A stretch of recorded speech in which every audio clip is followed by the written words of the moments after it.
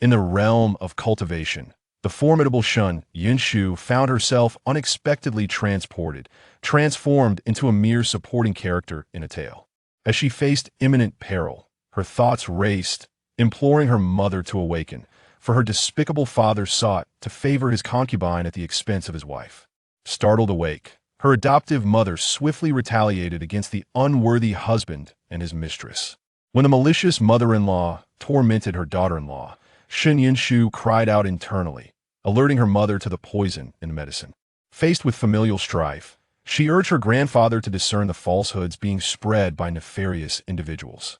Shun Yunshu's heart was heavy with concern for her family, yet they ultimately triumphed, and just as she sighed in relief, she unwittingly became the beloved of the entire clan. Chapter 1. The crossing over Shun Yunshu had perished. The demon realm had invaded, plunging the world of cultivation into chaos. As the leader of the Lingshan sect, she could not bear the sight of suffering and chose to sacrifice her soul, repelling the demons and restoring peace to the realm.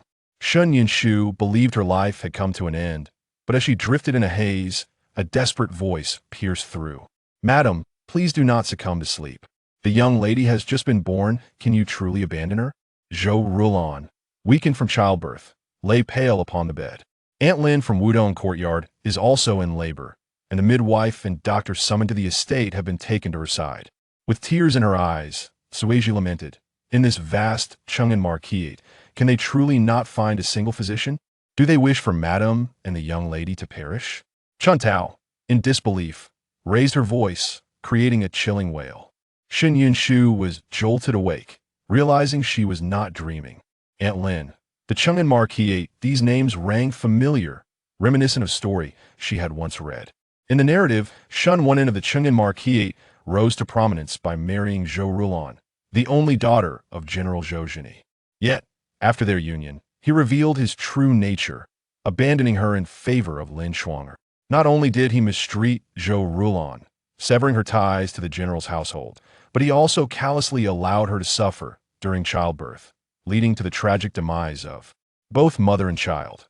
Alas, Zhou Rulan was left with only her two maidservants, Chuntao and Suji, who ultimately met their own fates in sorrow.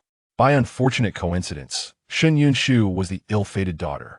Observing her mother's frail, yet stunning visage, she felt a pang of sorrow but quickly accepted her reality. Now, the priority was to ensure her mother's survival. As Chuntao and Suji rushed to summon other doctors, only Shun Yunshu remained by her mother's side. "Mother, mother!" Shun Yunshu's heart raced, but she could only cry out silently, praying for her mother to endure. Zhou Rulan, though not gravely ill, was consumed by despair, lacking the will to fight for her life. In her haze, she faintly heard a tender voice calling her mother. Was it her daughter? "Mother, that beast Shin Wunen has already embraced his chubby son. If you do not awaken soon, he will elevate Lin Shuang'er to the status of wife." "What? A chubby son? Elevate? At last, mother, you have awakened." Upon hearing this voice, Zhou Rulan was momentarily stunned. The room was empty, her gaze falling upon the swaddled infant beside her. Could it be her daughter speaking? The more Shun Yunshu pondered, the more she despised her father, longing to reveal all truths. Yet, as a mere child, she could not articulate her thoughts, only producing bubbles in her mouth. Still, Zhou Rulan believed her words almost instantly, for Shun Wuden's character was indeed capable of such treachery. Clenching her fists, a tempest of emotions surged within her, igniting a fierce hatred. After years of marriage, Shun Wunen had betrayed her and even sought to harm her father. Such contempt was unbearable. Fueled by rage, Zhou Rulan resolved that passivity would only invite greater cruelty. For her daughter and herself, she must gather her strength and thwart Shun Wunen's malicious schemes. "Madam, you have finally awakened." The physician, after taking her pulse, declared that her ailments stemmed from emotional turmoil and exhaustion due to childbirth, but with proper care, she could recover. Following the issuance of a prescription, Suji escorted the doctor out, intending to procure the necessary medicine. "Has Lin Shuang'er given birth?" "Yes, it is a boy." Chuntao, filled with indignation, spoke quickly, preparing to offer comfort, but observed that her mistress merely scoffed coldly, no longer succumbing to unconsciousness as before. Zhou Rulan felt a mix of emotions, primarily relief that she could hear her daughter's heartfelt words. With Lin Shuang'er in labor, the estate's guards are more lax than usual. Chuntao, this is urgent. You must run an errand for me. Be cautious, and ensure that the handkerchief reaches your grandfather. Seeing her mistress's grave expression, Chuntao nodded solemnly, committing the directions to memory before departing. Zhou Rulan had not slept well through the night. A sense of foreboding surged within her. Madam, trouble is afoot. Rumors abound that the general and his party have been imprisoned by the emperor. Sueji rushed in, weeping and exclaiming. Zhou Rulan's heart sank, as if struck by lightning. Her hands clenched tightly. Was it too late? In a state of confusion, she resolved to seek clarity, scooping up her still sleeping daughter and preparing to venture out. Yet, an unexpected visitor appeared. It was Lin Shuang'er, adorned in finery, cradling her child. Upon seeing Zhou Rulan unharmed, her eyes flickered with resentment before morphing into triumph. Ah, dear sister, where might you be rushing off to? I hear you have given birth to a daughter, TSK. How boastful! One might think you birthed a golden nugget. Shun Yunshu, awakened by the commotion, rolled her eyes in annoyance. Zhou Rulan, hearing the taunts, glanced down to see her daughter shaking her tiny fist at Lin Shuang'er, seemingly protesting. Zhou Rulan, you remain unaware, but I have birthed a son destined to inherit the marquisate, while your daughter is but a worthless trinket. Lin Shuang'er, with venomous eyes, spoke arrogantly, growing increasingly brazen. Zhou Rulan, who had never sought conflict, felt the pent-up anger from years of indignation surge forth. No longer willing to endure, she raised her hand and swiftly struck Lin Shuang'er across the face. Chapter 2. Venting Fury. Smack. Smack. Smack. The sound of 3 slaps reverberated, startling not only Lin Shuang'er, but also Tsueji and even Shun Yunshu. Wow. Mother is magnificent. Applause. She deserved that. Zhou Rulan felt as though a dam had burst within her, a sensation of unparalleled relief flooding through her. You dare strike me? Lin Shuang'er shrieked in disbelief, clutching her face, instinctively preparing to retaliate. Yet, her outstretched hand was firmly grasped by Zhou Rulan. Having been pampered for years, she was momentarily stunned, unable to break free. After managing a household for mere years, you truly believe yourself to be the Marquisite's mistress? Lin Shuang'er, recognize your place. You are but a concubine. My indifference does not equate to fear. From this day forth, you best learn to behave. Zhou Rulan snorted, intensifying her grip. She wore a calm expression, and her tone was far from sharp, yet the grace of the general's daughter was unmistakably evident. With every gesture, her commanding presence was fully revealed. Cuiji, standing nearby, felt her eyes welling with tears. How long had it been since she had witnessed the madam exude such vigor since entering the Marquis's residence? Lin Shuang'er, momentarily disregarding her pain, was struck with astonishment. What had motivated this woman to shed her timid demeanor and dare to take action? My sister merely spoke a few words, yet you refused to relent. In that case, perhaps we should invite the master to adjudicate. She was always perceptive to the situation, and in an instant, her eyes brimmed with tears, ready to report the matter. Very well. I am eager to see just how far Shen Wunan can blatantly show favoritism towards you. Zhou Rulan, undeterred, strode confidently towards the main hall. Mother not only possesses beauty, but also an imposing demeanor. I am in awe. Shun Yunshu cheered inwardly, wishing fervently to transform into a starry-eyed admirer. Zhou Rulan smiled, her resolve growing ever stronger. In the past, she had been naive, allowing others to bully her, but now she had a daughter, and her father had returned victorious from the borders. Though news was still uncertain, she was no longer alone. If she continued to endure silently, would she not be the biggest fool of all? In the main hall, however, upon turning to see Lin Shuang'er's pitiful countenance, he immediately grew anxious. Shuang'er, what is the matter? Master, I kindly took Yaoer to visit my sister, yet not only did she mock me, but she also struck me. Look, Lin Shuang'er wept, extending her wrist marked with bruises. Zhou, how could you be so malicious? Shen Wunan's expression shifted as he glared at Zhou Rulan, who was approaching with deliberate calmness. You are as foolish as ever, Shun Wonin. It seems I was indeed blind in the past. Zhou Rulon inhaled deeply, suppressing the bitterness rising within her, and retorted sharply. What nonsense are you spouting? Shun Wonin seethed in anger, perplexed by Zhou Rulon's unusual defiance, yet he dismissed it. The rumors circulating in the capital regarding Zhou Zhenyi's arrest were indeed true, and he had played a pivotal role in it.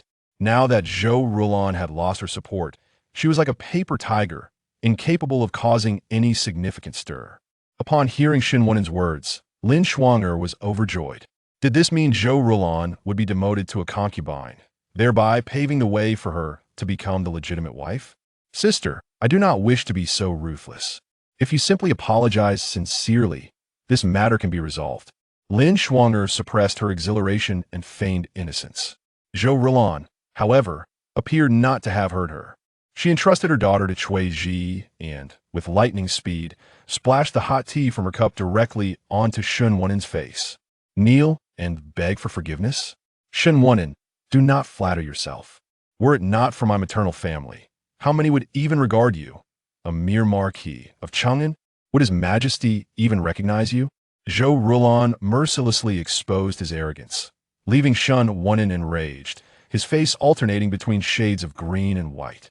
You bold wretch, you drove me to become this way. Zhou Rulon scoffed coldly, continuing, you cherish your concubine while neglecting your wife, deliberately sending away all the midwives and doctors on the day I gave birth. What was your intention? If I were to reveal the treatment I endured in the Marquis's residence over these years to the public and report it to His Majesty, what do you think would become of you? Shen Wonin, just because I did not act in the past does not mean I will not now. As Zhou Rulon finished her declaration, Shen Wonin's expression darkened to an unprecedented degree, his countenance resembling a stormy sky. He seemed to hesitate, perhaps fearful of her final words, and for a moment, he refrained from any rash actions. Wow, Mother is simply magnificent. This is how one should confront a scoundrel. Shen Yinshu applauded inwardly, her legs bouncing with excitement. Zhou Rulon, having vented her grievances, felt a momentary sense of calm, but upon hearing the insinuation, her heart sank once more. Shen Wonin was secretly in collusion with the fifth prince? The current emperor despised factions and alliances among officials. Should this matter come to light, the entire Marquis's residence could face ruin. Shen Wonin, I advise you to remain prudent and refrain from meddling in court affairs, lest you find yourself facing the executioner's blade one day. Zhou Rulon's tone bore an implicit warning, not for his sake, but to shield herself and her daughter from harm. What do you mean? Shen Wonin's expression darkened abruptly, his eyes swirling with a tempest of fury. A murderous intent flickered beneath the surface. Mother, be careful, Shen Yinshu cried out internally.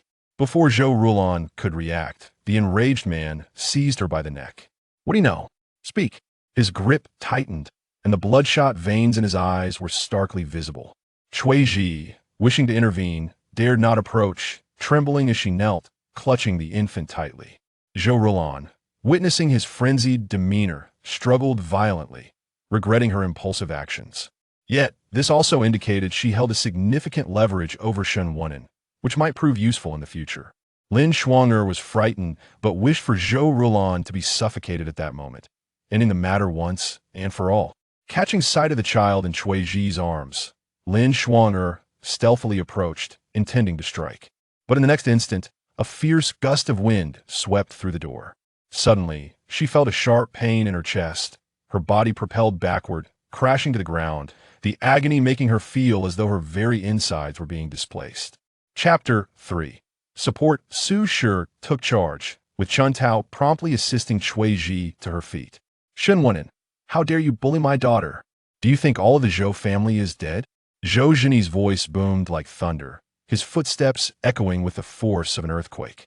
His brows were furrowed with fury as he advanced in a single stride, and before he could exert any force, Shen Wonin was lifted high, like a chicken seized by the throat, his complexion turning purple, then slammed down onto the ground. Wow, wow, wow.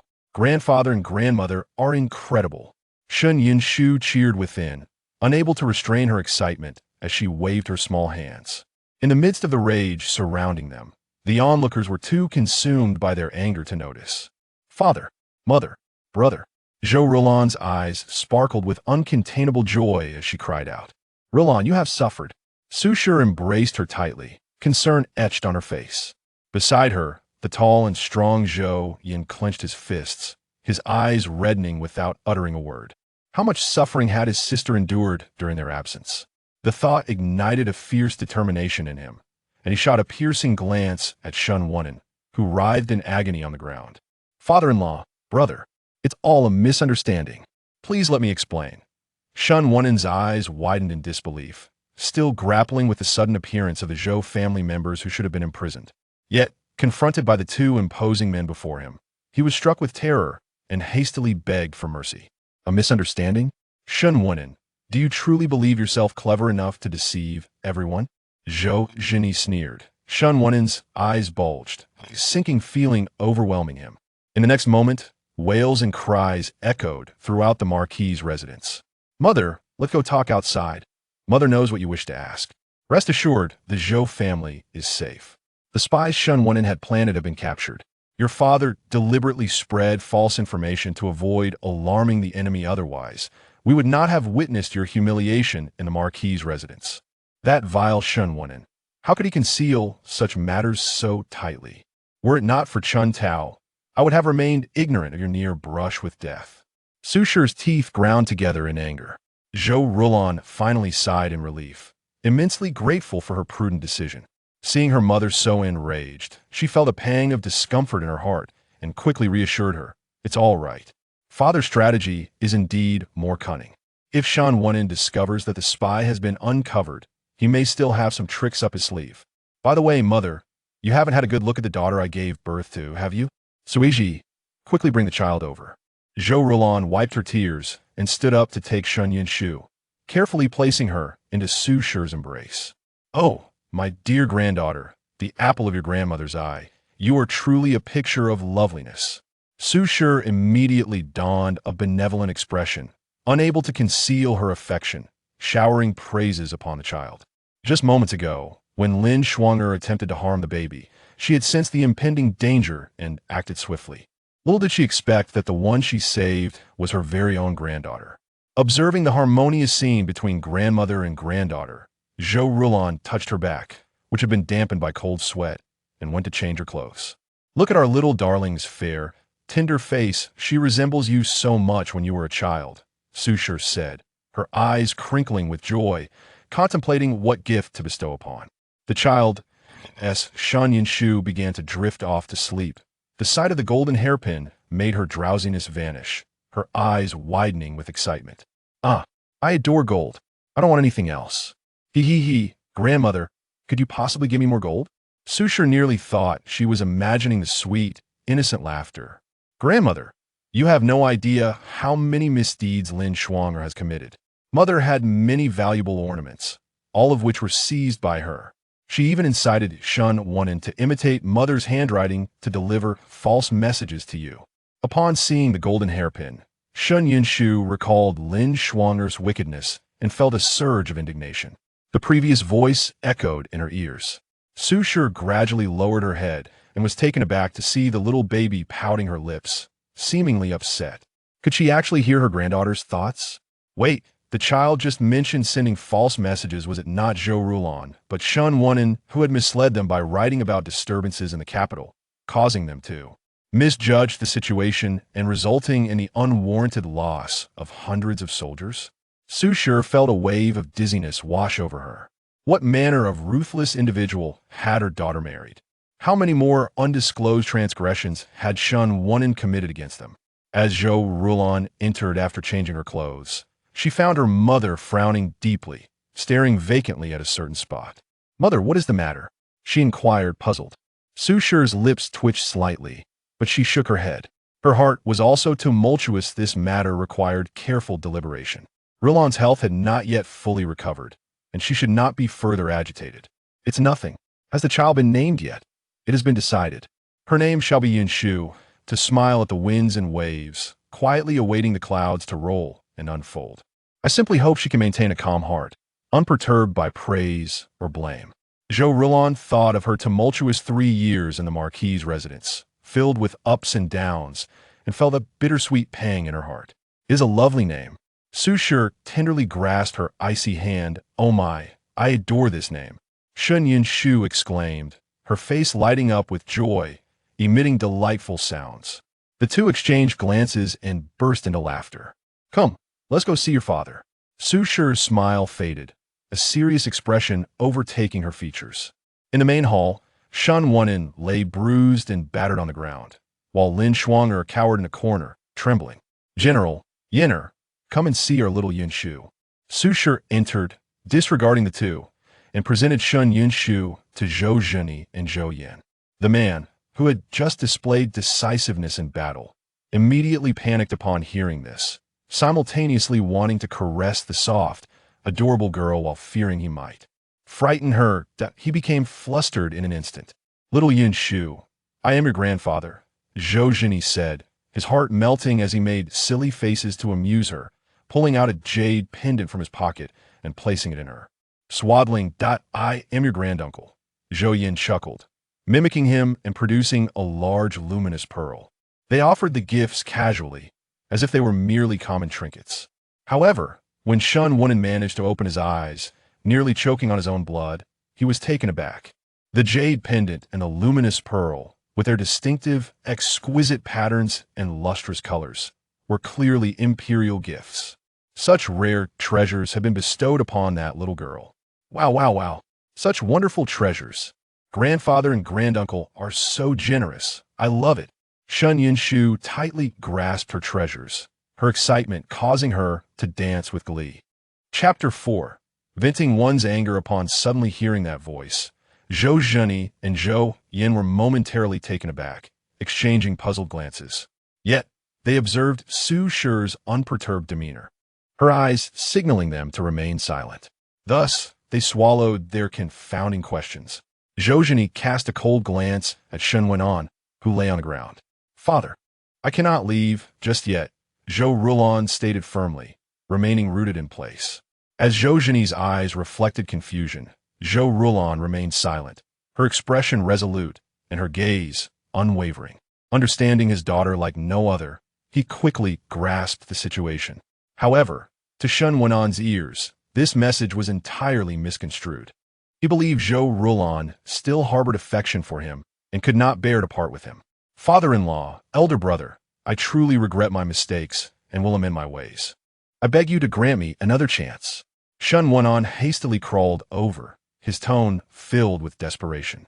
Observing the Zhou family basking in imperial favor, he remained oblivious to the flaws in his plans but recognized that, given the current circumstances, the most advantageous choice lay before him.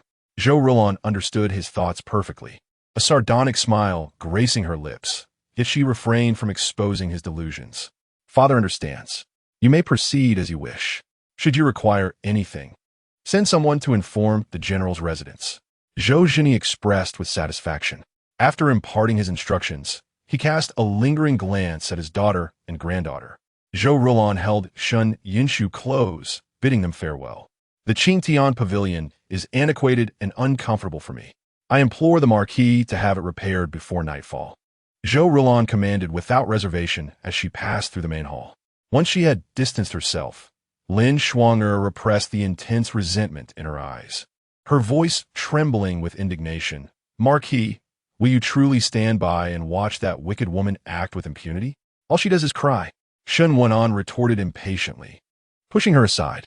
As long as the Marquis is willing, I will ensure your desires are fulfilled. Lin Shuang'er spoke softly, a fleeting glimmer of malice flashing in her eyes. If this succeeds, the position of the rightful wife will be yours. Seeing her resolute demeanor ignited an inexplicable fire within Shun Wunan. Then I shall await your good news. Marquis, Lin Shuang'er, already brimming with ideas, couldn't suppress her elation upon hearing this. She firmly believed that if she acted swiftly, eliminating the two thorns in their side would be within her grasp. Seizing the opportune moment, Lin Shuang'er approached Zhou Rilon, sobbing and lamenting her plight. The old matriarch, upon hearing her tale, was infuriated, and upon seeing her son lying injured on the bed, her wrath intensified. With her cane in hand, she made her way toward the Qingtian pavilion. Zhou Rulan had anticipated such an occurrence, having instructed Chuntao to be vigilant, and was already stationed at the entrance of the courtyard. In the Shun family, the old matriarch was the most formidable, often leveraging her seniority to create obstacles for her. Initially, Zhou Rulan had chosen to overlook these grievances, repeatedly yielding. However, the tides of fortune had turned, and now she possessed the confidence to stand her ground. You vile woman, allowing your father and brother to assault your husband. Do you have no regard for this family? Such brazen arrogance. Will you soon turn your wrath on me? This old woman? The old matriarch's furious tirade was abruptly interrupted. Zhou Rulan, calm and collected, wore a smirk of derision. The old matriarch was taken aback, shocked that her usually obedient daughter-in-law dared to defy her. Just as she raised her cane to strike, Shen Wunan rushed in, seizing it from her grasp. Stop, my dear mother. You are bringing harm upon me. Shen Wunan's heart raced, unable to fathom the dire consequences had he arrived a moment later. The old matriarch was stunned. When she had previously struck Zhou Rulan, he had merely observed without intervening. Now he dared to act. Chuntao entered discreetly through the side door, exchanging a knowing glance with Zhou Rulan. Marquis, the old matriarch claims she wishes to dismiss me. What do you think? Madam, do not be angered. My mother is merely jesting. The hour is late. Please, retreat to rest. Shen Wunan hastily forced a smile, dragging the old matriarch away. Zhou Rulan felt a sense of satisfaction. Her heart lightened. Meanwhile, she coldly mused, this is merely the beginning. How utterly heartless the old matriarch is, akin to Lin Shuang'er. Poor mother, her first child was lost due to their machinations. Their schemes extend far beyond this. Xinyan Shu, hearing the commotion outside, could no longer sleep, muttering in indignation. Zhou Rulan stumbled briefly, her pupils constricting. She recalled that she had conceived 3 months after entering the household, only to lose the child after an accidental fall. At the time, she believed it to be mere misfortune, but now realized it had been a deliberate scheme. Zhou Rulan forced herself to regain composure, contemplating her daughter's mention of plots. However, when she attempted to listen further, Xinyan Shu had already resumed her play, lapsing into silence. In Wutong Kuati Aedi, Lin Schwangya Knet. Her face swollen, weeping softly. The old matriarch's expression fluctuated. On the return journey, after Shen Wunan recounted the day's events in full, she realized she had been manipulated by that wretched girl. Do not be angry, old matriarch. I was momentarily foolish. Lin Shuang'er assessed the old matriarch's mood and continued. Zhou Rulan is so brazen. Can you truly swallow this insult? I have an infallible plan. The old matriarch snorted coldly, remaining silent, yet her expression softened noticeably. Lin Shuang, emboldened, leaned closer, whispering her scheme. Very well, I will arrange for this matter to be taken care of. Await my signal. The old matriarch's face resumed its smile as she departed, leaving behind a promise. Lin Shuang'er narrowed her eyes, a glint of ruthlessness evident within. In truth, she had orchestrated the earlier incident, primarily to ensure that if the situation unraveled, she would have a scapegoat. Only when the old matriarch personally sensed Zhou Rulan's change in demeanor would she become enraged, driven by a desire for retribution to aid Lin Shuang'er in achieving her aims. Chapter 5. The Full Moon Banquet the following morning. Lin Shuang'er feigned an interest in acquiring new decoration for the house, successfully luring Chuntao and Suiji away. Subsequently, she summoned an unfamiliar maid and instructed her to present a bowl of bird's nest, claiming it had been sent by the general's residence. Zhou Rulan, yet to have breakfast and feeling famished, was momentarily suspicious, but as she prepared to drink, she hesitated. Mother, do not drink. It is poisoned. Oh no. The old matriarch and Lin Shuang'er are up to something again. Mother, this is a perfect opportunity for retaliation. We must act swiftly. It would be best to let them turn against each other. In a daze, Xinyan Shu recalled the mention of bird's nest and suddenly realized the gravity of the situation. Urgently shouting in her mind, Zhou Rulan's hand paused, her complexion shifting as she quickly devised a countermeasure. Marquis, you must stand by my side. Early in the morning, as Shen Wunan had yet to finish his tea, he was met with a cacophony. Zhou Rulan, with tears in her eyes, clung to his arm, shaking him incessantly. Shen Wunan winced in pain but dared not neglect her urgency, forcing a smile as he gently inquired, "Madam, do not fret. What has happened?" "This morning, the kitchen sent a bowl of bird's nest. I found it too hot, so I intended to let it cool before drinking it, and in the meantime, I fed it to the birds in the room. To my shock, the bird convulsed, foamed at the mouth, and died." "What? How could such a thing happen?" Shen went on exclaimed, but rather than worry, he inwardly chastised Lin Shuang'er for her foolishness, realizing she had been discovered before her scheme could unfold. Zhou Rulan had intended to leverage his authority to intimidate Lin Shuang'er, and upon seeing his lackluster response, she was not angered.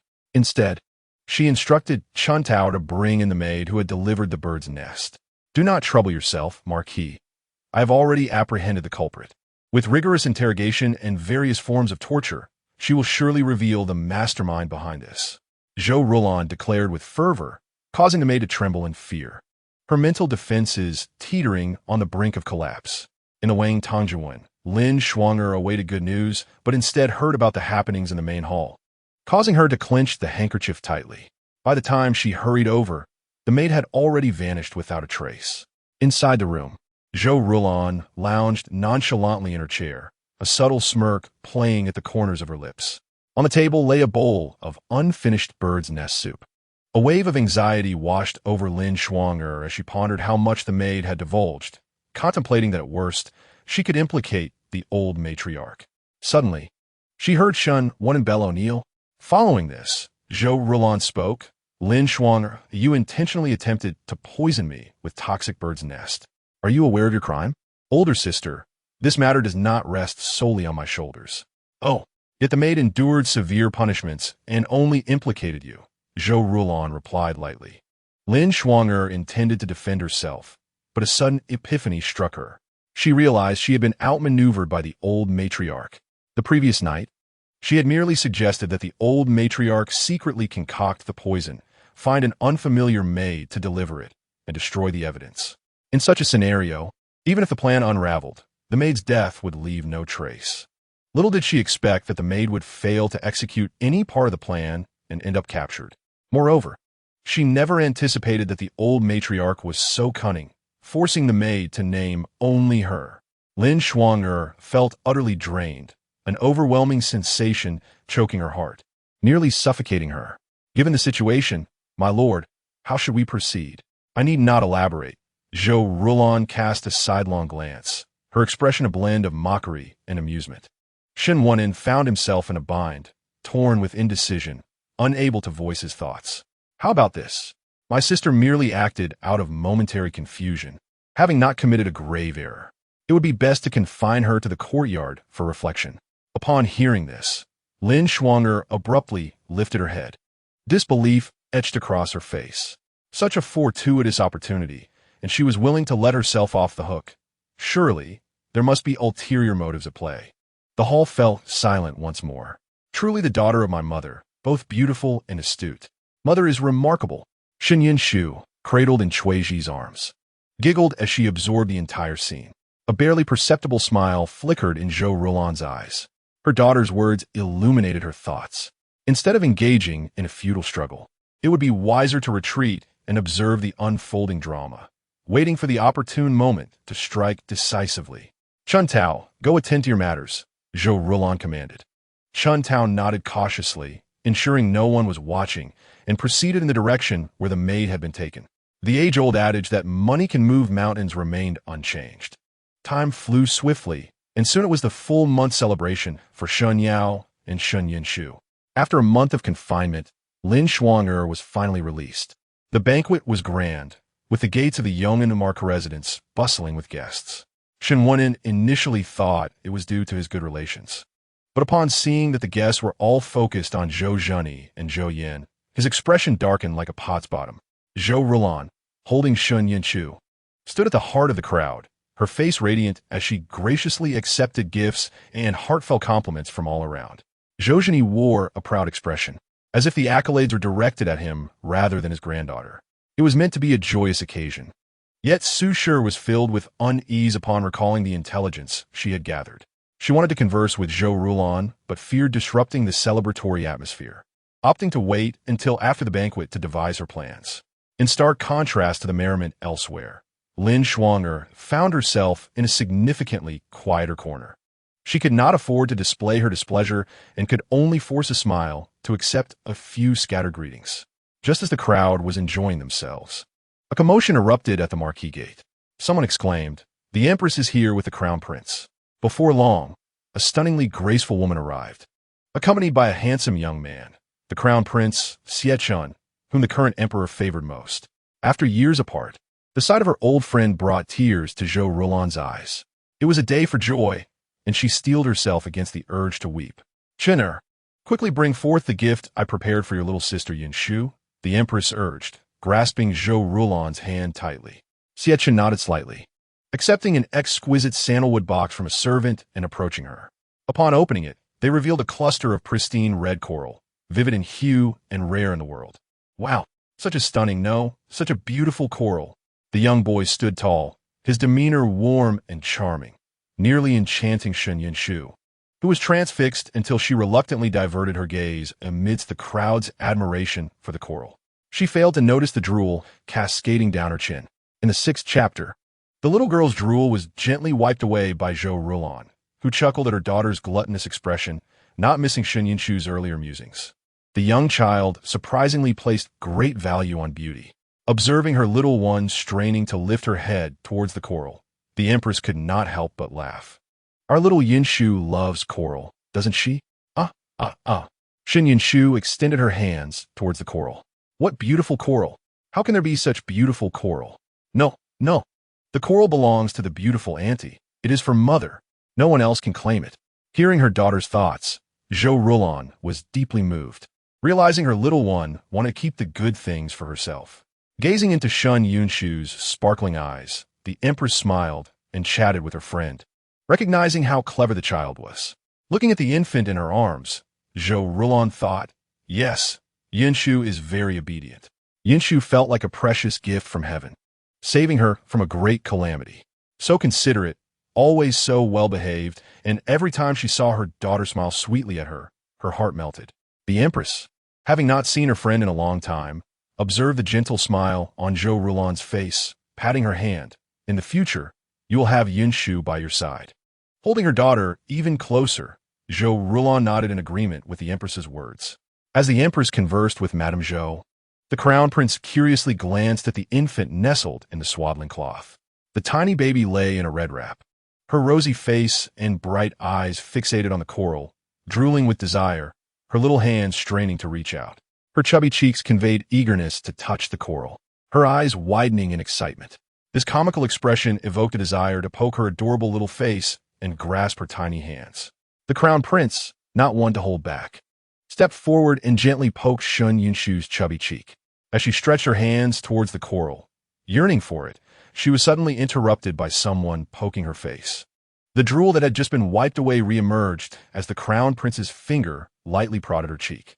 After poking her face, he moved to grasp her little hand without realizing the drool was once again flowing down her cheek. This person has poked my face. Do you even know? Do you know?" The Crown Prince paused, wondering if he had just heard a tiny voice nearby. What does it mean to have one's face poked? How could a face be poked? He looked around but saw no small child nearby. With the Empress present, no one dared to cause a scene, and typically, such a banquet would not see small children attending unless they were closely related. So, where had that voice come from? "My face is leaking. Do you even realize? Quickly wipe my face." My face." The voice echoed again, causing the Crown Prince's gaze to fixate entirely on the drool on Shen Yinshu's face. Indeed, it was that little girl speaking just now. While chatting with her friend, the Empress noticed the Crown Prince staring blankly at Shen Yinshu and found it rather amusing. "Chinner, you must not have seen such a small child before, have you?" Xie nodded. "Indeed, I have never seen such a tiny child, so soft and small. Just now, I gently poked the little face and held the tiny hand, feeling a slight strength that could almost crush someone. However, more pressing was the question of whether this little one had spoken. Yet, she remained silent. The voice from earlier echoed again. Zhou Rulan glanced at her daughter, noticing drool trickling down her face, and patiently wiped it away, playfully poking her daughter's cheek. "You seem so happy today. Have you seen something you like?" The queen smiled, remarking on how normal it was for little ones to drool. when Shun'er was young. She too had a phase of excessive drooling. Wow, so the crown prince drooled as a child too. Came the sweet voice again. Umph, now I know your dark history. Dare to poke my face? And just wait. The little voice expressed its dissatisfaction, waving her small hands, seeking revenge. The crown prince, recognizing the earlier voice belonged to this little one, felt a mix of curiosity and instinctive secrecy about her unspoken thoughts. By the way, did the crown prince drool? Was he harmed later and turned foolish? He certainly has a dark history ahead. Just as the crown prince was about to poke Shin Yunshu's face again, he paused, staring intently at her.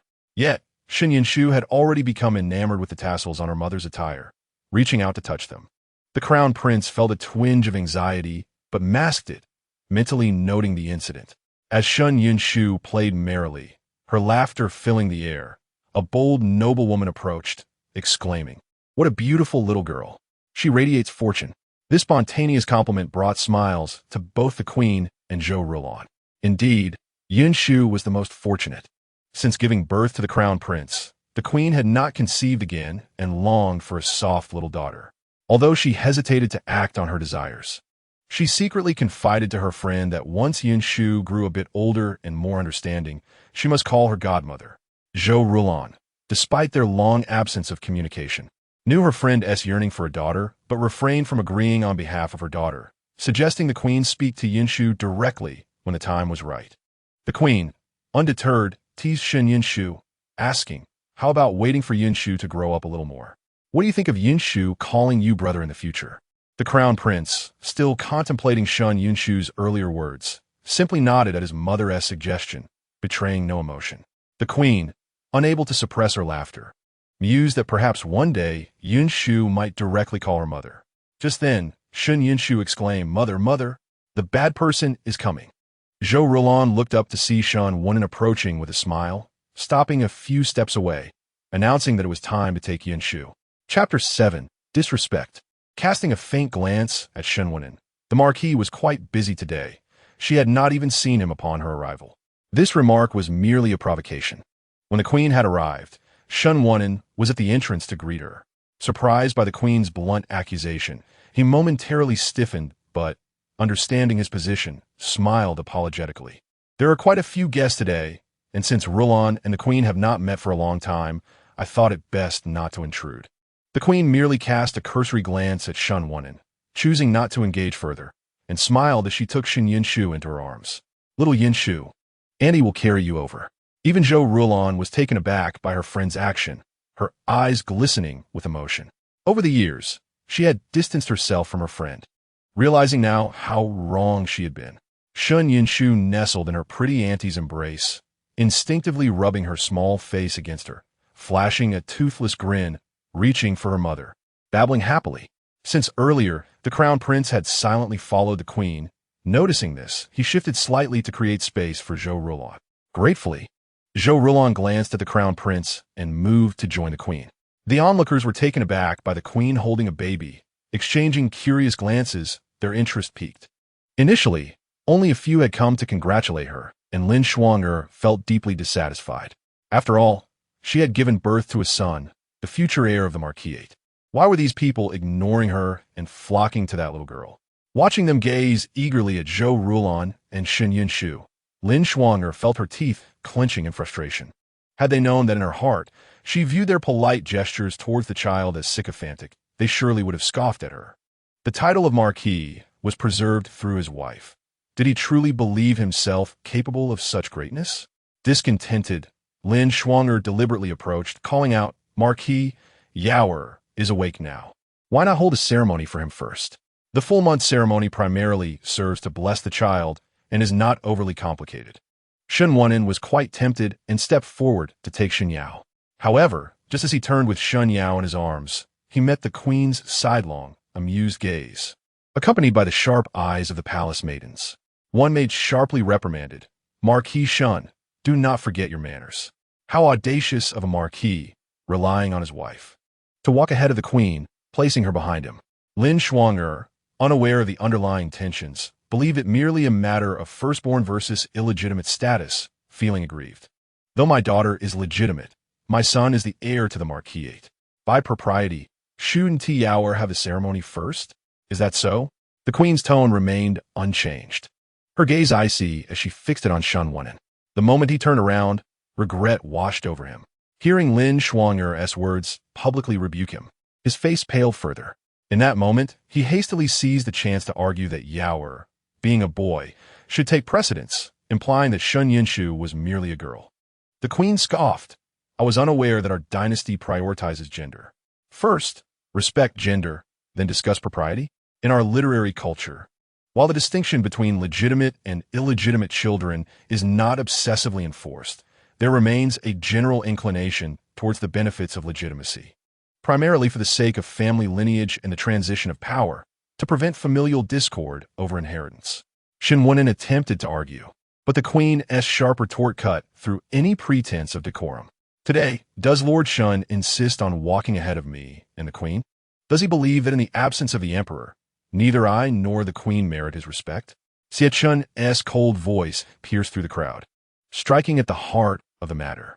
Shen Wunen's insistence on prioritizing his son's ceremony was not only a testament to his regard for his son, but also an attempt to save face for Zhou Rulan, even to the point of risking disrespect towards the queen. It could be said he was indeed delusional, but once pointed out, it became a matter of grave disrespect. Onlookers began to cast disdainful glances at Shen Wunen. Among those present, while some were his colleagues, they were not esteemed officials. Most had come for Zhou Rulan's and the general's sake, only to witness such an embarrassing scene. Lord Shen aspires to great heights, someone remarked, further insinuating his grievous disrespect. Shen Wunen sought to navigate the situation, but the queen and the crown prince were not easily swayed. His heart raced as he hastily attempted to change the subject, declaring, "The auspicious time has arrived." The Empress completely ignored him and strode forward. The palace maid beside her reached out and forcefully pushed Shen Wunen aside, her actions unyielding. It was customary to clear the path for the Empress, and the maid's behavior was entirely within the bounds of propriety. If there were overly pedantic and rigid officials present, they could very well reprimand Shen Wunen for not yielding to the Empress. A low murmur of laughter arose among the onlookers. The Duke of Cheng'an and his little concubine, with their airs of favoritism towards their son, were rather displeasing to the relatives present. If the Duke of Cheng'an had only this one illegitimate son at over 40, it could be deemed reasonable, but he was still young and not entirely without hope for a legitimate heir. Even among legitimate offspring, fairness was generally maintained, let alone the distinction between legitimate and illegitimate children. The Duke's singular focus on his illegitimate son would likely lead to future troubles. Just moments ago, Lin Shuang'er believed she was concealing her indignation well, yet it was evident to others. How dare a mere concubine display resentment towards others, as if everyone present possessed an abundance of good temper? Brother Taizi is mighty, Auntie is mighty, Shen Yunshu exclaimed, waving her small hands and beaming with joy. The Taizi paused momentarily. Previously, he had only spoken out due to Shen Wunen's disrespect towards the Empress and had not anticipated being praised by this little child. Was Yunshu not finding this amusing?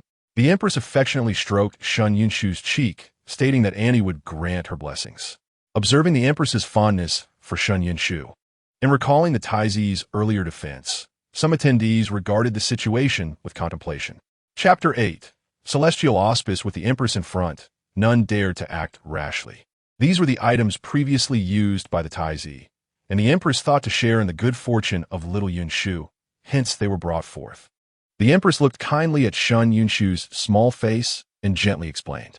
How could the crowd not realize that this was not merely an explanation, but rather the Empress lending her support to Shen Yunshu, regardless of her being a girl? Both the Empress and the Taizi valued this child. Some gazed at the Duke of Cheng'an, Shen Wunen, considering that his earlier actions had indeed offended the Empress. Shen Wunen gazed at the offerings, his eyes ablaze with enthusiasm. The Empress held Shen Yunshu close, softly bestowing blessings upon her, wishing for her safety and happiness. It was the simplest yet most heartfelt of blessings. Zhou Rulan observed her daughter and felt as the Empress did, believing this to be the best blessing for her child. "Rulan, you come too?" the Empress said, shifting aside to make space for Zhou Rulan. Shen Yunshu turned her head, waving her small chubby hand. Mother, hurry here." Hearing her daughter's heartfelt call and meeting the child's expectant gaze, Zhou Rulon ultimately disregarded the so-called rules of propriety and stepped forward. Just as Zhou Rulon stood on one side of the Empress, the Taizi positioned himself beside her, when suddenly, vibrant clouds appeared in the sky. A beam of golden light shining directly upon the Duke of Chang'an's residence. The crowd gasped in surprise, exclaiming, "Is this a celestial auspice?" The Empress, too, was taken aback, wondering how this could be. She looked down at Shun Yinshu, who was gazing at the radiant clouds, feeling reassured. "Rulon, your fortune is yet to come." As she watched her daughter fixated on the aurora, Zhou Rulon felt a sense of calm. The Empress's words rang true. Only Shun Yinshu discerned that the golden light was primarily enveloping her. The Empress, Zhou Rulon, and Xie Chun, who was closer, also received some of this divine favor. Additionally, the Zhou family members present were similarly blessed. Zhou Zhini whispered to Su Shi, "The moment this golden light appeared, I feel so much better." Shin Yinshu understood that this golden light was a reward from the local rules for her, or perhaps a gesture of gratitude. The Empress, the Taizi, and the Zhou family, due to their affection for her and her fondness for them, also received some of this favor.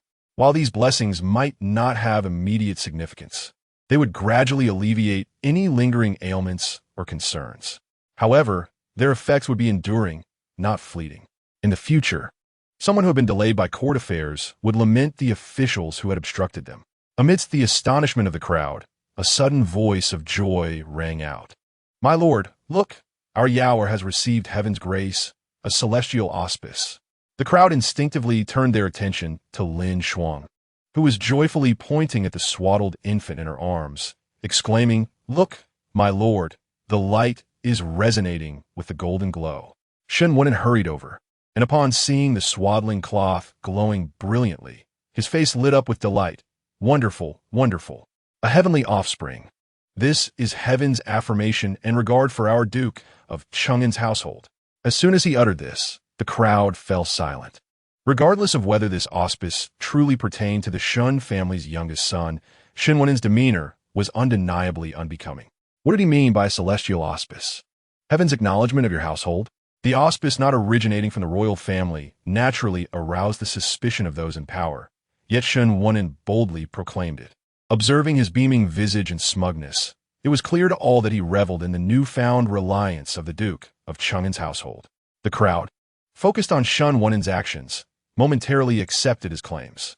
Shen Yinshu clapped her little hands against the thin blanket covering her. "That is not an auspice. It's merely a flaw in that piece of jade he possesses. As long as there is light, the jade will reflect it all around." Zhou Rulon, following her daughter's words, turned to look, and indeed, amidst the radiance, the brightest spot appeared to be a round object, presumably the jade her daughter mentioned. Xie Chun tugged at the Empress's sleeve, quietly remarking, "Mother, I once read in a book about a type of jade that shines brightly when illuminated. But it seems this jade has some issue and should not be worn for long." The Empress, filled with uncertainty, began to relax. Her friend had finally emerged, and if any further trouble were to arise from the Duke of Chang'an's household, it would indeed be troublesome. She gently patted the Taizi's head. "You need only be aware of this matter. As for the Duke of Chang'an's youngest son, considering Shen Wunen's actions today, the child would not be lacking in future treatment. And there was no need to worry that the jade would adversely affect the infant. The Taizi, having been favored by the Emperor since childhood and well-versed in such matters." "Agreed. I felt the fatigue from yesterday has dissipated." The Empress, upon hearing this, was pleasantly surprised. "I too feel that my previously weary back has improved considerably." Zhou Rulon glanced down at her daughter, choosing not to participate in the discussion, but feeling the fatigue from her recent confinement had entirely vanished. Yet she refrained from voicing this, as doing so would complicate her desire to take her daughter away in the future. Shen Wunen, overjoyed, praised his son, but noticed the lack of accolades from others. Looking around, he saw their expressions were not filled with congratulations or joy, and for a moment, he assumed they were envious of him, failing to consider that his prior actions had likely displeased the Emperor. With no one congratulating him, he felt a twinge of dissatisfaction. The Duke of Chang'an's household had secured its own support. However, he possessed enough self-awareness to recognize that he could not afford to offend these individuals. Thus he smiled at the Empress, Yunshu's blessing ceremony has concluded. Observing his eagerness, the Empress felt a pang of pity for her friend, who had endured so much for such a trivial matter. Consequently, she said nothing and left the blessing platform, cradling Shun Yunshu. Shen Wunin's heart soared with joy. Just as the palace maids swiftly gathered the items they had brought, packing them away, Shen Wunin was taken aback by the unexpected behavior of the Empress, who insisted on taking the items away under such circumstances. He found it quite difficult to accept. What was the meaning of this? Chapter 9, Auspicious Signs. The palace maid could only listen, not comprehending Shen Wunin's intentions. Naturally, she had to take good care of the items brought by the Empress. Shen Wunin's face flushed with embarrassment as he turned to the Empress and said, "Your Highness, you have not mentioned anything about the auspicious items." Lin Shuang'er was quite displeased, stating, "My son Yair has just received a blessing. What harm is there in using them?" The Empress had not anticipated that the concubine of the Chang'an Marquis, whom she had heard was cherished, would turn out to be so simple-minded. A nearby palace maid loudly reprimanded, "How can the items meant for the crown prince be sullied by others?" Yet, Lin Shuang'er retorted, "But that little maid has used them too. Why is it that she can, while our son cannot?" The Empress merely shot her a cold glance and replied, "This palace wishes to partake in Yunshu's fortune." What is wrong with that? Is it not Yair who is even more fortunate? Lin Shuang'er felt a shiver run through her at the Empress's gaze, but still forced herself to speak. "If we use the same items as the crown prince, it would bring us honor." However, the Empress disregarded Lin Shuang'er and focused on Shen Wunin, saying, "The Chang'an Marquis' residence holds great power. Do you presume that this palace requires guidance from your household?" Shen Wunin's earlier dissatisfaction dissipated, replaced by a surge of cold sweat. He realized he had been foolish. This was the Empress. He dared not express his grievances through Lin Shuang any longer and hastily admonished her, "Do not speak further. The auspicious time is nearly over. Quickly pray for Yair." Lin Shuang'er, filled with dissatisfaction, felt that the Empress was blind to focus solely on Zhou Rulon, neglecting to recognize that her son was the true fortunate one. Yet, under Shen Wunin's stern gaze, she dared not voice her thoughts any longer. Shen Wunin, too, refrained from acting further and requested someone to pray for his son. Regrettably, he had no close friends in court, only acquaintances of similar rank. Thus, he could only invite the highest-ranking individual available to him, who happened to be the brother of a palace consort, a position he barely attained due to the consort's status and ancestral connections. Although he had some ancestral favor, the disparity in status compared to the Empress was significant. Perhaps due to the Empress's presence, this person trembled and stumbled over his words while reciting prayers. Shen Wunin felt a greater sense of dissatisfaction, not to mention Lin Shuang'er. When she received the child, Lin Shuang'er could not contain herself, exclaiming, "What is this?" This remark ignited the already tense atmosphere, provoking ire from those present, as if the Chang'an Marquis looked down upon them. Although Shen Wunin felt he had gained new support, he did not dare offend the officials in court. Given his previous standing, the highest he could engage with was this individual. Yet, Lin Shuang'er's words ignited a fire within him. If not for Yair's birth, why should he endure such humiliation today? He began to resent the Empress and the Crown Prince, wondering why they would not afford his son even a modicum of respect. He failed to consider why the Empress and the Crown Prince should grant favor to a marquis reliant on ancestral connections. Once the prayers concluded, the main event of the day also came to an end. The remaining guests lingered for a meal, but the Empress and the Crown Prince found it inappropriate to stay longer. The Empress made arrangements with Zhou Rulon, saying, in the future, "Do remember to come to the palace to see me, or I shall be displeased." Zhou Rulon gazed at her daughter's smiling face and gently replied, "Your Highness, rest assured. For Yunshu, I shall indeed seek you out." The Empress was not perturbed by Zhou Rulon's seemingly utilitarian words. Rather, she felt delighted, saying, "That is splendid. Do remember to bring little Yunshu to see me." Shen Yunshu offered a toothless smile, indicating her resolve to remember. She eagerly exclaimed, "Yes, yes. I want to see the beautiful aunt, and I hope the beautiful aunt is not harmed by bad people." She caught a glimpse of the Crown Prince from the corner of her eye and added, "I also want to see the handsome brother. I cannot let him become foolish." Her swift movements almost caused her to stumble. After the Empress and the Crown Prince departed, the other officials did not linger to finish their meals, many leaving midway. Before departing, they came to Zhou Rulan to present gifts for the infant. Zhou Zhini and Su Shi had previously refrained from visiting their daughter due to the Empress's presence. Now, they gathered around Zhou Rulan, watching their granddaughter, who was playfully blowing bubbles, and greeted the guests with warm smiles. Those who genuinely praised the child received joyful responses, engaging in discussions about the adorableness of the bubbling infant. Others seeking to befriend the general's household also approached, complimenting Shen Yanshu. This little girl was undeniably charming, merely blowing bubbles, her tiny mouth opening and closing cutely, while her little hands waved about as if acknowledging the praises she received. When praised, she flashed a toothless grin, delighting everyone present. To have such an adorable daughter would surely melt hearts daily. One lady could not help but voice her wishes for the little girl. Zhou Rulan believed the praise stemmed from the child's sweetness, appreciating the compliments and responding kindly. Suddenly, they heard the baby's small voice again. Annie need not wait. You cannot give birth to a well-behaved baby like Yanshu. Annie has a particularly mischievous baby in her belly. Zhou Rulan was taken aback. The lady speaking was the wife of the Deputy Minister of Justice, who had yet to conceive. Fortunately, her husband bore no dissatisfaction, yet she often faced considerable distress. Upon hearing Zhou Rulan's words, Madame Duan was puzzled, wondering why she had come to a full moon banquet only to be advised to seek medical treatment.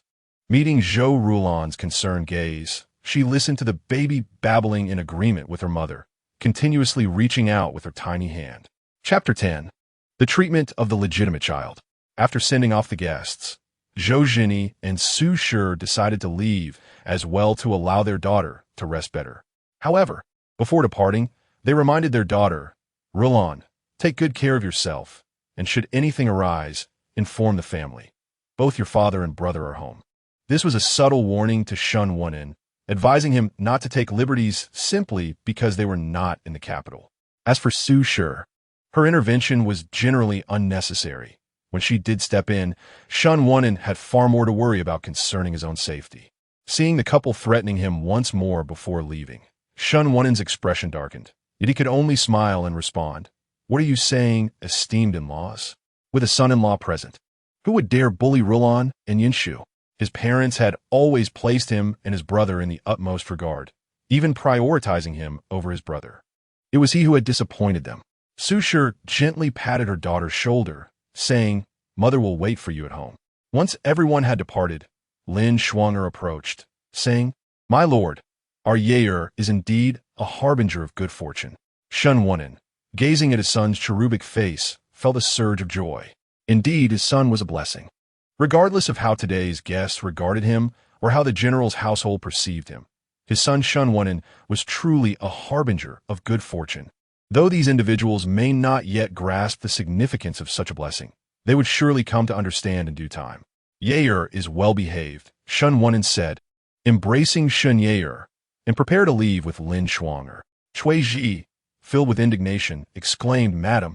Zhou Rulan merely cast a fleeting glance at her, and Cui Ji fell silent, still dissatisfied that the Marquis left without acknowledging their adorable young lady.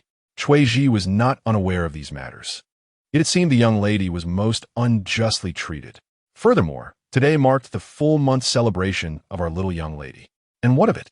Does it appear that our young lady still holds any regard for the Marquis? As for our little young lady, with the Empress and the Crown Prince present, what need is there to concern herself with others? Leaving 2 maidservants behind, Zhou Rulan gently rubbed her daughter's little face, assuring her that in the future, Mother would always place Yanshu first. Mother knew that Yanshu also held her in the highest regard, did she not? Shen Yanshu earnestly nodded her little head, her neck still too weak to support itself, relying instead on her tiny hands to express that she truly considered her mother to be of utmost importance. Upon witnessing this, Zhou Rulan laughed. All right, Mother understands that Yanshu cherishes her. Only then did Shen Yanshu feel satisfied. That was more like it. She was indeed the baby who should be most cared for by her mother. Shen Wunen, content, embraced his son and departed. Once Shen Yao fell asleep, he suddenly remembered the Empress's visit today, which he had yet to discuss with Zhou Rulan. He immediately sought to inquire about it. Lin Shuang, sensing Shun Wan An's intention, hurriedly interjected, "My lord, our Yao heir is a harbinger of good fortune. Surely, in the future, Yao heir's treatment should reflect that." Lin Shuang heir's meaning was quite clear. Her son was a portent of auspiciousness, and he could not be treated as a mere illegitimate child. Although under Shun Wan An's indulgence, Shen Yao's treatment was already quite favorable, even appearing more extravagant than Shen Yinshu due to the support from Shun Wanan and the old matriarch. Yet, Lin Shuang did not feel satisfied with such a state. Her son was the future heir of the marquisate and a harbinger of good fortune. What was the worth of merely enhancing his treatment? Any elevation must be apparent and above board. Shen Wan hesitated momentarily. Since Shen Yao's birth, he had wished to provide the best for him, yet he had never contemplated doing so openly. The truth was, many held a strong bias towards legitimate offspring, and many officials enjoyed the privileges afforded to legitimate children. Should it come to light that Shun Wan had broken this convention for an illegitimate child, it was likely that he, as the Marquis, would not fare well. For the sake of their own interests and those of their children, these individuals would not hesitate to act. They might well believe that Shun Wan An's actions were intended to undermine their own advantages. Even Shun Wan himself had previously been a staunch supporter of the privileges of legitimate offspring, for he was a beneficiary of such. Faced with Lin Shuang words, Shun Wan found himself in a moment of indecision.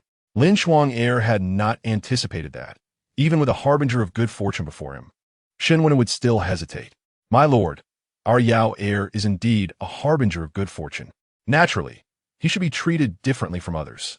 Shen Wan found himself in agreement with this statement, yet he was reluctant to defend it before the other officials. Within the court, Shen Wan lacked significant connections, and offending those individuals would prove to be a considerable loss. Yao heir is still young, Shen Wan offered as an excuse. "My lord, this harbinger of good fortune may indeed come with certain limitations. If Yao heir is not valued by our household, might the heavens perceive this as a sign of our disrespect?" Lin Shuang words struck a chord with Shun Wan, causing him to hesitate further. A son who was a harbinger of good fortune deserved to be treated as such. However, what of the lady? Observing Shun Wan's wavering resolve, Lin Shuang felt a surge of delight, though her expression remained one of feigned grievance. "My lord, I am aware of my lesser status. For the sake of Yao heir and your well-being, let him be recorded under the lady's name." It must be said that Lin Shuang's proposal resonated deeply with Shun Wan. It would allow his son to enjoy the rightful treatment of a legitimate child while also strengthening Yao heir's ties with the general's household. In the future, the resources of the general's household would undoubtedly become Yao heir's. Zhou Rulan, having borne only a daughter, would likely be amenable to this arrangement. Thus, Shun Wan readily agreed, stating, "I shall discuss this with the lady." Without delay, he made his way to Qingyuge. Following recent renovations, Qingyuge now appeared strikingly different. Observing its revitalized state, Shun Wan felt increasingly assured of Lin Shuang's earlier suggestion. The treasures within Zhou Rulan's quarters likely surpassed those of the entire marquisate, and even if some had been diminished, there would still be plenty remaining. If Yao heir were to call Zhou Rulan mother, surely she would make arrangements for him and provide him with greater care. Upon hearing from Chun Tao that Shun Wan had arrived, Zhou Rulan felt quite puzzled. Why had Lin Shuang not intercepted him this time? It was known that Lin Shuang often employed schemes to draw Shun Wan to her side. Yet, unexpectedly, Shun Wan began with Rulan. "You still have no legitimate son by your side. Why not record Yao heir under your name?" Chapter 11. Casual Conversations of Auspiciousness.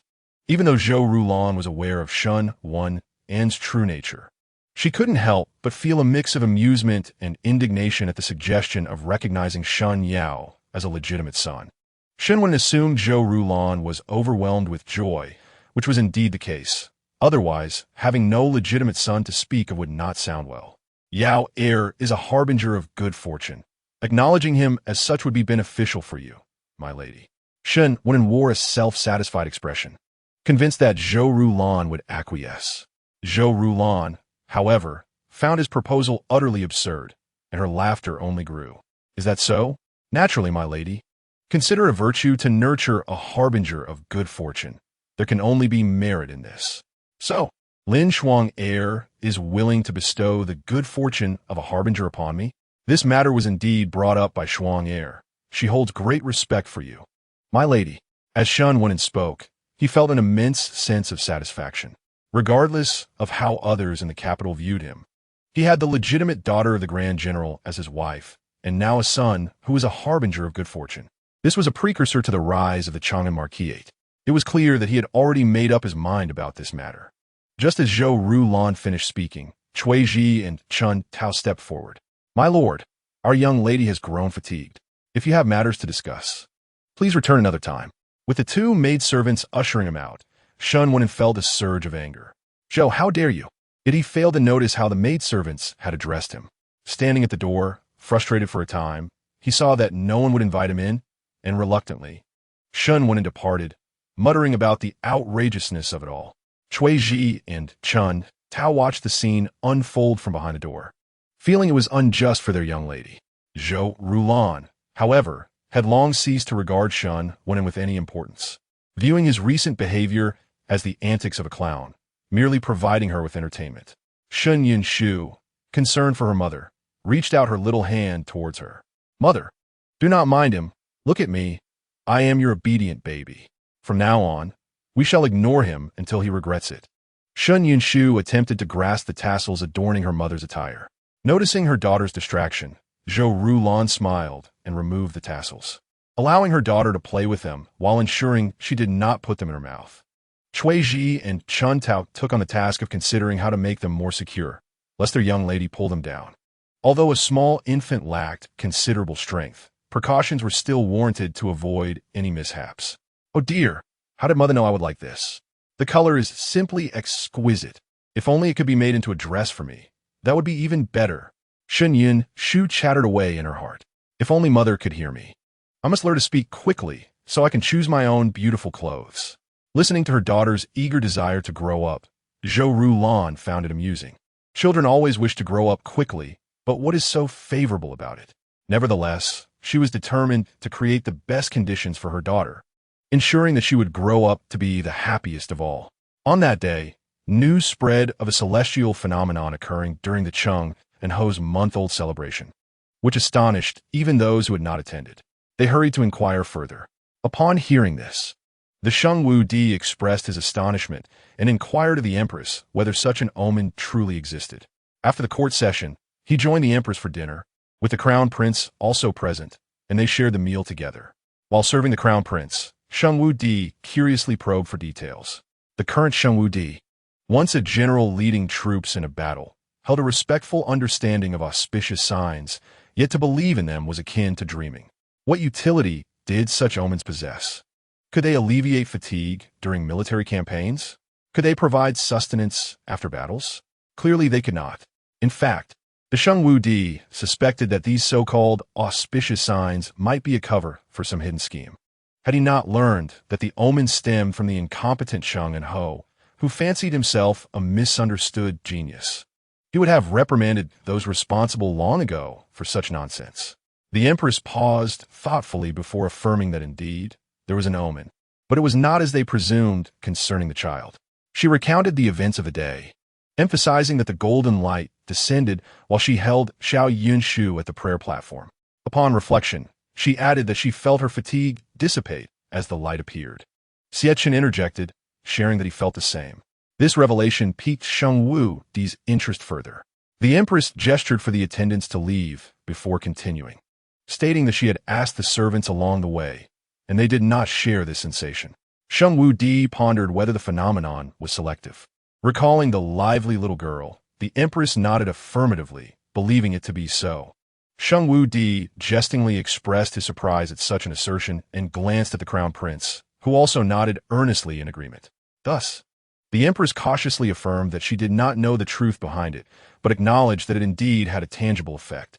The Crown Prince elaborated that during the celebration, Cheng and Ho's concubine pointed out that her son's swaddling was reflecting light, attributing the omen to him. He paused, then continued, recognizing that the jade within the swaddling was somewhat special, illuminating upon exposure to light. If he recalled correctly, he believed his treasury contained a similar piece. However, such jade should not be worn for extended periods. Hearing this, Sheng Wu-Di expressed his delight. Truly, the crown prince surpassed him in knowledge. Chapter 12. The whisper of the pillow. Sheng Wu-Di's words were filled with joy. The Empress smiled as she observed the interaction between the father and son. Sheng Wu-Di was a proactive emperor, and he did not shy away from this trait. However, he placed great importance on the crown prince's holistic development and did not demand that he prioritize martial arts as he had. The most esteemed father and son engaged in a serious discussion regarding the jade pendant before setting down their bowls. After a moment's contemplation, Sheng Wu-Di suggested to the Empress that she should invite them to visit her more often. Although the veracity of the omen remained uncertain, the wife of Cheng and Ho was an old friend of the Empress, and fostering that connection would bring her comfort. The Empress understood the implications behind Sheng Wu-Di's words and smiled in agreement. Xie Chun, observing his parents demonstrate their affection, felt indifferent. He recalled the chubby little baby who could hear his thoughts and deemed it favorable for her to visit the palace more often. He would ensure to protect her from any bullying. Meanwhile, Shen Yinshu was unaware that she had been designated for protection and was currently protesting against Zhou Rulan, expressing her discontent at being awakened prematurely. Zhou Rulan cradled her daughter gently, caressing her small face, explaining that a lady from the capital had invited them to gather. Previously, Zhou Rulan had refrained from attending gatherings due to her parents being away and the numerous affairs at Cheng and Ho's residence. However, with her daughter's month-old celebration, she reconnected with these ladies and thought to seize this opportunity to take her daughter out to witness the world. Although it sounded peculiar to take a 1-month-old baby out for exposure, the lady hosting the gathering had indicated she would bring children as well, so others would not mind. The only distinction was that her child was rather small. Nonetheless, she felt justified in taking her daughter along. Just as she prepared to leave, she heard commotion ahead. Chuiji approached to inform her that someone was insisting on accompanying them. Zhou Rulan dismissed them as mere dreamers, choosing to ignore them. However, upon reaching the carriage area, she unexpectedly encountered Shen Wunen. Shen Wunen, seeing Zhou Rulan, casually stated that she should take Shuanger along. Zhou Rulan found this amusing. Why should she? She already had enough maidservants and did not require another. Little did she know, Zhou Rulan's comparison of her to a maidservant incited Shen Wunen's anger, who looked at her with indignation. Lin Shuanger felt that Zhou Rulan was ungrateful, failing to recognize such a splendid opportunity. Their Yaoer was indeed an omen from the heavens. If not for scheming to seize the general's estate, she would not have permitted Yaoer to acknowledge a thief as a mother. Of course, Lin Shuanger did not intend for Shen Yao to genuinely regard Zhou Rulan as a mother. Her plan was to have Shen Yao acknowledge her as a legitimate son, allowing Zhou Rulan to assume the title of a biological mother without any real benefits, as all advantages would remain with her. Unexpectedly, this brilliant scheme was outright rejected by Zhou Rulan. Upon learning that Zhou Rulan would attend the banquet, Lin Shuanger had been waiting for this opportunity. The previous night, she had whispered sweet nothings to Shun and, dreaming of the benefits of attending the gathering. Their Yaoer was a celestial omen. Attending such a banquet would bestow blessings upon them, and it would leave a lasting impression on those present. In the future, when opportunities arose, they would not forget Yaoer and would certainly remember the Cheng and Ho's residence. While Shen Wunen listened to Lin Shuanger, he was impatient, already aware of her intentions. However, when she mentioned that people would remember the Cheng and Ho's residence, he began to take her words seriously. The news of their Yaoer being a heavenly omen had spread throughout the capital, yet his colleagues had not altered their behavior in his presence. On the contrary, there had been changes. They teased him about the omen, treating it as a source of amusement. Not a single person genuinely congratulated him or the Cheng and Ho's residence. Reflecting on this, Shen Wunen felt disheartened. Some even mocked him directly, calling him the father of the omen. Accepting Lin Shuanger's reasoning, he waited here early in the morning. Zhou Rulan, taken aback by their lack of decorum, decided to remain patient, curious about what they might say. Shen Wunen approached with a smile, glancing quickly at Shen Yinshu through the swaddling, noting that she appeared to be peacefully sleeping. Shen Yinshu felt voiceless, as her movements were causing her mother to struggle to hold her. Jia Dai unexpectedly remarked that she slept quite soundly. This is not merely a matter of vision. It seems to indicate a deficiency in intellect as well. Zhou Rulon was taken aback by Shan Wunin's level of insincerity, and her anger surged within her. Upon further reflection, she realized that her little Yin Shu need not concern herself with such a person, and thus she regarded Shan Wunin with cold detachment. Shan Wunin, surprised that his compliment only served to worsen Zhou Rulon's expression, found himself perplexed by the situation. Lin Shuanger, noticing Shan Wunin's confusion, hastily called out, "Ho Yi." Only then did Shan Wunin remember that the most crucial matter of the day was to ensure Shan Yao attended the banquet. He then stated, "Rulon, I heard you were to attend the banquet today." Zhou Rulon coldly nodded, fully aware of his feigned inquiry, feeling no embarrassment at all. Coughing twice, Shan Wunin continued, "Our residence happens to have 2 children. Why not bring them along? After all, their births were quite close together, such as fate." Initially, Shan Wunin had harbored dissatisfaction, for Shen Yunshu was the elder sister, having been born first. However, upon reflection, he found that this only provided more reason for Shen Yunshu to invest more effort on behalf of Shen Yao, which pleased him. In this moment, he again used this as a pretext. "Is that so?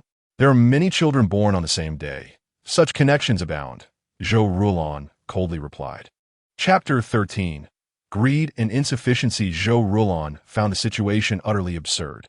On what grounds did Shen Wunin believe that if she did not take Shen Yao, others would cast judgment upon her? Did he truly think that others regarded Shen Yao as a treasure, as he did? After the full moon celebration, Zhou Rulon had once instructed someone to monitor the external commentary, concerned that there might be inappropriate remarks about little Yin Shu. To her astonishment, she discovered that while it was acknowledged that the Chengyan Hofu possessed auspicious signs, it seemed that these signs held little value for others. Aside from the occasional anecdotal chatter among the common folk, the ministers displayed no interest in the so-called auspicious signs. Some even considered them mere coincidences, while others opined that even if there were auspicious signs, they could not merely be for show, devoid of any practical significance. To be fair, this perspective was somewhat biased. Historical records of auspicious signs have generally lacked any substantial utility. The witnesses present at the full moon celebration also lacked sufficient standing, which was a significant factor. Countless individuals came from the general's residence, yet those of high rank among them were mostly well acquainted with Zhou Zhini, and they would not alter their views regarding the Chengyan Ho based solely on a trifling, auspicious sign. If they were to discover that the auspicious sign pertained to little Yun Shu, that would be one thing. However, Shen Wunin's assertion that it was Shan Yao only served to diminish any likelihood of support for him. Therefore, in the minds of most, the so-called auspicious sign merely existed in the discourse of others. They only observed a single beam of light illuminating the Chengyan Hofu, a mere flicker of light. Most importantly, the Shungu Emperor had made no comment regarding the auspicious signs, clearly indicating his disregard for them. For various reasons, those who had previously been observing chose to set aside their thoughts and let the matter rest. Casting a glance at the self-satisfied Shen Wunin, Zhou Rulon couldn't help but smirk inwardly, fearing that Shen Wunin had never considered that the so-called auspicious Shen Yao was overlooked precisely because of such a father. Were they commoners, it might have been prudent to establish cordial relations. Yet this was the Chengyan Hofu. Establishing such relations would yield no visible benefits, and could very well invite resentment from the national general's residence. In truth, there were those who questioned this.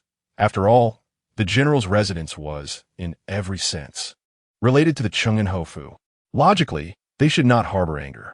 However, anyone conversant with the events of the full moon celebration would know the extent to which the Chengyan Ho had compromised the general's residence for the sake of this so-called auspicious sign.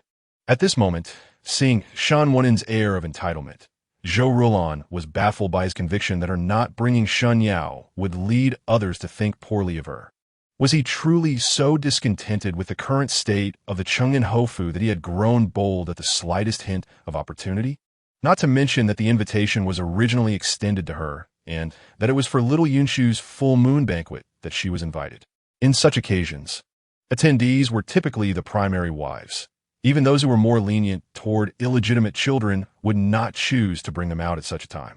No matter how generous, should an incident befall a child, the consequences would be unmanageable. Conversely, Bringing an illegitimate child today would likely render one an outlier in the eyes of others. After all, Yaoer is a child of the Chang'an Hofu. If others have invited the Hofu, how could they only bring Yinshu? Shen Wunen asserted this with conviction, while Zhou Rulan found it laughable. Sueji, show the invitation to the Houyi. Sueji promptly produced the invitation. Lin Shuang'er felt a twinge of concern, sensing something amiss. Who would carry an invitation in such a manner? Invitations are typically regarded by face when attending a banquet. It is rare for anyone to require others to display the invitation, as that would be a true humiliation for prominent families. Shen Wunen, however, had not considered this. He suspiciously accepted the invitation, only to find Zhou Rulan's name inscribed upon it, with no mention of the Chang'an Hofu whatsoever. In disbelief, he scrutinized it multiple times, even examining the tiniest corners, only to confirm that there was indeed no reference to the Hofu. In a fit of anger, he tossed the invitation at Suji, his voice tinged with frustration. Even so, what of bringing Yaoer? Yaoer and Yinshu were born on the same day. By only taking Yinshu out, won't you invite mockery? Others will think you lack the capacity to accommodate. Zhou Rulan found this absurd. Why should she care about others' opinions, especially concerning the notion of accommodating? How did Lin Shuang'er enter the residence? Must the Houyi have me recount it before so many people? Surprised that Zhou Rulan would dredge up old grievances, Shen Wunen's expression darkened considerably. He had not expected this moment to become his own downfall. Nonetheless, Shen Wunen saw no issue with the matter. What was wrong with a man having several concubines? As he realized that attempting to suppress Zhou Rulan with his reputation was far less effective than he had imagined, he abandoned that line of thought. This outing was not a major affair. Taking Yaoer along would not cause harm. Yaoer is a heavenly auspicious sign, and should his presence be beneficial in any way, they would surely express their gratitude later. Zhou Rulan had not anticipated that Shen Wunen, unable to persuade her, would begin to offer empty promises of future benefits. Hearing her daughter's innocent voice, Zhou Rulan pondered for a moment and realized that painting big pancakes likely referred to a futile exercise akin to drawing a pie in the sky.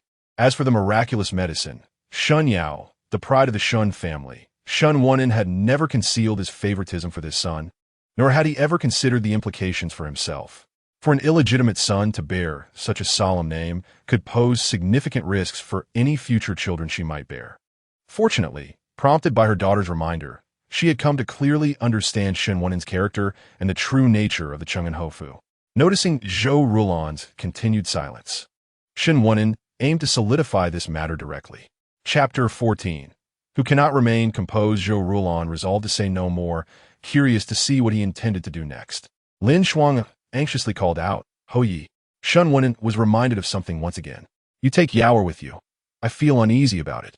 It would be better if Shuang'er accompanied you. Shuang'er is Yaoer's biological mother, and with her presence, she will surely take better care of Yaoer. Lin Shuang'er appeared to have suffered some indignity, her eyes rimmed with red. If it were not for Yaoer's well-being, she would not endure such humiliation.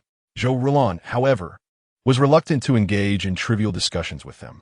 She knew that this gathering was attended by the ladies of various households, and if she were to attend, it could offend them. If the Marquis is unconcerned about offending everyone, then by all means, let her go. Yet, she refrained from stating that she would personally accompany them. Upon hearing this, Shen Wunen hesitated once more. During the full moon banquet, Lin Shuang'er's comments had caused him great embarrassment among his peers, and that particular Marquis still regarded him with disdain. Should Lin Shuang'er create further trouble for him, it would indeed lead to significant complications. As Shen Wunen seemed disinclined to entertain any more foolish ideas, Zhou Rulan was about to leave when Lin Shuang'er interjected, Marquis, this blame cannot fall upon me. She openly revealed her scheming intentions. Shen Wunen's eyes lit up. Indeed, these individuals had invited Zhou Rulan, and thus, any blame would naturally fall upon her. After all, the general's residence would shield him from repercussions. In an instant, Shen Wunen's demeanor shifted to excitement as he turned to Zhou Rulan. However, Zhou Rulan merely regarded him with a cold smile. Do you think I am a fool? Shen Wunen could not comprehend her reasoning. If I were not a fool, I would never agree to your demands. Seeing that persuasion had failed and gentle words were futile, Shun Wunen grew enraged. Today, either you take Shuang'er and Yao'er with you, or do not go at all. Shuiji inquired, Miss, should you explain to those ladies? What for?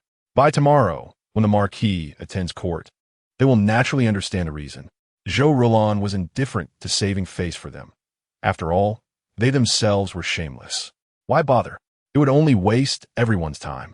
Understanding the veiled threat in Zhou Rulan's words, Shun Wunen felt a wave of heat rising to his face.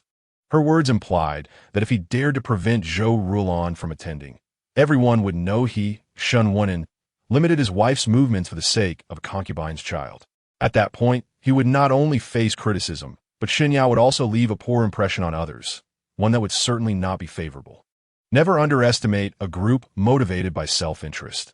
They may go to great lengths for their own benefit. Shun Wunen's expression darkened, his anger directed solely at Lin Shuang'er. Where are you going? To embarrass yourself? With that, he angrily swept out of the room. As Shun Wunen departed, Chun Tao asked Zhou Rulan, Miss, shall we still go? No. Even if the miss did not take the initiative, someone would surely come to persuade her to attend. Chuiji explained quietly. Chun Tao, feeling somewhat confused, noticed that neither the miss nor Chuiji appeared anxious and decided not to dwell on it, instead eagerly asking Shen Yinshu, Little miss, would you like some water? Having just witnessed a scene where her father was thoroughly outmatched by her mother, Shen Yinshu was delighted, waving her small hands in excitement. No, I want to wait for my father to beg my mother to attend the banquet. Since mother is not going willingly, father will definitely have to plead with her. Hearing her daughter's sweet voice filled with joy, Zhou Rulan couldn't help but chuckle. Let's find a place to rest for a while. Mother truly understands me. We should sit and watch the drama unfold and see how embarrassed he gets. Listening to her daughter's enthusiastic chatter, Zhou Rulan indulged her and found a gazebo to sit. Seeing their mistress so resolute, the two maidservants remained calm, following behind. Thinking about the connections that could be made there, Lin Shuang'er felt quite dissatisfied. The madam is truly too calculating. Previously, Lin Shuang'er could easily provoke Shen Wunen's growing discontent towards Zhou Rulan with just a few words. However, this time, as soon as she spoke, Shen Wunen expressed his extreme displeasure, stating, if it weren't for your insistence on attending, there would be no need for such embarrassment. Lin Shuang'er did not expect her usual tactics to suddenly fail, leaving her somewhat puzzled. However, seeing Shun Wunen's anger, she dared not speak further, muttering her discontent softly. To let go of such a wonderful opportunity like this? Shen Wunen, hearing her words, grew even more furious. Is this something that can be let go of? His gaze towards Lin Shuang'er turned even colder. If it were not for her insatiable desires, he would not have found himself in such a difficult position today. Shen Wunen felt increasingly frustrated, pondering how things had spiraled to this extent. Although he was not the most favored marquis in court, he used to hold significant sway within his household. How had he suddenly become so passive, both in political matters and at home? Struggling to comprehend, Shen Wunen called for the steward, instructing him to check if the madam was still within the residence. The steward replied softly, the madam has gone to the nearby gazebo. Shen Wunen understood Zhou Rulan's intention. She was waiting for him to invite her to this banquet. If he did not issue the invitation today, Zhou Rulan would not attend. Consequently, by tomorrow, people would learn that he had compromised his legitimate wife's interests for the sake of a concubine's child. At that time, he would surely face repercussions in court and perhaps even become a target. Even if no one acted against him in the short term, the future would likely become increasingly difficult. Chapter 15. The young maidens, however, knowing Zhou Rulan's intentions, he could not help but comply, which only fueled his ire. Steward, you go and invite the madam. The steward was also troubled, fearing that the madam might refuse. I shall see if Zhou Rulan can truly maintain her composure. Shen Wunen angrily smashed a cup, eager to observe if Zhou Rulan would genuinely endure the humiliation. After a moment, he inquired again, has the madam gone yet? The steward understood his meaning, but could only shake his head with a wry smile. The madam seems to be enjoying herself very much in the gazebo.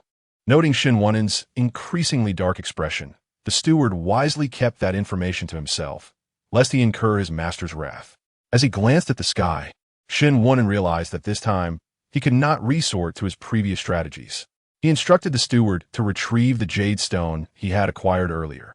Upon hearing this, Lin Shuang'er was quite displeased but dared not protest further. Shen Wunen's grim countenance rendered her instinctively cautious. Meanwhile, Zhou Rulan was cheerfully playing with her daughter in the gazebo. Just then, Chun Tao approached, her voice tinged with excitement. "Miss, little miss, the Marquis is here." The two women turned to see Shen Wunen approaching with a sullen expression. Perhaps noticing their gaze, his demeanor softened slightly. "Rulan, I happened to find a piece of warm jade and brought it for Yin Shu. It is good for her health." Shen Wunen wore a smile, as if all prior matters had been forgotten.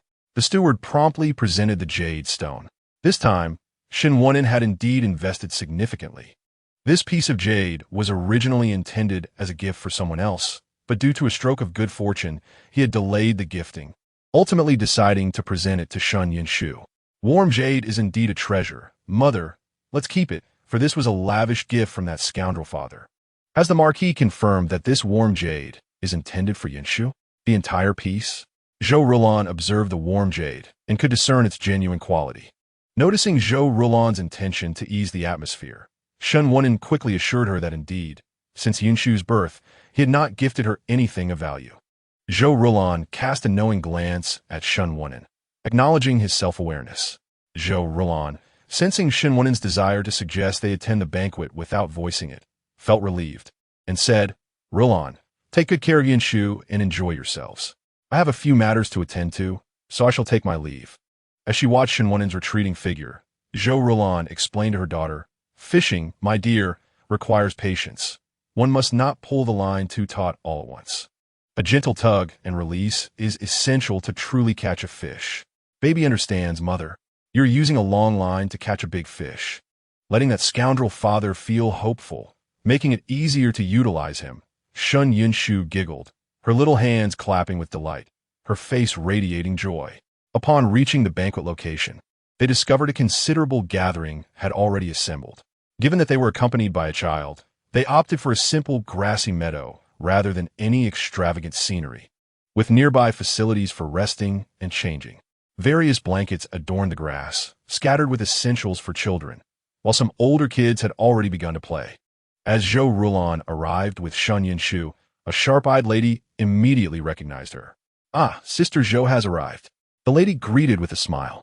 Zhou Rulan reciprocated the greeting, encouraging Yinshu to meet other children. Others joined the conversation, expressing that children should interact with one another to thrive. During the exchange of parenting insights, no one mentioned the presence of another child in the Chang'an Marquis, as the attendees were mostly acquaintances of Zhou Rulan or families with ties to the general of the state, well aware of the proprieties in conversation. Sueji and Chun Tao spread out the blankets and arranged Shen Yinshu's favorite toys before Zhou Rulan placed her on the carpet. "Oh dear, mother, I'm too short to see anything," Shen Yinshu lamented. Zhou Rulan paused, momentarily forgetting her baby was just over a month old. Did mother forget to bring a little cart for the baby? Zhou Rulan pondered, curious about what kind of cart little Yinshu might be referring to. There was indeed a toy wooden cart among the many gifts from her elder brother, Zhou Yan. It seemed her brother had stumbled upon it, and, finding it delightful, had sent it all at once. "Next time, remember to get a little stroller for the baby.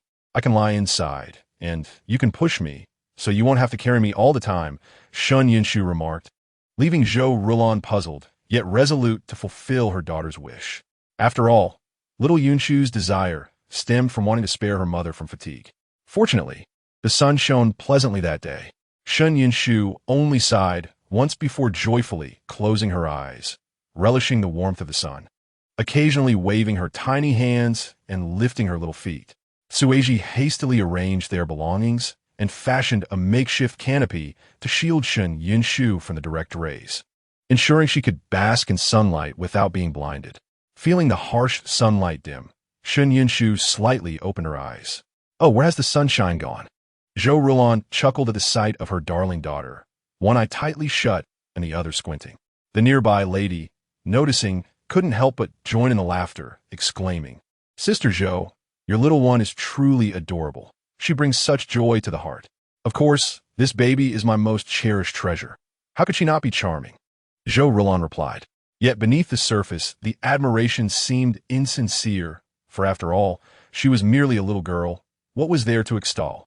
It was unnecessary to flatter the general's family in such a manner. Suddenly, a voice pierced through the jovial atmosphere, and all eyes turned to its source.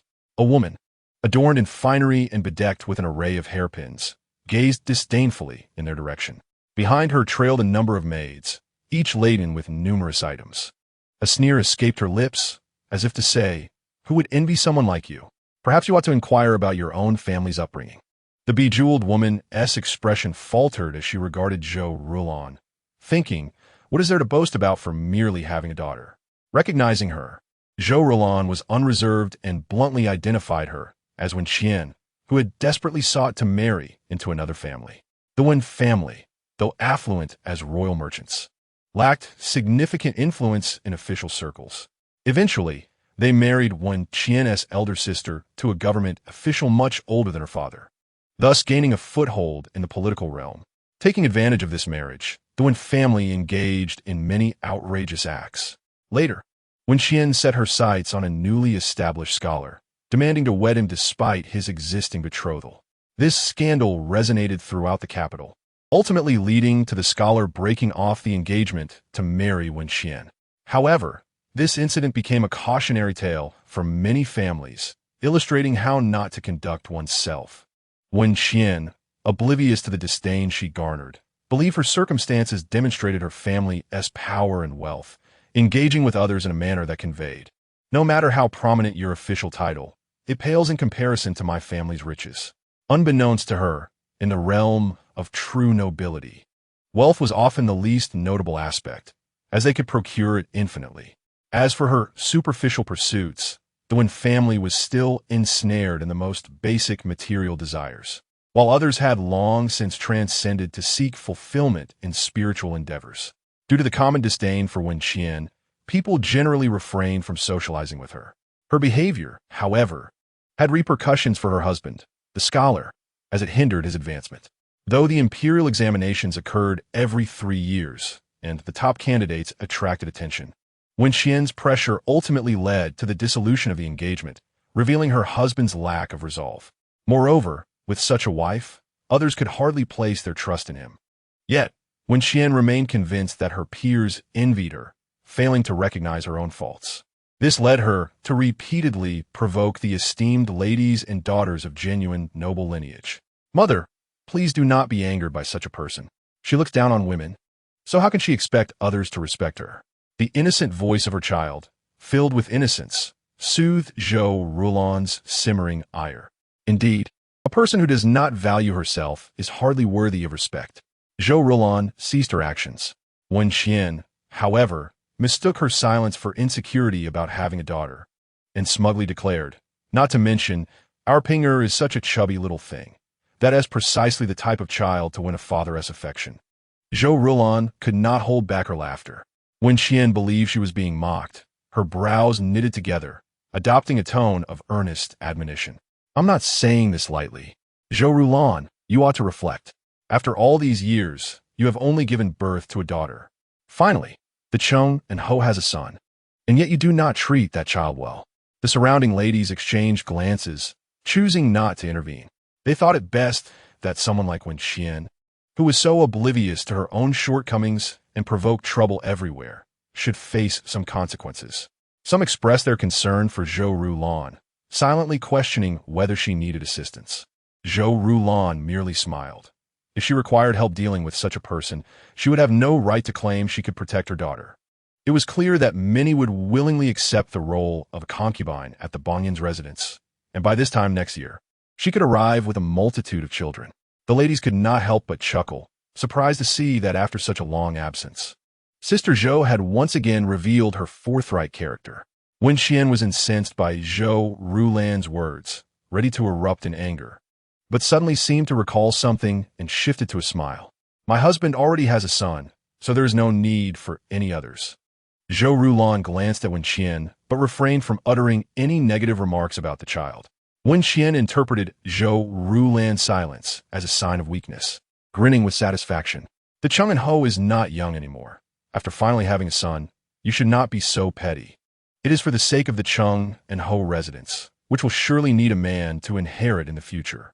As Wen Qian's words grew increasingly absurd, Zhou Rulan coldly replied, "Is that so? Rather than worrying about whether the Cheng and Hou residence has an heir, you might want to consider that if you continue your antics, the Bangyan may still have opportunities for demotion." Wen Qian was thoroughly struck by Zhou Rulan's pointed remark, jumping up in agitation. "Our lord is merely the target of jealousy, which is why he has not been promoted. What do you people know besides using this to pressure others? Over the years, every time he had the opportunity for advancement, it had nothing to do with him, but rather, he had repeatedly faced emotion due to errors." As she spoke, Zhou Rulan wore a gentle smile, pondering that the Bangyan had come from humble beginnings and must surely miss the customs of his hometown. Chapter 17. Changing the royal merchant is not out of the question. How dare you? You are merely a lady of the inner chamber, audacious enough to meddle in the appointments of officials. Wen Qian's fierce demeanor belied her internal fear. As for whether she could truly exert influence, Zhou Rulan merely regarded her with disdain, her words unyielding. Her smile suggested that this was a trivial matter. "You dare. If you proceed, do not blame me for reporting you. At that time, you will be interfering with official appointments as a woman," Wen Qian said, seemingly envisioning Zhou Rulan facing punishment, her excitement palpable. Zhou Rulan simply smiled faintly. "Oh really? Do you have any evidence to substantiate that?"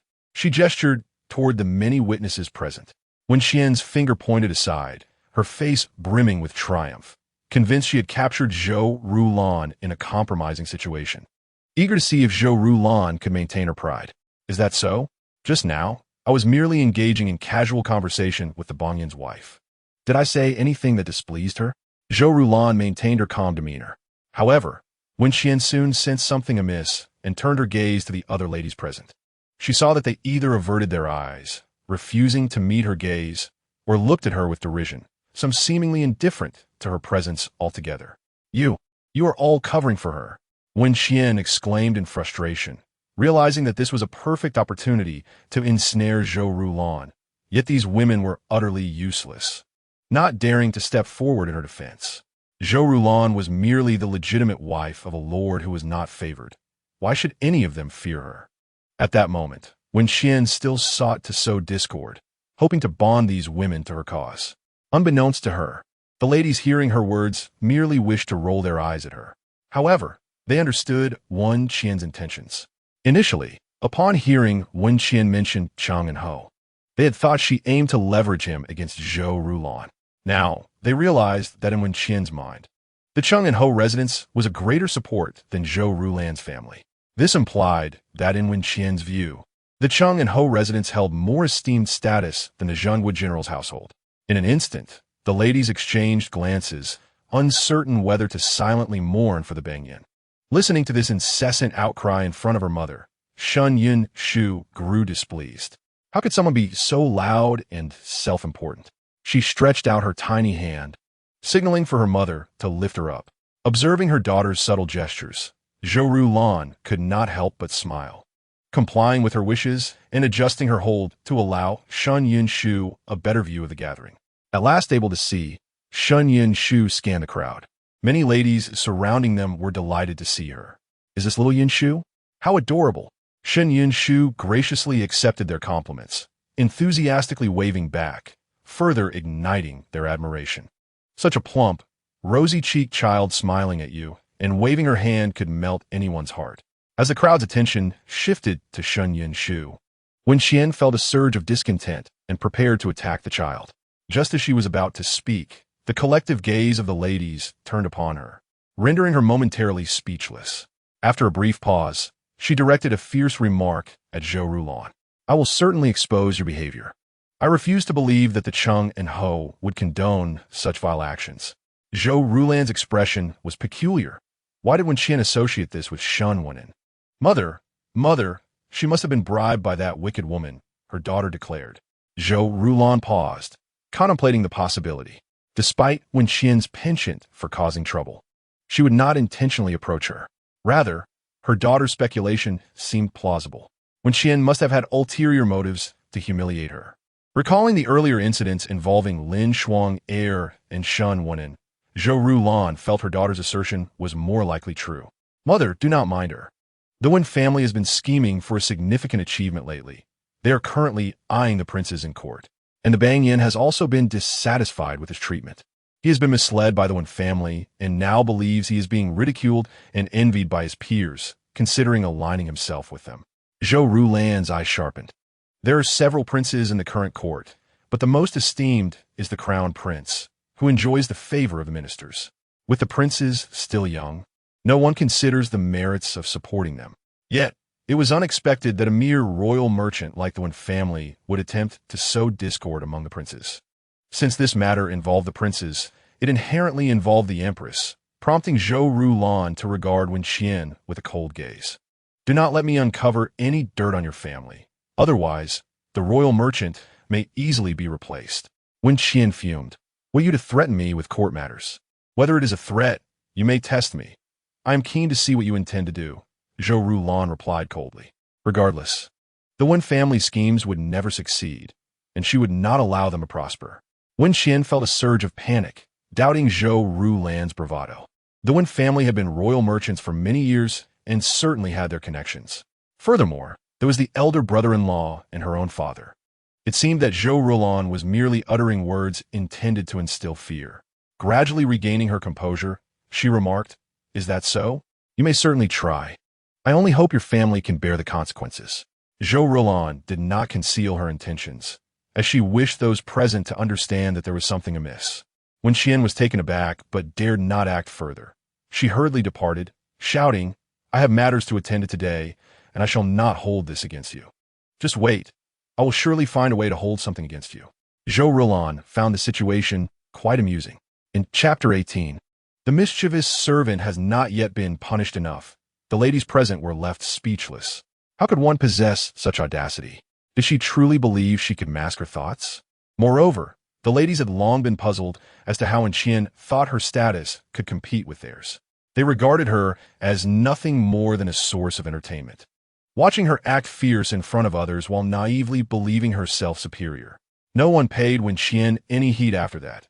They resumed their own conversations. The gathering was quite enjoyable, yet many attendees with children did not linger too long. Upon returning home, the atmosphere was rather tranquil, with no one discussing the earlier unpleasantness. Zhou Rulan felt quite satisfied. It was essential to deliver occasional admonishments. Although her objective was to undermine the Chang'an Marquisate, it did not imply that she would endure their indignities, nor should Xiao Yunshu suffer alongside her. She placed Shun Yunshu in a small cradle, allowing her to play and rest. After the excitement of the day, Shun Yunshu was now drowsy, quickly drifting into slumber. Just before sleeping, she murmured, This cradle resembles a little cart, if only it had wheels. The idea of a little cart sounded delightful. Once made, she could see if it might be sold to others. Although she was aware her parents lacked for nothing, the significance of gifting such items was inherently different. What is it? Why is it so lively outside? Mother, take me to see. Zhou Rulan hesitated, but eventually took her daughter outside, as the little one seemed quite fond of commotion. What had transpired? Chuiji approached to report. Madam, it was said you were resting, and any matters could be addressed tomorrow. However, she insisted on barging in. Zhou Rulan looked ahead and saw it was the old lady's maid. Upon seeing Zhou Rulan, the maid showed no signs of fear, stating, Madam, our old lady requests your presence. Her tone was blunt, as if Zhou Rulan was obliged to attend. Impudence! How dare you show such disrespect to my young mistress? Chun Tao rushed forward and slapped the maid twice. Sister Chun Tao is amazing. Give her a round of applause. The maid was taken aback, stunned for a moment before she shrieked, You dare strike me? I serve the old lady. Just wait. I will report this to her and demand justice. With that, she turned and fled without hesitation. Chun Tao was left astonished, having anticipated a retaliation. Chuiji chuckled. She only fears being outnumbered here. Then she glanced at Zhou Rulan with concern. Miss, I fear her coming here might lead to trouble. Zhou Rulan frowned. I shall go and see. The little voice in her arms was becoming increasingly restless. Mother, hurry and see what the old witch is up to. The tiny hands and feet were in constant motion, playful. Zhou Rulan gently patted her daughter's bottom, not perceiving her behavior as disrespectful. Figures like the old lady and Shen Wunen were hardly deserving of admiration from others. Only Lin Shuang'er, who relied on them, would seek their favor. Zhou Rulan was unhurried, ensuring Xin Yanshu was warmly dressed before taking her belongings and 2 maidservants to the old lady's courtyard. Upon arrival, they heard a sharp voice within. "I am an esteemed servant of the old lady, yet the madam orders me struck without hesitation, showing utter disregard for her. That is too excessive. No matter what, the maidservant is still someone close to you. Such behavior is a grave insult to her." Lin Shuang'er indignantly defended the maid. The maid echoed Lin Shuang'er's sentiments, claiming her service to the old lady warranted respect, and that the madam's actions were aimed at alienating those who served the old lady. As these words were spoken, the old lady's expression grew increasingly dark. She erupted, "Wunen, do you not control your wife? Look at her actions. She shows no respect even to her mother-in-law.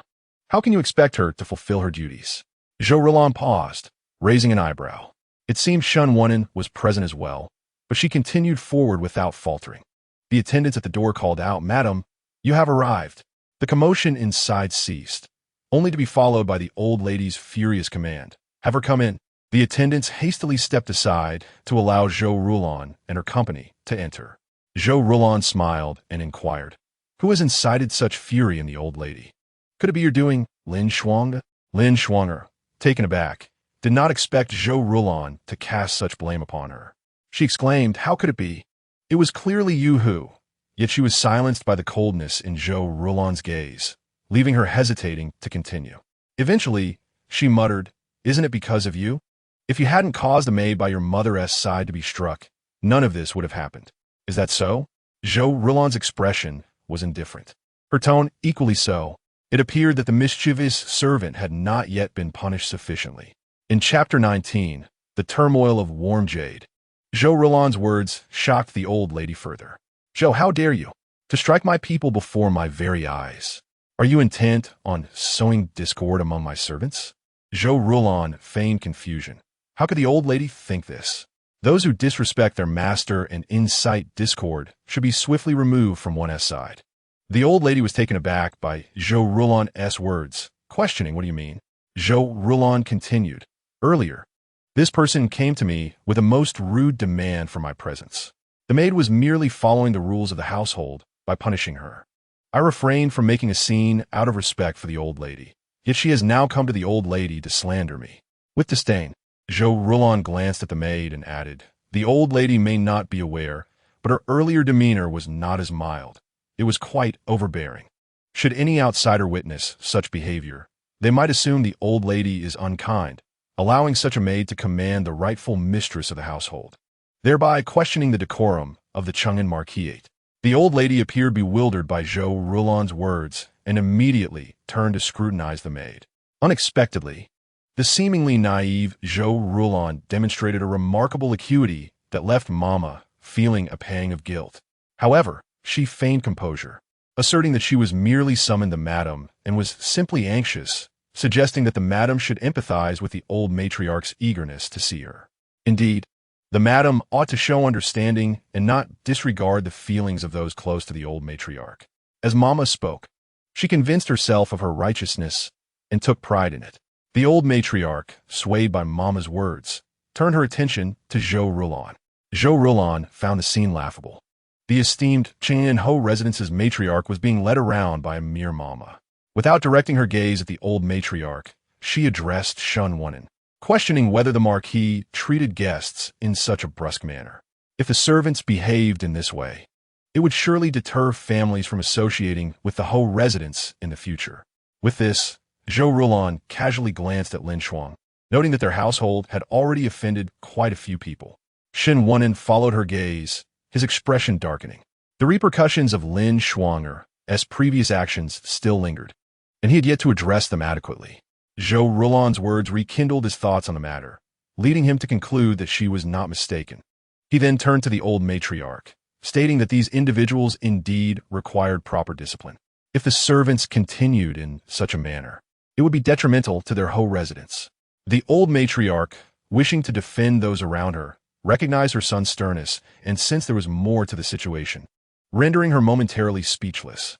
She glared at Shen Wunen as he summoned someone to deal with Mama, inadvertently directing her ire towards Zhou Rulon instead. I hear you received a piece of warm jade from the Marquis today? Zhou Rulon was taken aback that the old matriarch would bring this up, dismissing it as inconsequential.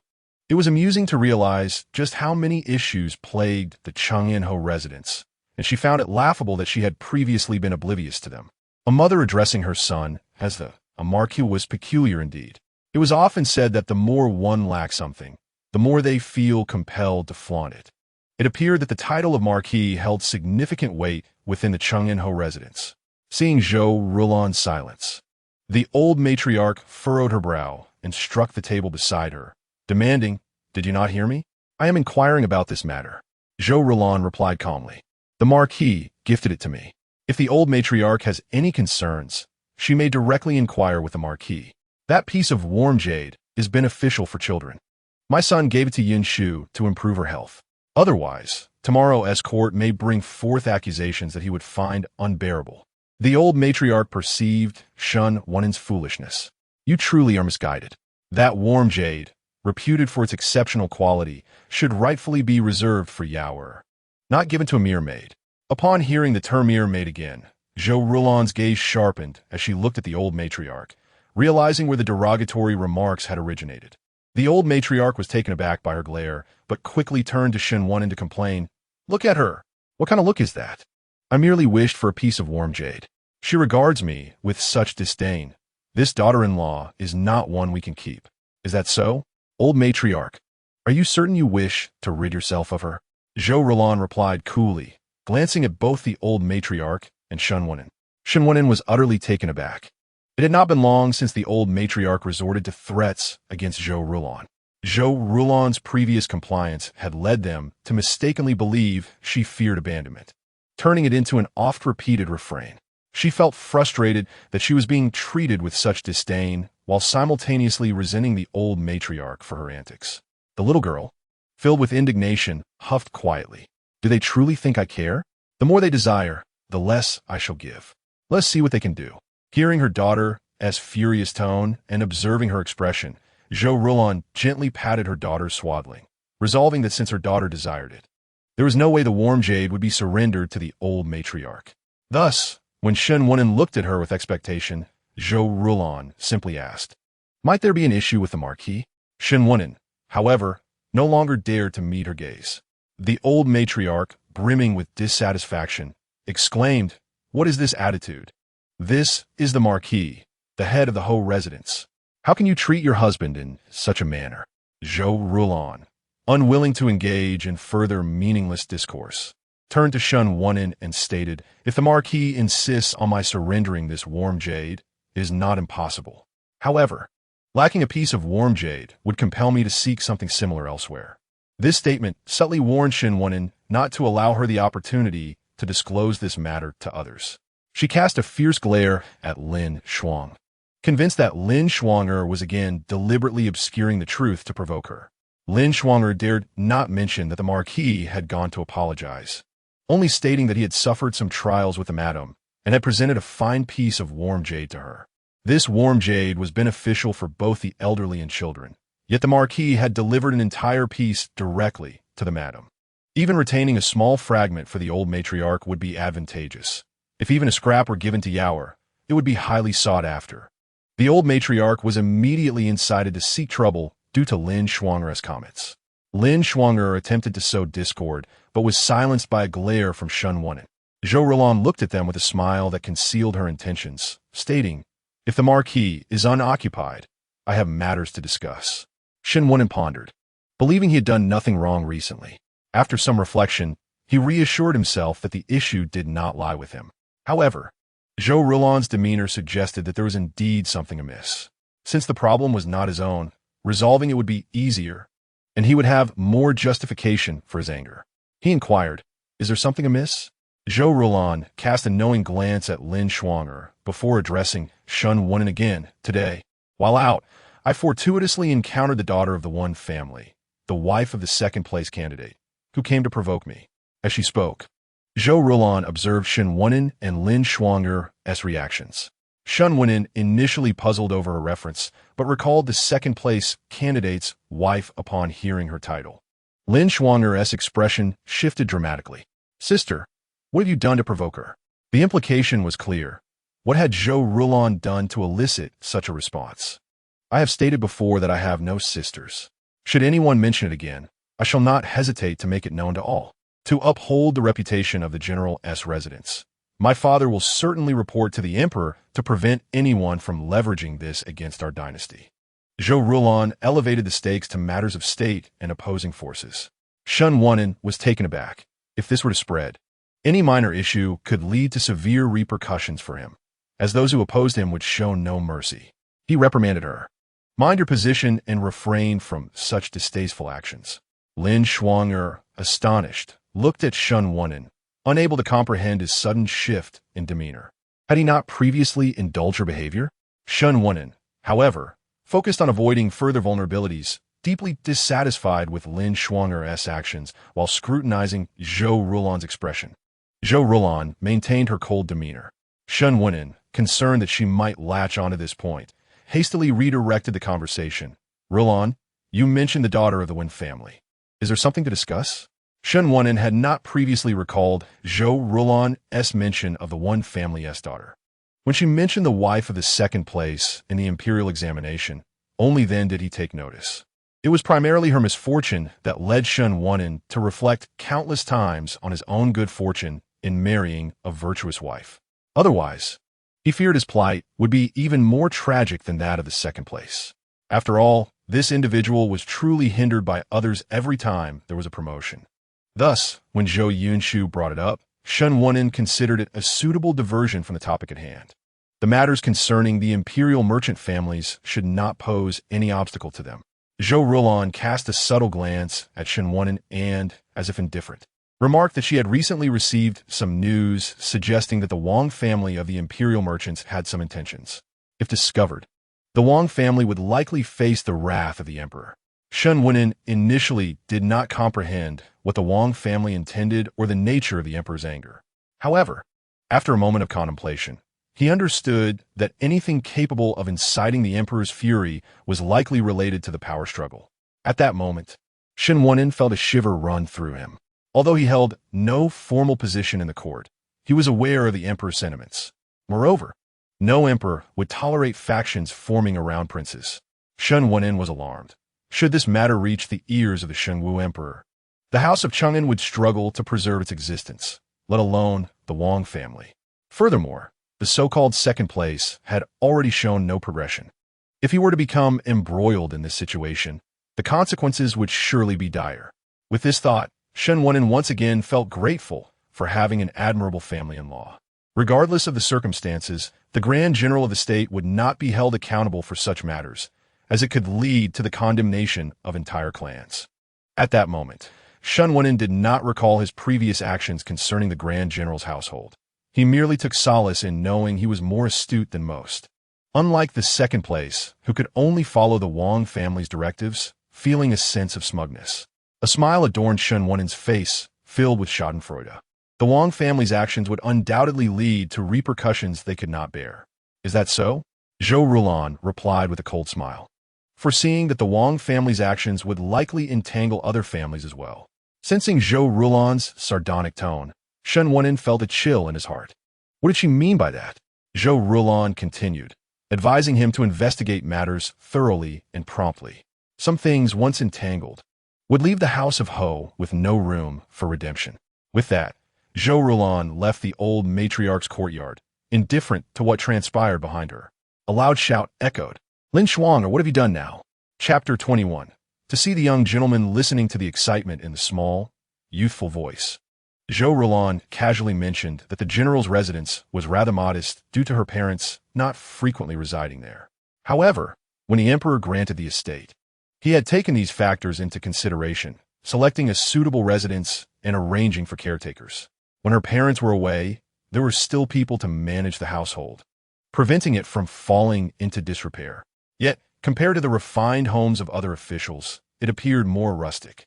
"Your grandfather intended to find me some flowers and plants, but unfortunately, no one in the residence knew how to tend to them.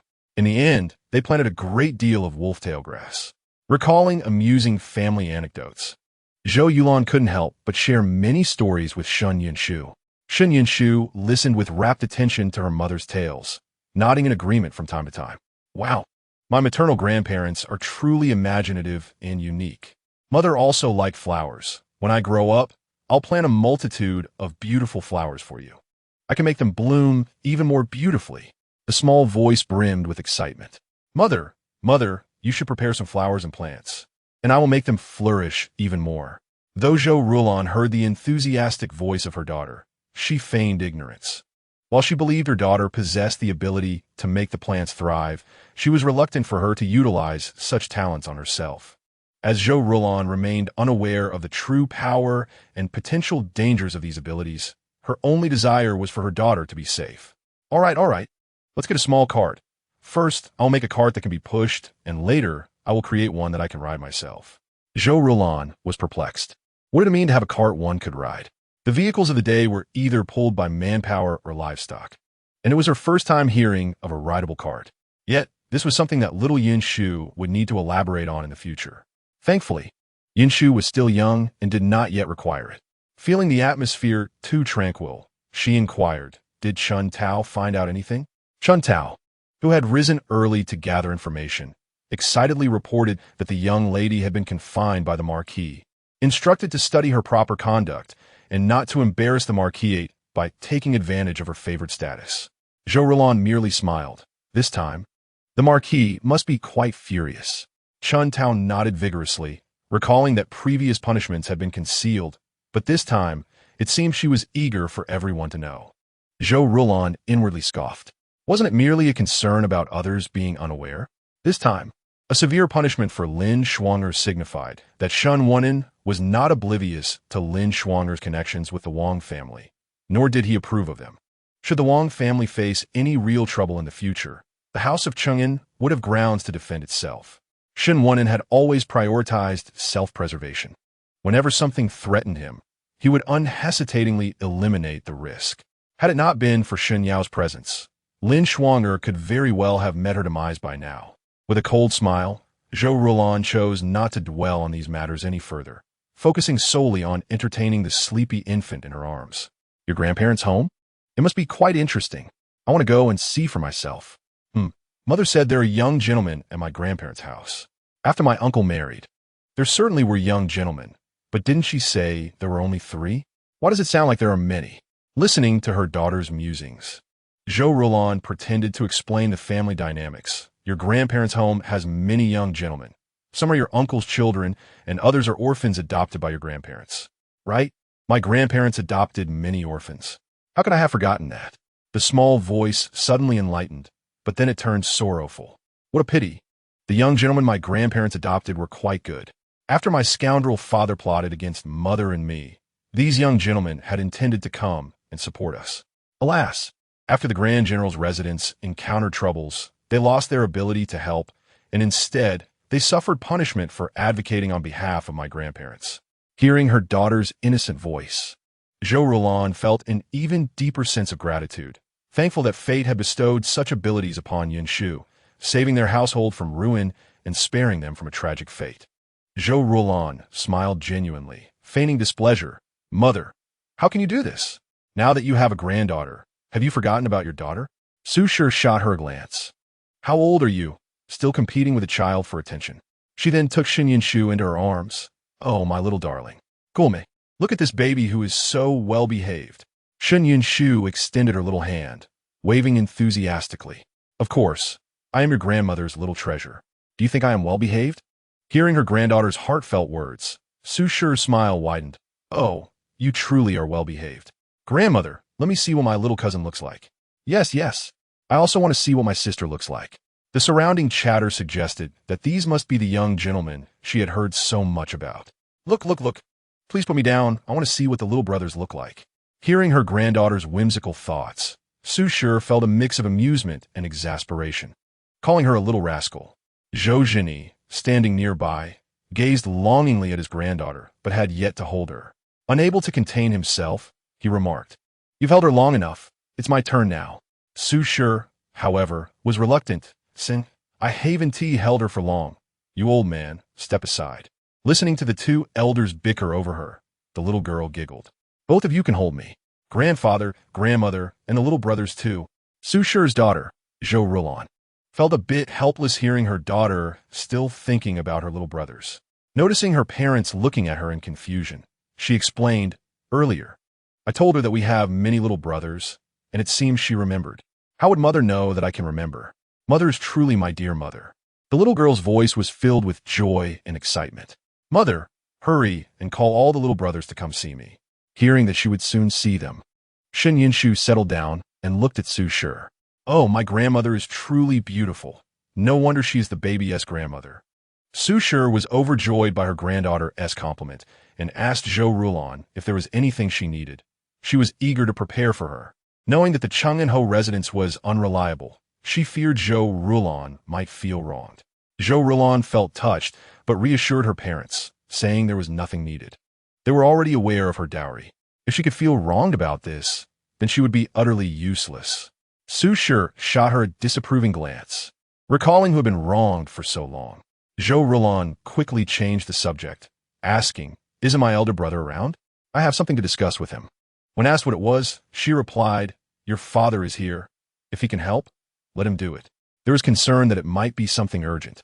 Understanding her mother's intentions, Zhou Rulan smiled and explained, The last time I took Xiao Yinshu out to meet the other ladies, I thought it would be inconvenient to carry her directly. Seeing her mother's expression grow stern, as if to say, How dare you dislike my granddaughter? Zhou Rulan hastily continued, I thought it would be uncomfortable to carry Xiao Yinshu like this. Instead, we could make a small cart that can be pushed, placing her inside. And we could even put a canopy over it, allowing for her things to fit inside as well. Su Shi hesitated slightly, although she was not often in the capital. She knew that it was usually the servants who carried the young masters. However, their family was of a martial lineage, and such matters were not overly significant to them. She had heard that it would shield Xiao Yinshu from sunlight, which she found beneficial, so she became interested. Please elaborate on how you envision this being made. Zhou Rulan replied, It's merely an idea. I need to discuss it with my brother for specifics. I recall that he has someone familiar with such matters, and he should have some insights. Su Shi, clearly aware of this, agreed. When your brother arrives, discuss it with him. Zhou Rulan nodded and began deliberating with the old matriarch regarding the design of the small cart. Shen Yinshu listened to their discussion, but noticed they were not arriving at any conclusions. Why is mother so foolish? The little girl sighed in exasperation. Never mind. The baby is clever. I must protect mother well in the future and not let anyone bully her. Previously, Zhou Rulan had expressed her own foolishness. But upon hearing her daughter's words, she couldn't help but smile. It seemed that having such a mischievous and lively little one would require her to strengthen her own resilience. However, interpreting Shen Yinshu's remarks, she wondered if what they had discussed was truly akin to the little cart her daughter envisioned. Unable to comprehend, the mother and daughter simply shifted to other topics. Su Shi, recalling previous investigations, felt troubled but did not want her daughter to remain in the dark, concerned about future similar incidents. She deliberated for some time before finally speaking. Rulan, there is something I need to tell you. After you hear it, please do not be overly emotional, whatever happens. Your father and I are here for you. Upon hearing her mother say this, Zhou Rulan's expression shifted, realizing there must be something significant. Mother, please tell me. I will listen attentively. Su Shi patted her daughter's hand, sighed, and began, Previously, when your father and I were at the border, we received a letter from you. Based on its contents, we believed your assessment of the situation. Hearing this, Zhou Rulan felt a wave of anxiety wash over her. Although she had been in correspondence with her parents and elder brother, she had always only shared good news, never mentioning any troubles or court matters. If her mother spoke so ominously, it must mean someone had impersonated her to write to her parents. The thought of this made Zhou Rulan dizzy, nearly causing her to stumble. She bit her lip, reflecting on what she had done over the years. She had believed she was protecting herself and alleviating her parents' burdens. Yet, unbeknownst to her, Shen Wunen had been orchestrating so many schemes behind her back. This was merely what they had discovered. What else had Shen Wunen done that remained hidden? Mother, what consequences did the previous matters bring about? After regaining her composure, Zhou Rulon firmly inquired. Su Shi and Zhou Zhini exchanged worried glances but did not conceal the truth. Initially, we trusted the information in the letter and misjudged the situation, resulting in the deaths of hundreds of soldiers. Zhou Rulon felt a darkness envelop her. She had not anticipated such dire consequences, and in that moment, she longed to tear Shen Wunen apart. Shen Wunen, how dare he? How dare he? Zhou Rulon muttered bitterly. That was the border, a battleground in the midst of war. If something were to go wrong, her parents could be harmed, and if they suffered, who would lead the troops at the border? Would that not invite invasion from foreign enemies, leading to the ruin of the common people? Reflecting on Shen Wunen's past actions, Zhou Rulon felt a chill run through her. It was laughable that she had failed to recognize his malevolent heart all these years, nor had she realized that he had committed such atrocities in her name. Regarding the descendants of those soldiers, Zhou Rulon hesitated before speaking. These individuals did not perish due to the cruel battles of the border, but rather because she had been deceived, falling victim to the machinations of evil men. Su Shi comforted her daughter, holding her close and gently patting her back. Do not worry. Our soldiers have always been cared for. Your father and I have arranged for their family's welfare. Once we discovered that Shen Wunen was responsible, we sent people under the pretense of government compensation to deliver some silver to their families, assisting those in need. Zhou Rulon wept bitterly, overwhelmed with sorrow. Mother, it is my fault. I have been wrong all these years. I should not have assumed that being obedient at the Cheng'enho residence was the best way to protect you. I am filled with such hatred. Zhou Rulon cried uncontrollably, lamenting her culpability in the deaths of so many. Mother, please do not cry. It is not your fault. If you continue to cry, I will cry too, Shen Yunshu implored, stretching her tiny hands to comfort her mother. Earlier, when Xu Shi spoke with Shen Yunshu, she entrusted Shen Yunshu to Zhou Zhini. Zhou Zhini, holding his precious granddaughter, was initially filled with joy, but upon hearing his wife mention the matter, he too became solemn, harboring a sense of regret. At the time, they believed the news their daughter had painstakingly uncovered was credible and accepted it without hesitation, never anticipating the immense losses it would incur. In the course of warfare, casualties are inevitable. However, those who perish on the battlefield do so with honor. The soldiers who have died due to the treachery of others reflect the incompetence of their commanders. At this moment, as his granddaughter wept loudly, Zhou Zhini felt tears welling in his own eyes. They had placed too much emphasis on the border, assuming their daughter would be safe in the capital, only to neglect her care. Little did they know that Shen Wunen was a villain, daring to manipulate such vital national affairs. After managing to console their daughter, Zhou Rulon ceased her crying. Xu Shi stated that while evidence for this matter was difficult to obtain, they were aware of the truth. Rest assured, I will seek evidence and investigate whether Shen Wunen has committed other misdeeds. We must avenge these soldiers. Xu Shi's voice was icy, and Zhou Rulon's gaze was fierce. Shen Wunen shall never again commit such heinous acts. Once their emotions settled, Zhou Rulon recalled a poem by Wen Qian and suggested to Xu Shi that perhaps this incident could serve as an opportunity to impose initial punishment on Shen Wunen. Upon hearing that there were those in court vying for credit in the dragon's merit, both Xu Shi and Zhou Zhini felt a surge of anger. For the court to be stable, the borders must also be secure. If court factions engaged in struggle for power, external enemies might perceive an opportunity to strike. Moreover, once the matter of power struggle arose, supplies could be tampered with, either to harm the opposition or to benefit oneself, with little regard for the soldiers at the frontier. In that moment, both were filled with indignation. Rulon, do not concern yourself with this matter. Your father and I will handle it. Grandmother, you should investigate the steward of the Wen family. He was just thinking of finding someone to introduce him to the third prince. The small voice chimed in, unwilling to be left out, perhaps due to having cried alongside her mother earlier, sounding somewhat weak. This made the elderly couple's hearts ache. Our little Yinshu must be hungry? Quickly, bring forth the milk that was prepared earlier. Zhou Rulon merely smiled and said, let us see if little Yinshu likes it. She did not reject her parents' arrangements.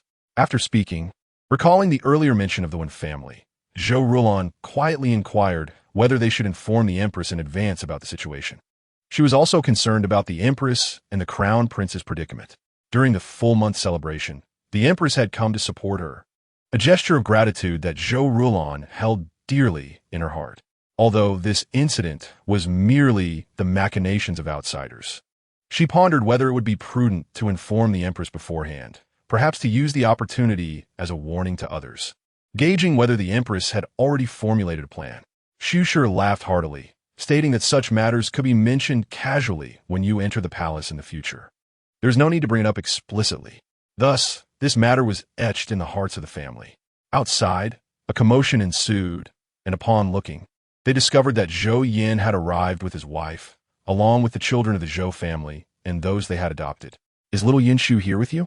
Zhou Yin, having 3 boisterous sons of his own, felt a pang of envy for the little girl, who was far more to his liking than his own children. Not only was she fair and tender, but her smile could melt hearts. "I couldn't attend your full-month celebration last time. I have yet to meet our little Yinshu. Has she come along today?" Zhou Rulon took little Yinshu back from Zhou Zhini.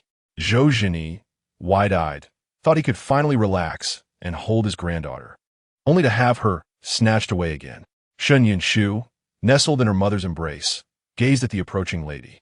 The lady appeared gentle, graceful, and exuded a commanding presence befitting the wife of a general, blending the warmth of a cultured woman with the authority of her position.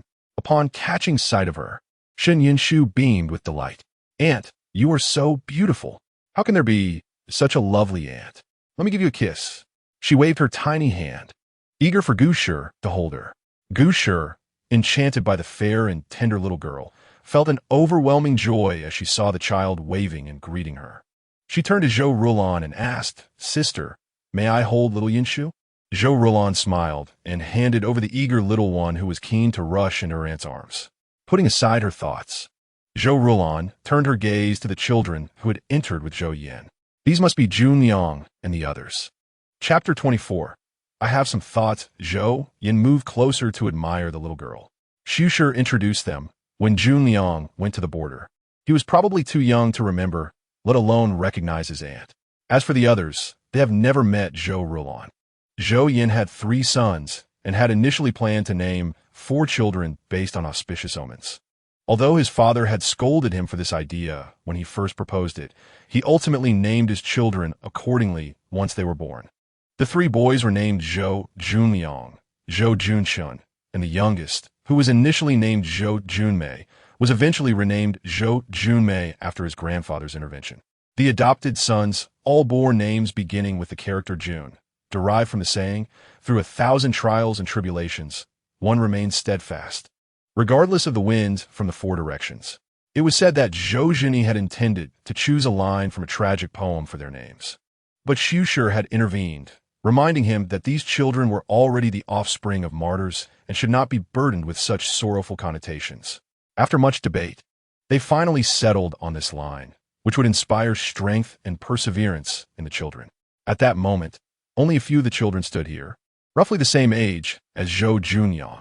Some lacked parents and were left with distant relatives, while others had grandparents but no one to raise them, so they remained in the military camp, where Zhou Zhini took them in. Zhou Rulon felt immense joy as she gazed upon the group of boys, all of whom were well-developed, envisioning how, as little Yinshu grew, she would have many older brothers to look after her. This reminded her of the time when little Yinshu had whimsically expressed her desire for many brothers to protect her and to confront her unworthy father. Although Zhou Rulon had later advised against such rebellious thoughts, insisting she would handle her own matters, she still remembered her daughter's wishes. Naturally, Zhou Rulon held great affection for these children and distributed the gift she had brought, since they were children from the border. She had not prepared scholarly items or jade ornaments, but instead gifted them some weapons she had collected. "Though I arrived in haste and have little of value, take these to play with for now," Zhou Rulon said with a smile. "I will keep an eye out for better gifts in the future." The boys expressed their gratitude to Zhou Rulon, their eyes turning to the little girl held by their mothers and aunts. "Mother, may we see our sister?" The youngest, Zhou Junmei, inquired first. Gouges, cradling little Yinshu, was just beginning to relish the sweetness of her embrace when she heard her son's request and felt a twinge of reluctance, for she had only just held the precious little one. Shen Yunshu's eyes sparkled upon hearing the voice of the young gentleman, and her small, chubby hand reached out to the side. "Oh dear, my young gentleman, I wonder how my cousins look. My aunt is so beautiful, and although my uncle is a bit dark-skinned, it shouldn't detract from his handsomeness." She thought to herself, "I truly wish to see those 3 young gentlemen. No, there are many more young gentlemen. How many are there in total?" Listening to the innocent chatter of the little one, the Zhou family exchanged glances. Zhou Rulon smiled and suggested, "Sister-in-law, why not let a few boys see their sister?"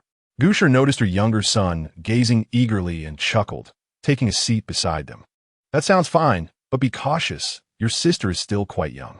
Shen Yinshu watched as one child after another approached her, grinning foolishly, only to be nudged aside by another shortly thereafter. "Oh dear, how many young gentlemen do I have? Boo-hoo, I can't count them all. However, I will have playmates from now on." Susher couldn't help but interject, "When our little Yinshu grows up, we shall have your brothers take you to play." The boys from the Zhou family were clearly fond of their sister. "Of course, we will definitely take our sister along. She is so adorable.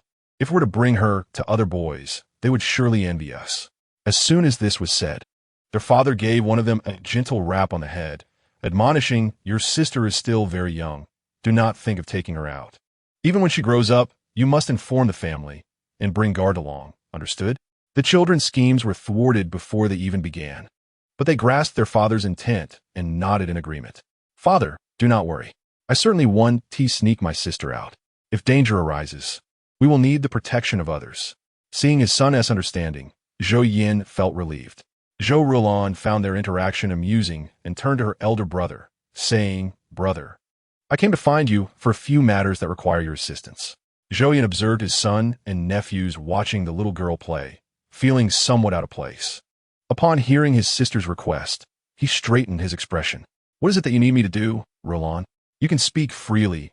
Anything I can accomplish, I will certainly do. If I cannot, I will find someone who can." Hearing her brother's earnest promise, Zhou Rulon felt a wave of emotion but smiled in response. "Do not worry, brother. It is not a major issue, though it may be a bit challenging." She then proceeded to explain her desire for a small card. Zhou Yin, puzzled by the mention of the card, caught a slight signal from his sister and realized it was what little Yinshu wanted. "All right, let me speak with them and see what can be done." Thinking back to her earlier discussion with her mother, Zhou Rulon suggested, "Brother, your subordinates are still around. Why not confer with them directly and see what ideas they might have?" He readily agreed. Among those gathered around the little girl, one boy hesitated and glanced over. Su Shi, noticing the boys playing with the little one, smiled and said, "Junren, do you have any thoughts? Your aunt may not have seen you in a while, but she has always remembered you. Many of the supplies sent to the border were provided by your aunt." Understanding his grandmother's words, the little boy shyly scratched his head. "Grandmother, I might have some ideas about the cart that aunt wants." His voice held a hint of bashfulness as he mentioned the cart. Zhou Rulon was pleasantly surprised to discover such cleverness among her nephews. "You must be Junren. Feel free to express your thoughts. We are family here, and there is nothing you cannot say. Moreover, even if your thoughts differ from mine, we can consider them to see if we can make them work." The general's household was not as wary of commercial matters as others might be. The pressing need to care for injured soldiers and manage the military's provisions made it imperative to explore business opportunities, even if the court's funding was limited. Thus, upon hearing Zhou Rulon's words, their eyes lit up. "Indeed, if this could be widely adopted, our family could profit from it. We need not monopolize the business, but gaining an advantage would be immensely beneficial." They found themselves excited and turned their attention back to the young boy. Although he was only about 10 years old, he felt a bit nervous under their gaze, yet quickly regained his composure since they were all familiar faces. "If we want this cart to be movable, it needs wheels. It's manageable for carrying a child, but if we intend to carry other items, we might need to put some thought into the wheels." At this point, Zhou Junren glanced around and noticed some paper and a writing instrument nearby. He seized them and began sketching. "I believe this design could effectively reduce weight. We could have 2 layers, one for the infant and another for supplies. If we need to hang items on the back handle, we could do that as well." As he spoke, Zhou Junren illustrated his ideas on the paper. Little Yinshu, overhearing her brother's words, became animated. Yes, that is the kind of cart. I saw someone using one before, and It looked very comfortable. Hearing their little one express her approval, the adults chimed in unison. Let us make it. Let us create 10 or 8 of them. Then, little Yunshu can choose whichever she likes. Zhou Junren was momentarily taken aback by their enthusiasm and the certainty in their eyes. His cheeks flushed with delight, knowing that he had received the little one's affirmation. Everyone recognized that this would be the official design and wasted no time in proceeding with it. After some contemplation, Su Shi turned to Zhou Junren and said, Junren, you must accompany us to observe how it's made. If you have any thoughts, feel free to share. Once this venture takes off, your grandmother will grant you a share of the profits. She elaborated. As you know, half of our earnings will go towards the soldiers at the border, while the remaining half will belong to our family. From that half, we may also need to allocate some to support the border efforts. Zhou Junren understood this well, having benefited from such allocations in the past. Grandmother, I do not need any of this. Why not save it for little Yunshu? Seeing the sincerity in the boy's words brought joy to Su Shi's heart. Yet she couldn't agree outright. You don't need to give it all to little Yunshu. You have your aunt, your grandfather, and your uncle to consider as well. Zhou Rulan added with a smile. Right? Your aunt has her own assets. You should keep this for yourself. When your sister grows up and you take her out, she might want to buy some candied fruit or something similar. Wouldn't it be nice to have money to pay for it? Zhou Rulan teased. Yet her words subtly encouraged Zhou Junren to take the matter seriously. Although it may merely be a future expectation, they are all acutely aware that once this product is created, a market will undoubtedly exist. Even in the absence of inherent demand, the mere sight of others utilizing it can lead to a trend, prompting many to make a purchase.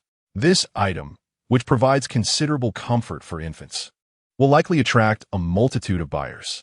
By the way, mother, do remember to regularly maintain and inspect the little carriage. Otherwise, if it breaks down when we take it out, it would be quite unfortunate.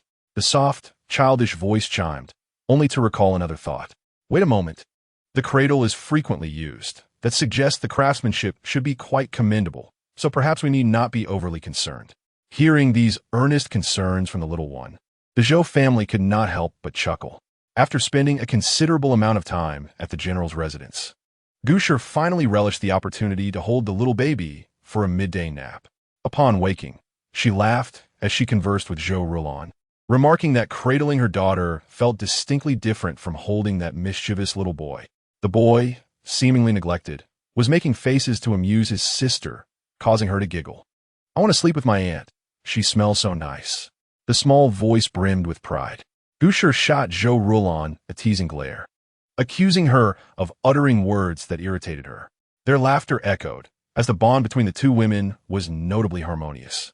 Zhou Rulan was always kind to the children, and Gouges took great care of her sister-in-law, thus avoiding the usual chaos of mother-in-law and daughter-in-law or sister-in-law relationships. When it was time to leave the general's residence, the little one felt quite reluctant.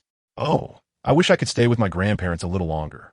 It's all right, once the baby avenges me, and after mother and father part ways, I can be with my grandparents and aunt forever. Upon hearing this, the Zhou family's eyes sparkled with excitement, quickly dispelling their earlier reluctance. Initially puzzled, Gouges became elated when her husband whispered the meaning to her. With a smile, she turned to Zhou Rulan, urging her to take swift action, as she wished to witness little Yunshu grow up and they could dress her up together. Zhou Rulan readily agreed. Chapter 26. Colliding with fortune upon returning home, Zhou Rulan observed that the household staff had become increasingly cautious, with no one daring to act insincerely. The usual petty sabotage had been entirely eradicated. Cui Ji and Chun Tao exchanged glances, pondering whether these individuals were merely trying to make amends after the fact. They expected support amidst adversity, but sought to add embellishments instead, clearly overestimating their own ambitions. Zhou Rulan, however, paid them no mind. As long as her own people remained loyal, the chaos among others was of little concern to her. That evening, Shun went and visited again, wearing a broad smile. Rulan, Lin Shuanger has shown you undue disrespect, and I have confined her to her quarters. Zhou Rulan merely laughed coldly. Oh, so it was for my sake that you confined Lin Shuang. The implication in her words was unmistakable. Shun Wen's expression stiffened, yet he forced a smile. claiming that she had erred too often in the past, and he would ensure she was properly disciplined henceforth. Listening to his insincere words only amused Zhou Rulon, who remained unfazed. In a few days, the affairs of the Wen family would unfold, and then he would genuinely wish to enforce discipline. Shun went and rambled on about his future intentions to manage Lin Shuang'er and pass the responsibilities of the household to Zhou Rulon. Regarding the household matters, Zhou Rulon was prepared to take action. She had no intention of allowing these troublesome servants to bully little Yunshu further. But she also did not plan to genuinely improve the Shun family's standing. Her resentment towards the entire Shun family would never fade. In her presence, there was solely to witness their downfall. However, serving as the steward would allow her to uncover many hidden secrets and gather more leverage. Shun went and wished to linger in Zhou Rulon's presence. Yes, hurry and drive that scoundrel away. His presence disrupts the harmony here. Shen Yinshu waved her little hand, desperately trying to shoo her father away. Zhou Rulon, hearing her daughter's sentiments, could not suppress her laughter, but then feigned a stern demeanor, stating, "Lord, it is time for you to take your leave. Lin Shuang'er is merely confined. You may still go." Her words were laced with sarcasm, and Shun went and awkwardly smiled before departing. After his exit, Zhou Rulon turned to Shen Yinshu, saying, "Today, I sent an invitation to the palace, and I expect we will be able to visit the Empress and the Crown Prince in the next couple of days. Would you like to see your Aunt Empress and your brother Crown Prince?" Yes. I want to see the beautiful aunt and the handsome brother." Shen Yinshu exclaimed joyfully, eager to meet them. Seeing her daughter so excited, Zhou Rulon gently patted her, suggesting it was time for her to rest. With her mother's tender touch, Shen Yinshu soon fell asleep. Meanwhile, Zhou Rulon contemplated the impending revelations concerning the Wen family. Should the Duke of Cheng'an be implicated, demotion or even revocation of his title was entirely possible. However, upon reflection, it might be wiser to let this serve as a sword poised above Shun Wen's head. As for Lin Shuang'er and the matriarch of the Shun family, they were individuals who could enjoy riches but could not withstand hardship together. As long as the Duke of Cheng'an did not continue to prosper, their internal discord would inevitably arise. The following morning, someone from the palace arrived. It was an elderly woman who served the Empress, and upon seeing Zhou Rulon, she greeted her warmly. "The Empress received your invitation yesterday and was quite pleased. She intended to send me yesterday, but it grew too late, so I came today." This elderly woman had served the Empress since her youth and naturally recognized Zhou Rulon. Zhou Rulon smiled and returned the greeting, "Aunt Lin." The elderly woman continued, "The Empress said if you are free today, you may enter the palace. If not, you can come tomorrow." Hearing her friend's informal message filled Zhou Rulon with delight. "Today is quite open. I shall accompany Aunt Lin into the palace." Aunt Lin, pleased at the prospect of going today, added, "The Empress also requested that if your little girl is able, please bring her along." "Of course," Zhou Rulon replied with a smile, instructing Cui Ji to attend to Aunt Lin before heading to her chamber to prepare to carry Shen Yinshu. Shen Yinshu had just awakened, looking a bit dazed.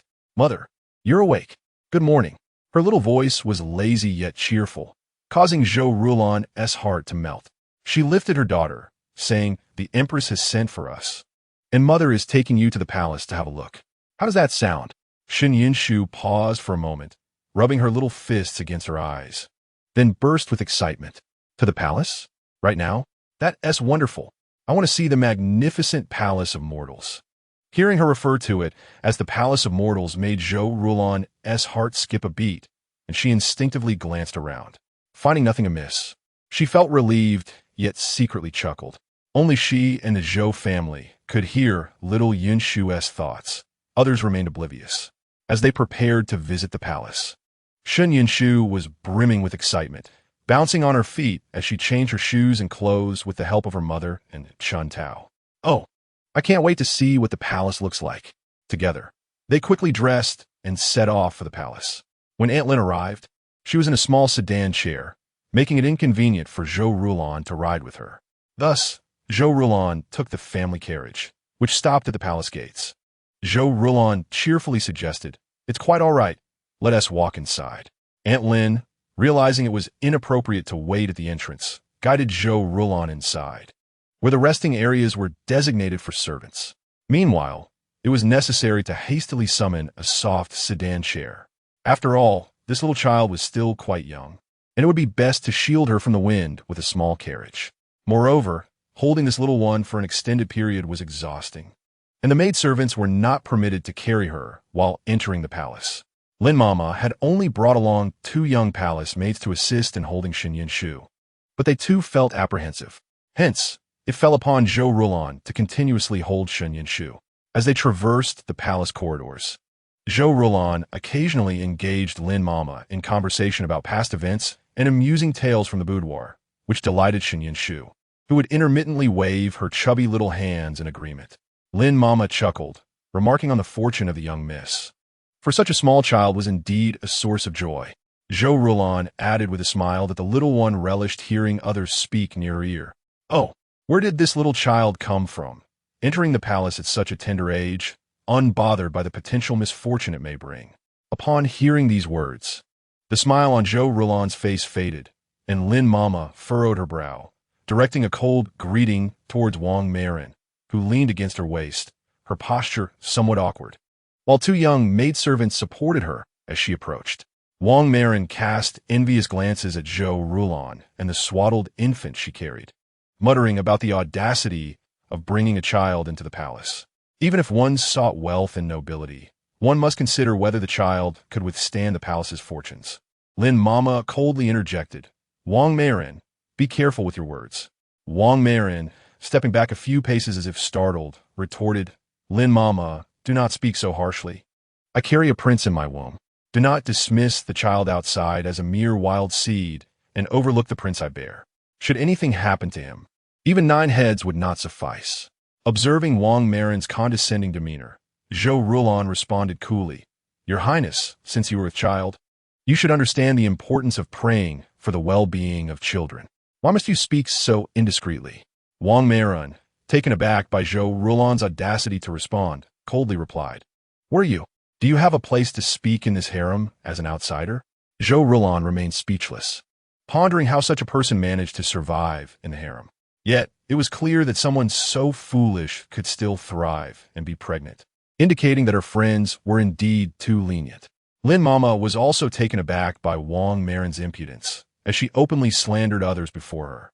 However, she refrained from overstepping her bounds, stating coldly, "I shall report your actions to the Empress."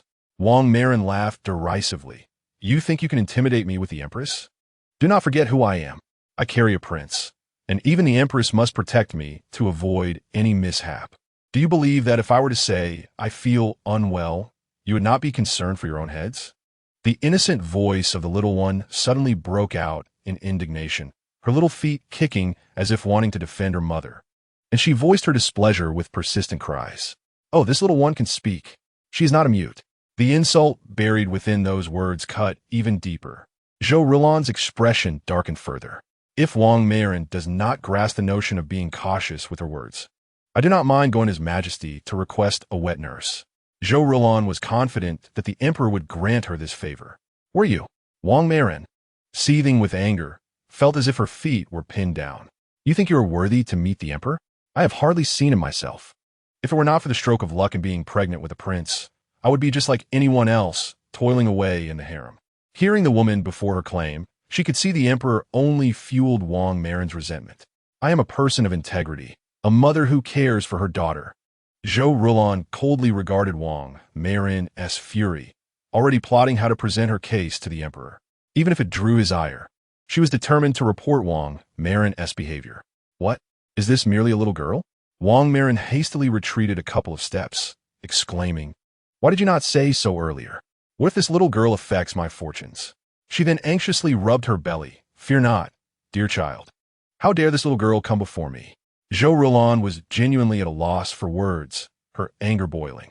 "If my memory serves me correctly, did you not walk up to me, Wang Marin? Furthermore, are you not a woman yourself? Why act so absurdly? Your incessant reference to a little girl reminds me of when Qian and the old matriarch Shun, intensifying my ire. What do you know? A little girl is but a burden. I carry a prince, do you understand? A prince." Before she could finish, a maid beside her suddenly struck her, prompting Wang Mayrin to hastily add, "Stay away. If you dare come closer, I will accuse you of harming the prince." "Is that so? I was unaware that harm could manifest in such a manner." "A prince? What will that amount to in the future?" A cold voice interjected. Lin Mama promptly bowed, "We greet your majesty." Zhou Rulon quickly followed suit, holding her daughter as she curtsied. "Ah, is the emperor here? How fortunate! Mother, let me see who the emperor is. Is he also a handsome gentleman?"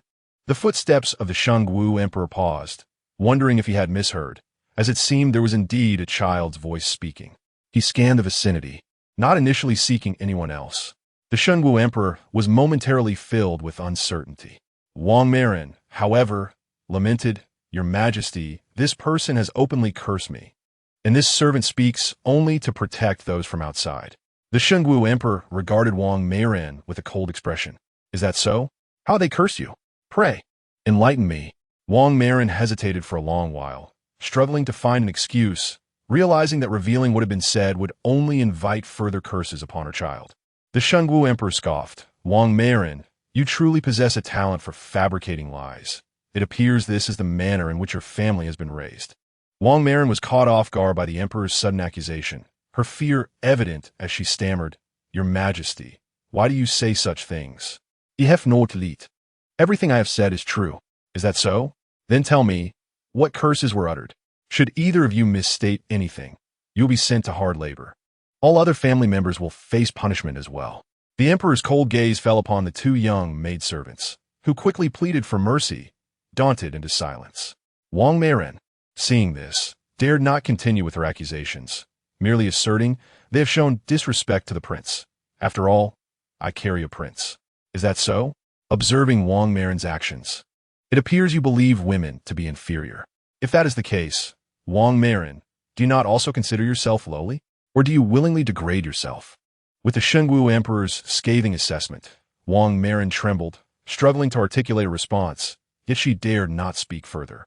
The Shangwu emperor, disinterested in her plight, turned to the eunuch son, declaring, "At the Zhongren mansion, Wang Mayrin's offspring shall be adopted by Lord Su."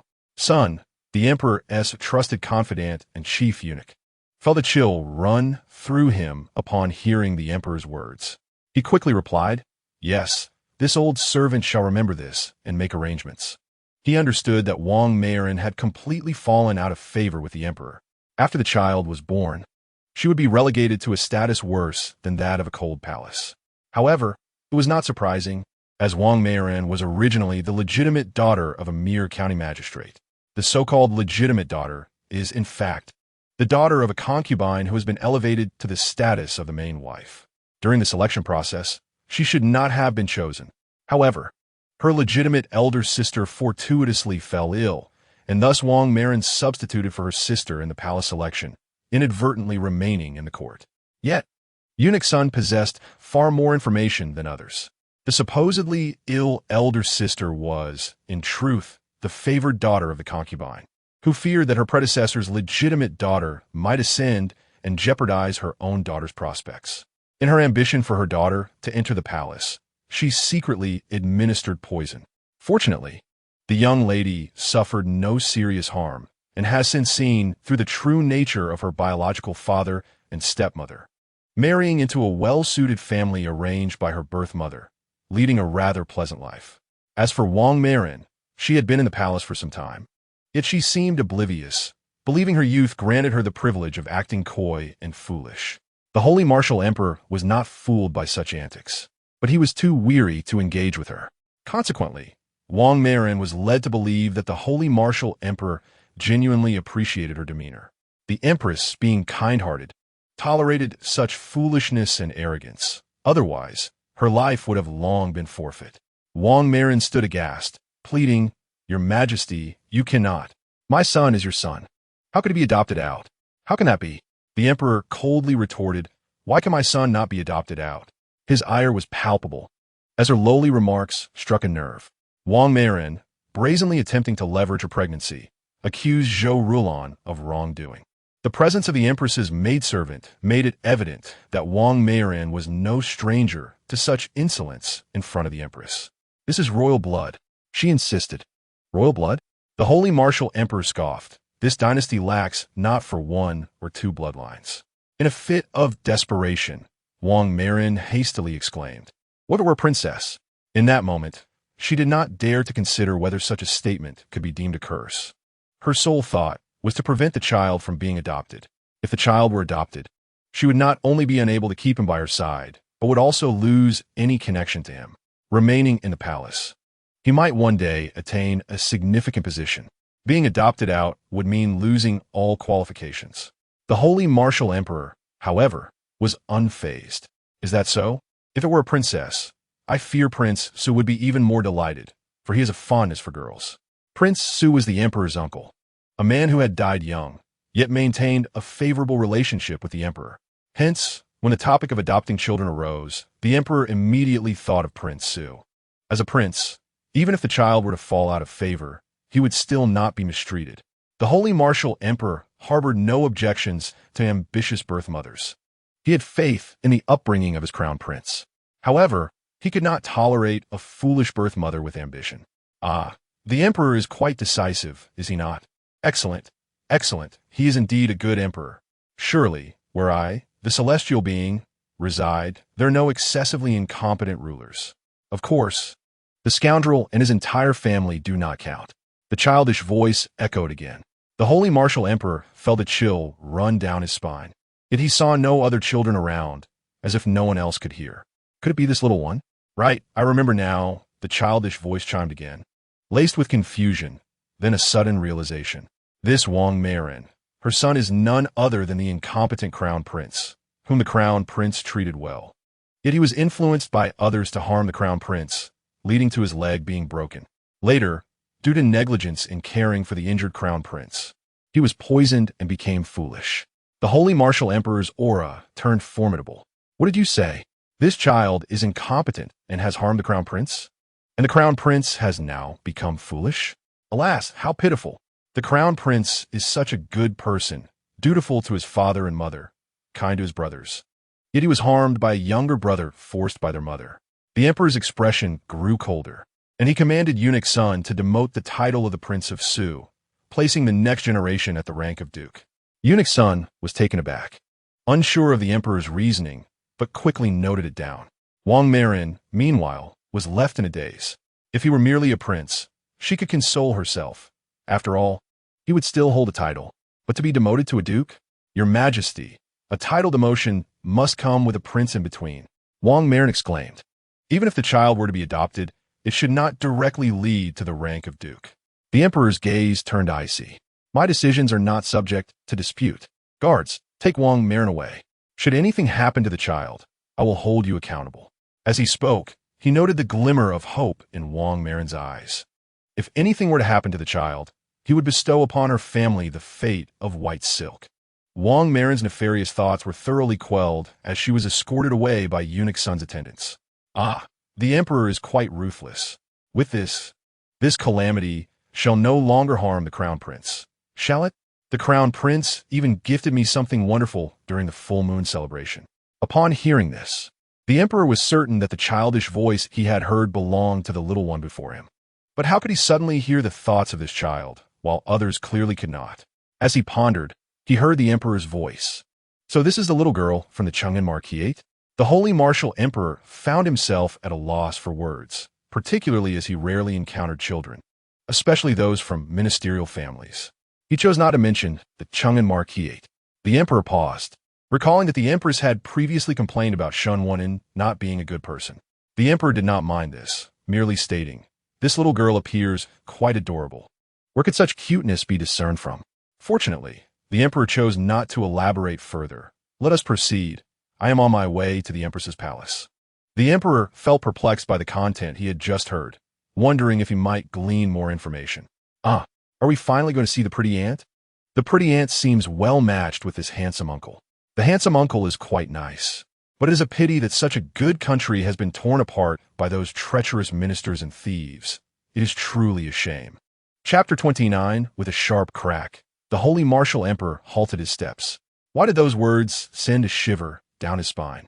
Yet after the chill passed, anger took its place. The founding of this dynasty had only spanned 3 generations. with all three emperors being deeply invested in matters of state.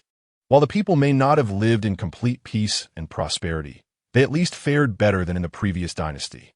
How could it be that in this little girl's thoughts, their dynasty was destined for rapid decline? He had taken a different path. Although the holy martial emperor wished to uncover the truth behind these sentiments, he knew that such insights would not come readily. Moreover, as this was a friend of the Empress, he was reluctant to cause any discord by continuing on this path. The crown prince also favored this little girl, and he preferred not to complicate matters for them. As the emperor departed, Sun Yinshu ceased to concern herself with him. This was her first venture into the palace, and she felt an insatiable curiosity about everything. Having just witnessed a grand spectacle, wherein a minor antagonist who would have posed future troubles was completely subdued, she felt an overwhelming sense of joy. At that moment, she reveled internally. This trip to the palace has been immensely worthwhile. I have managed to suppress a future troublemaker, and that brings me great delight. Zhou Rulan, upon hearing her daughter's thoughts, had been filled with anxiety. Now, hearing her daughter express such sentiments, she felt a weight lift from her heart. Indeed, this time, Wang Meiren and her child have fallen out of favor with the emperor, and they shall no longer be afforded any opportunities to approach the crown prince. However, Zhou Rulan secretly contemplated that in the future, she would find a moment to speak with the empress, advising her that the crown prince should not get too close to Wang Meiren's child. Primarily, she wished to discuss matters regarding the Wen family. The princes are still quite young, yet these individuals dare to instigate court disputes. If this opportunity is not seized to suppress them thoroughly, there will likely be even more who entertain such thoughts in the future. A firm suppression now might stabilize the situation for several years. Mama Lin was preparing to escort the two to the warm sedan chair. Zhou Rulan had not entered the palace for a long time, and she felt a twinge of unease. Observing this, she addressed Mama Lin. Mama Lin, pleased that Zhou Rulan still remembered her, reassured her, Miss Zhou, you should proceed to see Her Majesty. I shall arrive shortly. The bearers of the sedan chair were robust eunuchs, allowing for a brisk pace. With Mama Lin's cordial demeanor, Zhou Rulan expressed her gratitude and entered the sedan chair. It must be said, the materials used, even for a simple sedan chair in the palace, were exquisite. The finest wood was employed, and while the fabrics appeared different, they were all tributes. Sun Yinshu gazed at the small sedan chair, her eyes sparkling with wonder. So, the items used in the palace are of such quality. Mother, I will earn plenty of money in the future to provide you with such fine things. Zhou Rulan had initially thought to save more good items for her daughter, wishing to enhance her daughter's everyday life.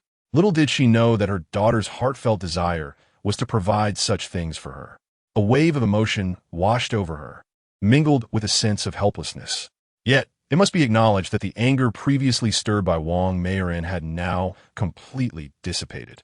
With such a precious daughter, why bother with those others? Should they cross paths with such individuals again, they could be swiftly dealt with, preventing any further disturbances. Those who could not be suppressed immediately, like Shan Wunen, would eventually be rendered incapable of causing trouble. The mother and daughter, each lost in their thoughts, soon arrived at the palace where the Empress resided. The Empress, having been informed that Zhou Rulan was bringing Sun Yinshu, had made preparations. When another messenger arrived to notify her ahead of time, she eagerly awaited her friend at the palace gates. Seeing her friend in such high spirits brought warmth to Zhou Rulan's eyes, almost bringing her to tears. The Empress, revered as the mother of the nation, need not step out to greet anyone. To have her step out for Zhou Rulan was a rare honor, one that only a few could claim, unless the Empress wished to extend her grace. At this moment, Zhou Rulan understood that while the Empress desired to honor her, she also sought to reconnect after so long apart. Rushing forward, Zhou Rulan approached the Empress and bowed deeply. Zhou Rulan, greetings to Your Majesty. The Empress, recognizing her friend's emotional turmoil, waited for her to finish her greeting before embracing her. Rulan, you have come. In that instant, both friends could not contain their tears. Observing the poignant scene of her mother and the Empress embracing, Sun Yinshu felt her own eyes welling with tears. Her mother had endured too much hardship at the Cheng'an Marquisate, and the time apart had created a distance between her and her friend. Yet they were friends. and despite the years of separation, their bond remained significant. Not wanting them to spend all their time in tears, especially as excessive sorrow would be detrimental to their health, Yin Shu waved her little hand, wishing to comfort them. Mother, mother, please do not cry. It is a rare opportunity to see the beautiful auntie. You must cherish your time together, as you have not seen one another for so long.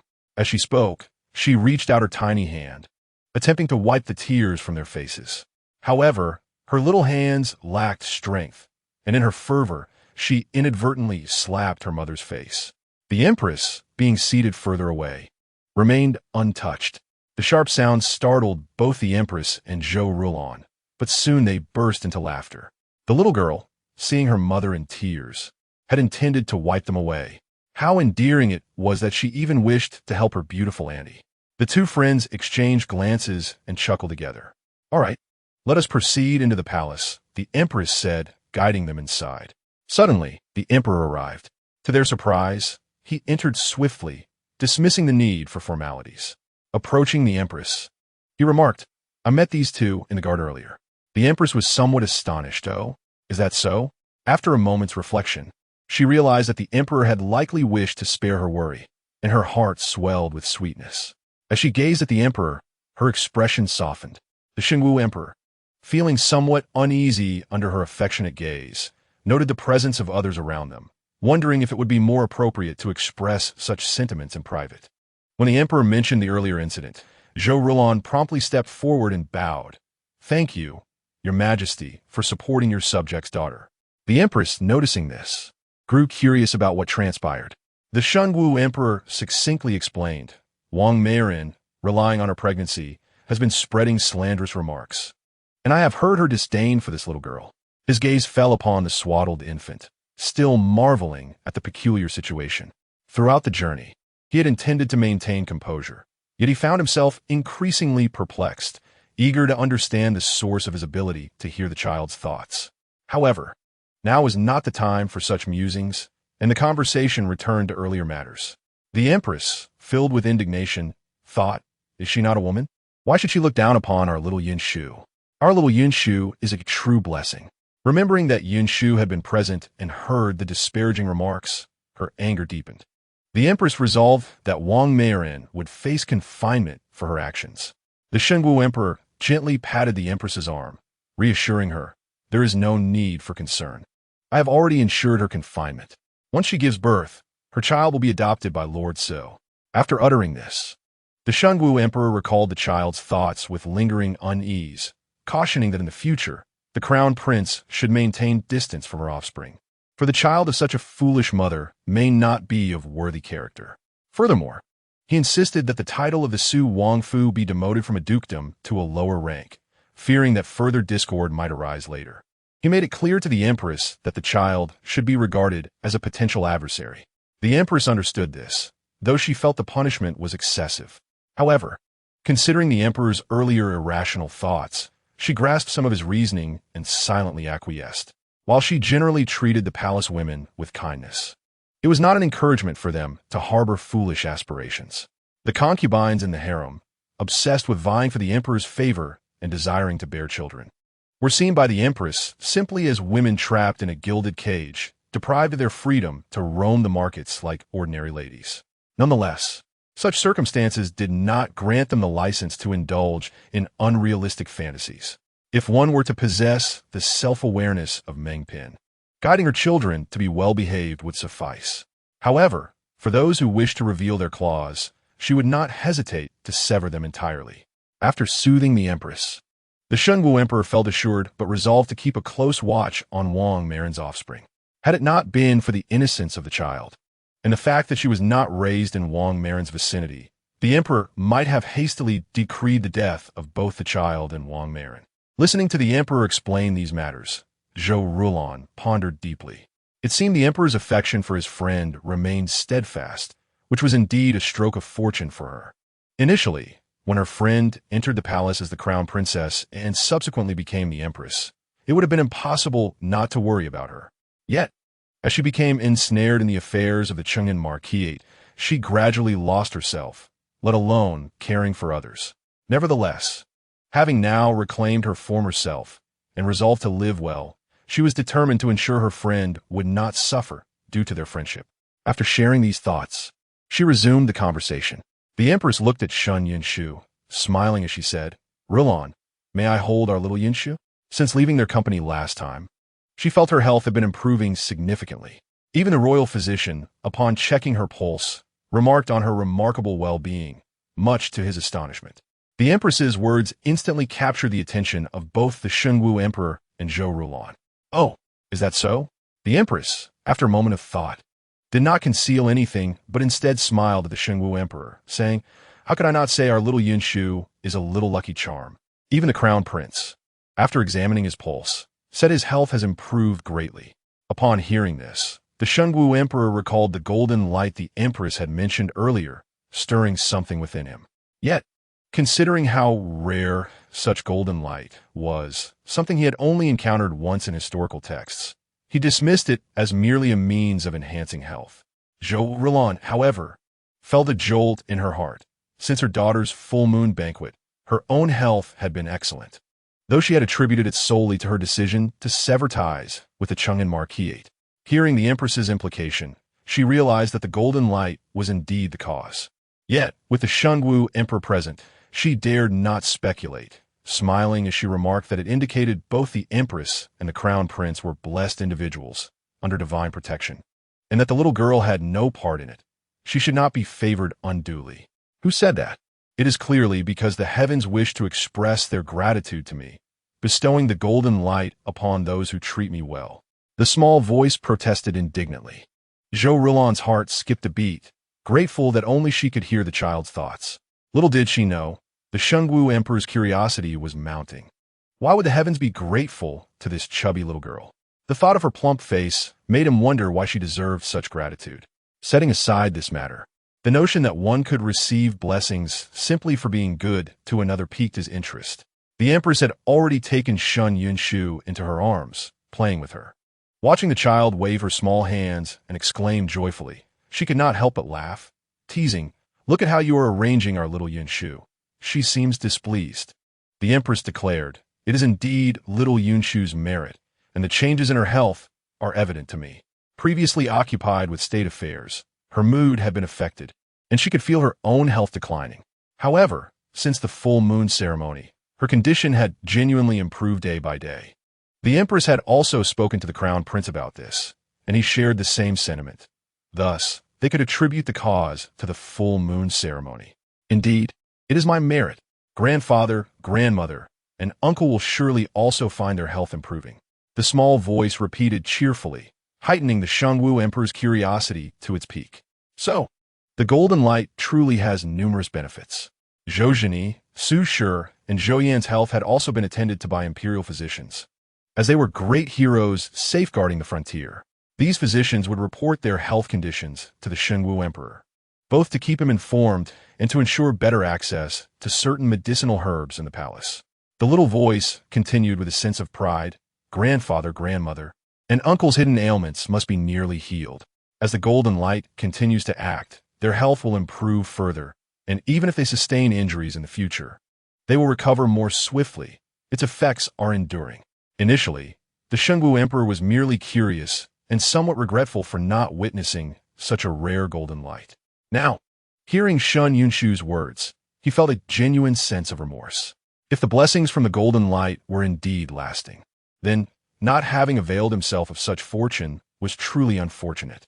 As a martial emperor, his mindset was shaped by military discipline. The frustration of missing out on an opportunity was keenly felt. After this moment of regret, however, the Shunwu Emperor found himself elated. When the Empress had suggested leaving the palace, he had considered a chance for her and the Crown Prince to unwind. Thus he had acquiesced, believing it better than nothing. He was primarily concerned that their long-awaited reunion would not go well. However, seeing the Empress's insistence, he agreed. Now, it appeared their excursion had been exceedingly beneficial for their health. The Emperor was inclined to agree with the Empress's assessment of Yunshu as a little lucky charm. With the Empress and Crown Prince in better health, it meant a more stable environment, reducing the potential for mischief among the courtiers, and should any danger arise, they would be better equipped to preserve their lives. The earlier incident involving Wang Meiren had led the Shungu Emperor to reflect deeply. Here was a fetus, whose gender remained undetermined, already attempting to claim a position of power. In the future, the Empress and Crown Prince would face even greater challenges. Although the Shungu Emperor was quite satisfied with the Crown Prince he had nurtured himself, open conflicts were easier to evade than hidden threats. One could never know who might resort to desperate measures. The transition of imperial power had always been drenched in blood. As the Empress lavished praise upon him, Shen Shu could not help but beam, offering an adorable smile. Pretty aunt, just wait. Once the baby grows stronger and absorbs more spiritual energy, I shall bestow even greater blessings upon you. The Emperor's heart skipped a beat at the thought of receiving blessings once more. Immediately, the small voice continued with a tone of mild discontent. These blessings may not compare to those from a golden light, but they will surely protect you. Crown Prince brother must wait in line. No, mother should be first. Hearing the small voice discuss who was the most important even before capturing a big goose, the Shungu Emperor could not suppress his laughter. The Empress assumed he was merely amused by the child and shot him an exasperated glance, questioning why he found such a charming little one so funny. The Shungu Emperor quickly composed himself, explaining that he found the child utterly delightful.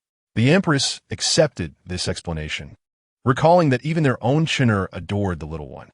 The Empress, remembering that her friend had not seen her family for some time, could not help but inquire with concern. Hearing her mother recount her grievances, Shun Yinshu huffed in displeasure. The Empress chuckled and remarked, "This child simply approaches those who are good-looking." The Emperor's heart skipped a beat upon hearing this. Could such a small child truly consume meat? After a moment's reflection, he wondered if it meant she could simply eat more rice and dishes. Indeed, those who are pleasing to the eye bring joy to the heart. He mentioned his desire to create a small cart and noted how quickly Zhou Junren had formed his own ideas, indicating a desire to involve his friends in the endeavor. This business could indeed yield some silver, should his friend wish to earn a little. However, the Empress felt puzzled by Zhou Rulan's intention to craft this small cart. While it seemed quite practical, she wondered how Rulan suddenly thought of doing this. After all, for the wealthy, such tasks were typically handled by servants, as they prefer to showcase their affluence by employing many to accomplish even simple tasks. Of course, the general's household was not accustomed to such extravagance. Zhou Rulan could not confess that her motivation stemmed from wanting to create something for Shen Yinshu. So she smiled and said it was merely to make it easier to take Xiao Yinshu out. In her complaint about how much one must carry when taking a small child out, her sweet smile revealed the joy beneath her words. The Empress could not help but empathize, acknowledging that even stepping outside required a considerable amount of preparation, let alone taking Xiao Yinshu to a banquet. She playfully asked Shun Yinshu how the banquet was. Was it enjoyable? At the mention of the banquet, Shun Yinshu's spirits lifted. The image of her mother-esque grace was etched in her memory.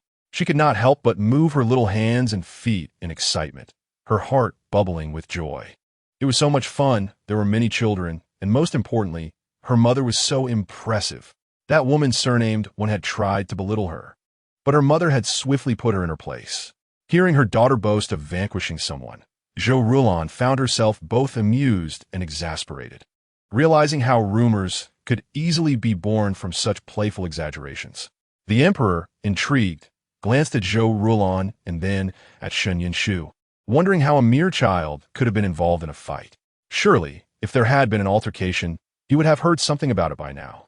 In Chapter 32, concerning the investigations of the Dark Guards, Zhou Rulan smiled as she shared with the Empress that on that day, Xiao Yinshu had simply been basking in the sun and watching a performance. These matters were not secrets, so she felt it appropriate to discuss them with the Empress. Naturally, the Empress was curious about what performance Xiao Yinshu had witnessed, suspecting it was not the usual theatrical display. Zhou Rulan recounted the actions of Wen Qian that day. Having grown up alongside Zhou Rulan, the Empress was well aware of Wen Qian's reputation. Though she initially did not recall, it soon dawned on her.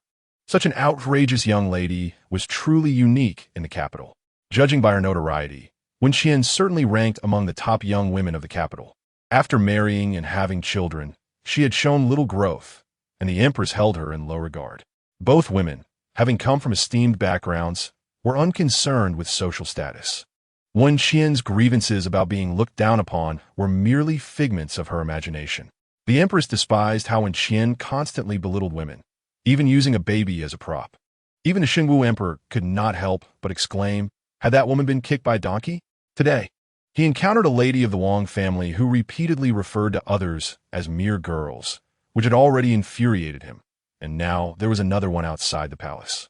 Having learned numerous colloquialisms during his military days, he found it amusing to hear himself utter such a phrase. The Empress, who usually held herself to high standards of decorum, found it peculiar that the Emperor would mock someone so directly, implying that this person must have committed many absurd acts to elicit such a response. The Xingwu Emperor, now quite curious, pondered how someone could continually behave so outrageously and yet remain unscathed. What sort of family was the Wen clan? As he searched his mind, he could not recall any Wen family that could raise such a daughter. Exchanging knowing glances with Zhou Rulan, the Empress found herself at a loss for words. The Wen family was indeed a royal merchant, quite capable, having held the position for many years. Ah yes, a royal merchant, adept at manipulating both above and below, having deceived many. Some of the goods sold to the palace are stained with blood, the child's voice chimed, light and cheerful, yet underscoring her disdain and sarcasm towards the Wen family's dealings. Though the Xingwu Emperor was a martial ruler, hearing the child speak of bloodshed unsettled him, and he soon grew angry. The term royal merchant was self-explanatory, referring to those who conducted business with the palace, a coveted position that entailed fierce competition. Despite the increasing number of royal merchants, it remained a highly sought-after role. Once appointed, it also meant a connection to the Huang family and the government, granting more prestige than those merchants who merely relied on wealth to engage with officials.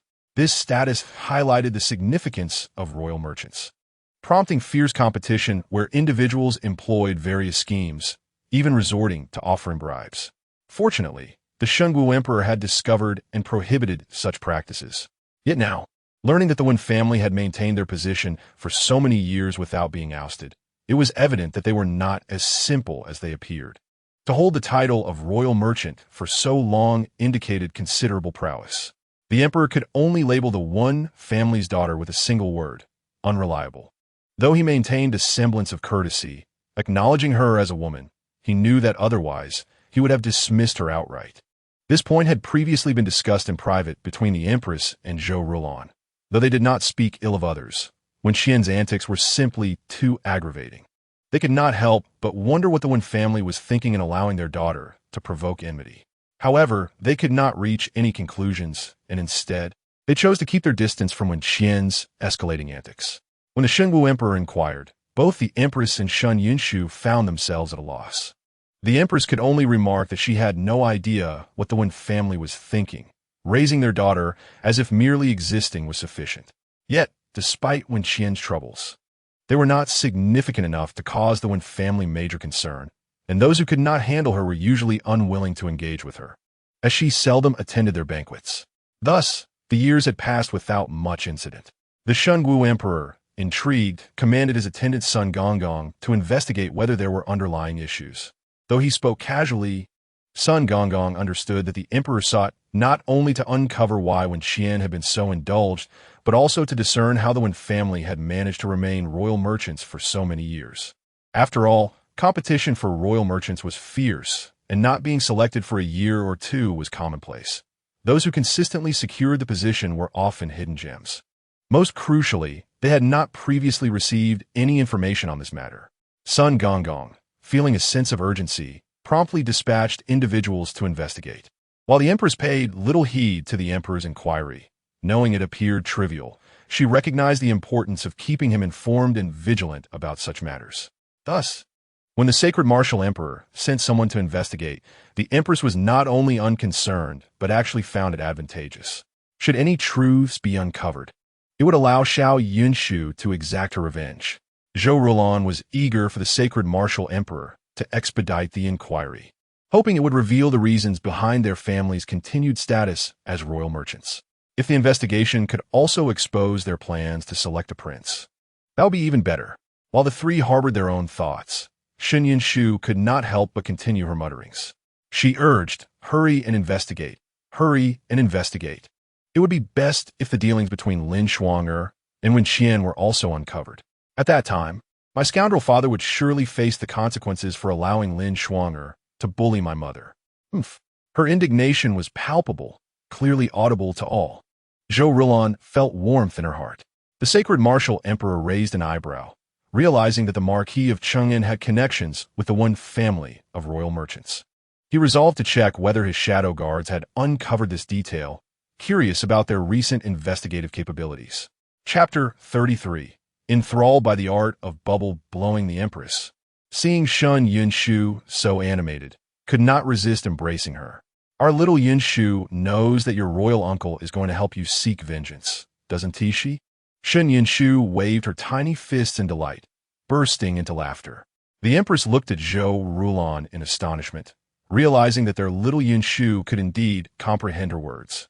Zhou Rilon, startled when the Empress referred to the Emperor as royal uncle, was relieved to see that no one seemed to mind. She smiled and replied, she knows her lovely auntie is going to help her seek revenge. Notably, she refrained from mentioning the Emperor. The Empress, aware of her friend's caution, playfully chided Shun Yunshu with a glance. Our little Yunshu can call me auntie, but she cannot refer to the Emperor as uncle. Let her call him royal uncle. What harm is there in that? The sacred martial emperor internally scoffed, realizing that this little one not only understood, but could articulate many things unknown to them. After a brief pause, he acquiesced, maintaining a facade of indifference. Indeed, Zhou, you and the Empress share a sisterly bond. Since the Empress has no daughter to dote upon, you should often bring this little one to the palace to keep her company. In light of how this child brings joy to the Empress, I shall permit her to address me as royal uncle. The Empress, hearing the Emperor's convoluted reasoning, nearly rolled her eyes. If he agreed, he could simply state it plainly rather than engage in the intricacies of court politics. Nevertheless, as the ultimate goal was achieved, she refrained from voicing any objections. Given her friend's precarious situation at the Marquis of Cheng'an's residence, along with the little one's plight, having a powerful ally within the palace would be beneficial. Although she already had herself and the crown prince, an additional support was always welcome. With the sacred martial emperor as a backing, who would dare bully the little one? Hearing the child nonchalantly call him royal uncle, the sacred martial emperor found himself both amused and exasperated. As he listened to Shun Yunshu's scathing remarks about her father, he acknowledged that while he was aware the Marquis of Cheng'an was not a virtuous man, the child's words made him ponder. The Marquis indeed seemed capable of such despicable actions, and thus the emperor's sentiments towards the scoundrel father dissipated. As the sacred martial emperor considered his position as the sovereign of the realm, he recognized the necessity of taking concubines for the stability of the state, which left him feeling somewhat guilty towards the Empress and the crown prince. The Marquis of Cheng'an, a nobleman, had benefited from the reputation of the Grand General, only to indulge in favoritism and neglect his rightful wife. Just recalling the remarks made during the full-month celebration, it was clear that the Marquis was anything but reliable.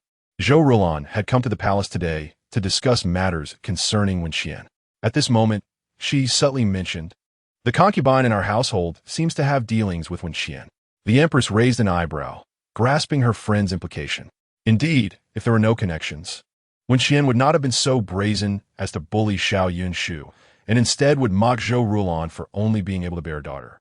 The Empress coldly remarked, how fortuitous that there are dealings. This time we shall leverage this opportunity to show the Marquis what a troublesome character he has chosen. Zhou Rilon, heartened by her friend's unabashed advocacy for her, felt increasingly reassured. Initially, she had intended to cautiously warn her friend about the one family's ambitions regarding the succession. But now she wished to be more direct, in case her friend had not fully grasped the situation. However, with the sacred martial emperor present, Zhou Rilon hesitated to speak too openly, especially with a small child in their midst. She could not simply dismiss the emperor, while preparations were already underway on her side. There was a significant difference between being ready before investigation was conducted and preparing after public revelations. Zhou Rilon felt a pang of anxiety, especially since she had not anticipated the emperor's presence today. Had he not been here, even if she spoke obliquely, her friend might have grasped the meaning after multiple reiterations. But with the sacred martial emperor present, If she spoke once and her friend did not comprehend, and the emperor learned beforehand, it would be a dilemma. Zhou Rulan was torn, uncertain how to convey this information to her friend without alerting the emperor. Meanwhile, Shun Yunshu was oblivious to the tension, muttering her dissatisfaction. The Wen family is not just being outrageous. They're currently seeking to support a controllable prince. With that, the sacred martial emperor's cup fell to the ground, shattering into pieces. The palace servants quickly knelt to apologize. The empress looked over in confusion. The sacred martial emperor waved his hand, signaling that all was well. But his anger simmered beneath the surface. How dare the Wen family? Coincidentally, some tea had splashed on Zhou Rulan's attire, prompting her to take a risk and say to the empress, "My dress has become quite troublesome." She suggested that the empress accompany her. The empress, observing that her friend seemed to have something to say, surmised that the marquis of Chengyan's household must have more issues. She decided to lead her friend away. Apologizing to the sacred martial emperor and preparing to depart, baby in tow. However, the sacred martial emperor suddenly interjected, "This little one seems quite well behaved. Why not leave her here? You haven't discarded the crown prince's cradle, have you? It might be useful." The empress, noticing the emperor's seriousness, felt it was indeed acceptable to leave the child under his watch, especially since the front hall was warmer and she worried about moving to another location and potentially exposing Shun Yunshu to the cold. She glanced at Zhou Rulan.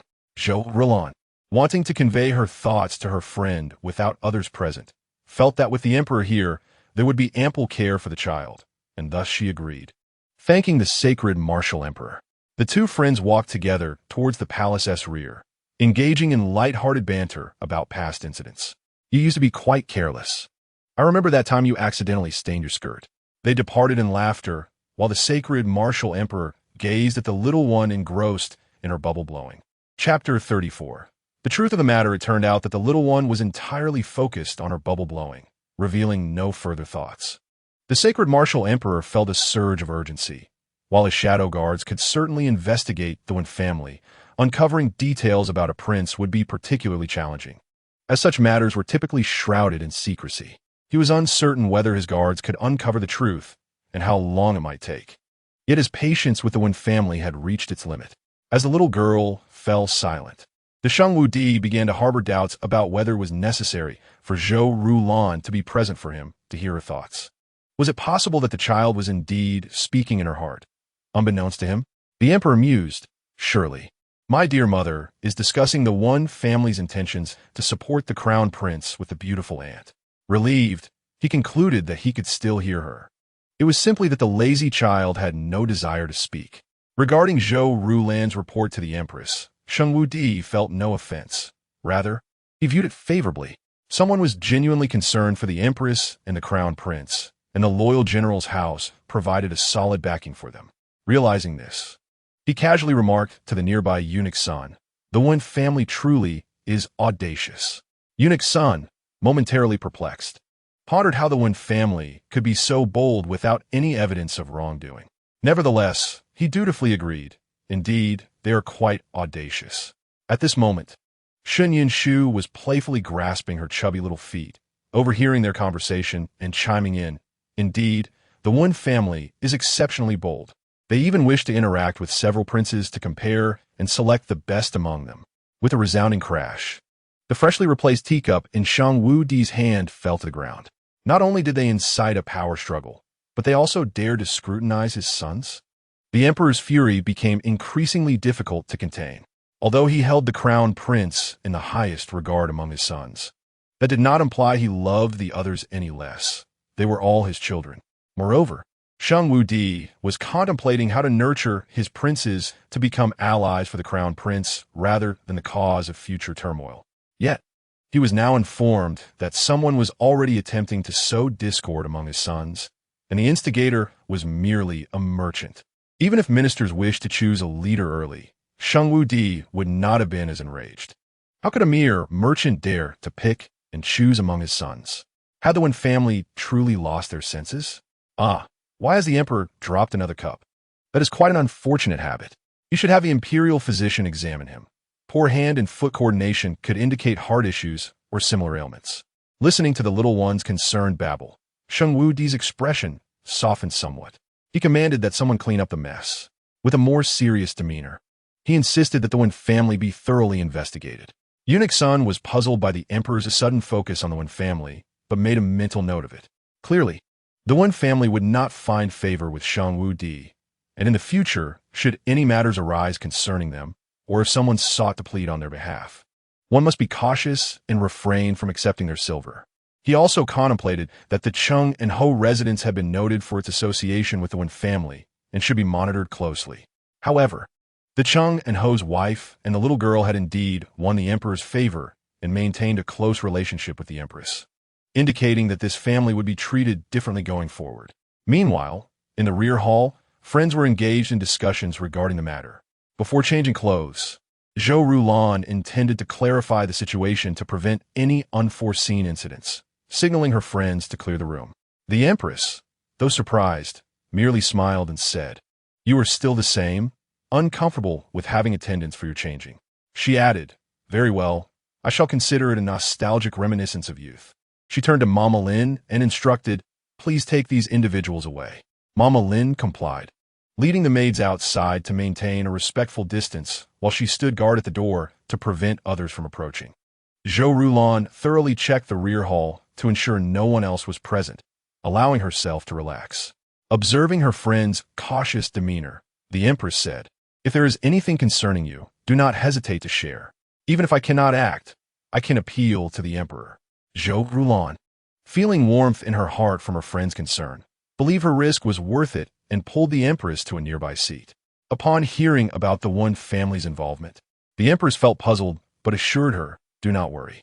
The Emperor's investigation will ensure that when family faces severe consequences, they will not enjoy favorable outcomes." Zhou Rulan expressed her gratitude and continued, "Although there are things we may not have noticed, someone in our household has inadvertently learned that the Wen family intends to." After glancing around, she whispered to her friend, "They aim to establish connections with the princes." Initially, the Empress did not pay much attention, thinking that her friend's anxious demeanor stemmed from their long separation. However, upon realizing the implications of Zhou Rulan's words regarding the princes, she paused in surprise. Zhou Rulan nodded, indicating that their intentions were significant. The phrase "usurp the throne" was too delicate to utter, so she endeavored to convey the matter as clearly as possible. The Empress, taken aback by her friend's revelations, instinctively poured herself a glass of water and, after sipping, grasped the gravity of the situation. It was indeed no wonder the Empress was astonished. The timing was quite premature, and there had been no forewarning. Zhou Rulan understood her friend's shock. She too had reacted similarly upon first hearing the news, and she nodded solemnly. The information was valid, though its source could not yet be disclosed. "Rest assured, my parents have already sent people to investigate, and we will learn more once they report back." Chapter 35. Kill. Hearing her friend's words, the Empress did not press for the source of the information, but expressed her gratitude, saying, "Rulan, thank you for sharing this with me." Residing within the confines of the palace, the Empress understood the risks Zhou Rulan took to convey such news, particularly at a time when the court was calm regarding the struggle for the throne. Should the general's house be the first to raise concerns about someone attempting to usurp the throne, it could incite the ambitions of others and lead to chaos. In such perilous times, Zhou Rulan's willingness to share her insights made the Empress feel that her previous visits to the Chung and Ho residence on her friend's behalf were justified. She even felt a sense of pride, eager to boast to Sheng Wudi about how well she had cared for her friend. After all, the Emperor had previously doubted that two individuals, separated for so long, could possess such a profound bond. The two friends exchanged heartfelt sentiments as they changed their attire and exited hand in hand. Sheng Wudi was happily engaged in conversation with Shun Yinshu in the main hall, though his idea of a pleasant discussion may differ from others. The Empress, upon witnessing this, felt somewhat speechless, as did the attendants serving at that moment, who found Sheng Wudi's behavior difficult to comprehend. "Isn't the Emperor handsome?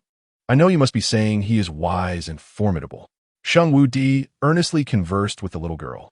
Meanwhile, Shun Yinshu's small hands were flailing restlessly, her little feet growing impatient, her sweet smile threatening to turn into tears. The Emperor continued to poke her cheeks playfully, teasing, "Ah, I know you're shy. It's all right, smile for me. Prodding her pudgy cheeks created delightful little dimples. As the Empress and her friend emerged, they were taken aback by the Emperor's antics, prompting the Empress to hastily step forward and scoop up Yin Shu, exclaiming, "Oh dear, our little Yin Shu has endured so much." Unbeknownst to the Empress, the little girl's heart was in turmoil, voicing her frustrations in her own way. "Ah, I declare my disdain for the Emperor, this troublesome figure. How can such an exasperating Emperor exist? I am but a mere child, and to speak of oneself in such a manner, does he not feel any shame?" The Shengwu Emperor, while amusing the young one, listened with a smile to the irritable baby voice, finding the presence of a little girl quite delightful, even secretly contemplating the idea of adopting a goddaughter. However, recalling the Empress's earlier revelation that the Zhou family intended to divorce the Marquis of Chang'an, he realized that the opportunity to adopt this goddaughter must wait until after the Zhou family separation, leaving him with only a sense of temporary regret. Observing the Emperor teasing the infant, the Empress could only laugh and shake her head, quickly taking the child into her arms. "Your Majesty, you cannot take advantage of the fact that the little one cannot speak to bully her." The Marquis of Chang'an, however, found amusement in the situation, responding, "Who says so? I see this little one smiling with great joy." The Empress gave the Shengwu Emperor an exasperated glance and pointed to her own eyes. "Do you see how my eyes are?" The Shengwu Emperor, noticing his reflection in the Empress's bright eyes, felt a moment of discomfort. Was this not appropriate? The Empress, oblivious to his unease, continued, "You know my eyes are fine. That little one nearly tried to slap you just now." Zhou Rilon nearly stepped forward to apologize, thinking that, after all, he was an emperor, and if her daughter truly slapped him, she would have cause for alarm. At this moment, Zhou Rilon was unaware that many more alarming events awaited her in the future. After discussing the one family affairs with the Empress, Zhou Rilon contemplated taking her leave to grant the Empress time to manage those matters. However, the Empress insisted on keeping them in the palace for a meal, mentioning Yin Shu as her reason. "Ever since I learned you were coming, I had people prepare cheese for our little Yin Shu. If you leave now, our little Yin Shu shall miss out on the delicious cheese." "Wow, cheese. Is there any for babies? I desperately need a change of flavor." "Mother, please, we must stay." Initially intending to decline, Zhou Rilon found herself agreeing upon hearing her daughter's sweet voice. The Empress brightened up and began discussing recent events and past amusing anecdotes they shared. During lunch, the Crown Prince also returned from his studies. Although still young, the Crown Prince had been assigned many tutors by the Emperor, who instructed him in various fields of knowledge. The Crown Prince himself was quite fond of exploring different subjects, making for a pleasant relationship with his tutors. At that moment, the Empress remarked, "This child loves learning even more than his tutors." This statement was not meant to boast, but rather a reflection of her helplessness. The child's thirst for knowledge surpassed her own at that age. Surely, any family would be overjoyed to have such a wonderful child. Yet the Empress felt the weight of his future responsibilities and believed he should rest and play more. She had spoken to the Crown Prince about this, but he merely replied that he found more joy in learning than in playing. With no recourse, the Empress resigned herself to his wishes. When the Crown Prince first arrived, Zhou Rilon had hurried to bow, but both the Emperor and Empress instructed her not to bow to a younger generation. The Crown Prince himself had also performed a gesture of respect towards Zhou Rilon. Recognizing their sincerity, she refrained from further objections. Her relationship with the Empress was not maintained through formalities. Hearing the Empress's words, she could not help but say, "Everyone has their own preferences. If the Crown Prince truly enjoys learning, that is indeed a good thing." The Empress sighed. Who could argue with that? Yet, sometimes when I see how much he enjoys studying, I feel he is exhausting himself. Zhou Rilon reassured the Empress, since the Crown Prince enjoys knowledge, why not let him explore the world outside a little? It might bring him some happiness. However, she quickly added that any literature he read should be carefully chosen to avoid any pitfalls. Her words, though perhaps a bit presumptuous, demonstrated her protective concern for the Crown Prince. Consequently, the royal trio bore no ill will, instead feeling pleased that Zhou Rilon cared for the Crown Prince's well-being. The Empress had no intention of hiding anything from her friend and immediately shared, earlier, A tutor brought some romantic novels for Chun'er to read, and after finishing one, he presented us with a list of questions that was nearly thicker than the novel itself. Chapter 36. The greatest blessing is a full stomach. The little voice expressed confusion. Hearing Sun Yunshu's tone filled with disdain, both the emperor and the crown prince could not help but smile. They pondered how, despite having a noble husband with numerous suitable matches, one would seek uncertainty. Furthermore, why should a woman's dowry, which rightfully belongs to her, be given to her in-laws? The empress chuckled as she recalled the crown prince's previous inquiries. Back then, Chun'er truly was something else. After reading a thin novel, he listed numerous questions that could rival the novel in length, bringing me great amusement. Zhou Rulan sincerely admired. For the crown prince to identify so many questions already surpasses the majority. After all, those who read such novels usually do so for enjoyment, rarely considering the issues they present. The empress merely patted her hand. This child, I hardly know what to say. Zhou Rulan then inquired about the tutor who brought the novels, expressing that such a person should not remain near the crown prince.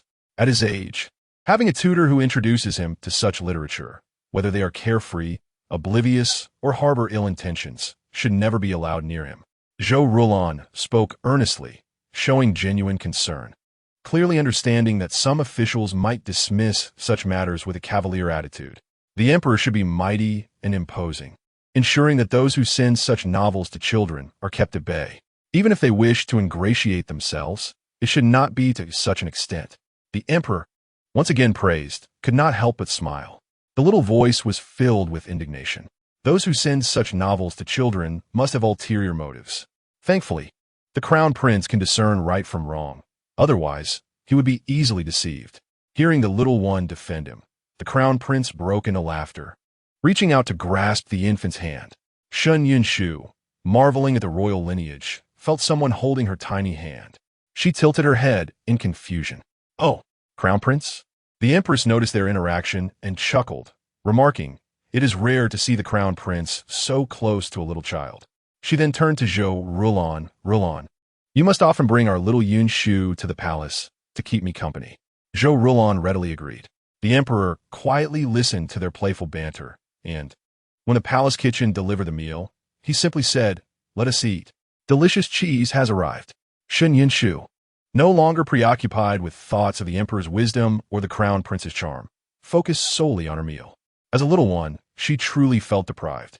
After previously fasting, she often sought opportunities to indulge her palate in the mortal realm. Now, as a small child, she found herself unable to enjoy delightful treats. I wish there were a spell to make time fly. Thus, she resigned herself to her fate. While lamenting over the delicious food, Sun Yunshu could not help but wave her little hands and kick her tiny feet. Zhou Rulan, observing her daughter's lively demeanor, couldn't help but chuckle as she leaned down to take a closer look. This child, clearly aware of the delicious food awaiting her, was already drooling. Oh dear, she really is drooling. My reputation, how embarrassing. The little one, with her sweet voice, was already attended to by Zhou Rulan, who had wiped the corners of her mouth. The empress, holding a warm spoonful of cheese, settled beside Zhou Rulan, ready to feed Sun Yunshu. Noticing her friend's eager anticipation, Zhou Rulan graciously adjusted her position to facilitate the feeding of the little one. Xiao Yunshu, come, taste this and see if it is delicious. It's delicious. The notion of reputation paled in comparison to the importance of good food. As the rich and creamy cheese hit her palate, Sun Yunshu couldn't suppress her exclamation of delight. This is so tasty. When can I have meat? I want to eat meat. The little one lamented her craving for meat, but soon after another spoonful of cheese, her complaints transformed into sweet murmurs. The cheese is truly delightful. I wish I could have a recipe so I could eat it every day. The three individuals, privy to her heartfelt thoughts, began to ponder their own ideas. Zhou Rulan contemplated whether she had any recipes to exchange with the empress for this cheese. The crown prince, meanwhile, focused on how to persuade his mother to share the recipe with this little sister, driven by the joy her expressions of satisfaction brought him. The emperor, on the other hand, considered simply providing a chef to fulfill her desires. Yet, as this thought emerged, he recalled Sun Yunshu's frequent mention of her scoundrel father, leading him to abandon the idea. realizing that such a recipe could not be openly given or made accessible to the likes of Chung and Ho. The Empress, watching the delighted little one savoring her meal, couldn't help but smile broadly, her eyes crinkling with joy at the sight of Xiao Yunshu's happy little figure. Confident that she would grow up blessed, finding joy in good food. Chapter 37. The cheese recipe. Listening to Shun Yunshu's cheerful noises of satisfaction as she relished her meal, Zhou Rulon joined in the laughter. Who could argue otherwise? This child was indeed a foodie. How can one speak of children in such a manner? The Empress protested. Our Xiao Yunshu is fortunate. Having a good appetite is the greatest blessing. Look at those children who do not enjoy their meals. They hardly thrive. Xiao Yunshu, so fair and plump, is simply delightful. Indeed, a healthy, chubby baby is the epitome of cuteness. Seeing our little one in such a state must bring you immense joy. Dear mother, would you like a big, fluffy bun? Zhou Rulon, previously pondering her daughter's adorable plumpness, was taken aback when her daughter likened herself to a big bun, leaving her both amused and bewildered. Who compares themselves to a big bun? The royal father and son shared similar thoughts. How could this little sister compare herself to a bun? Was she perhaps craving one? Yet, it seemed improbable that such a young child could eat buns.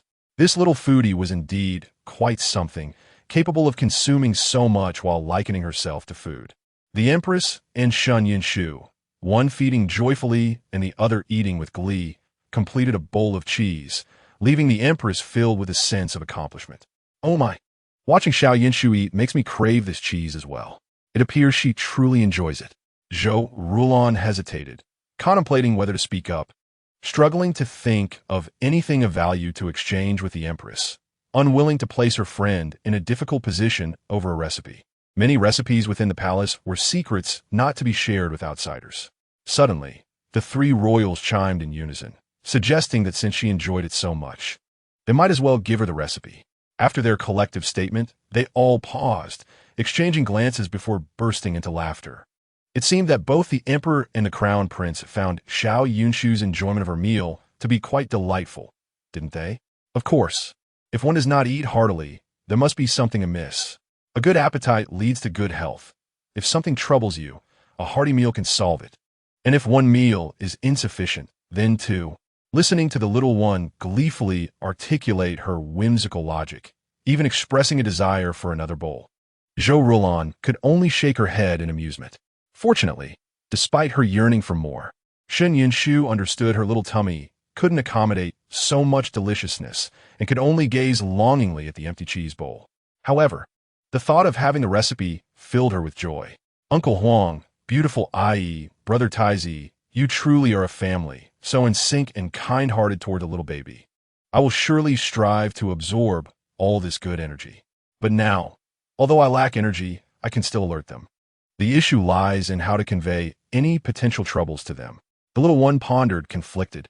Zhou Rulon hastily expressed her gratitude to the three most cherished individuals of the royal family.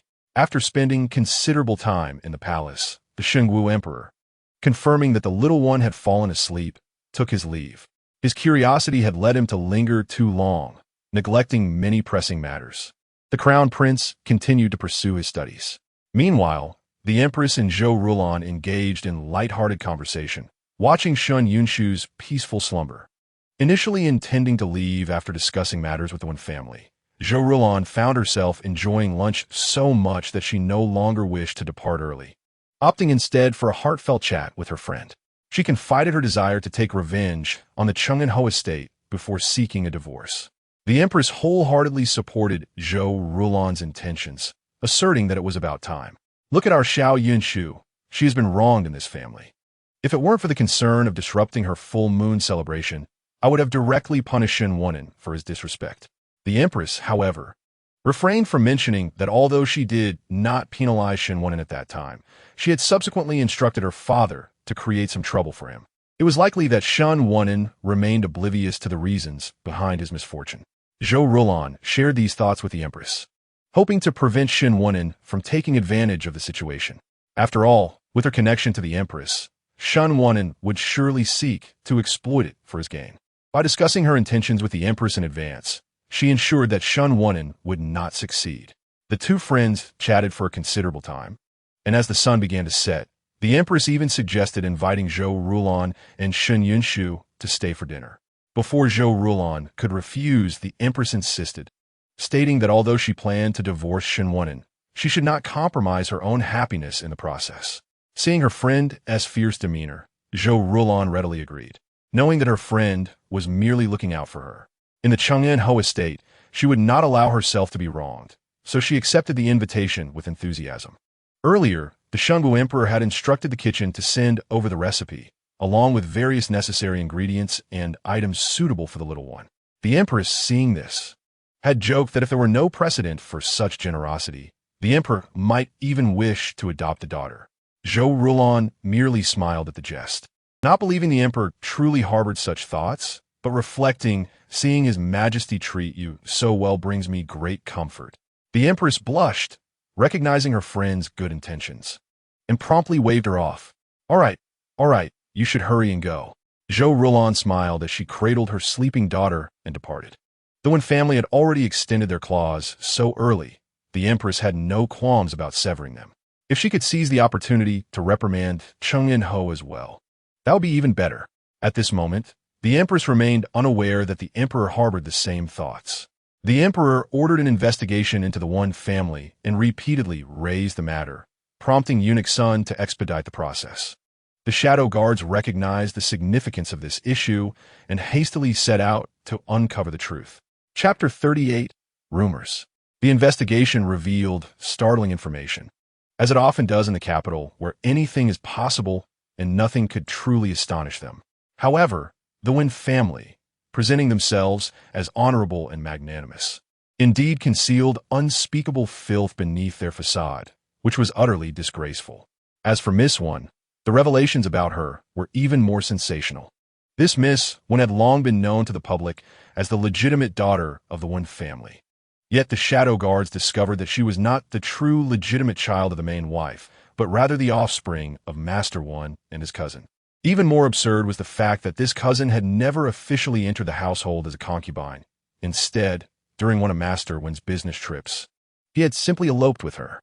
Later, when this cousin gave birth, she attempted to coerce the legitimate mistress of the Wen household into relinquishing her position so that she could assume the role of the lady of the Wen family. However, the mistress's family was not to be trifled with, and her efforts ultimately failed, leading to her own demise after she ingested a contraceptive potion intended for the mistress. She never formally entered the Wen household, remaining merely an outsider. Master Wen's actions were equally outrageous, despite the chaos that ensued. He felt pity for his cousin and believed their child deserved a rightful place. Thus, he made the reckless decision to register the daughter under the mistress's name. It remains unclear whether Master Wen was genuinely naive or merely feigning ignorance, as he promptly included her in the family lineage back in his hometown. By the time the mistress learned of this, it was already too late. Though she harbored disdain, she could not afford to confront the issue directly, lest it benefit outsiders and jeopardize the family fortune.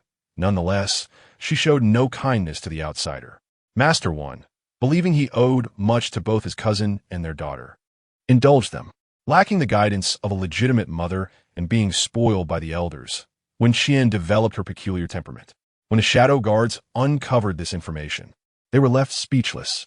Master Wen's cousin, in her pursuit of legitimacy as the lady of the house, refused to enter as a concubine. Yet Master Wen's actions of clandestinely including her in the family line were equally absurd. The mistress's indifferent attitude only added to the perplexity. Logically speaking, her indifference was quite normal. However, the Wen family lacked the means to preserve their power while ignoring the situation, thereby laying the groundwork for future peril. Had the mistress chosen to sever ties, her family's influence could have reclaimed their assets without bearing any risk. Yet, she never did. Furthermore, the investigation revealed that the mistress had considered reprimanding Wen Qian for her disruptive behavior, which had brought trouble to the family, but was thwarted by Master Wen. Wen Qian often feigned innocence, occasionally invoking her deceased mother. Indeed, Master Wen was so absurd that he disclosed their family secrets to his daughter. Emperor Shengwu, upon reviewing the investigation results, could hardly contain his incredulity. The Wen family, such individuals, managed to maintain their position as imperial merchants. The emperor promptly resolved to scrutinize how such a dimwit could hold such a title, pondering whether there might be deeper issues at play. Imperial merchants were responsible for supplying the palace. Any misstep could pose significant problems within the imperial court. Perusing the Shadow Guard's report, the emperor noted that while the Wen family appeared respectable on the surface, their clandestine affairs encompassed much more than just Wen Qian. The Wen family, emboldened by their status as imperial merchants, believed they had infiltrated the political arena of the capital. They were not only brazenly domineering in their hometown, but also exploited their power, coercing innocent citizens and even bribing local officials, meddling in the examination processes. The emperor had long been aware of the existence of local tyrants and understood how influential families could sway the local examinations. He had been diligently dispatching censors and inspectors to mitigate their influence. Yet, upon examining this report, he felt a chill run down his spine. A mere imperial merchant, from the perspective of those within the palace, was considered less significant than the servants. Yet, this underestimated individual was capable of manipulating local officials and jeopardizing the examination paths of candidates. Contemplating the report before him, the emperor's expression fluctuated between concern and resolve. The following day, an official accused the Wen family of meddling in state affairs and examination fraud, along with the local official who facilitated their actions, who was also brought to account, though he was hardly innocent. The court officials initially aligned with the evidence presented by the censors, hoping to benefit from the fallout. However, before they could consider who might seize the now vacant official position, a rumor surfaced suggesting that the Wen family had attracted the emperor's attention due to their ambition to instigate a succession struggle, covertly engaging with the prince. The rumor did not specify which prince was involved, yet spread like wildfire. Initially, the court was skeptical, assuming it was mere speculation or a ploy by someone seeking to curry favor. Yet, upon further investigation, it became clear that the information had originated from within the palace, indicating it was a deliberate message from the emperor intended to warn them. In other words, the allegations held truth. Soon, this was corroborated, and all members of the Wen family were sentenced to military service at the border, reduced to servitude, with Master when facing the additional humiliation of laboring in chains. Witnessing this outcome, the prominent officials in the capital were stricken with alarm, realizing that the emperor's warning was genuine. Although Master Wen had not been executed, his survival was not a sign of mercy from Emperor Shunwu, but rather a reminder of the consequences of their actions, compelling them to consider the fate of Master Wen before contemplating their own ventures. Moreover, the location to which the Wen family was dispatched was fortuitously the territory of the Grand General of the nation. Those aware of the entanglement between the Grand General's household and Wen Qian were alarmed, as this effectively placed them in enemy territory, a scenario fraught with peril. Amidst the political turmoil, the Chang'an Marquisate was engulfed in chaos. Chapter 39. Struggle for Titles. Previously, Lin Shuang'er had been confined, but shortly thereafter, news emerged that Shun Yao's health had deteriorated, leading to the lifting of her confinement, allowing her to care for him. As it was said that a child could not be separated from their mother, Lin Shuang even went out of her way to provoke Zhou Rulan, only to be met with a few slaps and expelled. The matriarch of the Shun family sought to exploit the situation, only to be dissuaded by Shun Wunen, who strived to remain low-key amidst the court's unrest. Yet on this day, the matriarch, who previously held disdain for Zhou Rulan and championed Lin Shuang'er's cause, struck Lin Shuang'er with such force that she fell to the ground and even attempted to use her cane to inflict further punishment. The infighting had escalated, and cries of "Mother, Mother, pick me up, I want to see," echoed through the chaos. The intentions of the little girl with the soft voice to watch the drama unfold were exceedingly apparent. Zhou Rulan pretended to adjust her posture, aligning with Shun Yunshu's wishes, allowing her to witness the chaotic scene of dogs fighting dogs. "Oh my, isn't that the mother of your beloved grandson? Shouldn't you treat her with utmost respect, preserving your little grandson's dignity? How could that old witch bear to slap your grandson's face?" The little girl was undoubtedly reveling in the misfortune of others. Zhou Rulan found this amusing, considering how the child eagerly absorbed every detail, clinging to her feet while listening intently as Chuntao narrated the events. Eventually, out of necessity, Zhou Rulan feigned curiosity, prompting Chuntao to finish the tale, which finally allowed the restless little girl to drift off to sleep, satisfied. Subsequently, a few incidents occurred that solidified Zhou Rulan's belief that her precious little one was highly invested in the affairs of others, particularly in their mischief. At this moment, seeing the little girl craning her neck to catch a glimpse of the commotion, Zhou Rulan indulged her curiosity. Meanwhile, the old matriarch Shun was acting this way because she had previously received an imperial decree from her father-in-law. Initially, she cheerfully instructed her attendants to prepare the incense altar for the decree, even making snide remarks to Zhou Rulan. If Wenin hadn't been suppressed, our marquisate would have already been elevated to a dukedom. Zhou Rulan found this absurd. The fact that Shen Wenin could maintain the marquisate was solely due to the influence of the general's residence. Though the capital was filled with high-ranking officials, titles were scarce, with each position occupied by someone deserving. Without significant contributions, one must reach out to those already holding titles to obtain one. Had it not been for the fear of offending the general's residence, Shen Wenin, with his lack of talent in both literature and martial arts, was seen the marquisate stripped away long ago.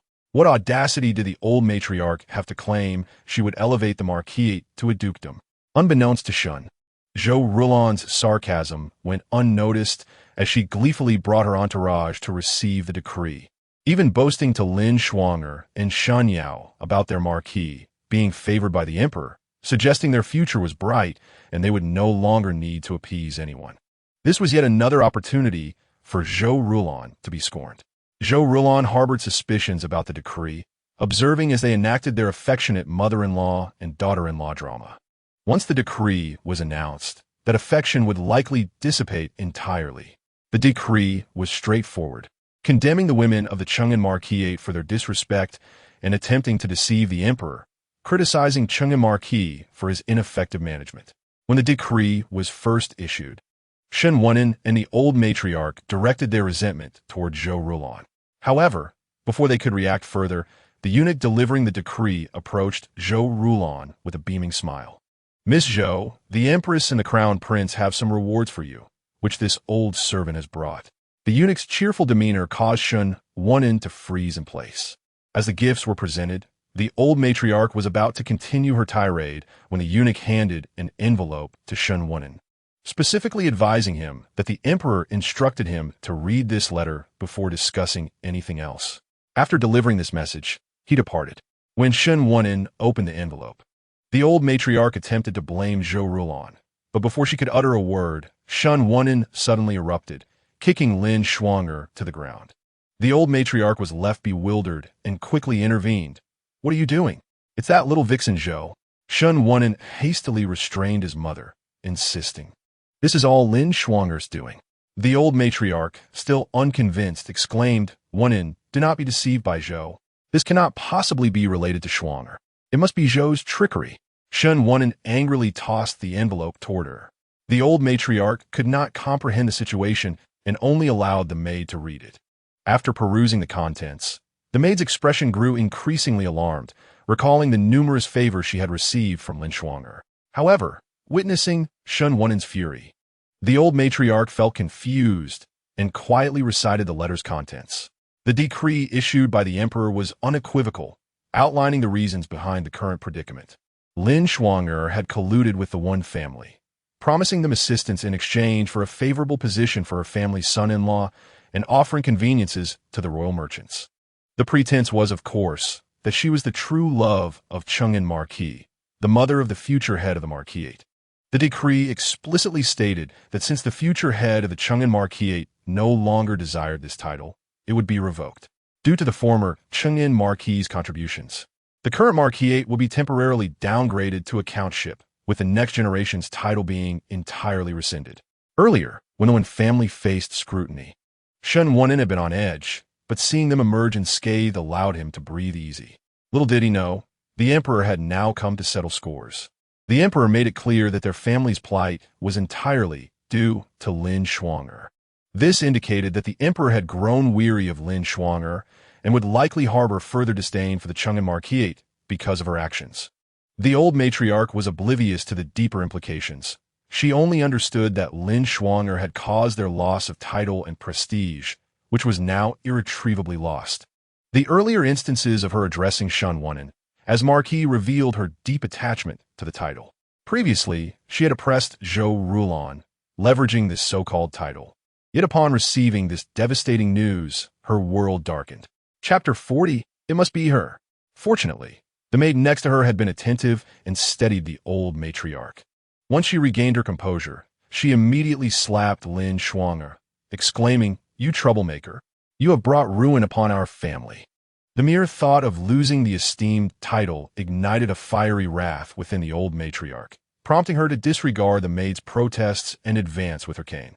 Unleashing a flurry of blows upon Lin Shuang'er was momentarily stunned, and as she regained her senses, she rushed to cling to Shen Wunen, pleading, "My lord, this must be Zhou Rulon's doing. It has to be her." Her cries were far more fervent than those of the old matriarch. Lin Shuang'er's face visibly swelled, and blood trickled from a split at the corner of her mouth. Despite her cries, Shen Wunen felt no compassion left for her, declaring, "You have brought disaster upon our marquisate. How dare you come here to complain and slander my wife?" At this moment, it was crucial to curry favor with Zhou Rulon, and Shen Wunen dared not provoke her further. The thought of their once stable marquisate being reduced to mere countship tormented him. Even if he were to achieve merit in the future, the title of duke would never again be within his reach, nor could he pass it down to the next generation. Reflecting on the years of scheming, only to find himself striving for a title he had once held, he felt a wave of darkness wash over him. Someone, take this wretched woman away and imprison her. The old matriarch ceased her pleas for leniency, growing even more severe, insisting that no food or drink be provided to Lin Shuang'er, threatening to expose anyone who dared to assist her. Lin Shuang'er screamed for mercy, while Shen Yao was frightened by the commotion, crying loudly. The courtyard erupted in chaos, while Xin Yinshu, with her chubby little hands and feet, could not help but giggle, exclaiming, "Oh, my Uncle Emperor is truly formidable. With a single move, he has unleashed a great blow, directly stripping that title from him. Let us see if he dares to flaunt his power before our mother again." Zhou Rulon gazed at the little child who spoke up for her, unable to suppress a smile. However, the people in the courtyard were in a frenzy, oblivious to her expression. Even if the maids and servants noticed, they dared not act. Previously, they had the audacity to follow Shen Wunen and Lin Shuang'er to curry favor with the old matriarch Shen, but now, with the marquisate dissolved and Shen Wunen left with only a nominal position in the court, it was clear that the one to be flattered now should be Zhou Rulon, the legitimate daughter of the Grand General, a close confidant of the Empress. Little Yinshu was quite happy, and so was her mother. What about maternal grandparents? Zhou Rulon paused. This must be the common folks term for maternal grandparents, which is not incorrect. It is said that regional dialect have even more terms for them. She wondered where her little daughter had learned this. The little child remained unaware of her slip. Although the blessings from the Empress and the Crown Prince were not as potent, it was imperative not to let the Emperor suffer any loss. Listening to her daughter's innocent murmurs, Zhou Rulon chose not to intervene. The child's sincerity warmed her heart, and as a mother, she wished not to disturb it. Moreover, this time, the Emperor had indeed lent them a hand, perhaps out of consideration for the Empress. Ultimately, the one benefiting from it was herself. Earlier, Zhou Yin had sent her word that the little card had been crafted and suggested she take a look, which provided the perfect opportunity to take her daughter out, away from the chaos at home. After all, the little one was truly invested in these matters, eager to perch outside the walls of Shen Wunen and the old matriarch Shen's courtyard to listen to what they were doing. When they arrived this time, although not greeted at the door, as they had been previously, they found a family already waiting in the main hall. Zhou Yin and Zhou Junren had also been informed and were there. Upon seeing Zhou Junren, Zhou Rulon couldn't help but express her admiration. She recalled how her elder brother had said that it was thanks to this child that they were able to navigate their difficulties, and she fondly patted the boy's head. Junren was indeed remarkable. When her sister grew up, she would ensure to express her gratitude to him properly. Zhou Junren looked at the little one in his aunt's embrace, cooing and seemingly in agreement, his smile becoming even more pronounced. This little child seemed to have a unique ability to ease the hearts of those around her. Clearly, he was not alone in this sentiment. Su Shi and Zhou Zhini approached eagerly. However, Su Shi directly took the little one into her arms, while Zhou Zhini could only watch longingly, unable to compete with his own mother for her affection.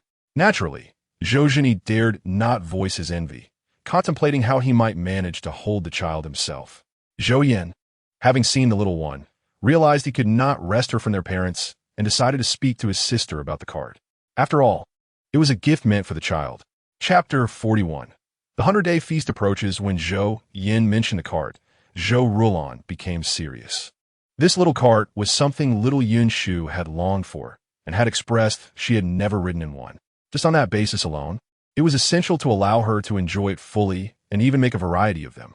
Furthermore, this could potentially serve as a selling point. Clearly, Zhou Yan and Zhou Junren shared similar thoughts with Zhou Rulan. However, while Zhou Yan envisioned creating various designs for his niece, Zhou Junren focused on different functionalities, thus devising multiple plans.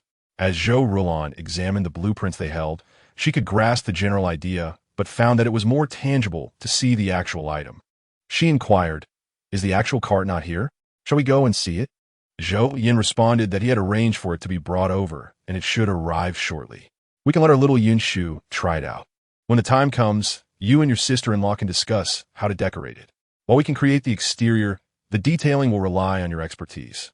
Zhou Rulan nodded in agreement, acknowledging that when it came to adornment, the ladies were well-versed in preferences and principles of selection.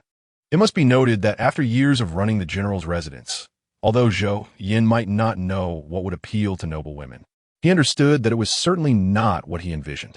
Each had their own domain of expertise. They would handle materials and manufacturing, while the rest should be entrusted to the women. After discussing the cart, the conversation shifted to the downgrading of the Oncom Marquis to a baroncy. Zhou Yan chuckled with schadenfreude, recalling how highly they had regarded the Marquis. Just thinking about Shen Wenen's pompous demeanor during the 100-day feast made him feel exasperated.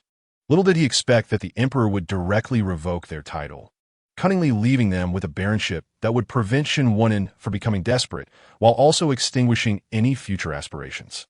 Having expressed these thoughts, Zhou Yan turned to Zhou Rulan. "Sister, you might as well divorce Shen Wenen now." Zhou Rulan hesitated, saying, "Let me wait a while longer to see what else transpires in their household." Today's events merely exposed Shen Wenen's situation in the court, primarily due to Lin Shuang'er's connections with the One family, which had severely undermined them. However, the deeds Shen Wenen had committed over the years had yet to reach a conclusion. Reflecting on the previous correspondence from the border, Zhou Rulan feared that Shen Wenen had likely done far worse. Seeing his sister's steadfastness, Zhou Yan acquiesced. "Should anything arise, just inform the family. Do not hesitate. We will certainly assist you." Zhou Rulan smiled in agreement. "Elder brother need not worry. I shall not hold back in these matters." Su Shi, having overheard her daughter, chimed in, "Indeed, do not be modest with your brother. If he cannot support you, your father and I shall break his legs." Zhou Yan feigned grievance, "Mother, you cannot only consider your daughter and neglect your son." This act was so transparent that even the little child could not bear to witness it. This uncle is truly childish, putting on a fa-ade of grievance that is utterly unconvincing. "Let me show you how it's done." As the little one spoke, the Zhou family had yet to redirect Shen Yunshu's attention, when suddenly she expressed confusion. "Wait, why should I feign grievance? I am so joyful and so blessed. I should be smiling more." The family sighed in relief. It was indeed wonderful. Such an adorable little child. If she were to cry in grievance, even knowing it was feigned, they would genuinely be distressed. In that moment, even Zhou Zhini could not help but tap Zhou Yan to admonish him for setting a poor example for the child. Zhou Junren observed the adults and then the little one, uncertain of what the grown-ups were discussing, yet he noted that his sister was genuinely happy. Noticing his gaze, Zhou Rulan smiled and said, "Our little Yun Shu is thanking her brother for making her a little cart, right?" Zhou Junren's eyes brightened as he focused intently on the little girl. The child giggled. However, the blueprints seem more useful for agricultural and military matters. "I wonder if Big Brother likes them." The little one continued to murmur. Zhou Junren, seeing his sister smile, could not help but grin as well. The adults exchanged glances. And if the little one's heartfelt sentiments were genuine, it would indeed be a stroke of luck for the nation and for Zhou Junren. Shu could not help but sigh, then smiled. Our little Junren's hobbies are indeed these. If in the future, we engage in additional endeavors, we shall never have to worry again and could also bring substantial benefits to our frontier troops, thus achieving a great merit. The children adopted by the Zhou family are nurtured according to their abilities, with some studying literature and others martial arts. However, there are always a few children who show no interest or lack talent in either area.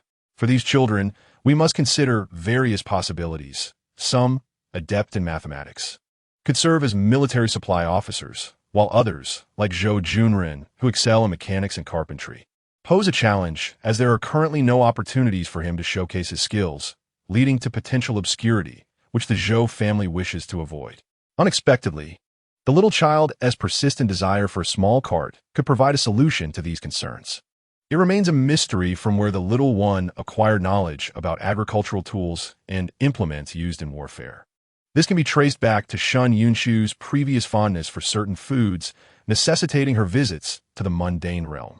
Thus, she has developed a profound understanding of items from the mundane world, and as a practitioner, she secretly learned from the common folk with ease. In fact, such information exists within the world of cultivation, but it has been neglected and covered in dust, as it is deemed unnecessary in that realm. Conversely, the mundane world places great value on these matters. By virtue of her interests and serendipitous encounters, Shun Yunshu indeed acquired numerous blueprints. Speaking of which, it has been nearly 3 months since our little Yunshu arrived, has it not? Zhou Rulon nodded, calculating the days, and preparing for the 100-day banquet. Shu could not help but exclaim, how quickly children grow. It feels as if the full moon banquet was just yesterday, and now the 100-day banquet is imminent. Zhou Rulon smiled and agreed, recalling her confinement in the Chang'an Marquise, where although she did not suffer from hunger, her spirit was dampened and life lacked flavor. She worried about her parents and brothers fighting at the frontier, lamenting the various matters of the Chang'an Marquise. However, since little Yunshu's birth, and after hearing her thoughts, she has completely broken free from the cocoon that had ensnared her. The presence of little Yunshu has made the days seem to pass swiftly. Unbeknownst to her, over 3 months have slipped by. These months have been filled with numerous events, yet they seem to have flown by. The presence of a child indeed creates a remarkable difference. Zhou Yin, having also been counting the days, suggested that perhaps the 100-day banquet should be held in our residence. This would spare us from the discomfort of mingling with that family. Shu hesitated, knowing that hosting it at home would be preferable and would ensure that little Yunshu would not be wronged. Nevertheless, she worried about Zhou Rulon's reputation as well as that of little Yunshu. Zhou Rulon lowered her gaze to her daughter, recalling the previous full moon banquet, and said that hosting it at home would be quite agreeable. It would not be like the last time when they had to share the full moon banquet with Lin Shuang'er's son and endure various uncomfortable situations. Little Nain was quite excited. It should be held at grandfather and grandmother's house, or at the general's residence. I do not want to see that scowling face of my wretched father. They surely cannot smile now. So let them stay at home and cry while we laugh with grandfather and grandmother. Upon hearing this from little Nain, Zhou Rulon felt a sense of relief. Mother, let us proceed as my elder brother suggested, but it may burden my sister-in-law. Today, my sister-in-law has matters to attend to and is not in the residence. Zhou Yin waved his hand, stating that it was actually your sister-in-law who initially brought it up. She missed the full moon banquet and, upon hearing about it, became quite upset, instructing me to inquire if the 100-day banquet could be held at our residence. If not, we must find a way to support you and ensure that the Shun family does not dare to bully you again. Zhou Rulon felt touched by her brother's words, grateful for the care of her family. Thus, the family directly decided on the venue for the 100-day banquet and enthusiastically began to discuss preparations. Fortunately, there are old customs and traditions to reference, so there is no need for anything extra. As the family deliberated, they reached a consensus. Just as they thought they were done, little Nain spoke again. The 100-day banquet needs a small cart. I want to ride in the small cart at the banquet. Zhou Rulon initially thought little Nain wished to showcase her small cart at the full moon banquet and casually remarked that their small cart was just completed. They would let little Yunshu choose one she liked to present at the banquet.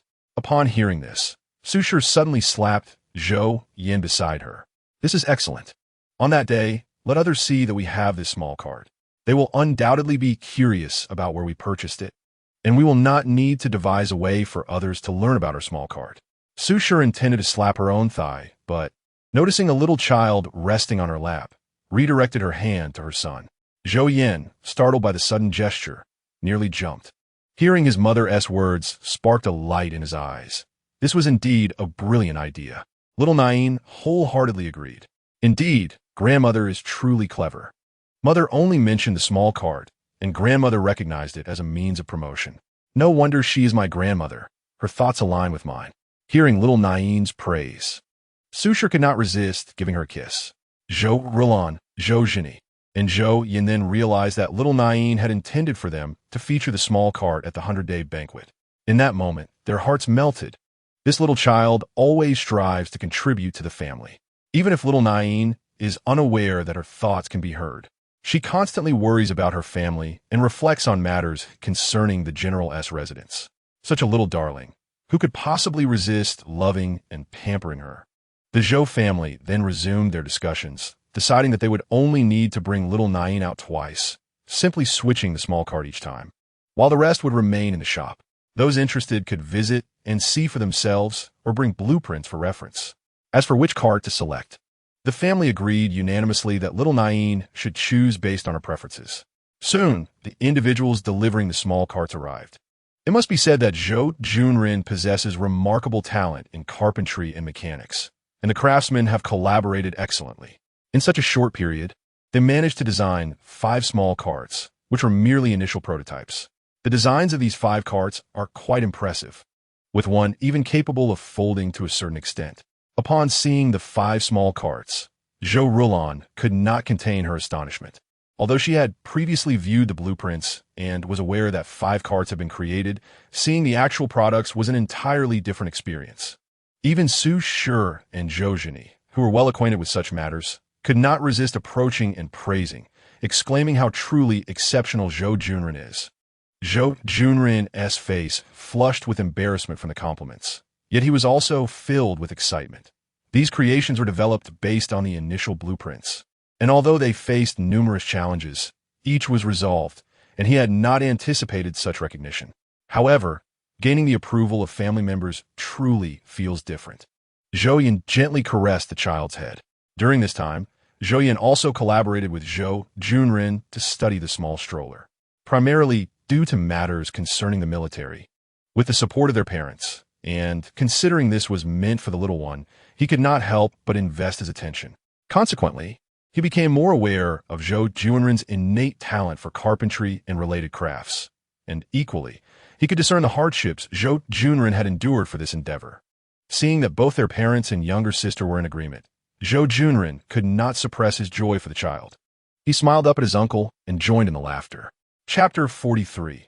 Choosing to stroller, the little one was also quite pleased. Hearing the delight and happiness in her voice, the Zhou family joined in the laughter, feeling reassured that the little one liked the stroller. Currently, these strollers merely fulfilled their functional requirements, primarily constructed from wood, with certain areas using fabric to secure items or create mechanisms. After expressing her astonishment, Zhou Rulan took turns testing each one, unable to contain her admiration, remarking on how effortless it was to push. Even after being adorned and loaded with a child and some belongings, it would undoubtedly remain easy to maneuver. Zhou Yin could not help but boast, affirming that they had devoted considerable time to studying the wheels. He insisted that the credit belonged to Zhou Junren, as the carpenters had all praised his ingenuity. Now once again in the spotlight, Zhou Junren felt much better than before, but could not help but blush. Observing this, Zhou Rulan refrained from teasing him further, instead taking a moment to assess the situation. She suggested that they should adorn the stroller over the next couple of days, using fine fabrics and incorporating popular elements to enhance its appearance. By then, those who saw the stroller would be irresistibly tempted to acquire several for themselves. Mrs. Su nodded in agreement, adding that a stroller adorned in red would be ideal for their little Yunshu's 100-day banquet, as red is more visually appealing. The Zhou family collectively concurred, eagerly awaiting the little one to select her 2 favorites.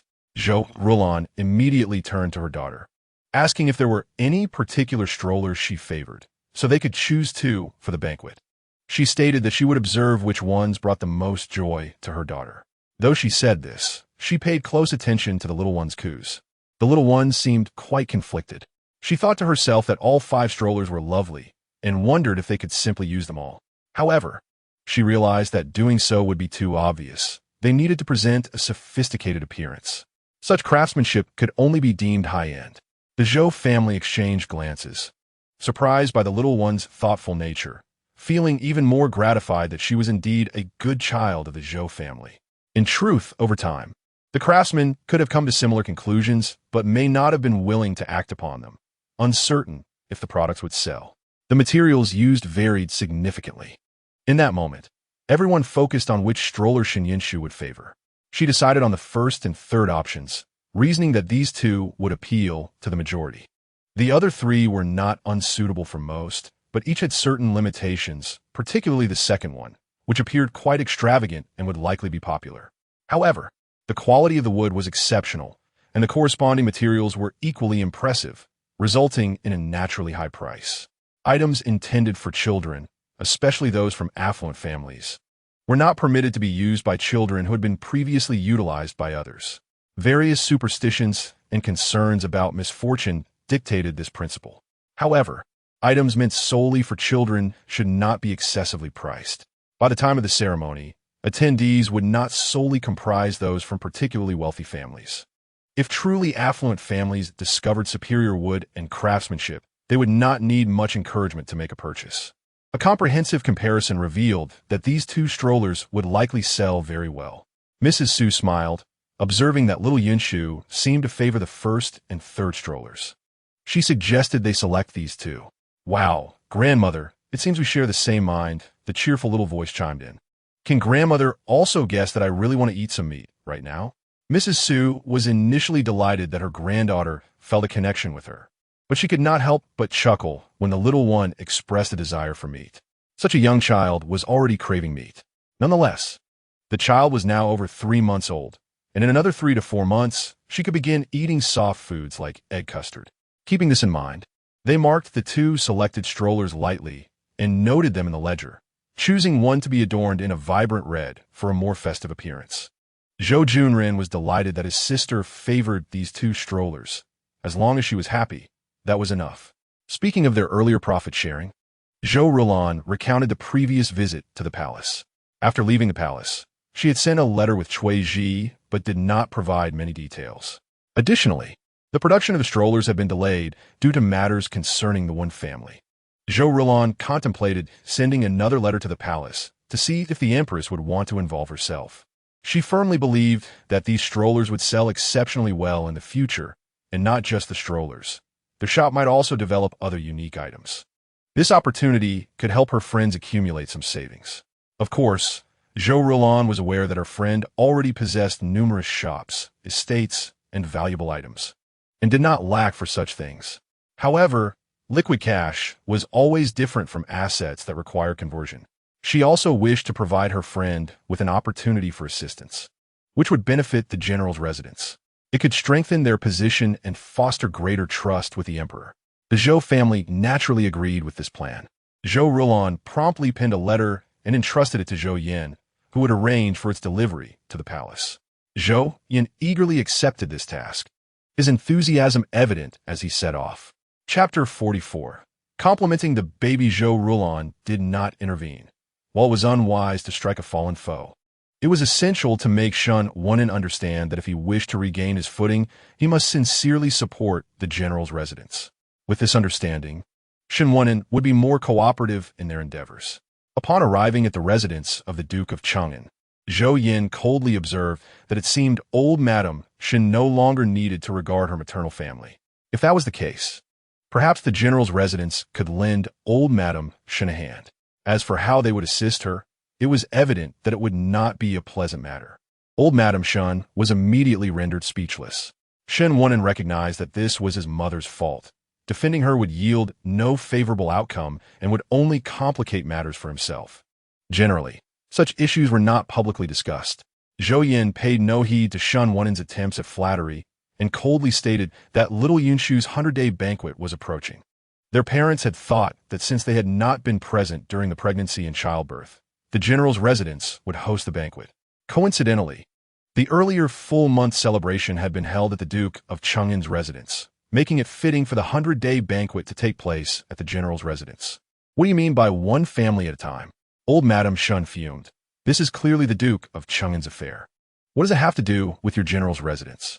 Zhou Yin regarded old Madame Shun with a bemused expression, muttering incomprehensibly, Cheng'an Hofu? The old matron stiffened, realizing that they were no longer a marquis's residence, but had become a viscount's estate. In a moment of agitation, she wished desperately to expel Zhou Yin on the spot. However, no matter how wide Shun Luofuren's eyes grew, it was of no avail. She could only turn to Shen Wenen. Shen Wenen had quickly grasped the situation and understood that he had to tread carefully in all matters, particularly those concerning the Zhenguo de Jiangjunfu. Previously, in his pursuit of the dragon's merit, he had relied on the Zhenguo de Jiangjunfu, and in the future, he would continue to depend upon it. It was conceivable that he might even need to lean on the previously underestimated young child. Thus, he hastily intervened, saying, "Mother, regardless of the circumstances, that is still the child's maternal grandfather and grandmother. It is entirely reasonable for them to host the child as full moon banquet. What is reasonable about it? Which family holds a 100-day celebration at the maternal home?" He clearly disdained them. Shen Luofuren, on the verge of speaking, caught herself and ultimately could only remark, "He clearly looks down upon our Shun family. If it were not for his sister, the Cheng'an Hofu would not even have the privilege to carry the shoes for the Zhenguo de Jiangjunfu." At that moment, Zhou Yin gazed at Shen Wenen with a half-smile, inquiring, "What are your thoughts, my lord?" Shen Wenen felt a surge of anger at being addressed as my lord, but knew it was not the time to confront the Zhenguo de Jiangjunfu directly. He merely smiled and said, "Mother is simply considering what is best for the child." After a couple of incongruous remarks, he finally added, "Since it is the Zhenguo de Jiangjunfu wishing to hold the 100-day celebration for the child, then let it be as you wish." Zhou Yin, understanding the underlying sarcasm directed at the Zhenguo de Jiangjunfu's tyrannical behavior, perceived it not as mere mockery, but as an acknowledgement of their authority, compelling the family to submit. "Since Cheng'an Bo has consented, we shall begin preparations. As for the items needed for the infant, Zhou Rulan had already brought along what was necessary, and they could acquire the rest. Since learning of the infant's existence, they had prepared many supplies, alleviating any concerns about shortages. The family rejoiced at the news that the infant could remain in the Zhenguo de Jiangjunfu, and if the child were not so young, they would have even considered resting alongside the baby. Nevertheless, unable to share the same resting space, they gathered around the stroller to discuss preparations. If they could not rest with the infant at night, they would ensure all the daytime resting equipment was ready. The two strollers selected by the infant naturally warranted special adornment, while the unchosen ones would also be dressed up for ease of future use and replacement. The doting maternal grandfather, grandmother, and the entire maternal uncle's family had already resolved that the first 5 strollers would not be sold but would be kept for the infant. Zhou Rulan did not refuse. This was the family's affection for the child, and she would not obstruct it. These strollers were indeed beautiful, and Zhou Rulan was eager to see her daughter rest in the stroller she had long desired. The strollers, meant for the infant, should not be overlooked in favor of sales. Listening to her maternal grandfather, grandmother, and uncle discussing the strollers with her mother, the infant beamed with joy. "Uncle and auntie are truly wonderful to the baby. Grandfather and grandmother love the baby the most. The baby will ensure they are all well and will never let them come harm." Hearing the infant's heartfelt words, the family was deeply moved. With such a well-behaved child, they felt extraordinarily fortunate. As the family harmoniously prepared for the infant's 100-day banquet while contemplating the guest list, Zhou Rulan received an invitation. The invitation's sender was rather unexpected. It was the wife of the Shaoqing from the Dali Temple. Upon receiving the invitation, Zhou Rulan was somewhat puzzled, as her family had no known connection to the Shaoqing of the Dali Temple, and neither did the Su family have any recollection of it. Ultimately, it was the infant who saved the day. Is it that the aunt who praised the baby during the full moon banquet? The baby remembers that she was already pregnant. Listening to the infant's muddled words, they finally recalled the incident. When the wife of the Shaoqing from the Dali Temple attended the infant's full moon banquet, the baby had discerned her pregnancy. Trusting her daughter, Zhou Rulan had discreetly alerted the Shaoqing's wife to the matter. Even without confirmation, the family's faith in the baby's judgment led them to believe she was indeed correct. Thus, when the other party approached them, it was clear they wished to express their gratitude. When the infant awoke, she saw her mother smiling radiantly at her. Do you remember that aunt who praised you during the full moon banquet, Zhao Yenshu? There were so many aunts praising me at the full moon banquet. The baby does not know which one you mean, the infant replied with a hint of distress. Zhou Rulan did not elaborate further, simply stating, later, I will take you to her house to attend a small gathering. Are you happy, Zhao Yenshu? Happy, happy. I am so happy, the infant exclaimed joyfully. Having been cooped up at home or at her grandparents' house, she had longed to venture out and see new sights. Now that her mother had mentioned it, it was precisely what she desired. Seeing the infant dance with joy, the family recognized her genuine happiness. Su Shi found it amusing to see the baby, who appeared as if she had been mistreated by not being allowed outside. However, children often yearn for play. She then suggested to Zhou Rulan, since we were going there, we might as well bring along our invitation to Zhao Yenshu's full moon banquet. Let us bring a few extra. If they are pleasant company, we can forge connections. The reputation of the Shaoqing's family from the Dali Temple was fairly respectable. Hearing her mother's reminder, Zhou Rulan smiled in agreement. Indeed, while they planned to host a splendid 100-day banquet, they did not intend to make it grandiose, but rather to invite sincere friends and family. After all, their little one was quite special, and they wanted to provide her with the best experience. They envisioned the 100-day banquet as an opportunity for those who genuinely cared to bring good fortune to the infant. Simultaneously, they wished to avoid the awkwardness and distress of the previous occasion. The infant wholeheartedly agreed, feeling that insincere individuals were uncomfortable and off-putting. Of course, Su Shi's reasoning stemmed from knowing that her daughter had too few acquaintances in the capital, hoping this opportunity would allow her daughter to expand her social circle. It did not need to be a particularly close relationship, but it was beneficial to have someone to converse with in the future. While Zhou Rulan felt content with just her daughter, it was evident that Su Shi always considered the longer-term implications for her child. Every child was indeed precious, yet they would eventually grow up. Listening to Su Shi and Zhou Rulan's musings, the infant could not help but concur. Indeed, mother should have her own social network. When mother is happy, the baby will be happy too. Hearing the infant speak so earnestly, Zhou Rulan's heart softened even more. Su Shi cast a subtle glance towards Zhou Rulan, signaling her that even a small child understands, and, as a mother, she should not rely on a little one to worry about her. Caught under the dual scrutiny of her daughter and her own mother, Zhou Rulan found herself in a humorous predicament and promptly agreed. 2 days later, she accompanied Shun Yinshu to the residence of the Shaoqing of the Dali Temple. This gathering, resembling a friendly reunion, was held at his home. Perhaps due to the recent confirmation of her pregnancy, which made it inconvenient to host a grand banquet, or perhaps because of the intimate nature of the occasion, no other guests were invited.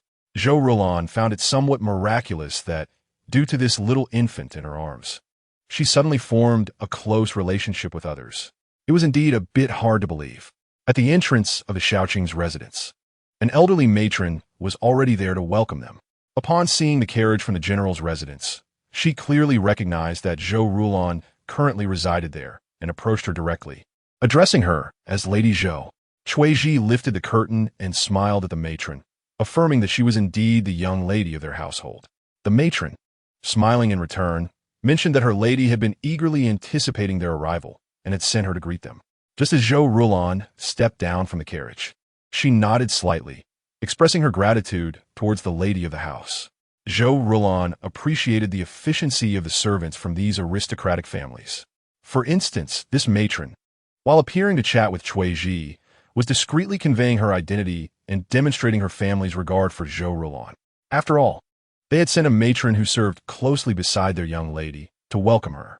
Zhou Rulan accepted this recognition graciously, cradling Shun Yinshu as she followed into the backyard. Upon arrival, she noticed that 2 or 3 other ladies had already gathered, all relatively young. They leaned in to admire Shun Yinshu, exclaiming with delight that their little Yinshu had arrived. Madame Duan was particularly pleased. After expressing her gratitude with a glance towards Zhou Rulon, she turned her attention back to Shen Yinshu. In this first pregnancy, the anticipation for a boy naturally brought great joy. Zhou Rulon was somewhat surprised, but ultimately delighted that her daughter was cherished by others. She smiled and remarked that whether a boy or girl, they were all her own children. Hearing these words, the ladies could not help but laugh. Though it seemed trivial, it struck a chord with everyone, as they understood that regardless of gender, every child is loved. Indeed, many women today, either seeking reputation or constrained by reality, might harbor resentment towards illegitimate children, yet outwardly, they often feign affection for them. Some even express a preference for them over their own children. However, it is clear that without a genuine bond of kinship, it is impossible to truly value another's child. No matter how virtuous or compassionate, such sentiments rarely extend beyond superficial kindness. If one were to prioritize an illegitimate child over their own, it would warrant serious reflection on their motives. The initial exchange of pleasantries allowed Zhou Rulon to be warmly embraced by these ladies, and the group engaged in spirited conversation.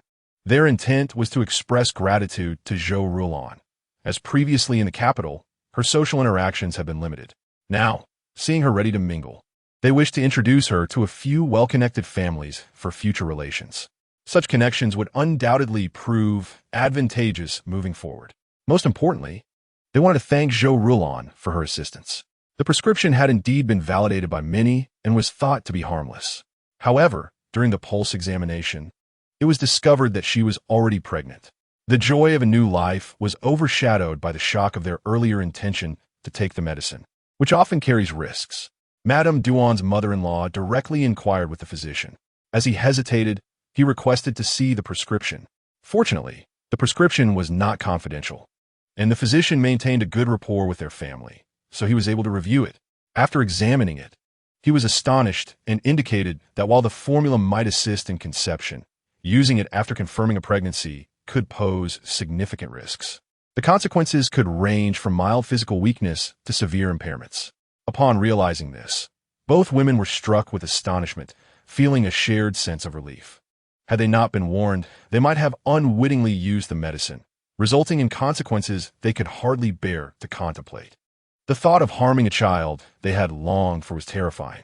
After regaining her composure, Zhou Rulon sent out invitations. Being a mother herself, she understood the pain that would ensue should anything happen to a child. At that moment, she felt that little Yinshu was indeed a blessing, not only for her family, but also for others who treated her kindly. Zhou Rulon, however, chose not to reveal her daughter's existence, instead smiling and saying that she merely noticed certain habits that reminded her of herself, and during the full moon feast, she inadvertently spoke up. It was truly a blessing for their family, and they had not doubted it. Although such matters were not typically discussed, they were often met with mockery or pity. Those with genuine friendships would tend to avoid the subject, fearing it might burden her with emotional strain.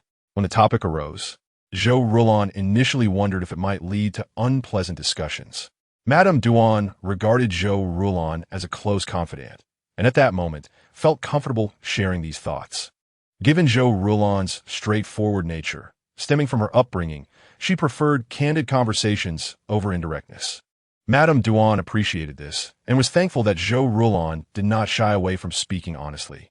Despite knowing that her family's standing against the General's residence could be seen as laughable, yet her mother-in-law had prepared some items suitable for children, hoping they would not be dismissed. Zhou Rulon, not wishing to decline, smiled and mentioned that in a few days, they planned to hold a 100-day banquet for little Yinshu at the general's residence, inviting her to join if she felt well enough. Indeed, Annie can come to see, little Yinshu chimed in. By then, I should be able to cultivate some spiritual power and bless you all. Upon hearing her daughter's words, Zhou Rulon was momentarily taken aback, quickly suppressing her excitement. The notion of bestowing blessings had been frequently mentioned by little Yinshu, and following the full moon feast, Zhou Rulon had come to understand that this was an auspicious gift. Through little Yinshu's occasional murmurs, she had also learned that the blessings bestowed by her daughter were quite distinct from the conventional ones defined by societal norms. Yet, even if they paled in comparison to the latter, Such blessings from her child were exceedingly rare in this world. After much contemplation, she ultimately agreed, saying that if time permitted, it would be a pleasure to visit. Madame Duan, not overthinking it, assumed it was merely an invitation for relaxation and readily accepted, expressing that she was now able to go out, as her mother-in-law encouraged her to explore. Thus, after their conversation concluded, they exchanged glances and stepped out together. Zhou Rulon engaged in conversation with them, finding it quite enjoyable. During their first encounter, there was no need to delve into profound matters. The majority of their discourse revolved around the latest fashions, styles of clothing, and jewelry, occasionally interspersed with gossip about others. Naturally, such gossip was largely assumed to be common knowledge among the group, or at least understood without being explicitly stated. These discussions served as a means for the ladies to curry favor with Zhou Rulon. At that moment, one lady remarked, "As for my husband as superior." This lady, surnamed Shu, was married to a sub-prefect from the Ministry of Rites, implying that her husband's superior was, of course, the Minister of Rites. Everyone was taken aback by the boldness of her opening statement, instantly intrigued and eager to hear more from Lady Chu. Some among them had prior knowledge of the situation, but were equally enthusiastic to join the discussion. Upon hearing this, many were puzzled about the connection to the Minister of Rites. Lady Chu continued, "Later, I inquired further and discovered that there were certain matters concerning the minister, and my husband's subordinate was drawn into the fray." Lady Chu's words were somewhat veiled. In truth, another sub-prefect sought to ingratiate himself with the minister. To maintain a low profile, Lady Chu's husband followed suit. As a result of this inquiry, it was revealed that the Minister of Rites had recently acquired a young concubine. Lady Chu spoke with an air of mystery, while the others exchanged perplexed glances. It was not uncommon to have concubines, yet the involvement of others in this matter was curious. All eyes turned to Lady Chu once more. She elaborated, "This young concubine was presented by a local magistrate, reportedly the younger sister of his family, who is quite alluring. The minister was taken with her at first sight." A lady interjected, "Excuse me, but how old is this younger sister?" The main hostess smiled with a hint of pride, revealing a touch of disdain, and said, "She is merely 16. Gasps filled the room. The Minister of Rites was already in his 30s. However, the most concerning aspect was that his eldest daughter was of a similar age and was soon to be matched with a suitor. At such a juncture, for a father to take a concubine so much younger was indeed rather inappropriate, although some might consider such a scenario to be a matter of elegance. It was rarely seen in the current dynasty, and typically, even in those cases, the age difference would be more pronounced. If one were to take a concubine, it would be discreet, with little knowledge shared outside. Seeing the interest piqued among the group, Lady Chu continued, "This young concubine, on the second day after entering the household, somehow managed to persuade the minister to allow her to visit the court to greet him after work. At the court entrance, she clung to the minister, weeping about her brother's grievances. Thus, the minister began his investigation." Wait, another lady interjected. "Isn't that rather peculiar? How could the Ministry of Rites conduct an investigation?" This was not due to any disdain for the ministry, but rather the absurdity of the situation. The Ministry of Rites held a rather unique position within the court, typically regarded as a leisurely office with little to attend to, only stepping forward for matters of sacrifice, blessings, or royal weddings. In such a case, having the ministry's personnel investigate seemed illogical, akin to asking a barber to slaughter a pig, albeit they might all wield a knife. Lady Chu could not help but voice her frustration. Who would have thought? What could possibly be uncovered? Yet there are those who insist on currying favor with their superiors.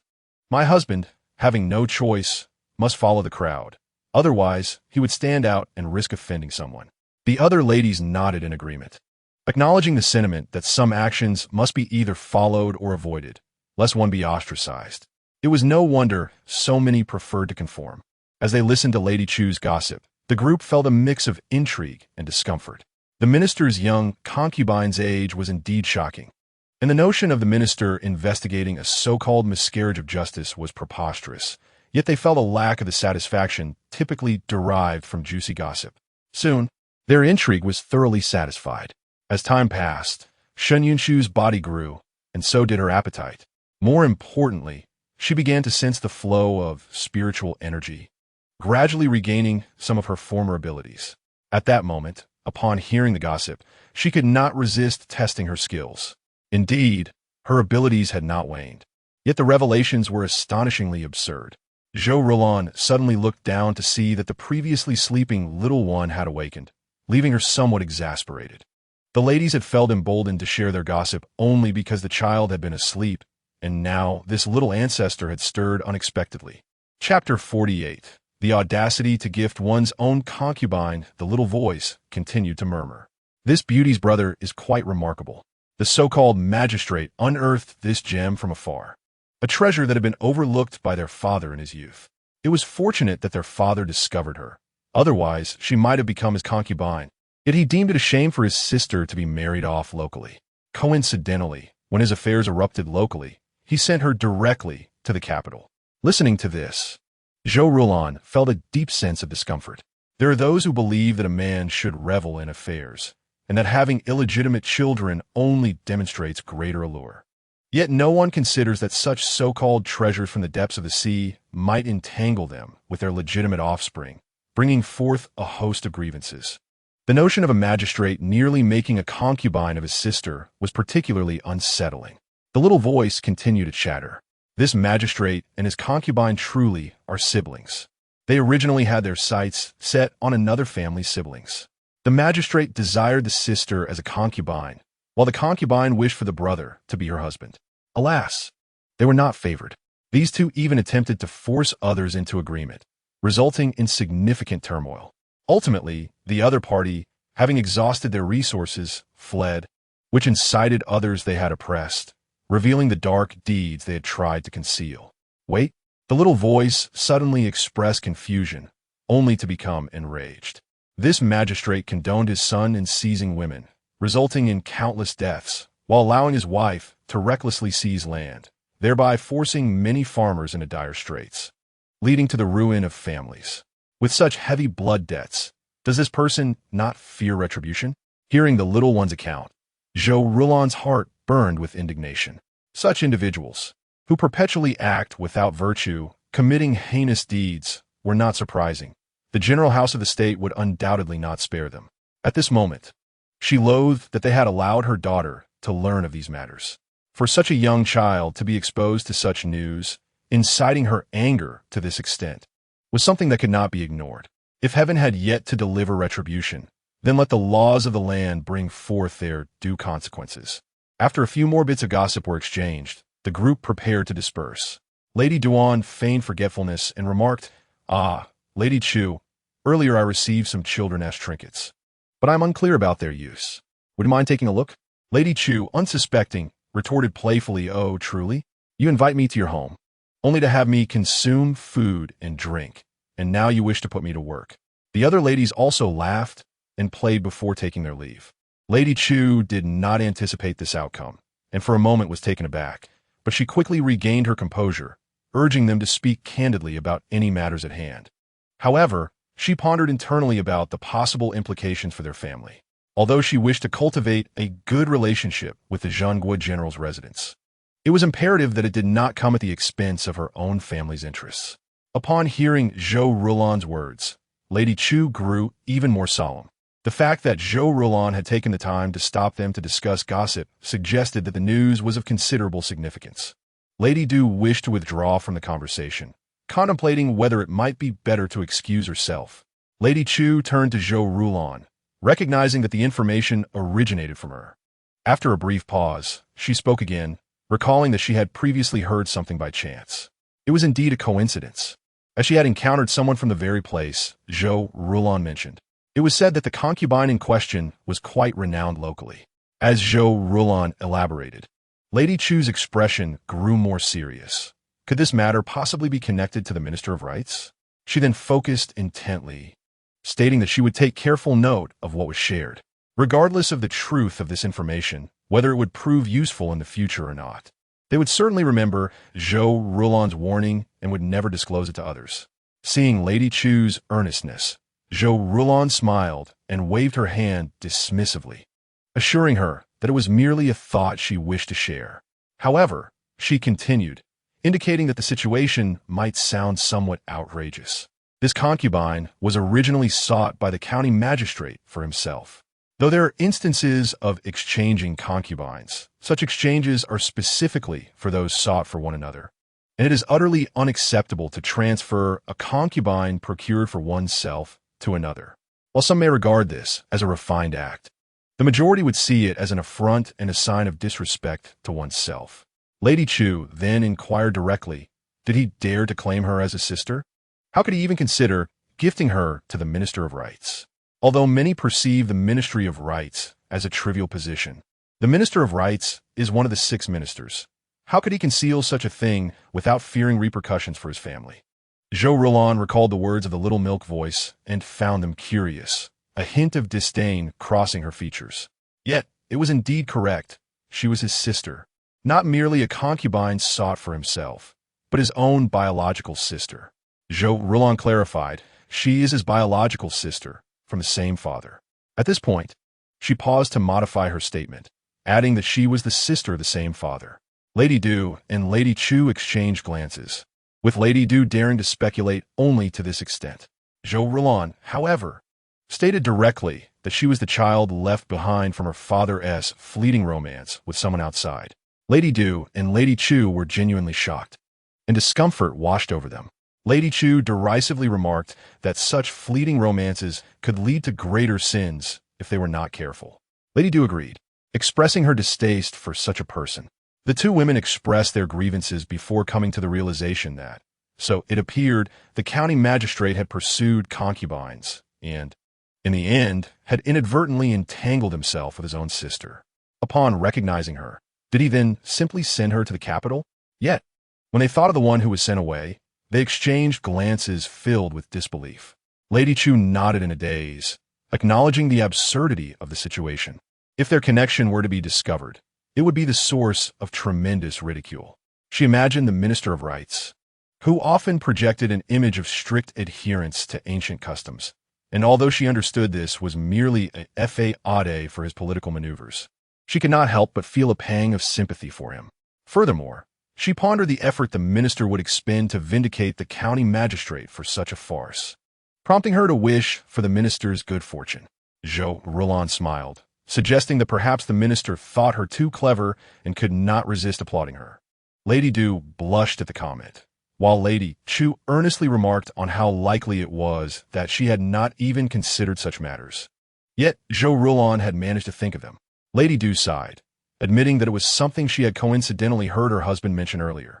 Zhou Rulan, however, chose not to elaborate, simply noting that she had overheard something about the county magistrate and his family, who were reportedly abusing their power and exploiting the local populace, leading to widespread discontent. The specifics, however, remained unclear. As she spoke, Zhou Rulan expressed a regret, stating that had it not been for the shocking revelation about the county magistrate's sister, she might not have remembered this place at all. Initially, she had intended to alert her parents, given that it was a route for transporting military provisions to the border. Little Milk Voice concurred, affirming that the magistrate was indeed exploiting military supplies. However, previously, due to the intensity of the border conflicts, he had refrained from taking action. Now, with the situation having temporarily calmed and her grandparents having left the border, he was preparing to strike. Zhou Rulan had only casually mentioned a reason, but was taken aback to find it corroborated by Little Milk Voice, feeling a surge of indignation. She could not fathom that, with the war just having subsided, someone would dare to target military supplies, leaving the soldiers at the border who shed blood and sweat to suffer hunger. Her expression darkened further. Lady Du and Lady Chu assumed Zhou Rulan was merely upset by the outrageousness of the family in question, attempting to console her that it was now known to them. The 2 women exchanged surprised glances, beginning to piece together the implications, casting uncertain looks toward Zhou Rulan. Zhou Rulan nodded affirmatively, suggesting that they should investigate further, for it would undoubtedly yield some results. Although she did not specify what those results might be, it was clear that it would be advantageous for both families. Zhou Rulan affirmed that it would not be easily uncovered in a short time. The 2 then parted ways. During their stay at the Zhenghua general's residence, whenever Lady Gu had the opportunity, she would come to see the little baby, lamenting why she had given birth to boys, wishing for such an adorable child. At that moment, Lady Gu remarked that she had just finished decorating the little stroller and was eager to take Xiao Yunshu to see if she liked it. Zhou Rulan felt a spark of inspiration and cheerfully suggested that Lady Gu take Xiao Yunshu ahead while she attended to some matters with her mother. Lady Gu readily agreed, instructing Zhou Rulan to join her afterward. With a warm smile, she looked at the little baby, asking if Xiao Yunshu was happy. Lady Gu had already played with the little baby many times, so Zhou Rulan was not concerned. After thanking Lady Gu, she sought out Lady Su. After discussing the matters of the banquet, she specifically mentioned the gossip Lady Chu had shared in the comments made by Little Milk Voice. Particularly the latter's claim that the county magistrate had set his sights on military provisions at the border. Lady Su was immediately incensed, exclaiming that he must have 10 times the audacity to even think of such a thing.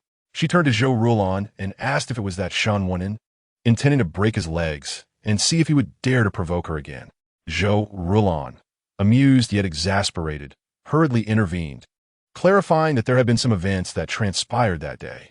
She recounted the situation, prompting Zhou Zhini to prepare to confront the Minister of Rights. Zhou Rulan quickly stopped him, explaining her previous arrangements, which involved Lady Chu's husband alerting the minister. Once the minister learned of the situation, it would be a matter that, while not universally known, was certainly recognized by many, and he would not allow himself to be exploited any further. In fact, he might even risk damaging his reputation, leading to severe repercussions. Furthermore, with the involvement of the Deputy Minister of Justice, many complications could be avoided. Previously, Zhou Zhini had secretly reported the one family's issues to the emperor, making it inappropriate to engage in overtly aggressive measures against an individual at this time. However, there was a lingering sense of indignation. Should we simply stand idly by? Su Shi cast a sidelong glance at him, remarking, "Who told you to do nothing?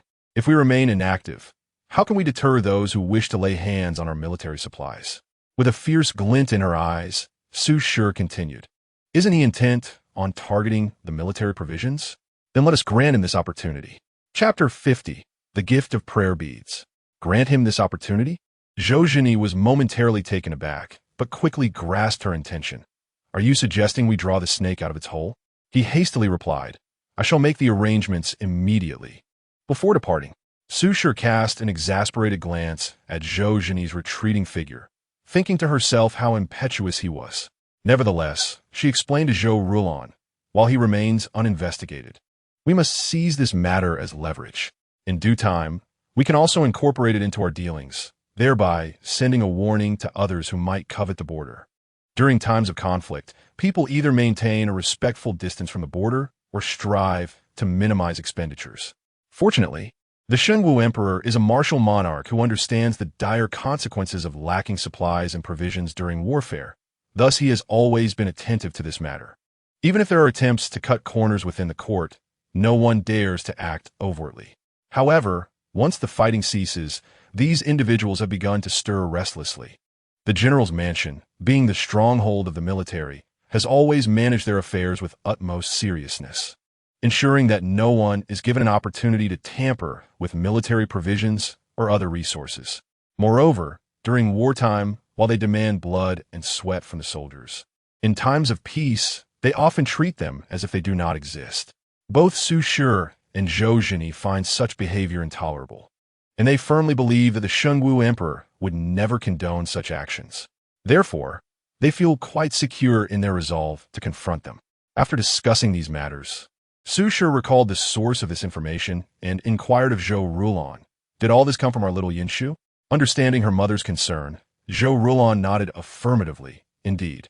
When we mentioned this, little Yunshu had just awakened and proceeded to share these details."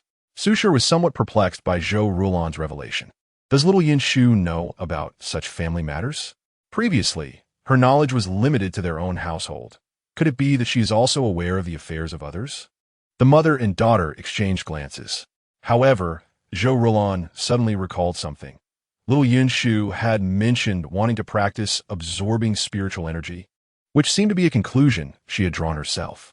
Upon considering this possibility, Zhou Rulan found it rather astonishing. They exchanged weary looks, both recognizing that such matters should not be known by a child. Yet here they were, learning it from little Yunshu, rendering their attempts to shield her futile. Ultimately, Su Shi sighed, we must pay closer attention to these issues in our daily lives. By doing so, little Yunshu's character will remain untainted. Just as she concluded this thought, Su Shi smiled again. Our little Yunshu is aware of these matters, yet she only thinks of how her family wrongs the common folk. This suggests that she will not be led astray.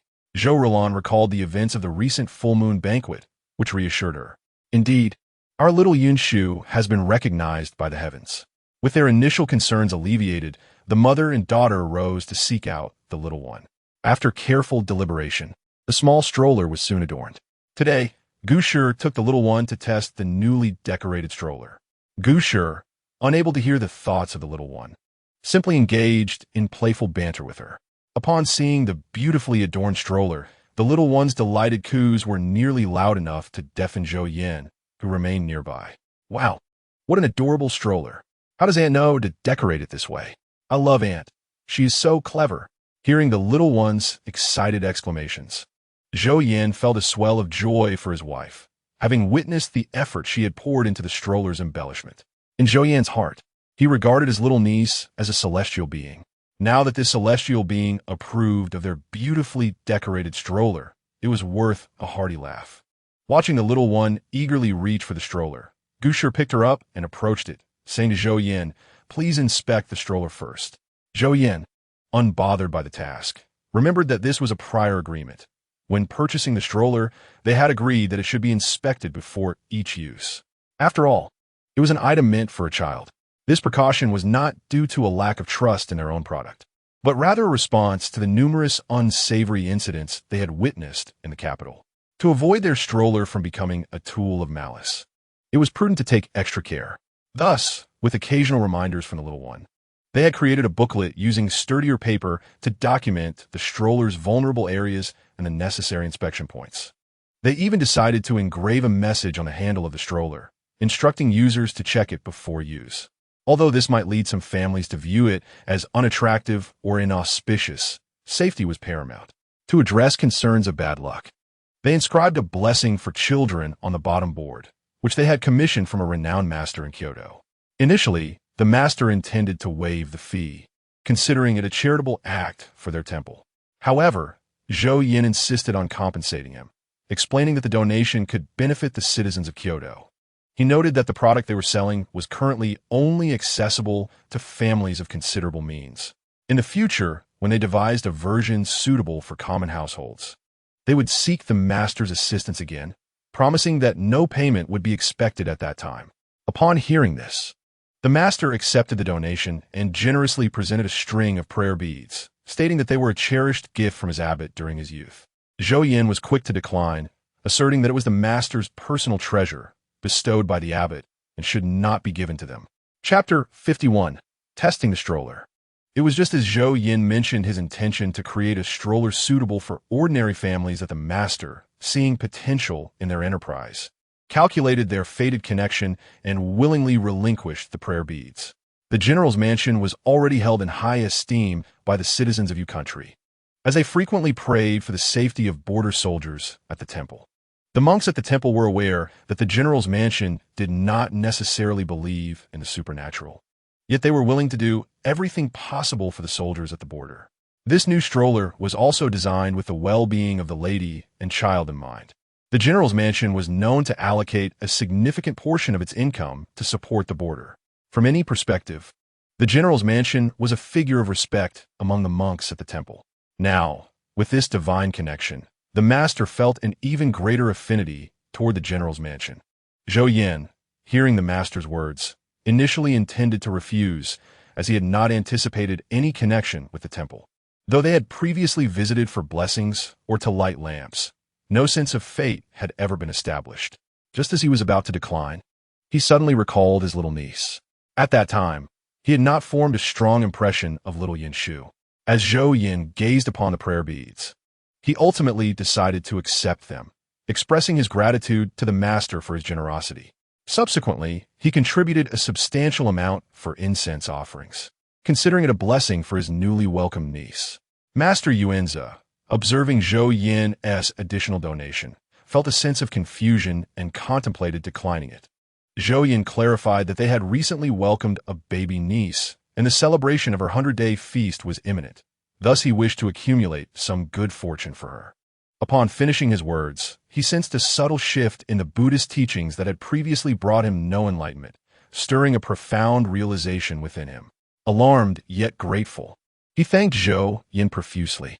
After bidding farewell to Zhou Yin, he instructed his disciples that he would be in seclusion for a few days, advising them to handle any matters within the temple in his absence.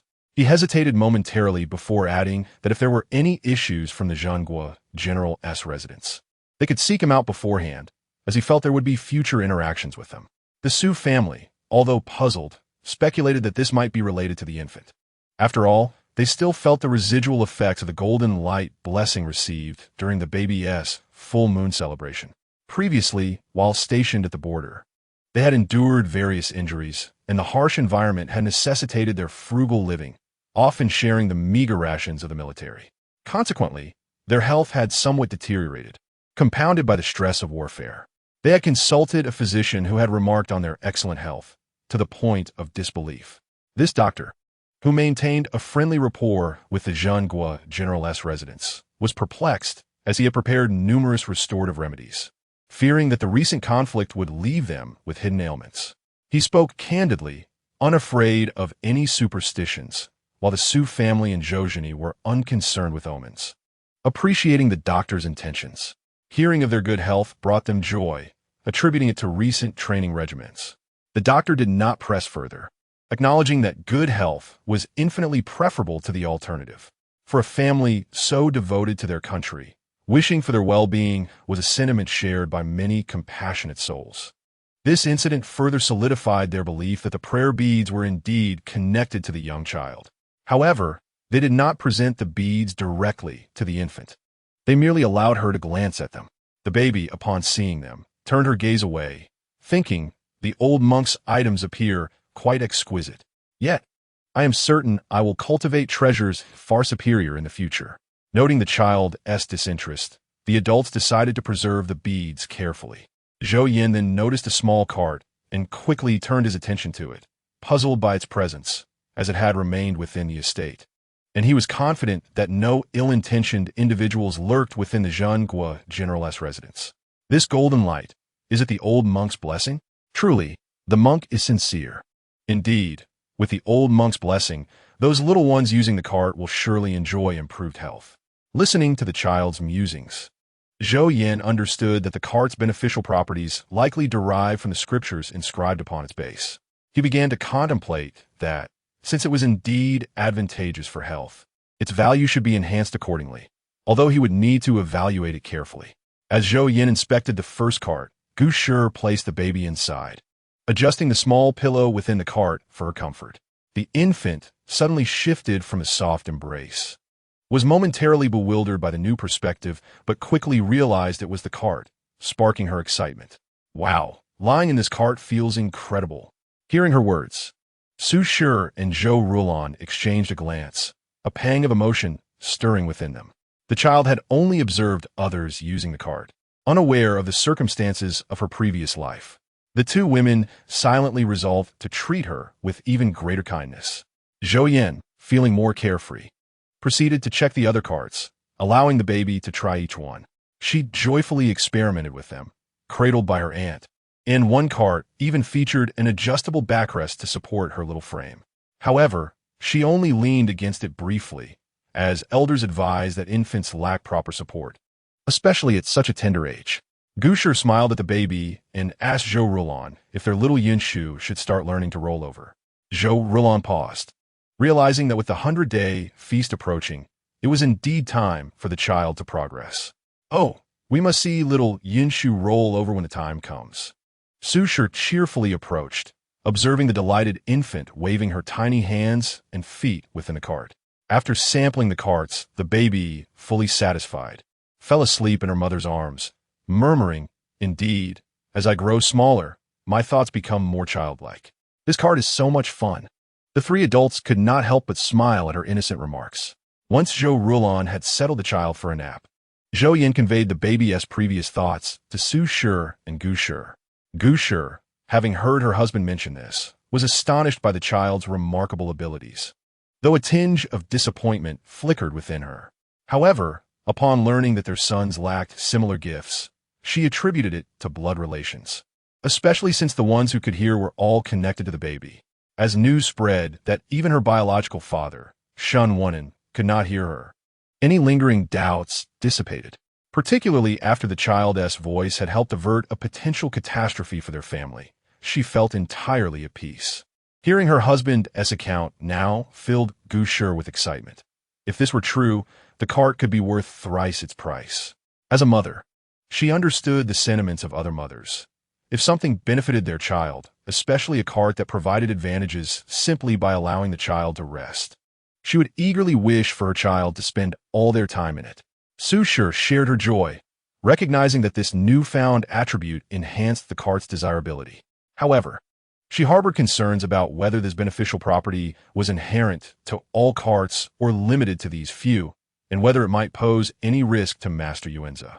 Once Shu voiced her worries, Zhou Yin and gouges composed themselves. After some contemplation, Zhou Yin proposed that he would visit Hugua Temple to ascertain their perspective on the matter. Both Shu and gouges concurred without hesitation. Zhou Yin wasted no time and set off promptly. Gouges then suggested to Shu that they should make some modifications to the cart. "Mother, I believe we should add an extra layer of gauze to the cart, allowing the child to see outside while keeping the wind and dust at bay." Shu attentively listened, occasionally offering her own suggestions. This batch of carts was reserved for the baby, crafted with great care in both design and materials, utilizing soft fabrics rather than the most expensive options. Considering the preferences of the little ones, the selected hues are slightly more saturated, exuding a lively charm that even the adults find notably relaxing. Naturally, when it comes time for external sales, an additional batch of baby carriages that align with adult aesthetics will be available. After all, not every family is as devoted to the needs of their children. Many households prioritize a more dignified demeanor. Zhou Yin expressed that upon visiting Higuosi, he discovered that Master Yuanza was in seclusion. The young monk mentioned that Master Yuanza had previously stated that if someone from the general's residence were to come, he would have the young monk summon him. Initially, I hesitated to disturb the master during his retreat, but upon reflection, I wondered if this matter might hinder him. So I asked the monk to check if Master Yuanza was available. If not, we would refrain from carving the scriptures for the time being. Upon hearing this, Master Yuanza ceased his seclusion and permitted us to use the carriages freely. However, whether these carriages truly possess the power to bestow blessings remains to be confirmed by us. Zhou Yan's assertion that we need to ascertain this left the Zhou family somewhat perplexed. They were uncertain how to measure effectiveness, as this discovery was merely stumbled upon by the little one. They did not wish for the child to bear such burdens at such a tender age for the sake of family business. The little one should be joyfully indulging in tales of gossip while eagerly anticipating delightful treats. The family was somewhat troubled by this predicament. Nevertheless, Master Yuanza did mention that the efficacy of the carriages could be discerned over time. Perhaps we should allow them to remain longer? The Zhou family pondered this and reached a consensus. Unbeknownst to Zhou Yin, upon discovering the carriage's effectiveness, Master Yuanza was even more intrigued than he was. After all, Master Yuanza was aware of the authenticity of the scriptures he painstakingly copied, which indeed held genuine power. However, to realize that they retained their significance even after being carved, and that the Zhou family could recognize this, was indeed extraordinary. Master Yuanza had initially intended to descend the mountain to observe, but was deterred during his divination, leading him to reluctantly abandon the thought without further inquiry into the matter. Nevertheless, he authorized Zhou Yin to use them freely, and even since the blessings they could bring to himself, choosing to interrupt his retreat to pray for the general's residence and the border for 3 days. The benefits derived from this, as well as the blessings received thereafter, would remain known only to the monks at Higuosi. Perhaps those who visit Higuosi to pay their respects might glean some insight from the monks' increasingly joyful smiles. Once the Zhou family confirmed that these carriages had additional effects, they made further adjustments, setting a higher price for the carriages endowed with blessings while maintaining the original price for those without. Additionally, some of these blessed carriages would be reserved for favors. Zhou Yin learned from Master Yuanzi that these blessing-bestowing carriages would appear more harmonious over time, bringing joy to those who beheld them.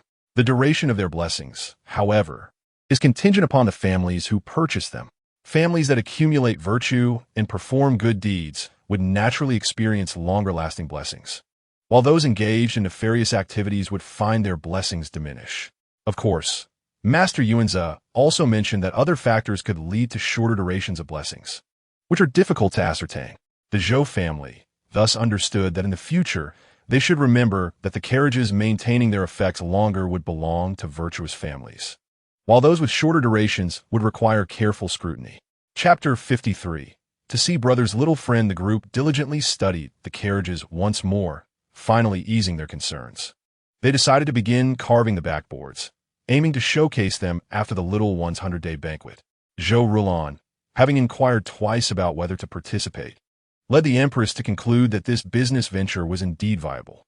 She did not conceal this from the Emperor Shangwu, discussing it openly with him before deciding to invest in it under her personal name. Of course, the Empress clarified that she would only take a 10% share. After all, both she and Emperor Shangwu were well aware of the motivations behind the general's residence opening these shops. Although it could not be said that the situation was entirely dire, allocating substantial funds to the border was impractical. Thus, they could only offer discreet assistance behind the scenes. The shop was ultimately named Baby Goods Store, a name suggested by the little one. The Zhou family found it fitting and established its future tone, focusing on selling items that children would need. Many families began to indulge their children without knowing precisely what to purchase. With their shop in operation, customers would inevitably take a glance, perhaps leading to increased sales. However, unlike other stores, their prices would be somewhat higher. Naturally, the materials and craftsmanship would far exceed those of ordinary children's toys. After establishing the shop's tone, they also determined the profit-sharing arrangement. 50% would remain untouched, purely allocated for the support of border soldiers, while the remaining 50% would be divided, 1/10 for the Empress and 1/10 for Zhou Junren. The remaining 30% would temporarily be managed by the general's residence, to be reallocated to Zhou Rulan and Li's family once she successfully married. In truth, Zhou Yin and Gu's intention was for the 30% to directly belong to Zhou Rulan, or even to the little one, as it was the little one's suggestion that had provided them with the opportunity to open this shop.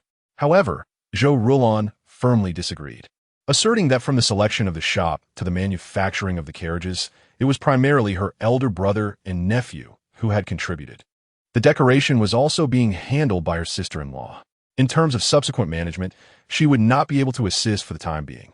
In this context, had it not been for her concern for the little one, Zhou Rulan would have been unwilling to accept even 10%, yet she was obliged to concede 30%. Thus, the initial profit sharing was established, with the majority to be reinvested into the shop's operations. In light of the little one's 100-day banquet, the Zhou family prepared numerous outfits and shoes for her. Although, after the little one's strong objections to wastefulness, they ultimately settled on 3 sets, each with distinct styles. One set was a traditional 100-day banquet outfit in a vibrant red, symbolizing joy and believed to ward off evil and bestow blessings upon the child. Another set, conceived by Gu and Zhou Rulan while decorating the carriages, consisted of adorably designed children's clothing. While such cute clothing was not entirely absent, it was quite rare. Typically, children's attire prioritized comfort, with designs being rather simple, and the few available formal outfits were overly stiff. Once they had this idea, they became quite enthusiastic and created several outfits. However, considering the little one's earlier strong protests against waste, they prudently crafted different sizes, the smallest of which was perfectly suited for the little one to wear now. The larger sizes would be reserved for her as she grew. Recognizing that a child's height and weight change significantly before 6 months, they understood that even with their indulgence, the little one would outgrow these clothes quickly. It would be wiser to wait until she could frequently change outfits before creating a wider variety. It is worth noting that as the general's residence is responsible for maintaining border stability and is accustomed to the hardships of the common folk and soldiers, they have learned to be frugal, making every coin count. In contrast, in families that indulge their children, the practicality of clothing is secondary to desire. As long as an item is favored, even if merely displayed, it is not seen as wasteful. The maternal figure and the elder aunt are truly kind-hearted and beautiful. Understanding that the little one cannot wear too many outfits, they have only prepared 3 sets for her. We shall first try these 3 outfits. And if we discover new and delightful garments later, we can always create more. If we were to make too many at once and not use them all, the little one might feel too shy to request new ones. Listening to the little voice mumbling excuses, the Zhou family felt their hearts soften immensely. Even the younger boys, who were not typically indulged, had previously been provided with clothes according to the customs of the capital. As the adults busied themselves, the 100-day celebration drew near, and the list of invitees had been finalized, primarily consisting of families with strong ties to the general's residence, followed by several ladies whom Zhou Rulan had recently befriended during her outings. The Zhou boys also had a few friends in the capital and sent out invitations, but their attendance remained uncertain. After all, the Zhou family had long been stationed at the border, and many so-called friends had become mere pen pals. Given their youth, they were not yet in a position to form deep, unwavering bonds, and it was likely that a mere fortnight apart could diminish their relationships, especially considering the years that had passed since their last meeting. The family was uncertain about whether their friends would attend.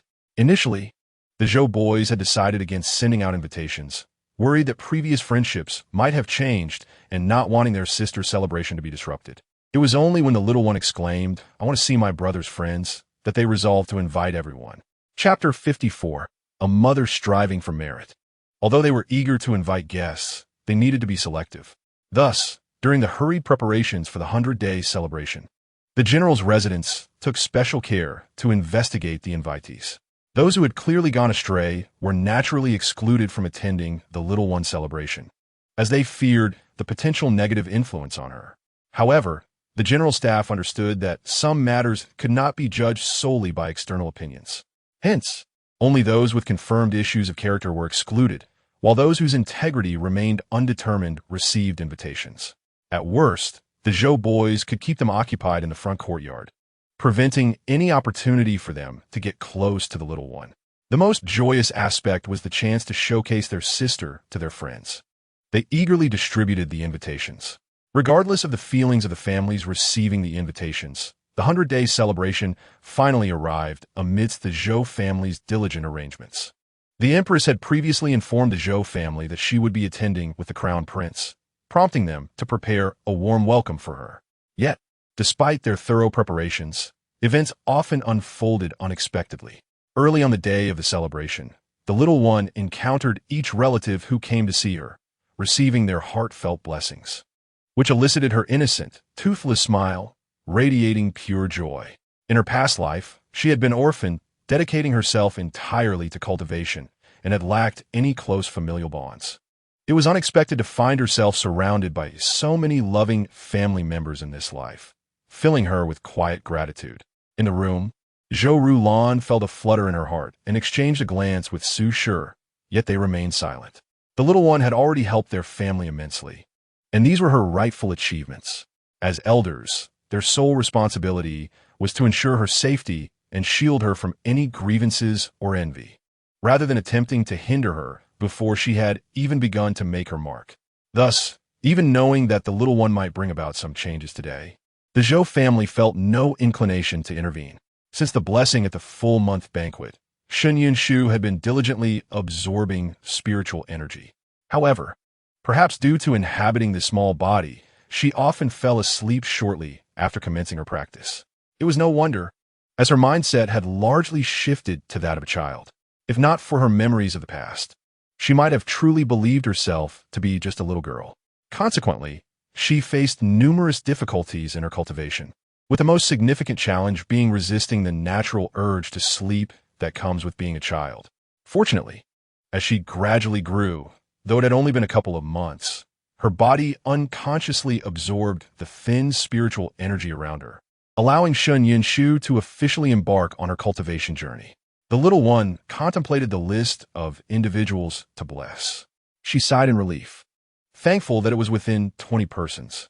Observing her daughter's relieved demeanor, Zhou Rulan couldn't help but smile, her heart swelling with tenderness as she understood the rationale behind her daughter's selection. For the sake of her little girl, she felt compelled to strive for her own career. The baby supplies store they had discussed with her brother was an excellent starting point. She was determined to seize this opportunity, ensuring that her daughter would never suffer from financial shortcomings. She also aimed to establish her own achievements, drawing inspiration from women of the previous dynasty who had succeeded in their endeavors. Once she had made her mark, she would leverage her accomplishments to secure a prosperous future for her daughter. Unbeknownst to Shu, her mother had already resolved to achieve greatness for her benefit, while she herself listened eagerly to the discussions surrounding the 100-day celebration. Recently, hearing her mother and grandparents converse about the celebration was markedly different from her previous experiences, sparking her interest and making her feel as though she was learning new knowledge every day. Her brothers would occasionally come to tease their little sister, as they had rarely encountered such a small and adorable sibling. Had it not been for their desire not to disturb her, they would have lingered by her side all day. Zhou Jun, as the youngest sibling in the Zhou family, was particularly delighted by his little sister, wanting nothing more than to stay beside her for every hour of the day. Each morning, he would beam with joy in front of her crib, exclaiming that he finally had a sister who would call him brother and that he was no longer the youngest in the family. The adults could only smile in bemusement, ultimately having Zhou Yin remove his son from the room to avoid interrupting the little one's sleep. This scene became a daily occurrence. In the morning, after dressing the little one in the customary red outfit for the 100-day celebration, Zhou Rulan carried her outside to a small flower hall. This area was a bit distant from the banquet venue, but served as a space to entertain the ladies she had previously met. Families with closer ties could also come by to see the little one. The Zhou family had agreed that the little one would only be shown to guests for a brief period during the celebration, spending the rest of the time in the backyard, allowing only those with particularly close relationships the chance to visit her in the flower hall. This arrangement was made to minimize any potential harm to the little one, as despite the goodwill of the guests, there were always concerns about ill intentions or illness among them. Parental love runs deep, and the Zhou family regarded their little girl as an invaluable treasure. Chapter 55. Frugality and Elegance. Zhou Rulan felt a flicker of curiosity upon discovering that Lady Chu had arrived earlier than expected. After all, they had only met once before, and their relationship was not particularly intimate. However, Lady Chu greeted Zhou Rulan with a cheerful smile, exclaiming, "I have come to partake in your blessings." Observing her unrestrained joy, Zhou Rulan speculated that there must be some progress regarding the matter previously discussed. Nevertheless, she refrained from mentioning it, considering that it was not entirely appropriate for children and would certainly tarnish Shun Yunshu's 100-day banquet. Lady Chu, perhaps sharing the same sentiment, also chose not to bring up the topic, instead expressing her delight in visiting the little one. "It has been a few days, and our little Yunshu has grown increasingly adorable." The infant, ever obliging, bestowed a toothless smile upon Lady Chu, further brightening her expression. Soon, Susher arrived with acquaintances in tow. They were witnesses to the esteem held by the General's residence for this small granddaughter. They did not feel belittled by visiting a child. After all, it is difficult for anyone to harbor negative feelings towards such charming young beings, especially when this particular child responds to compliments with a delightful smile. Some among the visitors discreetly considered arranging a betrothal for the infant, enthusiastically recommending their own sons. Regrettably, Susher rebuffed these propositions, asserting that the child was still young and such discussions were unnecessary. It would ultimately be best for the children to choose their own partners in the future. As preparations for the arrival of the Empress began, the family of Zhou speculated that the Empress would soon arrive. Yet, as is often the case, plans changed swiftly. The butler hurriedly approached Su Shi and Zhou Zhini, breathlessly reporting, "Your Majesties, the Emperor, Empress, and Crown Prince have all arrived." What? Both Su Shi and Zhou Zhini were momentarily taken aback by this revelation. They exchanged bewildered glances before quickly dispatching someone to summon Zhou Yin and Zhou Rulan. They had been informed that the Empress would be accompanied by the Crown Prince, but they never anticipated the Emperor's sudden appearance. Before the Zhou family could step outside, Emperor Shengwu entered, accompanied by the Empress and Crown Prince Xiechun, his demeanor bright and jovial. "Zhou Qing, Su Qing, I have come to join your festivities." Su Shi and Zhou Zhini promptly bowed in greeting. Midway through their formalities, they were gently lifted by a eunuch who had been instructed by the emperor not to stand on ceremony today, as he had come to share in their blessings. Hearing the emperor's words sparked numerous speculations within Su Shi and Zhou Zhini, yet they welcomed the esteemed family of three into the reception hall with warm smiles. Guests who had come for the banquet were astonished to find not only the emperor, but also the empress and crown prince present. While there had been whispers regarding the empress's potential attendance at the banquet, many doubted she would frequent the palace so often and feared she would not attend this occasion. To their utter surprise, the emperor, empress, and crown prince had all graced the event. Those whose fathers or husbands were absent felt a pang of regret for missing such a rare opportunity to converse with the emperor on matters unrelated to court affairs. In an instant, the admiration for the general's residence and its standing with Emperor Shangwu became abundantly clear. Previously, many had criticized the general's residence for its influence along the borders, particularly regarding the general's efforts to supplement military supplies through trade. Initially, many condemned these actions, viewing them as attempts to curry favor. However, all criticisms were dismissed by Emperor Shangwu, who rebuffed those seeking to gain notoriety by proposing idle counsel and even imitating historical figures known for their stubbornness. Emperor Shangwu coldly retorted, "What good does it do to sacrifice a few? The soldiers at the borders risk their lives to protect the people in our nation. Your futile gestures serve only to diminish their morale." Consequently, those who had sought to challenge the general's authority were left humiliated.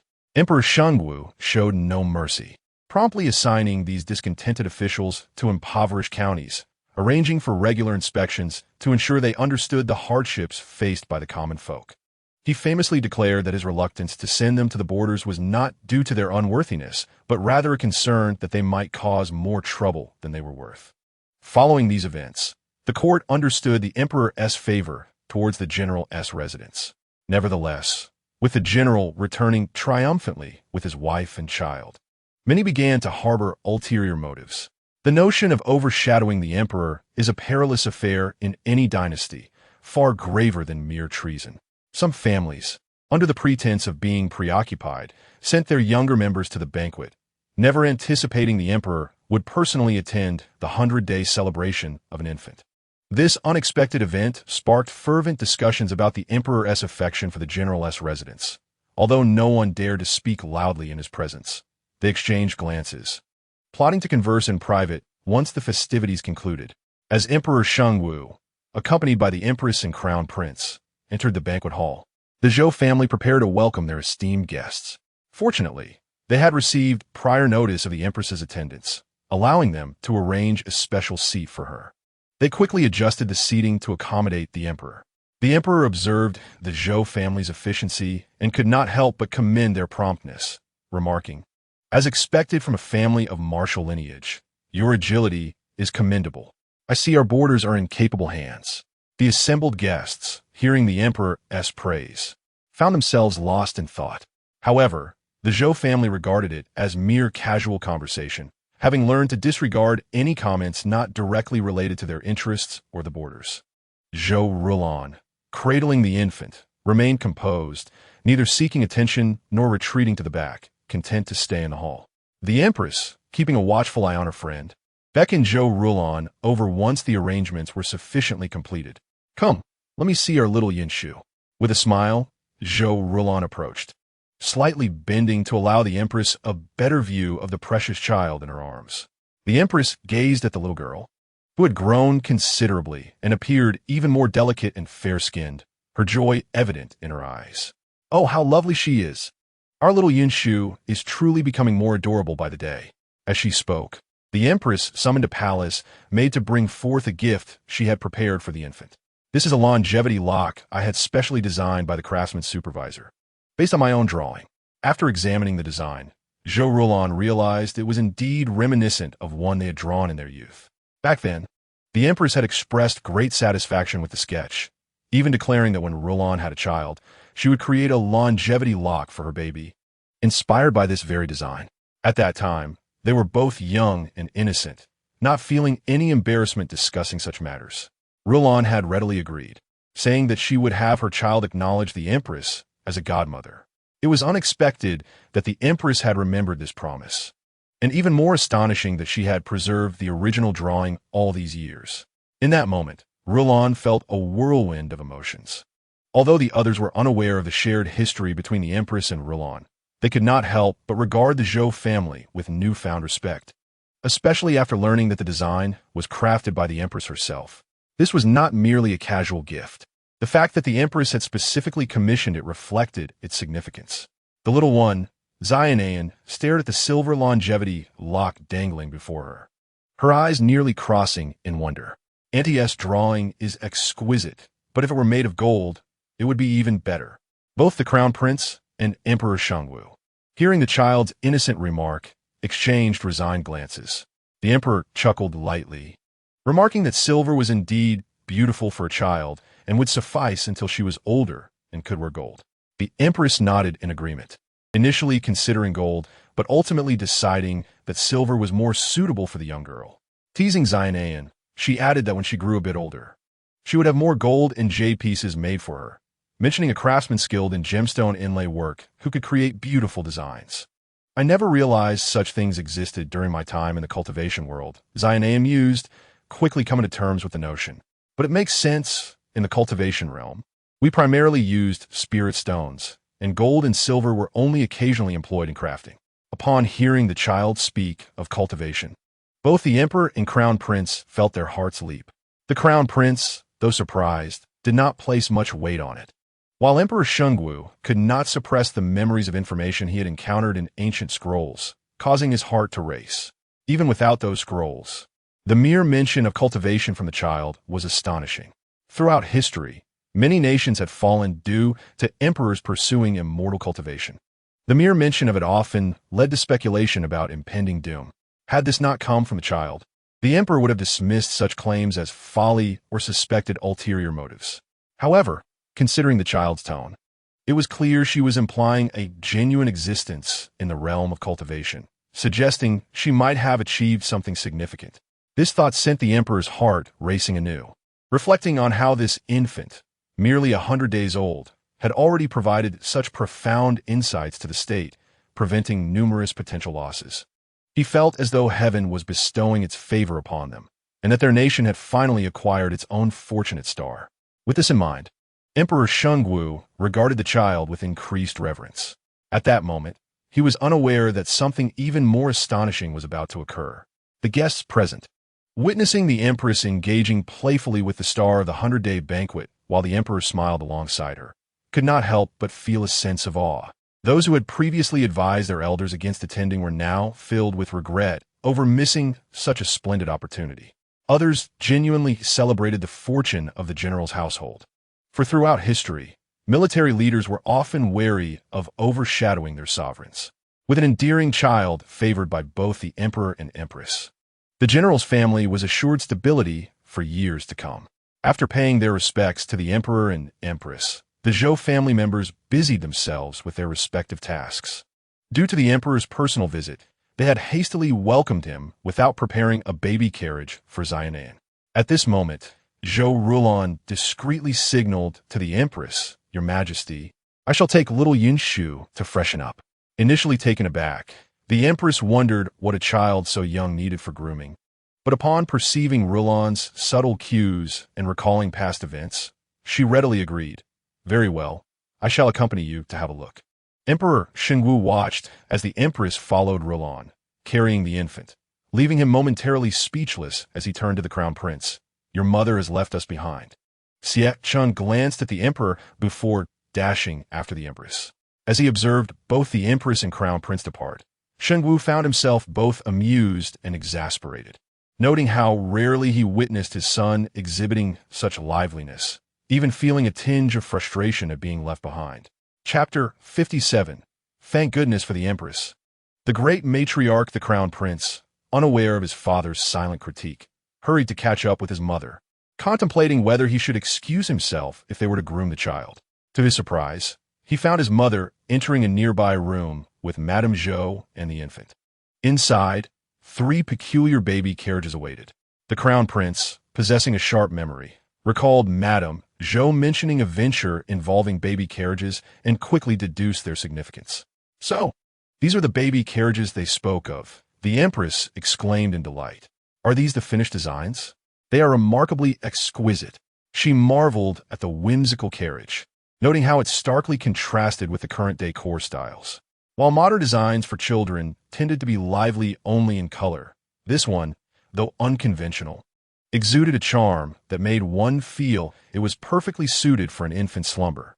Zhou Rulan smiled, recalling how she had suggested such a design while decorating with her sister-in-law.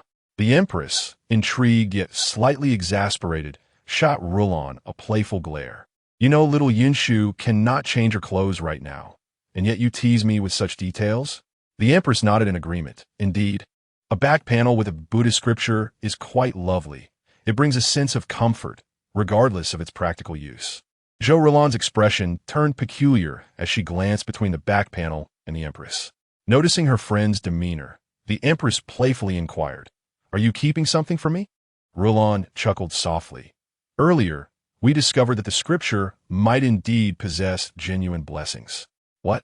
The Empress exclaimed, her surprise evident as she regarded her friend intently. Are you serious? Or is this merely a figment of your imagination or a sales tactic? Rulan found herself both amused and exasperated at the question. Acknowledging the peculiarity of the situation, she nodded earnestly. Yes, it truly seems to have authentic blessings. Previously, they had consulted Master Yuanjia, who remarked that while such occurrences weren't particularly strange, whether it had genuine effects depended on the specific vehicle. Consequently, they decided to postpone the sale of the carriages for a brief period. However, the delay was not extensive. It was merely pushed back by 3 days. Originally, they intended to commence sales on the 3rd day, but they now plan to wait until the 6th day to begin. From the moment of inception to this very juncture, the transformation has become quite observable. The Empress could not help but circle the cart repeatedly, scrutinizing it with a hint of perplexity as she inquired, "Isn't the wood remarkably appealing?" She found herself at a loss for words to describe her current sentiments. Yet, gazing upon the little cart instilled a sense of profound tranquility within her, evoking an immediate affection. Upon hearing the Empress's query, Zhou Rulan felt a surge of reassurance and did not conceal the truth. Indeed, the scriptures seemed to have genuinely yielded effects beneficial for children's health, which was reflected in this wood. The changes in the material itself provided a basis for judgment. The Empress was somewhat astonished, though she felt there was little to be surprised about. Being part of the royal family, she was well aware of various extraordinary occurrences, and the Hugui Temple was closely linked with the imperial lineage.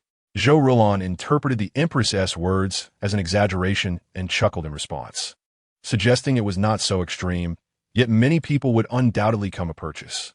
The Empress merely smiled without voicing her thoughts, her mind musing that some families face challenges in bearing offspring, cherishing each child as if they were precious jewels. As for the cost, naturally, the well-being of the child took precedence. What significance did price hold? Contemplating this, the Empress grew curious about the pricing of the little cart, wondering what its value might be. Zhou Rulan elucidated the previously established price of 200 taels, a sum neither exorbitant nor trivial, striking a perfect balance. However, for those carts imbued with blessings, a higher price of 600 taels was intended. While this was a steep price, it was not excessively so, serving as a means of accumulating merit. The Empress nodded in agreement upon hearing this. If these little carts were sold for too little, it would indeed result in a loss, and no one would genuinely believe in their effectiveness. The likelihood of them being purchased en masse was quite high. Zhou Rulan understood her friend's intention. The Shengwu Emperor held the Empress in high regard and was equally attentive to the Crown Prince. Yet within the royal sphere, various perils abound. A cart that could ensure a child's fortune and health was undeniably enticing. It was essential to clarify that this fortune did not merely denote good luck, but rather the avoidance of harm. With this realization, Zhou Rulan gazed at her cart with renewed confidence. Recognizing the blessing function, she feared that demand might soon outstrip supply, even contemplating whether to impose purchase limits. Then, considering the Empress's presence, she could not help but express her gratitude, exclaiming how fortunate they were to have such a prominent patron, for without her, The uncertainties of who would buy would be quite daunting. The Empress nodded in agreement, acknowledging how rare it was to find something so effective. Should anyone attempt to seize it forcibly, it would pose significant challenges. Although few would dare to provoke the Dogwood General's mansion, discontent could still lurk in the shadows. A soft voice emerged, soothing Zhou Rulan's earlier apprehensions. Hearing the certainty in her child's tone, Zhou Rulan felt her heart finally ease. The Empress continued to muse, expressing her desire to use the cart for a larger bed, perhaps one suitable for a child of Chun Er's stature. In Chapter 58, the little cart made its debut. Big Brother Taizi, do not use the little cart. Your blessings come directly from the rules, far superior to mine, as they align better with the beings of this realm. Even if I cultivated back to my original state, the effects of my blessings would still pale in comparison to those bestowed by the rules, which are more fitting for the entities within this interface. Zhou Rulan's embrace tightened slightly, her thoughts swirling. Initially, she assumed her daughter's inability to bless stemmed from her existence under the sun. Her capabilities were naturally limited. However, upon hearing her daughter's words, she realized that her current limitations were merely due to her youth. Zhou Rulan glanced up, only to meet the ceiling. Feeling her mother's embrace tighten, Xinyan Shu felt no discomfort. Rather, she relished the enveloping sense of security. Unaware of Zhou Rulan's emotional fluctuations, the Empress took an interest in selecting a little cart, specifically the vibrant red one. As she pushed the cart, she could not resist smiling at Zhou Rulan, exclaiming that had their little Yunshu not been dressed in red, she would have considered taking her out in the whimsical cart. Upon hearing this, the Empress's eyes sparkled with excitement, and she promptly made plans with Zhou Rulan, stating that if she did not allow little Yunshu to sleep in the adorable cart within the palace, she would come looking for her. The two examined all the components of the cart, lifting the canopy to place the little one inside. Observing the rosy-cheeked infant nestled within the crimson cart, revealing only her tender white face, the Empress could not help but laugh, remarking that unless it were for their little Yunshu, one might not even realize a child was inside. Zhou Rulan smiled back at her daughter, acknowledging that she had considered this previously, though it was unsuitable for public display. If they were to venture outside, it would be more fitting for Yunshu to observe the world, hence her decision to forego it. The Empress, upon reflection, abandoned this notion and, with renewed enthusiasm, declared they should push little Yunshu outside together. Zhou Rulan hesitated, pondering the appropriateness of pushing her own child. Though she was indeed Yunshu's mother, this felt slightly improper. The Empress, seemingly oblivious, insisted, I have long decided to be little Yunshu's godmother. While we must still consider the matter of godmothers, what harm could there be in pushing her a couple of times? Seeing the Empress's determination, Zhou Rulan contemplated briefly before acquiescing. Very well, let us push little Yunshu outside together. Xie Chun, previously intrigued by the cart, approached eagerly, wishing to assist in pushing it. The Empress, noticing Xie Chun running over, chuckled, Does Chun Er wish to push his sister? Though at your height, you might need to grow a bit more. Xie Chun glanced up at the Empress and then at the cart, pursing his lips, asserting, I will grow taller soon. Indeed, let us hope that when you do, Aunt Zhou will devise something else for you to push. Otherwise, we cannot have little Yunshu lying in this cart waiting for you to push her. Shin Yunshu lay comfortably within the cart. Its blessing function might hold significance for other infants. Yet for her, it felt somewhat superfluous. Nevertheless, what did it matter? It was imbued with the love of her family. As the three of them pushed the cart out, they instantly drew the attention of onlookers. What is this remarkable contraption? I have never seen anything like it. Indeed, it resembles a cart. Isn't that obvious? With wheels, it can be pushed. What else could it possibly be? Someone with keen eyes noticed the sleeping infant within the cart, pondering if it was specifically designed for children. The Xingwu Emperor, despite having heard of it before, now approached with great interest, rising from his seat to inspect the little cart. Zhou Rulan stepped back, granting space for the Emperor. With keen interest, the Xingwu Emperor moved closer, placing a hand on the cart to push it forward. A simple gesture, yet it left the crowd astonished. Your Majesty, some were about to voice their thoughts, but were swiftly silenced by others nearby, who cautioned, Did you not see the joy in His Majesty's eyes? Speaking out now could risk your life. While their emperor was not a tyrant, speaking ill of him could lead to grave consequences. It would be unfortunate to gain nothing in the end and instead incur his majesty's disdain, thereby offending the esteemed general of the kingdom, jeopardizing one's official position and dragging others down with oneself. After pushing the small cart a few steps, Sheng Wudi praised, "This little cart is quite remarkable. Placing an infant within it not only benefits the child but also those who care for them." While he praised it, he felt a twinge of doubt. The materials used were precious, typically found in affluent households where servants would attend to the children, while the less affluent could scarcely afford such luxuries. Could this truly be a marketable item? Of course. With this small cart, one can easily take the child anywhere. If the mother is concerned, she can let the child sleep in this cart, came the spirited reply. This alleviates the need to constantly hold the child, fostering better habits that are conducive to health. If there is a worry that the child may grow distant, the cart allows them to rest nearby without the hassle of moving a cradle.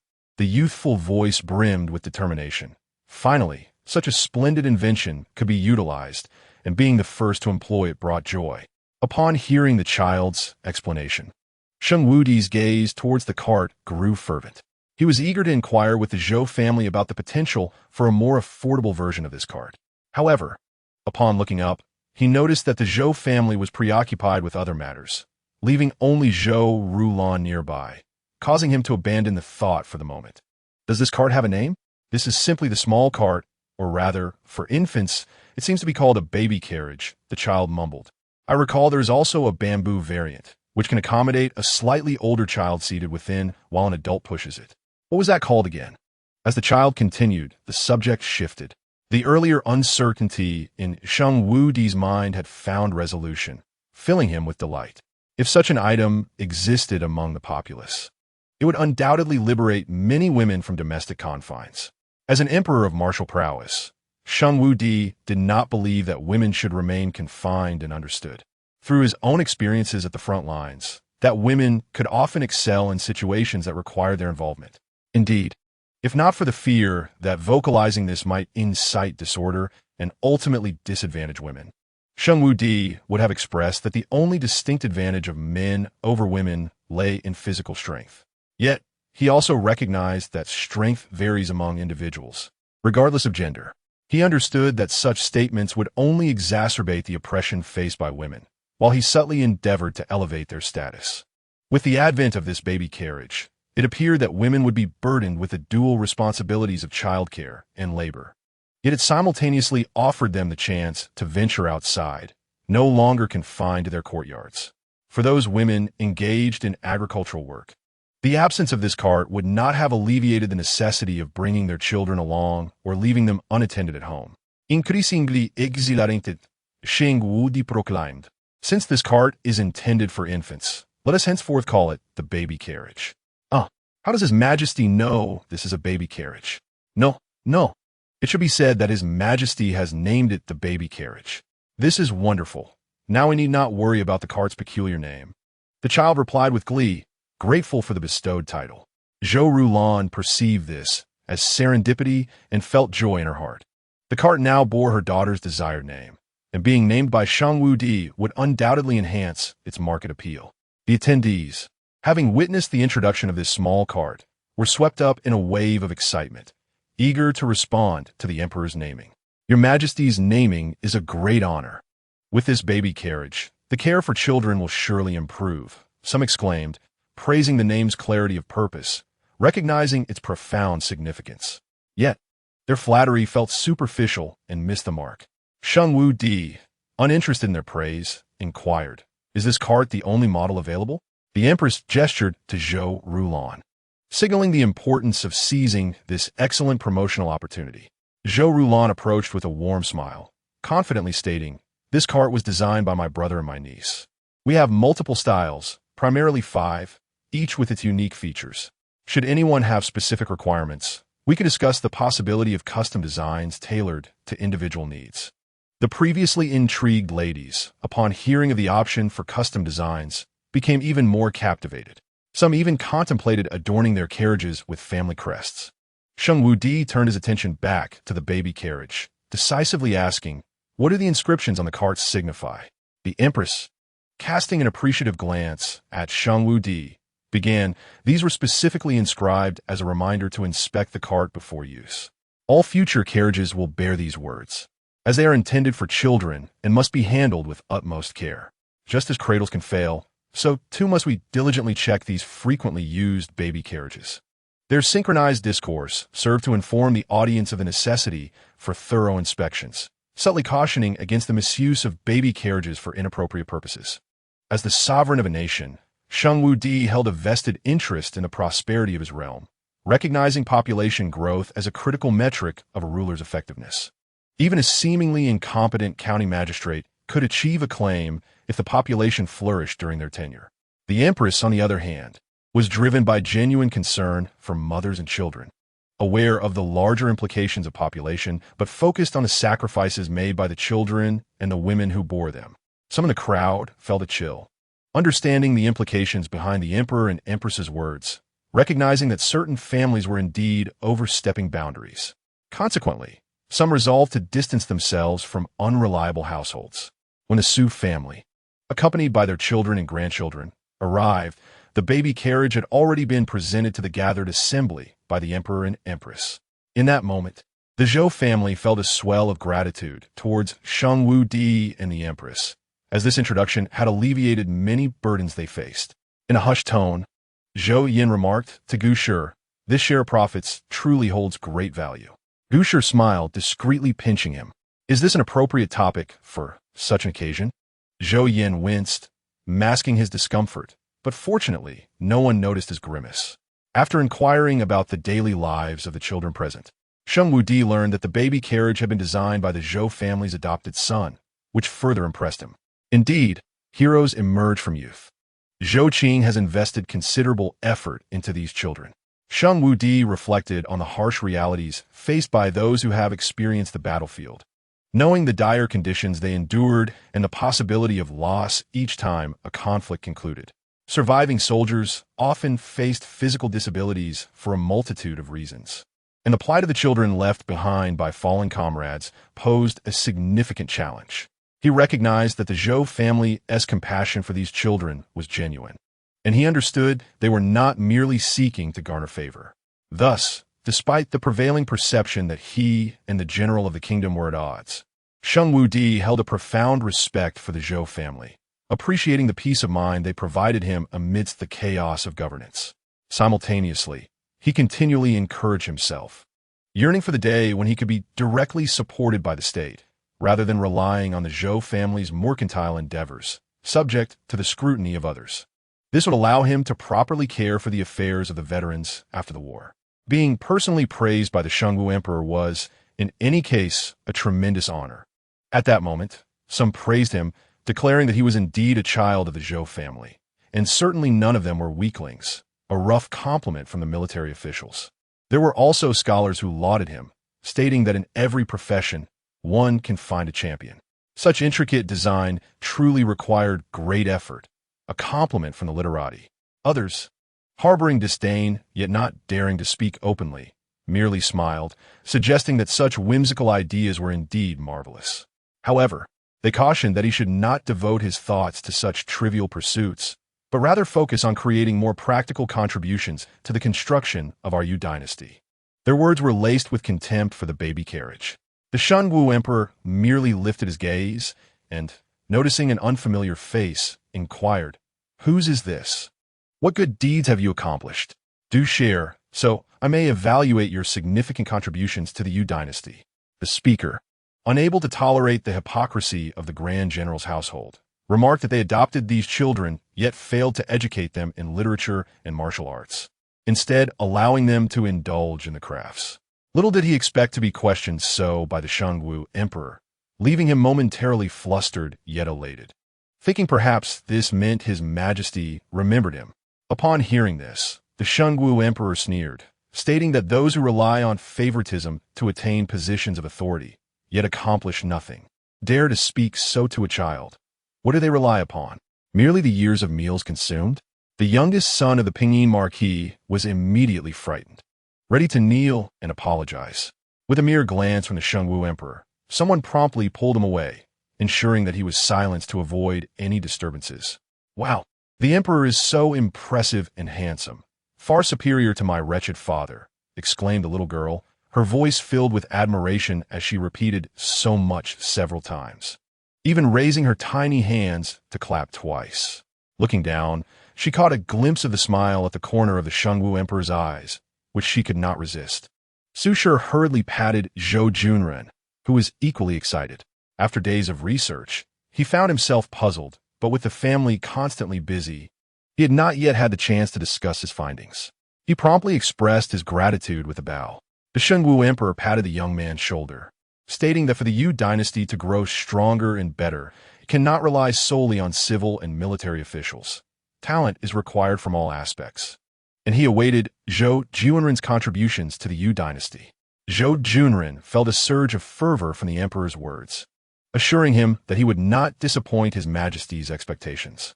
"This is wonderful. My brother has a bright future ahead," the little girl cheered for her brother, praising the Shungwu Emperor. "The Emperor is truly enlightened. The Yu Dynasty will surely flourish. Although with me around, it would naturally become better. However, a nation with a solid foundation will remain strong and endure. If it merely appears strong like an illusion, it will eventually fade." The Shungwu Emperor, pleased by the child's praise, was also enlightened by its underlying meaning, immediately prioritizing the nation's steady development in his heart. It is rare to receive such divine favor. With a lucky star like this, if he fails to hold on to it due to human folly, future generations will surely scorn him. While the Zhou family rejoiced for Zhou Junren, others felt envy or jealousy, and someone reported that an auspicious moment was approaching. Upon hearing this, the Shungwu Emperor's gaze swept across the room, slightly furrowing his brow. Earlier, he had heard from his secret guards that Chang'an Bo was unreliable. He had assumed the man was similar to others in the capital. To his surprise, he had not even attended the 100-day banquet for his daughter. Keeping this in mind, the Shungwu Emperor chose not to mention it at that moment, as it was a festive occasion, and there was no need to bring up such a dismal matter. The 100-day banquet's proceedings were relatively simple, primarily revolving around offering blessings to the little child. The name, previously undisclosed, would also be revealed at this time. The name for the child, Shunyan Shu, was indeed fitting. The Shungwu Emperor greatly admired this name, recognizing that the Zhou family, being a martial lineage, had chosen a name that embodied the essence of a family of generals. As he spoke, he felt a sense of relief wash over him. His previously fatigued lumbar spine felt considerably better. The Shungwu Emperor paused momentarily, gently swaying his waist, astonished to discover that he truly felt less discomfort. Could it be that merely praising the little one had such a remarkable effect? As he pondered this, he glanced at Shunyan Shu, only to see the little one yawning wearily, no longer as spirited as before. The little girl also appeared somewhat fatigued. Bestowing blessings is truly exhausting. Although there aren't many bestowers, the effects are not particularly significant, yet it still requires considerable effort, she remarked before falling silent. Zhou Rulan noticed her daughter's unusual state and, looking down, saw that she had already fallen asleep. The Shungwu Emperor remained in a state of shock, and after the banquet commenced, he couldn't help but lean towards the Empress, quietly murmuring to her. At that moment, I genuinely felt much lighter. It is so miraculous. Did you experience something similar? The Empress, surprised, glanced at the sky, noting the absence of golden light. Could it be that Your Majesty was daydreaming? The Shungwu Emperor's expression stiffened as he recalled the child's words, firmly believing he was indeed involved. He stammered, "I did feel unwell earlier. The imperial physician diagnosed me, stating that my discomfort stemmed from prolonged sitting. However, just now, I felt a sense of ease throughout my body. Even now, sitting here, my waist feels free of fatigue." Chapter 61. The Shungwu Emperor's gratitude. Hearing the Shungwu Emperor's words, the Empress became attentive, scrutinizing his expression with some hesitation, but ultimately nodding affirmatively, acknowledging that His Majesty indeed appeared much more spirited than before. Hearing the Empress agree with his assessment, the Shungwu Emperor felt even more delighted. "I told you, I truly sensed a reduction in my discomfort."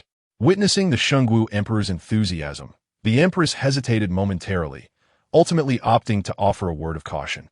"Your Majesty, this may just be a fleeting notion of yours. It need not necessarily be true. The Shungwu Emperor was momentarily taken aback, but quickly responded with a smile. Empress, I genuinely feel much improved.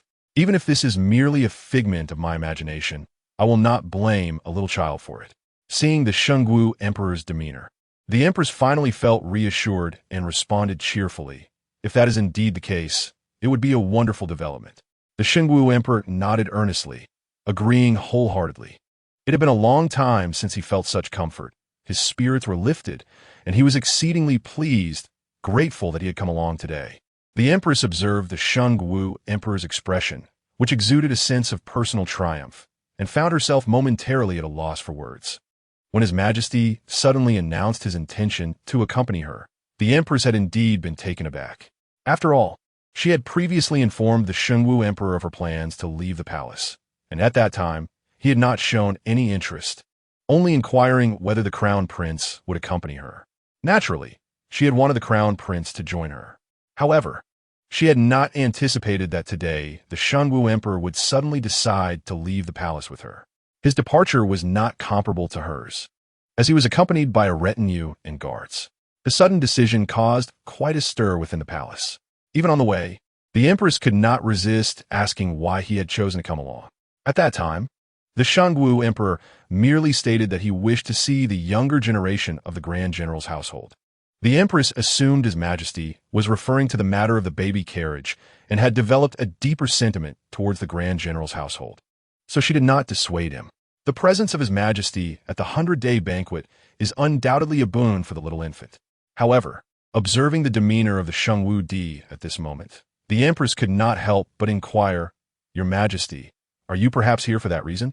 Upon hearing her words, the smile on Shungwu Di's face faltered, yet he quickly diverted the conversation to the absence of the Zhou family in welcoming the guests. Sensing the Emperor's unease, the Empress affirmed her earlier suspicions, feeling a mix of complexity in her heart. Realizing he had been discovered, Shungwu Di chose to be forthright, asserting his familial connection, as both the Empress and Chun heir had received blessings. How can one consider themselves a family if I am excluded? He proclaimed. While his words were bold, within, he felt a sense of relief. Initially, his curiosity was piqued by the prospect of such a small child manifesting extraordinary phenomena. Yet, he could not deny a desire to partake in the blessings himself. As a sovereign with grand aspirations for national peace and stability, Shungwu Di placed great importance on his own health. Since learning that the Empress and the Crown Prince had received blessings that alleviated their ailments, he had harbored feelings of envy. Particularly at night, while the Empress slumbered soundly, he would find himself awake, grappling with his longing. Today, he had decisively commanded his presence at the banquet, leaving no room for others to deter him.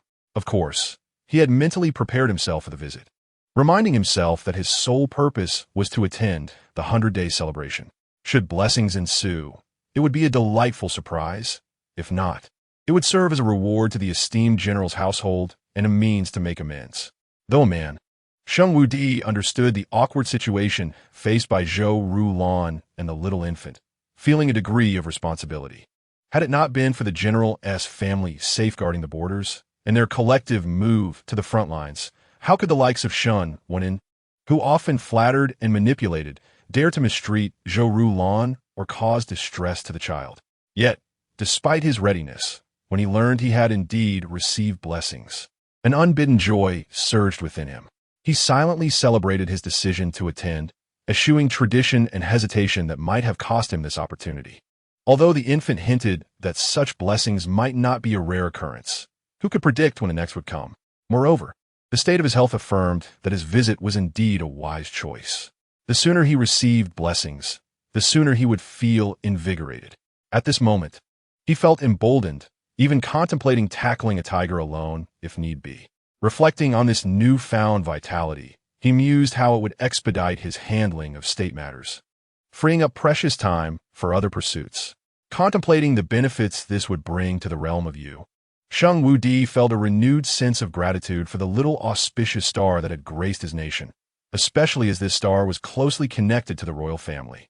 Although he could not comprehend why he could hear the innermost thoughts of this child, he resolved to cherish this stroke of fortune. He quietly made a note of it, Intending to turn this fortunate feeling into tangible rewards, once Zhou Rulan and Li succeeded. Within the banquet, not only was Sheng Wu Di filled with gratitude, but there were also those who whispered discontent. While the celebration was hosted by the maternal family, it was not an uncommon occurrence. Yet it was rare for the paternal and maternal families to gather in the same locale for such an event. Moreover, as the banquet progressed, the absence of any representatives from the Shun Wen household became increasingly conspicuous. What could this mean? Who could say? They had previously sent an envoy to deliver invitations. So why had they not shown up today? The disdain in their words was palpable. Had they forgotten that their last attendance was out of respect for the general's family? Perhaps they thought the guests were drawn by the auspiciousness of their home. Sheng Wu Di shared his thoughts with the Empress, expressing frustration over the Shun Wen family, wishing he could demote them all to commoners, if not for the constraints of decorum. The Empress, having learned of her friend's impending separation, viewed the situation with indifference. I suspected as much during the full moon banquet. They must be cherishing that child as their greatest treasure. Previously, someone had even submitted a memorial congratulating the dynasty for the auspicious event, which left Sheng Wu Di feeling quite vexed. Were it not for other considerations, he would have questioned the sender regarding the actual benefits of such auspiciousness, whether it could truly bring peace and prosperity or strengthen the military. Now, Sheng Wu Di recognized that genuine auspiciousness did indeed hold numerous advantages. However, his disdain for those seeking to claim false auspiciousness, solely focused on their own gain, only intensified. The others present, those with whom he had established rapport, were not of immediate concern. Among them were the wives of military officials, such as Madame Duan and Madame Chu, who were straightforward individuals. Previously, they had formed a good friendship with Zhou Rulan and could engage in light banter despite not being particularly close. When Zhou Rulan arrived, she found them discussing amusing anecdotes. Upon seeing her, their smiles broadened. I had been feeling quite fatigued, but at that moment, I felt all weariness dissipate, remarked Madame Chu. Surprised, Madame Duan replied, "You felt that too?" When Madame Duan recounted her discomfort during pregnancy, particularly the ache in her back, she shared how, just moments ago, warmth and comfort enveloped her. I thought it was merely a fleeting sensation, but I now believe it to be quite real. Understanding that this was the effect of her daughter's blessings, Zhou Rulan smiled and suggested it might merely be coincidence. However, Madame Chu recalled the golden light and, while hesitant to declare that the infant was the true auspicious star, remarked, "Our little Yun Shu is indeed fortunate. As her aunt present for the celebration, I, too, am blessed by her fortune." Madame Duan agreed, nodding in affirmation. Observing their sincerity, the military families present were perplexed, unable to share in such feelings. They could only assume it was mere affection for the child. Yet, some believed this affection was a facade to elevate the child's status. One individual scoffed loudly, drawing the attention of everyone at the table. The individual seemingly did not anticipate such pronounced repercussions, momentarily thrown into disarray, yet swiftly regained composure, retorting defiantly that these matters were merely idle talk on their part.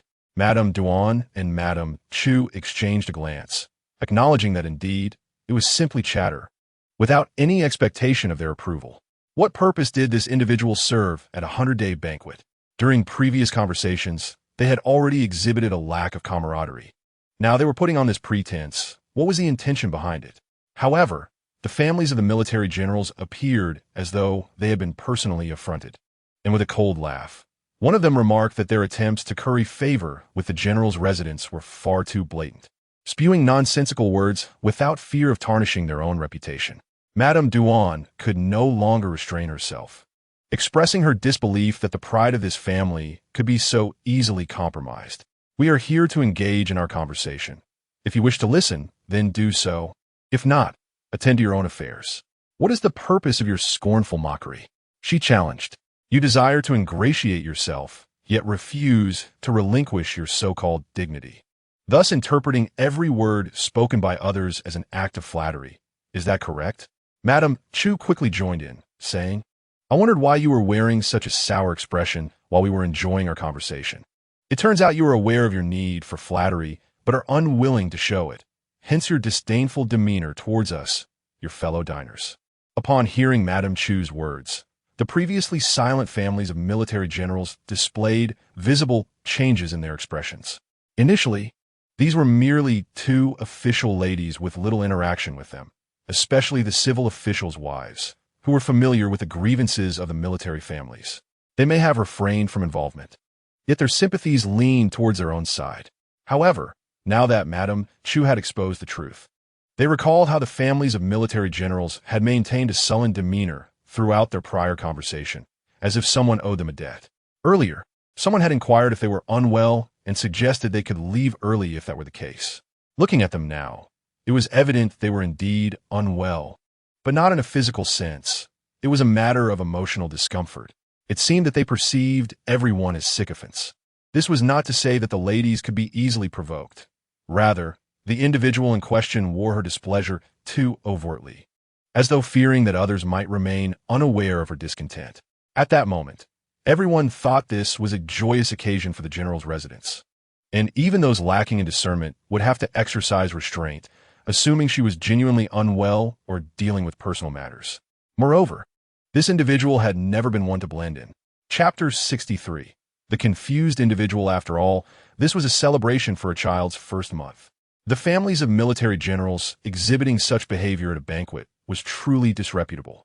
As they noticed others scrutinizing their expressions, they only intensified their own display of indignation, as if their virtue had been tarnished. No matter what, the general's residence is merely a military household, not worthy of your scorn. If you truly wish to ingratiate yourselves, the Emperor and Empress are right here. Upon uttering this, the expressions of everyone present shifted dramatically.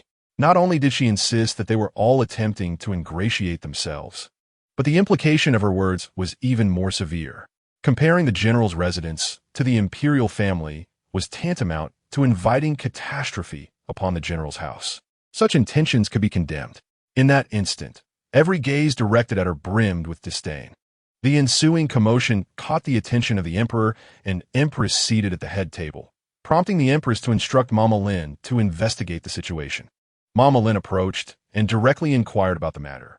The families of military generals grew increasingly anxious. If the Emperor and Empress were to learn of the unfolding events, it would indeed spell disaster for the general's residence. Zhou Rulan, however, did not perceive this as something to conceal. She simply wished to prevent her friend from being embroiled in unnecessary strife, and thus attempted to downplay the incident, asserting that nothing had transpired. Just then, the military family member appeared as if she had found a champion in Mama Lin, promptly producing a handkerchief to cover her eyes, exclaiming, "You have finally arrived, Mama. If you had not come, I would have been deemed a villain." Her words elicited grim expressions from the assembled crowd. Even those who had previously believed themselves unaffected now wore serious faces. Did her statement not imply that they were all complicit? Not only had she accused the general's residence, but she now sought to drag them all into her predicament.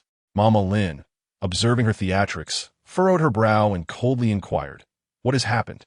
The military family member, mistaking Mama Lin's displeasure as a reaction to her words, felt a surge of relief and hastily recounted the earlier events. "Mama, today is a joyous occasion for the general's residence. While it is true that everyone is gathered here for the general's family, the Emperor and Empress are also present. Their behavior reflects a lack of respect towards the Emperor and Empress, and I am merely voicing my indignation on their behalf." Madame Duan and Madame Chu were visibly distressed. "Mama, this matter," Zhou Rulan interrupted them. Their urgency heightened. Even if they were affected, it was impossible for the repercussions to extend to so many people. However, the general's residence might suffer unjustly due to this individual slander. At that moment, they looked at her with a desire to tear her apart. The military family member, under the scrutinizing gazes of the crowd, remained obstinate, asserting, "This is all your fault. If you had not shown such disdain for the Emperor and Empress, how could this calamity have befallen us?" The crowd was incredulous at her continued defiance, and someone inquired, "Is she the wife of Qian Kanjiong?" Another chimed in, "Yes, she married Qian Kanjiong. Her family is said to be of a scholarly background." A third person scoffed, "A family of scholars whose highest rank barely reaches that of a county magistrate?" Those who had been unaware of the situation exchanged glances, while those in the know provided clarification. At the time of the marriage proposal, It was claimed that her family was of a scholarly background. Qian Kanjiang thought his own family was rather unsophisticated and desired to elevate their status. The matchmaker had proclaimed that her family upheld good morals and that she was gentle and suitable for nurturing children and caring for elders. However, it now appeared that she was perhaps the harbinger of misfortune. Not to mention that today's event was at the general's residence. If the general's house were to suffer repercussions due to her slander, did she truly believe that it had no other connections or acquaintances? When the time for retribution arrived, it would undoubtedly be Qian Kanjiang and this woman's family who would bear the brunt. Initially, everyone was supportive of her, hoping to shield her from being bullied by newly acquainted families. Yet, with her treatment of them, it was clear that Qian Kanjiang would face severe consequences if he did not handle this situation adeptly. Not only would his future be jeopardized, but his prior allies and colleagues would undoubtedly sever ties with him. Realizing this, someone coldly remarked, "Do not be so pleased with yourself, even if your scheme succeeds today. The first to suffer will undoubtedly be your own family, not the general's residence." What? At this juncture, you still seek to ingratiate yourselves with the general's residence? Do you believe they hold absolute power? Are you threatening me in the presence of the emperor and empress? Seeing her persistent attempts to entangle the general's residence further infuriated the crowd. The wife of Qian Kanjiang, feeling as if she had found a champion, stood up, ready to approach Mama Lin. Mama had just heard that these individuals dared to threaten me. I merely exposed their intentions to ingratiate themselves with the esteemed general's residence, and they reacted thus. The few ladies at the same table felt that the atmosphere today was exceedingly inauspicious. However, Lin Mama cast a meaningful glance at her. "Is that so?" The wife of Qian Kanjiang nodded eagerly. "Indeed, that is correct." Lin Mama then waved her hand to the two eunuchs following her, instructing them to take the individuals away. Everyone was astonished and rose to intervene. Yet, the wife of Qian Kanjiang was elated. "Mama, with these two eunuchs, I fear they cannot." Before she could finish, the two eunuchs had already seized Qian Kanjiang, dragging her away without affording her a chance to speak, covering her mouth as they took her out. The events unfolded too swiftly, leaving the ladies present momentarily dazed. They had just risen, contemplating intervention to prevent His Majesty from laying blame on Zhou Rulon. Unexpectedly, the one being taken away was none other than the wife of Qian Kanjiang. Chapter 64. The esteemed trust of the Holy Martial Emperor Lin Mama bowed respectfully to Zhou Rulon. "Miss Zhou, the Empress has said that this world is filled with all kinds of people, and there will always be some who have lost their minds. Ms. Zhou need not be angered by them, for being upset only fulfills their desires." Hearing Lin Mama's deliberate message, Zhou Rulon felt an indescribable emotion within her. When she glanced towards the imperial family, she saw her friend smiling mischievously at her, which made her unable to suppress her own laughter. "Thank you, Empress." She then solemnly bowed to Lin Mama, expressing her gratitude. If it were not for Lin Mama conveying the message, it would not have unfolded this way. Lin Mama smiled at the young lady she had watched grow up and avoided the bow, reassuring her, "Miss Zhou, rest assured, in matters of right and wrong, His Majesty and the Empress have their own judgments." After saying this, she added, in the astonished gazes of the ladies present, that these were the exact words His Majesty uttered upon hearing the old servant's report. Having said that, Lin Mama bowed and took her leave. The gathering fell into a prolonged silence. It was not merely important, but a matter of trust and regard, a steadfast reliance. The other military wives shared this sentiment, as they understood well what constituted a true calamity for a general. It is not that a general's inability to win battles is their greatest sin.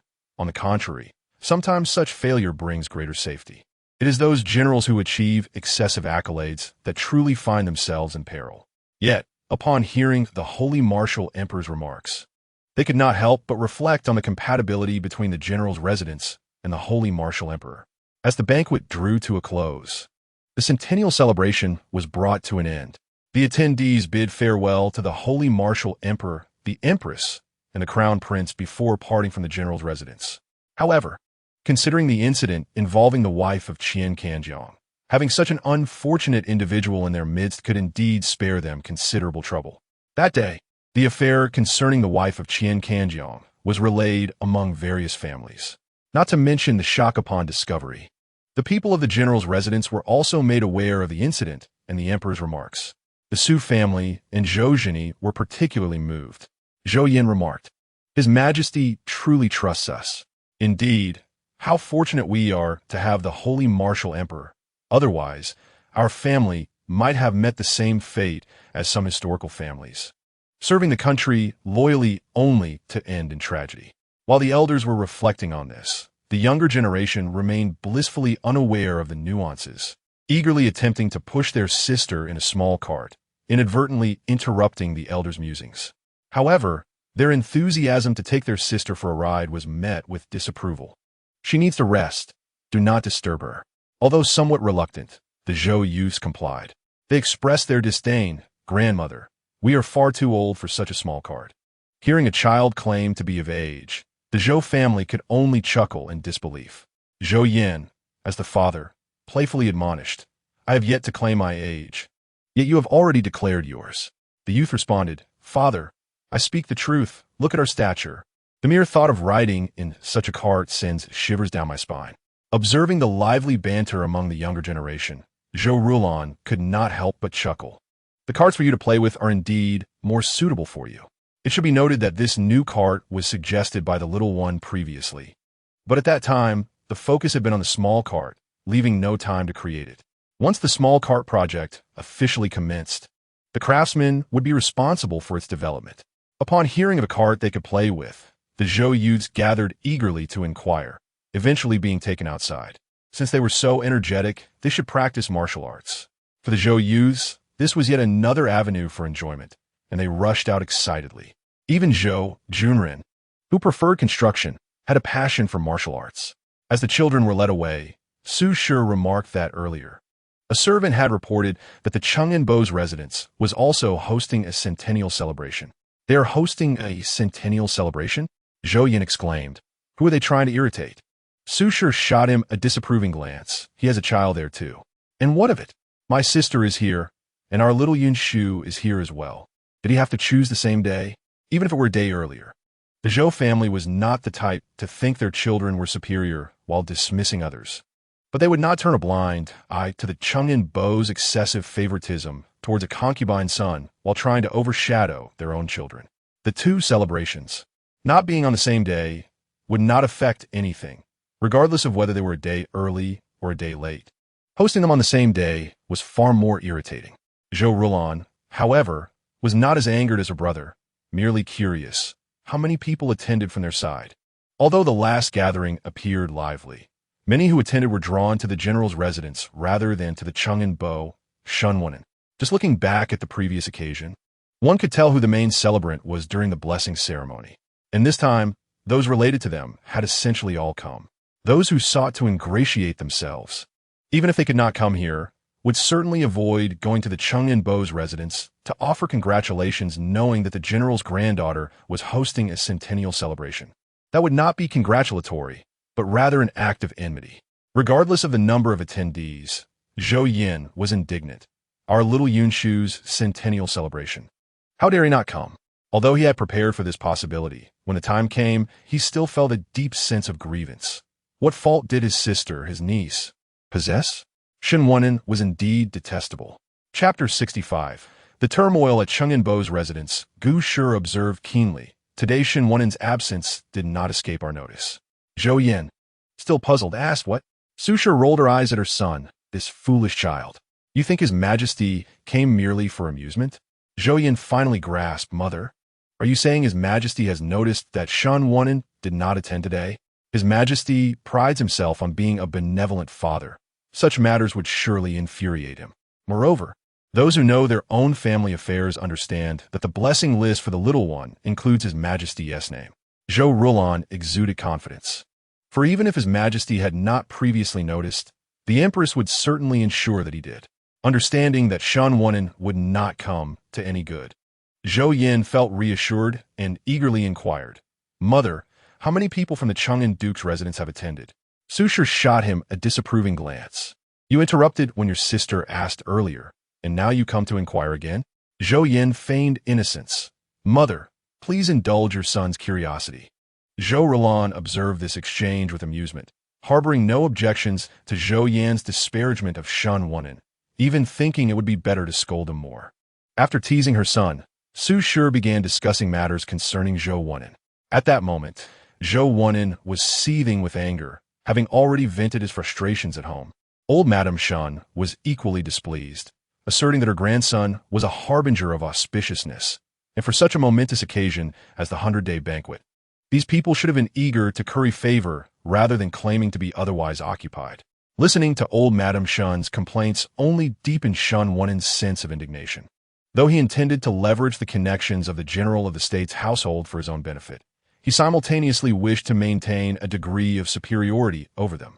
In truth, had it not been for the unfavorable expressions of Su Shi and Zhou Zhini during their last encounter, Shen Wunen would have sought their assistance in inviting guests to his home for the banquet. At that time, resentment had already taken root in Shen Wunen's heart, and he resolved to demonstrate to Zhou Rulan the grandeur of the 100-day banquet hosted by the Cheng'an Duke's residence. However, he was taken aback to find that despite having sent invitations and personally invited colleagues and previous attendees, none had shown up, and some had not even sent gifts. The guests who did arrive were those he deemed unworthy, either holding far lower official ranks or being merchants without any titles at all. Had it not been for the valuable gifts they brought, he would have wished to expel them on the spot. He had initially thought that those of higher rank were merely waiting to make an appearance later, but as the banquet time approached, it became clear that none of them would attend. The merchants, oblivious to the situation, kept inquiring if it was time for the ceremony. Old Madame Shen also failed to comprehend the nature of the guests, noting that their numbers had increased since the last occasion, and urged her son to proceed quickly. As the auspicious hour had arrived, Shen Wunen could not argue with old Madame Shen on the spot, and had no choice but to endure his resentment and complete the banquet. As the event concluded, listening to the guest conversations, old Madame Shen finally sensed something amiss and questioned Shen Wunen, only to realize that the attendees were of a lesser status than her own family. She thought that had she known their identities beforehand, she would have driven them away immediately, feeling that they were taking advantage of the fact that their marquisate had been elevated to a duke's status, treating them with such disdain. Although Shen Wunen placed great importance on his family's title, by the end of the day his mind had cooled significantly. Nonetheless, he could not voice that many of those who had attended previously were drawn by the general of the state's household. This time, knowing that the general's household was hosting a 100-day banquet for their granddaughter, it was inconceivable that those who could not attend would instead come to his residence. Old Madame Shen, however, believed her reasoning to be correct. Previously, as a marquis's wife attending banquets, she was respected and sought after. Now, she found herself receiving far fewer invitations. What she did not realize was that the earlier invitations had been extended largely due to the prestige of the general of the state's household. At that time, neither Su Shi nor Zhou Zhini were in the capital. The only connection to the general's household was Zhou Rulan, and the only one with a slightly older generation connected to her was old Madame Shen. Unaware of these dynamics, old Madame Shen's anger flared upon seeing Lin Shuang, blaming her for the family's current predicament. If it weren't for you associating with that merchant family, our family would not have been reduced to a mere duke's residence, and a title that can only be passed down once. Just thinking about this matter made old Madame Shen seethe with rage. In such a state, she could no longer contain her fury, and as Shen Wunen's anger boiled over, resulting in him appending a tea set, old Madame Shen resorted to her long-and-used tactics. Striking Lin Shuang with a stick, had Lin Shuang not quickly shielded the child in her arms and hastily moved Shen Yao out of harm's way, the Cheng'an Duke's residence might have become the subject of ridicule throughout the capital. Leaving aside the troubles of the Cheng'an Duke's residence, the Zhou family felt a sense of satisfaction upon learning that few had attended Shen Wunen's gathering.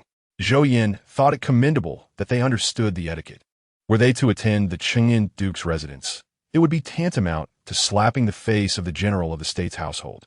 Hearing her son voice such foolishness, Su Shi wished he would grow a wiser mind. However, Gouges explained, these individuals are aware of this principle, which is why they prefer not to attend either gathering rather than risk going to the Cheng'an Duke's residence. Zhou Yin had yet to comprehend this, still feeling aggrieved that many from his side had attended. Are they all devoid of sense? Zhou Rulan, however, understood well, elder brother. Some of them have ties to Shun Wonin and cannot sever those connections, while others see no advantage in aligning with our general of the state's household and thus seek favor with the Chang'an Duke's residence. Some are merely gambling, while others are misinformed. Upon hearing his sister's explanation, Zhou Yin felt relieved, as long as it did not imply that the name of their general of the state's household had lost its significance. Due to the blessings conferred during the 100-day banquet, Shun Yinshu exhausted the spiritual energy she had painstakingly accumulated and enjoyed a deep, restful sleep, only awakening at midday the following day. Upon waking, she was met with the concerned gazes of her mother, grandmother, and aunt, prompting her to smile broadly, revealing her toothless grin. Chapter 66. Missed scenery yesterday in her dreams. Shun Yinshu revisited certain events from her past life. However, unlike before, where matters of the cultivation world occupied the forefront of her mind, this time she noticed previously overlooked details and gathered insights she had not encountered before. Now, gazing at the three women surrounding her, she felt an overwhelming sense of fortune in having the opportunity to relive a lifetime. With this thought, she could not help but express gratitude within her heart. How fortunate I am to have so many family members who care for me. Reflecting on her previous life, she realized that while she had companions walking alongside her, many had drifted apart along the way. Although she had never complained about this separation or harbored resentment toward her old friends, it must have impacted her in some way.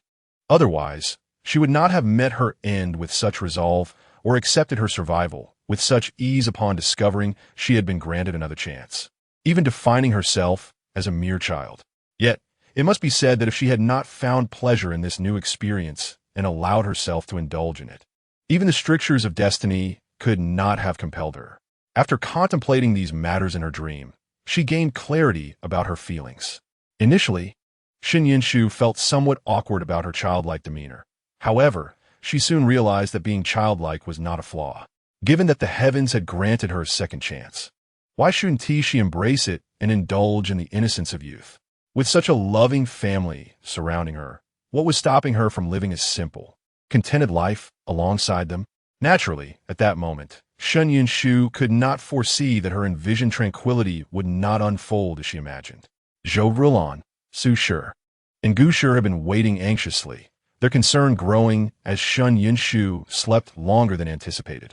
They had gathered collectively, their worry palpable, only to be taken aback by the words spoken by the awakening child. For a moment, both Zhou Rulan and Su Shi felt their hearts soften. Such a well-behaved little darling, having finally cultivated a bit of spiritual power, had devoted it entirely to bestowing blessings, resulting in her prolonged slumber. Upon waking, she expressed no complaints or discontent, her thoughts solely occupied with her family. How could they not cherish such an adorable and obedient child? Gu Shi, unable to hear the child's inner thoughts, had previously cautioned the Zhou family not to let Shun Yinshu realize that her thoughts could be overheard. Observing the expressions on Su Shi and Zhou Rulan's faces, she felt a tinge of curiosity, but was assured that this little one would not disappoint her family. She refrained from pondering further and simply remarked, "Mother, has Xiao Yinshu slept long enough? Should we check on her health?"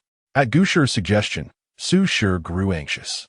Initially, they had only thought to enjoy watching the child sleep soundly, even occasionally hearing her soft snores, without considering the need for a physician. The Zhou family, despite their frequent injuries on the battlefield, rarely suffered from minor ailments. Thus, Su Shi could not contain her urgency any longer. They must summon a doctor. Summon a doctor? What doctor? This is merely the first time my spiritual energy has been completely depleted, resulting in a natural self-protective response, thought Shun Yinshu to herself. Calling a doctor would yield no useful insights. They would only assume I am an exceptionally healthy baby, and we should spare them any envy. Upon hearing the child's thoughts, Zhou Rulan and Su Shi exchanged glances, but ultimately decided that it would be prudent to have a doctor take a look. After all, their peace of mind was paramount, and they could dismiss any worries as mere concerns of ordinary folk. As elders, they could not suppress their feelings of anxiety. Consequently, someone was dispatched to fetch a doctor. Seeing her elders so concerned, Shun Yinshu did not object. Allowing them to check on her was acceptable. Sometimes, The seemingly nagging words of elders stemmed from genuine care. They were unaware of her ability to bestow blessings or her spiritual power, which made her current state entirely normal. If her elders remained unconcerned despite her prolonged slumber, then perhaps it was time for her to consider tempering their worries. Amused by her own thoughts, Shu Shu could not help but giggle. Gouges, noticing the child's joyful laughter, teased, "Our little Shu is so happy. Is there something particularly delightful that you wish to share with your aunt?" "Oh, if only I could grow a few more months until I can speak. Then I could have delightful conversations with Aunt," she replied. "And I must certainly chat with Madame Chu. She knows so many intriguing tales." "Madame Chu?" Zhou Rulon felt a mix of exasperation and amusement. How could such a small child be so interested in the affairs of others? Yet, recalling her own daughter's previous curiosity about overhearing conversations, she could only smile at the child's exuberance. Su Shi nodded in agreement, albeit puzzled. "How does mother know I enjoy the excitement of others? Life is fleeting. How wonderful it is to share in the laughter of others." Shen Shu mused. The lively gatherings in the realm of cultivation were not easily enjoyed. The risks could be dire. Yet, there were smaller social happenings that many keenly observed, albeit often by those of lesser cultivation levels. Those of noble lineage or higher cultivation typically overlooked such frivolities, focusing solely on their training and neglecting the beauty of life's journey. As Shen Shu pondered these thoughts, she suddenly realized that her previous self had also missed out on the scenery of life. However, her experience of missing out was distinct. She had glimpsed the beauty but only skimmed the surface, hearing snippets of gossip but never truly engaging. In this new life, she was determined to savor every moment. "My dear mother truly understands my nature. Henceforth, I shall take you along to witness the amusing mishaps of others. We shall share in hearty laughter together," Shen Shu declared. Much to Zhou Rulon's surprise, she felt a warm, unfamiliar sensation in her heart, touched by her daughter's future aspirations. Although aware of a child's dependence on their mother, hearing her daughter express a desire for companionship brought tears to her eyes. Fortunately, Su Shi gently pulled her back, smiling as she lifted the little one. "The doctor will arrive soon. If all is well, we shall ensure you have nourishing milk. In just a couple of months, you shall be ready to try new flavors." "What shall it be?" The mention of food ignited Shen Shu's enthusiasm. "I love meat. I want to eat meat." Su Shi found herself bemused. This child had consistently desired meat, and it seemed her cravings had not waned. She contemplated introducing some minced meat once the child reached 6 months, albeit with reservations about whether it would alter her preferences. Shen Shu, blissfully unaware of her grandmother's concerns, eagerly anticipated the day she could indulge in meat. When the doctor arrived and confirmed that Shen Shu was merely growing faster and stronger than the average child, the family felt relieved.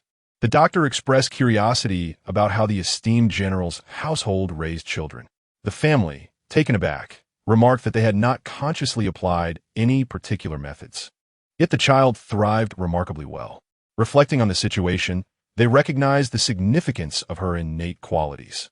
Ultimately, the child's well-being was the greatest source of joy for the family. After confirming that the little one was indeed in excellent health with no other issues, the Zhou family felt relieved and returned to their previous routines. Those who needed to attend to the shop resumed their tasks, while others focused on military affairs. Now, in addition to their existing businesses, they had opened a baby supply shop.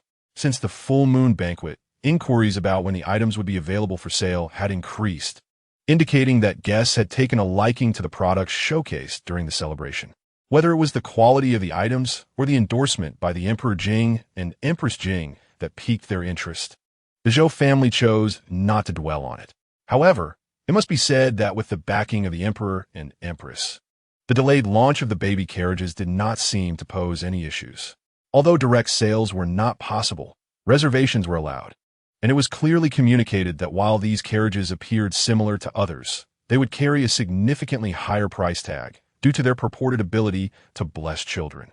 It was emphasized that while the effects were real, they were not miraculous.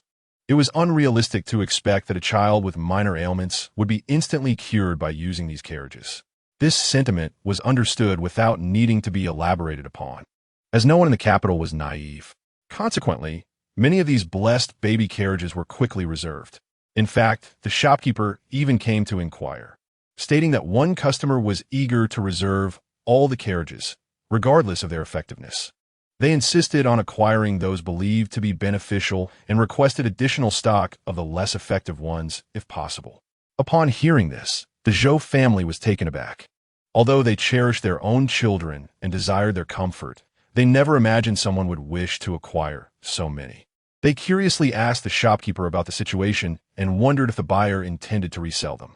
Given this thought, the Zhou family contemplated whether to engage in this business venture, considering the potential for a long-term client.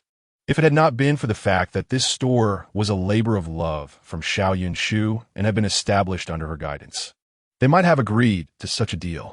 After all, if others could source goods from them and sell them at a profit, that was their own endeavor. However, the baby supply shop was intended to be a sustainable venture. Thus, they hesitated and did not wish to simply offload their products as before. This did not mean they had not considered the matter. Were they to provide for their own children? The Zhou family was perplexed. Did the buyer have numerous children? Upon hearing their inquiry, the shopkeeper recalled some information he had gathered and, while hesitating, explained that he had previously looked into the matter and learned it was related to the family of the Duke of England. The Zhou family was bewildered. Why would the family of the Duke of England need so many? Do they have many children, or just a few? If memory served, the Duke of England was from a scholarly family. Why would a scholarly family have so few connections? It was no wonder that the people from the general's household were confused. Their understanding of scholarly families was limited, and they knew many scholars who were eager to fill their households with wives and concubines, resulting in a plethora of female relatives. Thus, they had never doubted that scholarly families would have a scarcity of children. The shopkeeper, however, seemed to have gleaned some insights about the Duke of England's household. He had taken the initiative to investigate and stated, "What you may not know is that the Duke of England's family has been rather simple over 3 generations. It is only recently that they have welcomed a daughter, who unfortunately was born frail. Consequently, the Duke's family has gone to great lengths for her well-being. They are inclined to acquire anything deemed beneficial for children, to the extent that they have had disputes with other families in court over this matter." Nevertheless, the shopkeeper also learned that the little heiress was indeed not in robust health. Thus, it was understandable why they placed such importance on the baby carriages. However, comprehension did not equate to agreement. It depended on whether their own masters were willing to engage in this business transaction. The Zhou family found this situation somewhat challenging. This baby supply shop was not like their previous ventures. They aspired to maintain it for the long term. If they were to allocate most of their stock to the Duke of England's household, it would hinder their ability to continue operating their shop. Therefore, after deliberation, the General's household decided to reserve one of each type of blessed baby carriage for the Duke of England. After all, the Duke's family had the best interests of their child at heart, which resonated with the values of the General's household. They could not bear to deny the Duke's sincere affection for his daughter. The Duke of England had previously heard that the Empress and the Emperor had paved the way for these baby carriages, and thus intended to purchase a couple to honor them and avoid appearing too isolated. Given their already pressing concerns regarding their child, they preferred not to stand out excessively. However, upon learning of the carriage's purported benefits, they ceased to consider who would benefit from the purchase.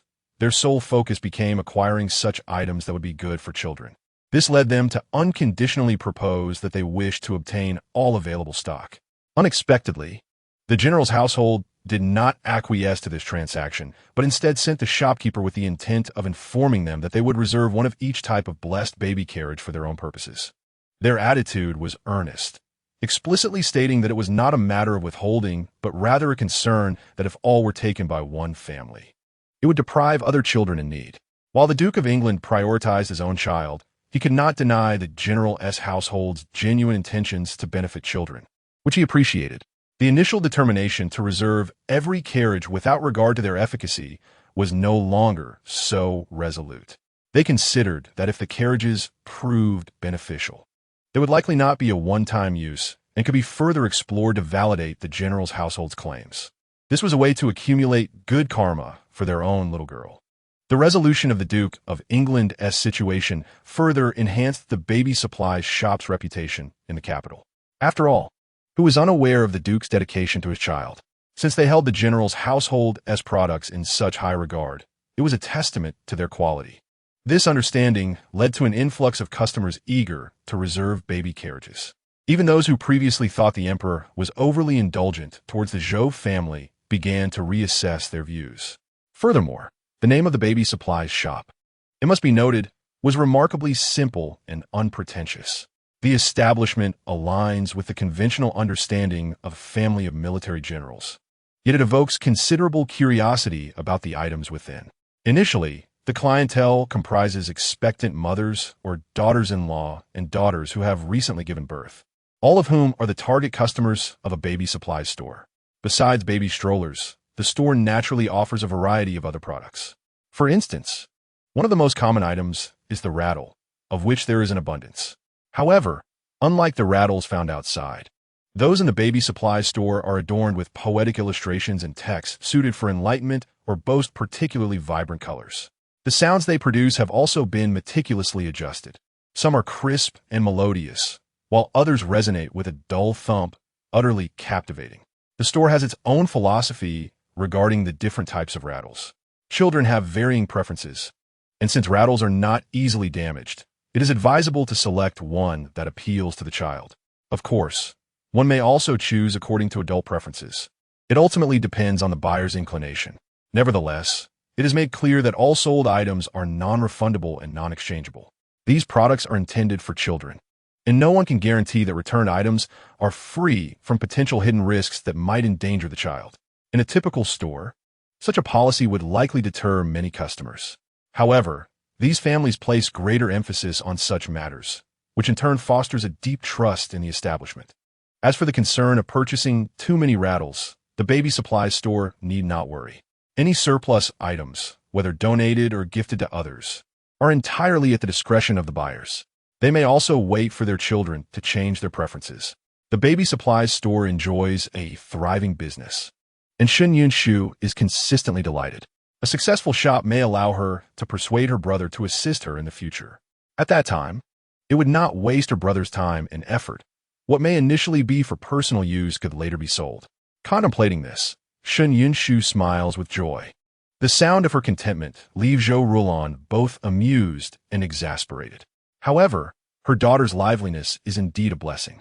She considers taking her daughter out for a brief excursion, not requiring an extensive excursion, simply to explore the items within this shop, allowing her daughter to make her own selections. With this thought in mind, Zhou Rulon decisively resolves to proceed. After conferring with the Shu family, she takes Shu to the store. Chapter 69. The joyful little one today marks the official sale of the first batch of baby strollers confirmed to possess auspicious qualities. The strollers lacking such attributes are currently indeterminate.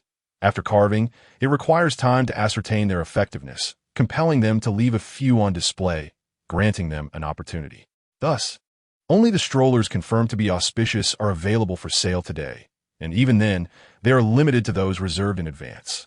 After all, the shop cannot be devoid of even a single model, as they intend to engage in this business for the long haul. Previously, the baby supplies store gained widespread recognition primarily due to these strollers, hence the influx of visitors today eager to view them. Those who had previously placed orders can opt to collect their items personally or have them delivered. Conversely, those who had not reserved or were unable to secure an order are curious to see the stroller that has garnered praise from both the emperor and empress. Furthermore, the noble ladies of the capital are not confined to their homes. Rather, they are responsible for various external affairs.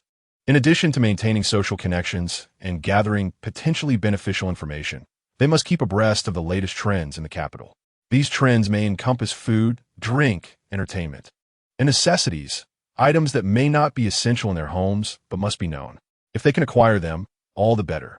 Thus, upon learning about the stroller and its pricing, these noble women find themselves intrigued.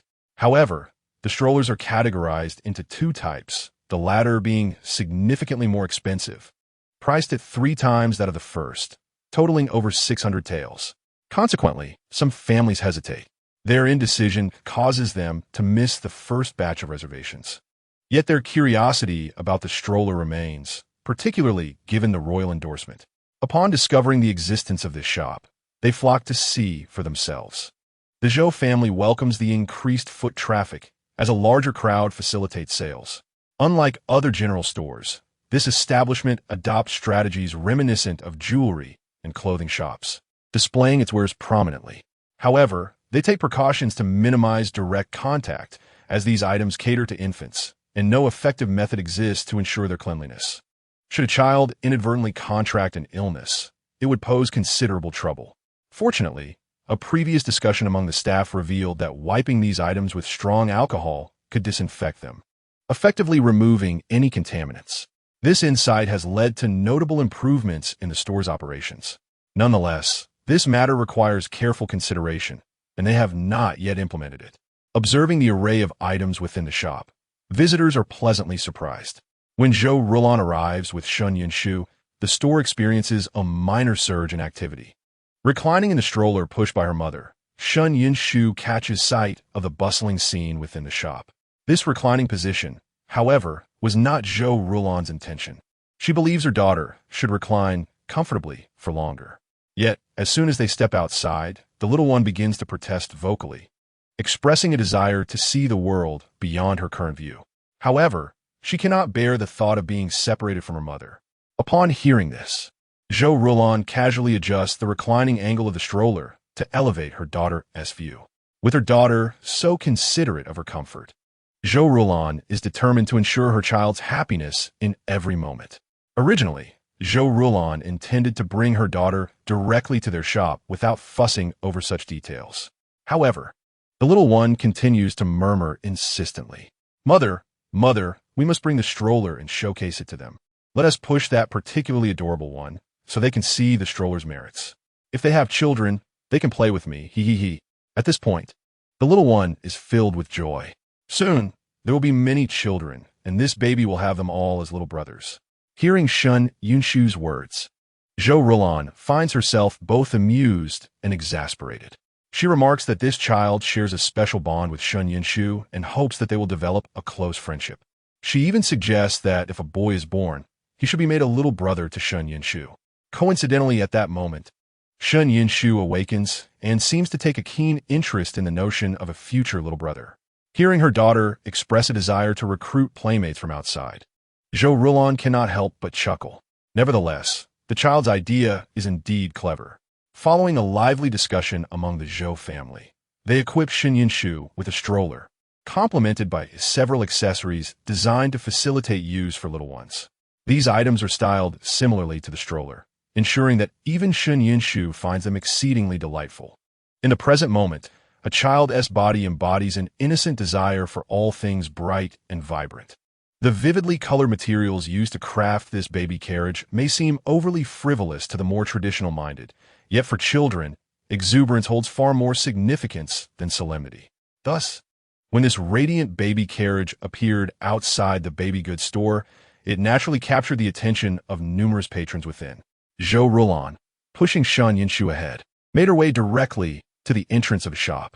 To facilitate the ease of entry and exit, this establishment had opted against a fixed threshold, instead employing a retractable one that could be adjusted as needed. As they approached, an unusual little carriage was seen rolling up to the threshold, within which lay a delicate baby, resembling a finely carved jade bracelet.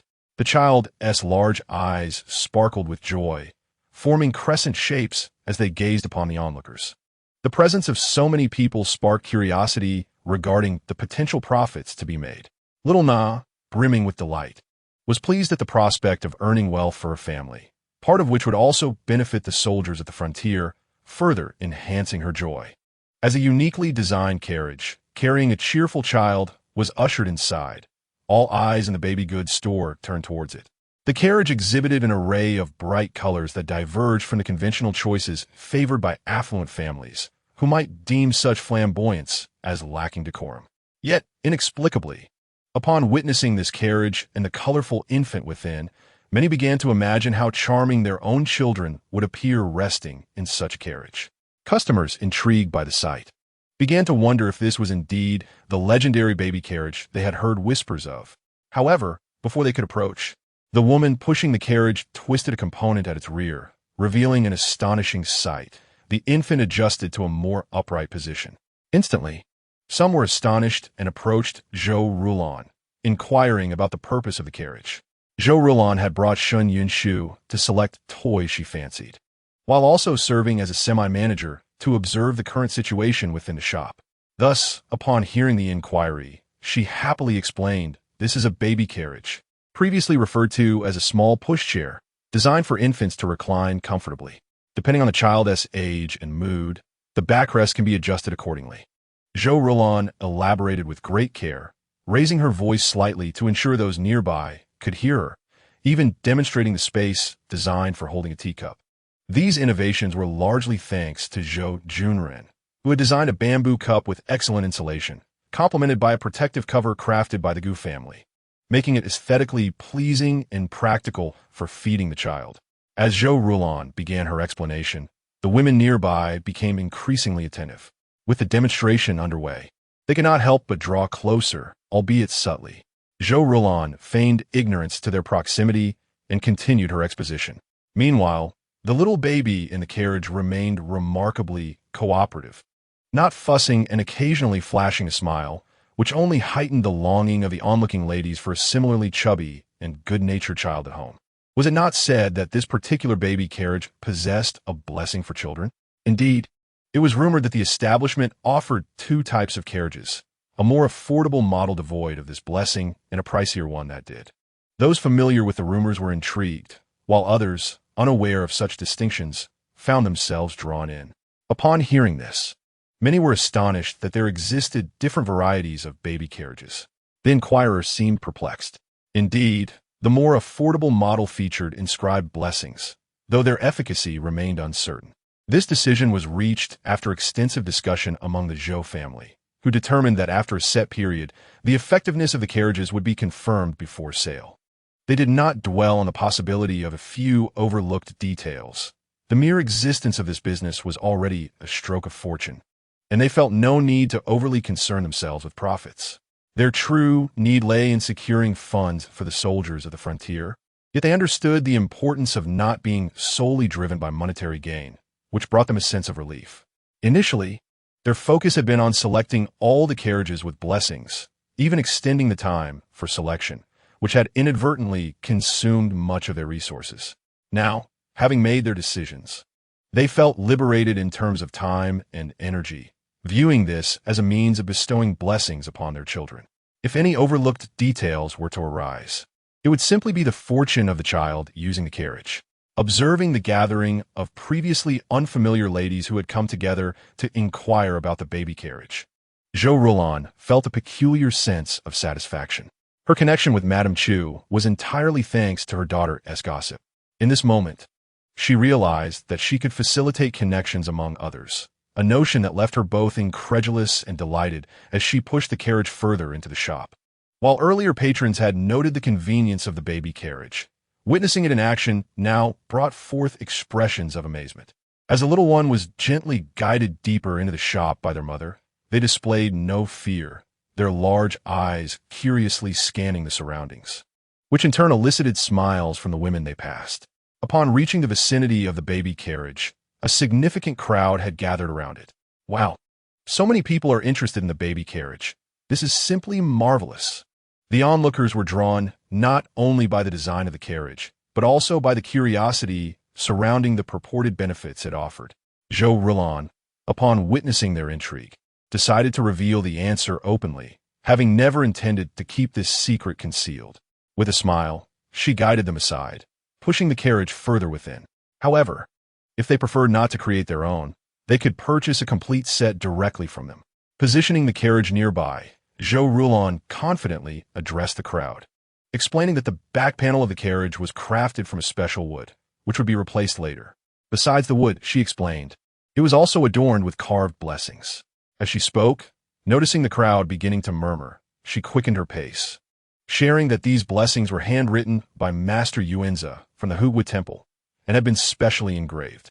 She encouraged them to examine it, asserting that these inscriptions indeed possessed the power of blessings, which would gradually benefit the child's health while resting inside. "What? Is it truly so?" exclaimed a noblewoman, initially skeptical and considering it merely a sales gimmick. To her astonishment, she realized it was indeed authentic. As the gaze turned towards the infant stroller, it was infused with eagerness. Regardless of whether they previously held any regard for the stroller, upon learning of its remarkable capabilities, everyone present was tempted to acquire one without delay. Chapter 71. Zhou Rulan's First Step. Those who had yet to give birth or were of advanced age also intended to purchase one in advance, so that when a little one arrived, they could place the child directly in the stroller. Zhou Rulan continued her explanation, noting that while ordinary strollers featured a series of patterns on the backrest, those designs served merely as decorations without any auspicious significance. Pausing thoughtfully, Zhou Rulan refrained from mentioning the possibility that some strollers might indeed possess such blessings. It was sufficient for those in the know to be aware of this. It was not the moment to disclose such information. As she spoke, the ladies gathered around were no longer astonished by the stroller's wonders. Rather, their curiosity deepened regarding the authenticity of its effects. Zhou Rulan elaborated on some of the stroller's standard features, enabling the attendees to better understand it and to decorate their own strollers, inspired by the store's samples. Such a rare opportunity ignited excitement among the ladies present, who listened attentively to Zhou Rulan's introduction. Zhou Rulan not only described the stroller itself, but also occasionally pointed out various uses and small design features to the gathered women.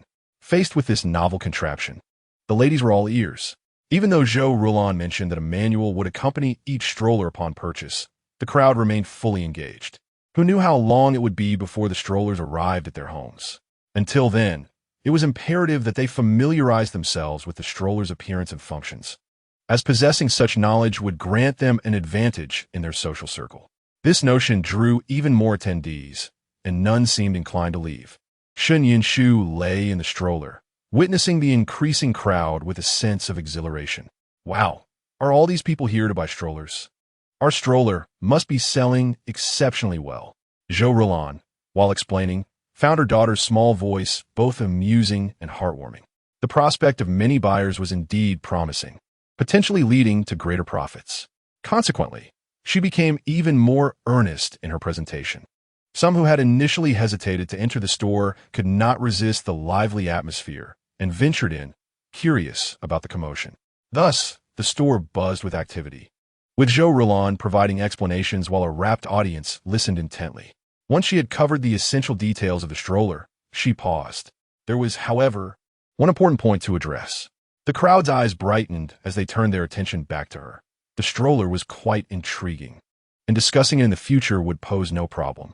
Some even resolved in their hearts to purchase one as soon as it became available for pre-order. Zhou Rulan gestured towards the handle, indicating an engraved message that advised checking the stroller before use. Much like cradles, this stroller was designed for children, and it was prudent to inspect it for safety each time before use, as it ensured the child's well-being. A few listeners expressed surprise at the need for inspection. Zhou Rulan smiled, explaining that since the stroller was intended for children, exercising caution was wise. Moreover, the manual would outline the inspection process, which would not be overly complicated. A woman who had previously inquired chimed in, confirming that she had heard the Emperor also emphasize the importance of checking the stroller. Zhou Rulan felt a surge of gratitude towards her for corroborating her statement. Although many were aware that the Emperor and Empress had endorsed the stroller's safety checks, there would always be those who remained uninformed, and it was crucial to enlighten them. The more individuals who understood this, the less likely issues with the stroller would arise in the future. This was particularly important to the Zhou family, who wished to avoid any incidents that might disturb their household's peace of mind. Meanwhile, the little voice in the stroller murmured, "This stroller has just been engraved with auspicious scriptures. If, after some time, someone intends to harm the stroller or the child inside, it might just backfire." Shen Shu had also noticed this while examining the stroller and could not help but acknowledge the skill of Master Yuanzi, the esteemed craftsman from the Hugui Temple. The stroller had indeed been imbued with protective blessings that would benefit the child. Shen Shu pondered whether Master Yuanzi was exceptionally kind towards children or if the family's craftsmanship was particularly adept. Or perhaps it was a testament to the sincerity of the Zhou family. Given time, its protective capabilities will only multiply, she mused. Hearing her words, Zhou Rulan felt a wave of relief wash over her. After clarifying a few more queries from the inquisitive ladies, they reluctantly concluded their discussions. Zhou Rulan then turned to her little one, who appeared thoroughly engaged. Since the full moon celebration, her daughter had shown significant improvement, no longer spending most of the day sleeping. Zhou Rulan had initially worried, as it was natural for infants to sleep a great deal. Furthermore, the Su and Gu families had mentioned that a child grows during sleep, so more rest was not necessarily detrimental. When Zhou Rulan first observed her daughter's behavior, concern crept in as she wondered if such sleep patterns could indicate a serious health issue. Eventually, it was a casual remark from her daughter that eased her worries, affirming that cultivation was beneficial to health and could even reduce the need for excessive sleep without adverse effects. The ladies had garnered ample conversation topics from a stroller and were now drawn to explore other intriguing items in the shop, which boasted a variety of fascinating and mundane products that truly caught their eye.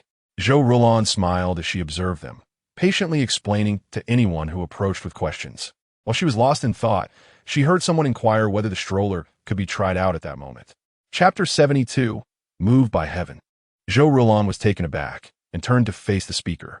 A smiling lady stood before her, cradling a child who appeared significantly older than her own daughter. Zhou Rulan felt somewhat conflicted. This stroller was intended as a display model. Typically, other shops either prohibited trials entirely or permitted limited testing. Yet, given the eagerness in the woman's eyes and the child's keen interest in the stroller, Zhou Rulan found herself at a loss. If it were merely a woman asking, she would have declined. However, with a child gazing longingly at the stroller, a direct refusal felt likely to disappoint the little one. Zhou Rulan hesitated. Just then, she overheard someone speaking to her mother, which piqued her curiosity. As she turned her attention in that direction, she could not help but be surprised. Oh! Zhou Rulan heard her daughter's small voice and felt puzzled, noting the resemblance between the mother and child. What was amiss with this pair? Was somewhat taken aback. This little child, inherently frail, had managed to survive until now, which indeed was no small feat, indicating that her family must have exerted considerable effort. Observing the familial bond, it was evident that this family cherished the child deeply. Furthermore, discerned that the connection between the child and the woman was not merely one of kinship. The woman must have made a vow to share her lifespan with her daughter, a promise made sincerely enough to move the heavens. The child's continued existence was undoubtedly linked to this solemn oath. Understanding this, felt an inexplicable stir within her. The intricacies of human affection truly represent a profound mystery, one that these cultivators had previously overlooked and failed to examine earnestly. Oh, how I wish I could tell my mother to let her sleep in my cradle. This baby truly needs to rest in the cradle early. For her health is far too delicate, the little voice lamented. Felt a pang in her heart upon hearing this. She was not one to be cold-hearted, yet she was not overly soft either. While she was astonished by the child's weakness, she also worried about the potential danger it posed to her own daughter. After all, this frail child raised concerns about other ailments she might carry, which could infect her daughter. If it were merely a case of weakness, it would not be an issue. However, she could not directly inquire whether the child had any contagious diseases. Unaware of this dilemma, the little voice continued, "If only I had met this baby sooner. Before my spiritual energy diminished, I could have blessed her, and she would not be suffering as she is now. Moreover, her mother is truly a wonderful one, willing to share her life. The bonds of human affection are indeed miraculous." Hearing her daughter's wistful tone, felt a tightening in her heart. Yet in no time, the little voice regained its cheer. "Now I have such a loving mother too. If anything were to happen to me, my mother would surely be very worried.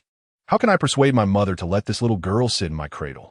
When I can talk, I must tell my mother, grandfather, grandmother, uncle, and aunt that I will be largely impervious to harm. As for contagious diseases, they shall keep their distance from me. However, common colds might still have some effect on me. Indeed, to summarize, major illnesses shall stay far away, while minor ailments may occasionally visit. The rules of this world are truly wondrous." Listening to the little voice meander through various thoughts, his heart skipped a beat.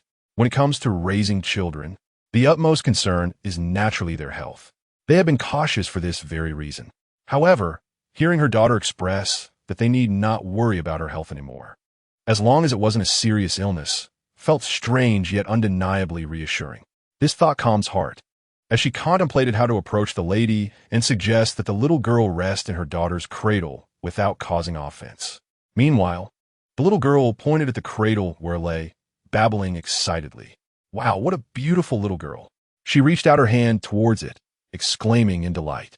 Even though the lady had hesitated earlier, upon hearing that the cradle truly had such an effect, she decided to take a chance, hoping it might be beneficial for her daughter.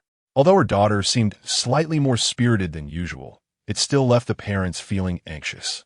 As the lady before them appeared troubled, she should have been aware and refrained from bringing it up. Yet, she held on to hope, believing that not rejecting the idea could imply a potential agreement. To her surprise, her daughter began interacting with the little girl in the cradle. The two exchanged delightful sounds, and in that moment, seeing her daughter so happy, thought that even if they could not share the cradle, it would still be wonderful for her daughter to engage with a child of the same age. Couldn't help but scrutinize the little girl, who was indeed quite adorable, albeit noticeably thin, far thinner than an ordinary child. This made her better understand the lady's determination to have the child try the cradle. If she were in the same position, she would also set aside her pride and etiquette to do the same for her daughter. With this thought, she smiled at her daughter and curiously asked, "Do you particularly like this older sister?" Chapter 73. The frail child. Upon hearing's inquiry, the lady holding the child looked on with curiosity. Just then, the little girl's eyes widened in astonishment. What? Older sister? She's just a little girl, why call her that? The little voice was nearly overwhelmed with disbelief. Couldn't help but chuckle, pointing out that the girl before them appeared significantly older than her daughter. Isn't it true that you enjoy playing with older children? Didn't you mention wanting to have younger siblings? The little voice remained incredulous. How can this be? I have to call her older sister? How is that possible? The astonishment continued, and the little girl's reaction only made the other child laugh even more joyfully. For a moment, the two children, one in shock and the other giggling, attracted the curiosity of those around them. However, no one approached, as doing so would be too rude, akin to viewing someone as a spectacle. Still, the children's cuteness was undeniable, and laughter ensued. Recalling her daughter's earlier words, asked, "Do you wish for your older sister to play with you? Why should she be called an older sister? She looks so thin, clearly younger than me. But judging by her bone age, she appears to be nearly 1.5 to 2 years old." Heart raced. She had initially thought the child was under a year, yet it turned out she was almost 2. That indeed indicated a severe frailty. Having finally set aside her prior thoughts, continued reaching out towards the other child. However, the earlier spark of excitement in her eyes had faded, replaced by an expression of desolation. She suddenly realized that in the future, if she were to befriend other children, they might not necessarily be younger siblings, but rather older brothers and sisters. The plan to have younger siblings has hit a snag, alas. The lady holding the child interjected, suggesting that while having younger siblings might not be feasible, it would indeed be wonderful if they could play together. I've never seen my child so happy. I must thank your child for that. Felt a sense of warmth at the lady's words. Her surprise and joy were evident. She merely smiled and replied, "Children grow healthier with care. Once they're stronger, all will be well." After saying this, she realized how it sounded, as though she were wishing for the lady's child to become a younger sibling. She felt a bit embarrassed and quickly added, "Oh, please disregard that. I merely meant to express that your child will surely grow stronger, not to imply anything else." Seeing her reaction, the lady was momentarily taken aback, but she soon laughed. "No need to worry. If your child truly grows stronger, I would be fine with her being a younger sibling, or rather a younger sister." Oh dear, that doesn't sound right either. Ah, how remarkable are these words. We clearly understand their meaning, yet they seem difficult to apply in the context of young girls. When Zhou Rulan observed her being so generous, she felt a slight relief in her heart and smiled, saying, "This child of mine." It was merely someone who said this before, and we would tease her with it. She would become particularly joyful. Children may be fascinated by sounds. Do not take it to heart. After all, such a small child cannot possibly gather younger siblings. Unbeknownst to Zhou Rulan, her daughter's younger companions were not something she needed to gather. They naturally gravitated towards her. She then addressed the lady, "Please forgive us. The strollers we have on display are merely exhibition pieces. According to our regulations, They cannot be used by children, as we are concerned that it may pose some safety risks. The lady was initially taken aback, but quickly recovered. Not feeling offended, she nodded and remarked, "You truly prioritize the welfare of these children." Reflecting upon it, she realized that if a stroller had been used by another child, she too would feel apprehensive about her own child using it. With that thought, her earlier reservations diminished considerably. Although she still felt a tinge of regret and did not forget to apologize, saying, "I sincerely apologize. It was my impatience." Seeing her willingness to engage in conversation, Zhou Rulan smiled. "Indeed, while we cannot allow you to use our stroller, I notice my daughter seems to take a liking to your child. Would you mind if your child were to lie in my daughter's stroller?" "What?" The lady's pupils widened in astonishment, even more than when she first encountered Shen Shu.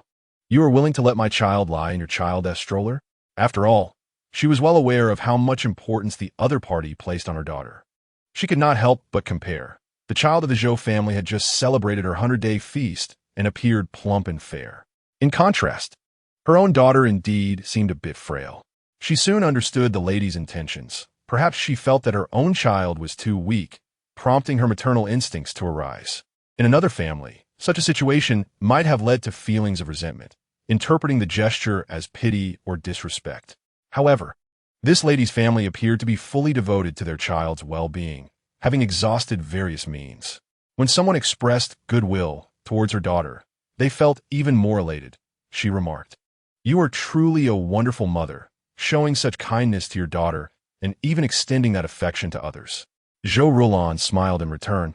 "Indeed, the little ones enjoy playing together, which is why I suggested letting her rest in my child's stroller." Yet this inadvertently blocked the paths of others. She had merely noticed the little one's poor health today, and her daughter was genuinely interested in her, which prompted her suggestion. The lady hesitated, glancing at the baby in her arms and then at Zhou Rulan. After a moment of contemplation, she took a couple of steps forward, lowering her voice slightly to avoid being overheard. Although she knew her child was merely delicate and posed no impact on others, she could not dismiss the superstitions some held regarding fragile children using items, fearing it would adversely affect their own. Her family had always been cautious about such beliefs. She had indeed been flustered earlier, which led her to propose trying the stroller. In truth, she had been considering purchasing the stroller afterward.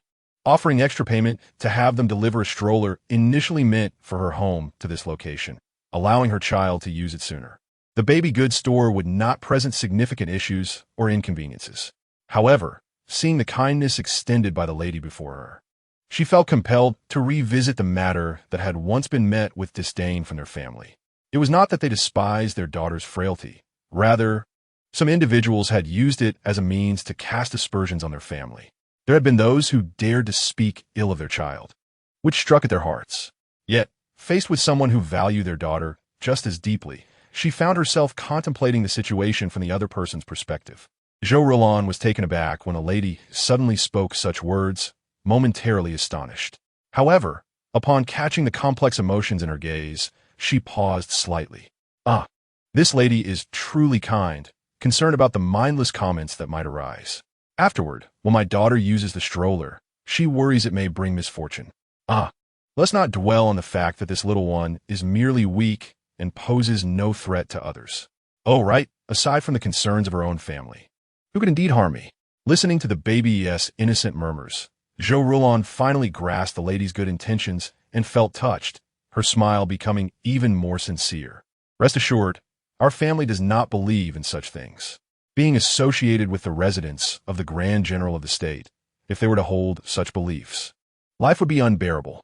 However, at times, they chose to selectively believe in them, all for the sake of their family's safety and the well-being of soldiers at the border." Witnessing Zhou Rulan's genuine smile, the lady felt increasingly grateful, saying, "I truly thank you." Noticing that her mother and the lady had reached an understanding, Shen Shu extended her arms, wanting her mother to hold her. Zhou Rulan stepped forward, lifting the little one into her embrace.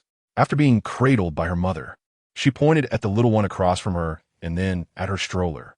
Seeing her daughter so eagerly, Zhou Rulan could not help but laugh. "Our little Yinshu wishes for the big sister to play with your stroller, doesn't she?" The lady across was also astonished, This little one was remarkably perceptive.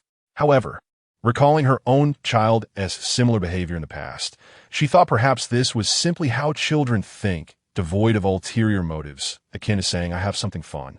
Why don't you play with it?" Tentatively, she moved forward to place her daughter inside the stroller, keeping an eye on the cheerful little girl, concerned she might cry. Yet, upon seeing the baby beam with joy, she finally felt at ease and placed her daughter in the stroller. The little one kept gazing at her sister in the stroller, only to realize they had switched positions, momentarily taken aback, uttering a few surprised sounds. The lady chuckled, saying, "This sister is willing to lend you her stroller for a little rest. Remember to thank her later."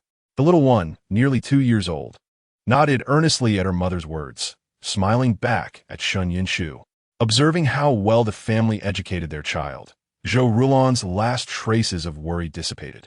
Yet, seeing this mother-daughter pair, her heart felt much lighter. Shun Shu gazed at the stroller with a hint of regret. "Alas, I hope the next time my spiritual energy is restored, I can see this little one again. I would bestow a blessing upon her, wishing for her health to improve gradually, sparing her mother from worry." This shared lifespan, though permitted by heaven, is ultimately not a good thing. Upon hearing her daughter mention shared lifespans again, Zhou Rulan's heart skipped a beat. She had initially thought this was merely an exaggerated expression from her daughter. Could it be that the lady truly harbored such a wish? Most significantly, her daughter's assertion of heavenly approval indicated the lady's sincerity. In that moment, she felt even more admiration for this lady. The little girl, affectionately referred to as Nian, lay in her stroller, initially engaging warmly with Shun Shu. Though her fatigue was unmistakable, Zhou Rulan could not help but gently advise her to rest properly.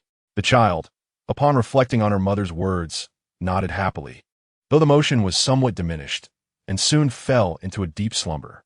The lady stood anxiously nearby, observing how soundly the little one slept, undisturbed by the bustling activity around them, which brought her both surprise and relief. Rising from beside the stroller, she steadied it with one hand while expressing her heartfelt gratitude to Zhou Rulan.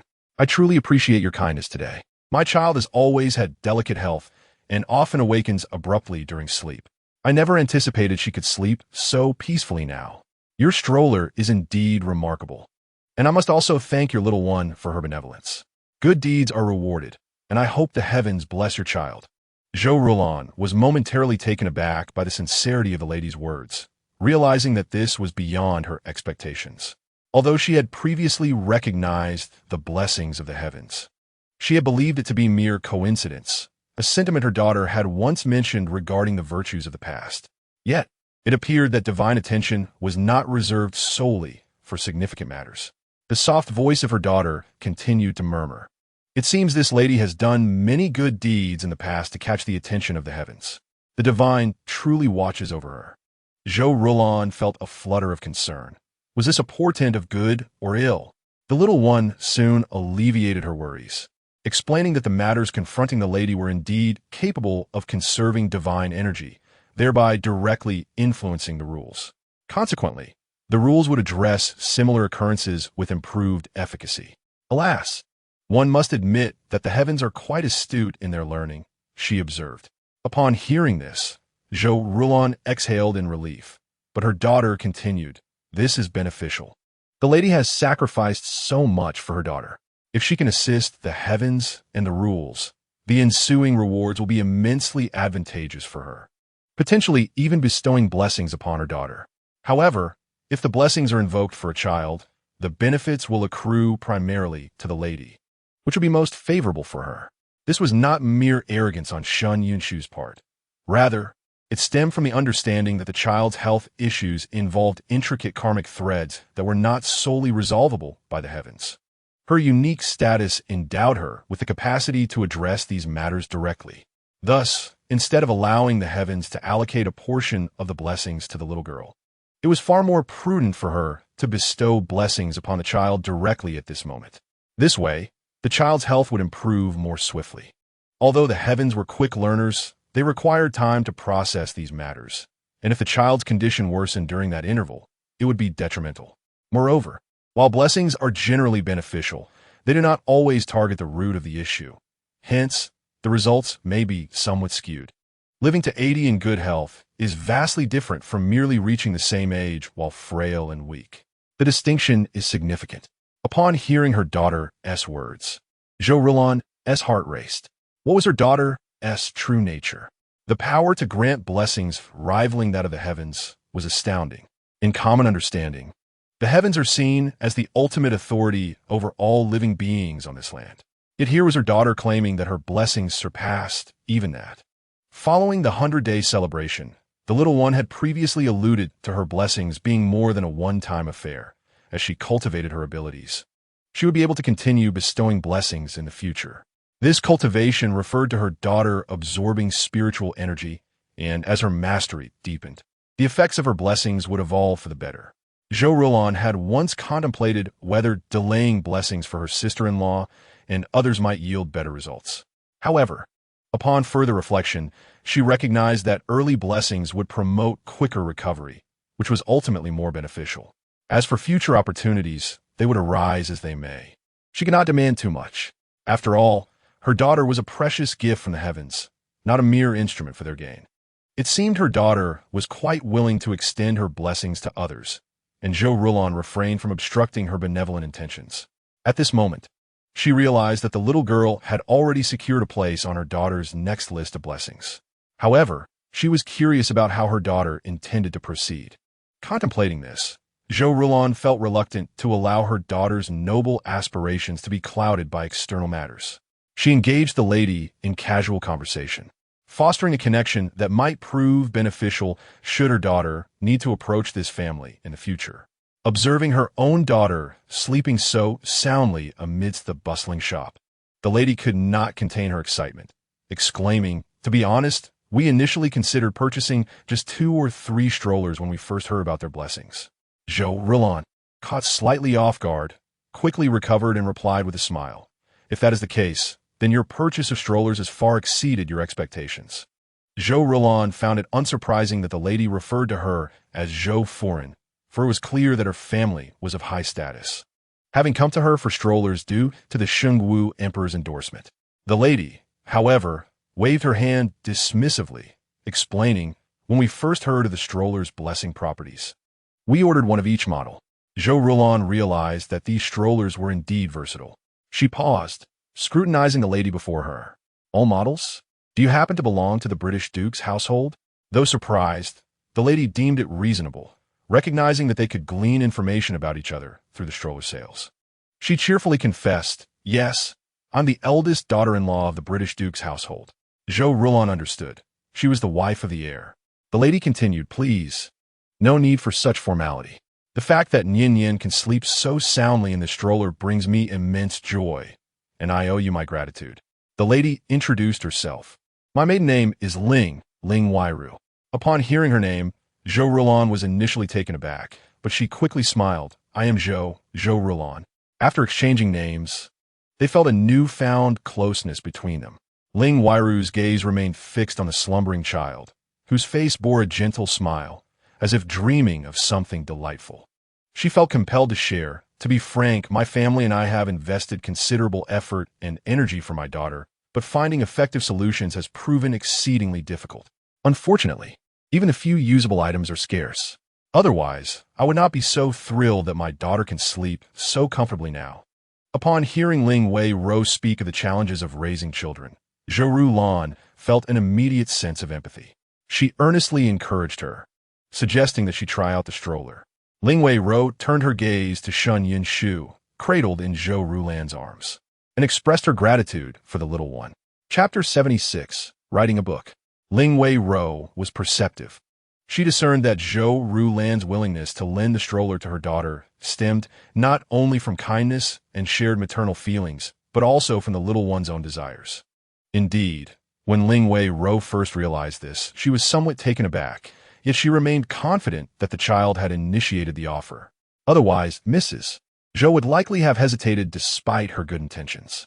Zhou Rulan smiled at her daughter, who was curiously observing her surroundings, recognizing that children often find such things amusing. Ling Wei-ro smiled in agreement, believing that the little one possessed a certain understanding. However, this did not imply that the child was extraordinary. Having been born into a family of scholars and married into another, Ling Wei-ro understood that many precocious individuals have existed throughout history. She suspected that this child might be one of them. Regardless of the truth of her suspicions, their gratitude was undeniably genuine. As the infant in the stroller was replaced by another, onlookers couldn't help but glance over. It was undeniable. Even with a different child, the sight remained charming. The thought of having their own child in such a stroller stirred many hearts, igniting a fervent desire to reserve one immediately. Zhou Rulan mused about the pleasant weather and the recent opening of her shop, wishing to take her daughter out for a bit of fun and to witness the bustling world outside.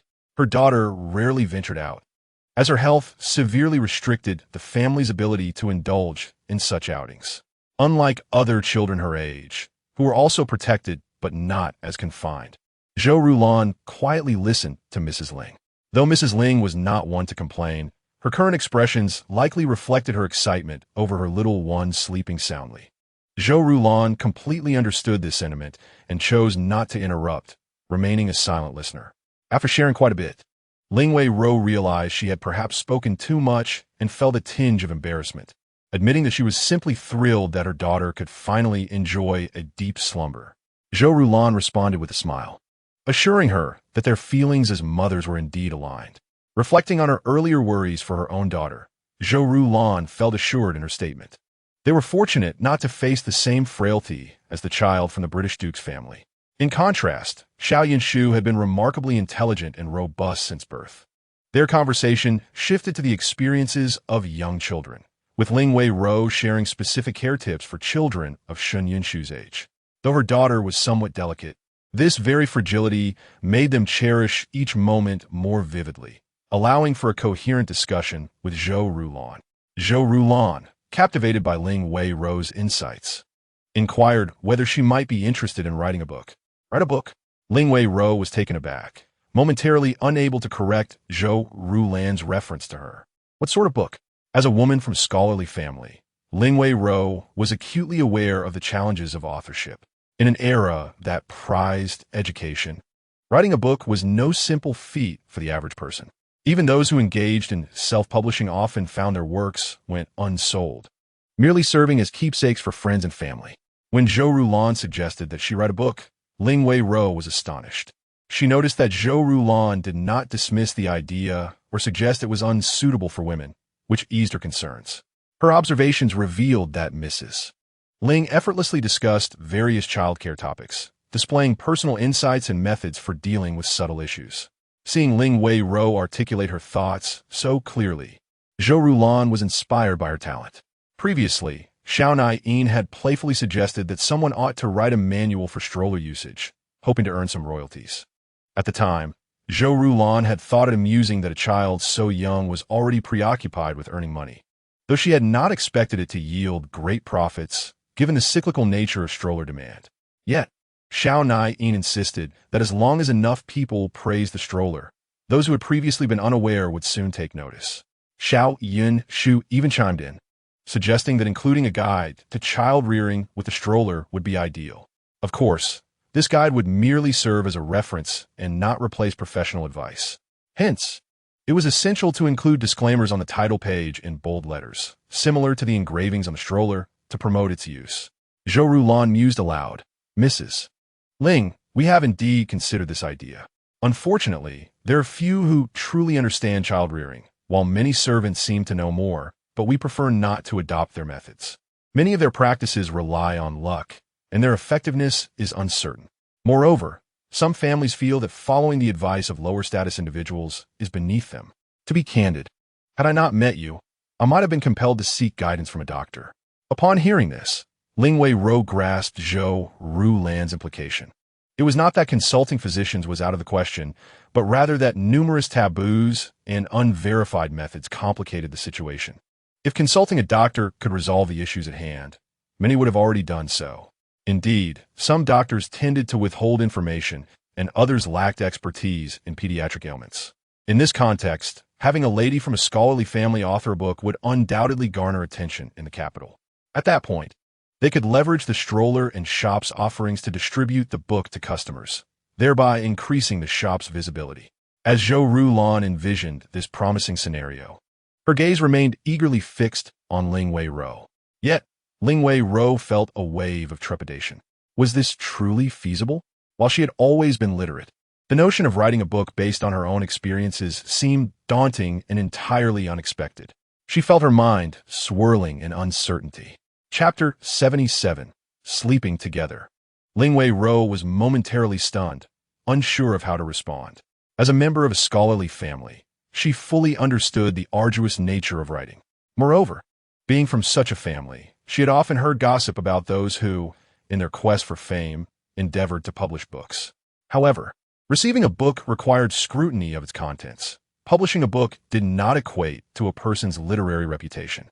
Upon considering this, Ling Wei Ro couldn't help but chuckle. Though a hint of concern crept in, would she too end up writing in such a manner? Observing the changes in her expression, Zhou Rulan reflected on the fact that there was little use for her in the current shop, and thus she boldly proposed, Madam Ling, why don't we find a tea house to sit for a while? It's almost noon, we could take a look around. Ling Wei Ro readily agreed, recalling a restaurant known for its delectable dishes that were suitable for children. Let us go check it out, she suggested. After speaking, Ling Wei Ro glanced at the little one in Zhou Rulan's arms, her eyes sparkling, and suddenly paused, adding that said, perhaps it would be best for the child to wait until after 6 months before trying solid foods. Zhu Lang, noticing the transformation of the once bright eyes of the child into a pitiful gaze, couldn't help but laugh. It's all right. We can see if there are any soups or such that the little one can drink. Ling Wei Ro considered this and nodded in agreement. Oh dear, such delicious food. And the baby cannot partake. Being a child is truly challenging. The little voice was filled with longing, causing Zhou Rulan to chuckle. Ling Wei Ro was about to lift her daughter, but Zhou Rulan quickly stopped her, saying, no need, just push the stroller. It's a perfect opportunity to test it out. Ling Wei Ro hesitated, but Zhou Rulan reassured her, I've carried my child all this time. Today seemed like a good chance to try the stroller. Understanding her intent, Ling Wei Ro felt grateful and refrained from insisting that Shu use the stroller instead. Thus, the two women, accompanied by the children, exited the baby supply shop, unaware of the eager glances they received from onlookers. Some patrons could not resist urging the shopkeeper, even if there are no strollers available now, we can make a reservation, right? Let us reserve one, and when they're ready, we'll come to collect it. Indeed, it would be wise to queue up. This stroller appeared incredibly useful. While many families had maids, some parents preferred to keep their children within sight. In such cases, a stroller would prove invaluable. Moreover, when taking children outside, adults fared well, but children lacked a proper space to rest. Even if held by a maid, being carried continuously could be uncomfortable.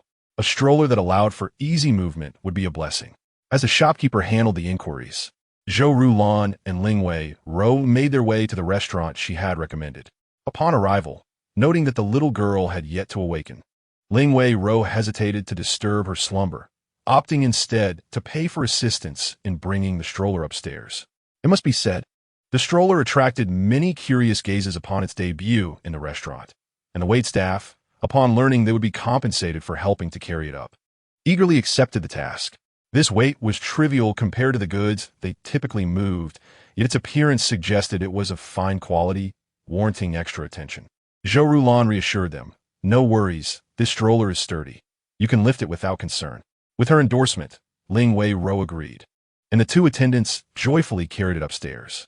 As they descended, other patrons inquired, earning extra tips and leaving them quite pleased. Ling Wei Ro watched the attendants struggle with the stroller, uncertain of its weight. Previously, she had only pushed it and was unaware of its heft. Zhou Rulan explained, this stroller is made from various types of wood.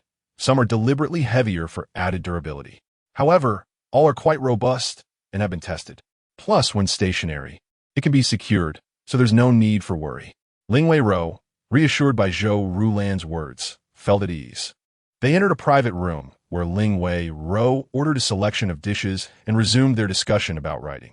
Before diving deeper, she glanced at the child still cradled by Zhou Rulan and then at her own daughter, pondering, can the stroller accommodate both little ones? Zhou Rulan was momentarily taken aback, but quickly grasped her meaning and nodded affirmatively. Absolutely, This stroller was specifically tested to hold 70 to 80 pounds without issue. She refrained from claiming a higher capacity, concerned that if the children grew larger, it might pose a safety risk. Upon hearing Zhou Rulan's response, Ling Wei-ro gently shifted her daughter and said, "Please don't mind, Mrs. Zhou. I find it difficult to disturb my daughter's slumber. However, it would be fair for you to hold her indefinitely. She must be uncomfortable. Shall we allow them to sleep together for a while?" Before Zhou Rulan could reply, the little one in her arms became animated. Yes, dear mother. Please place me over there. While I cannot confer blessings now, I can share some spiritual energy with this little sister."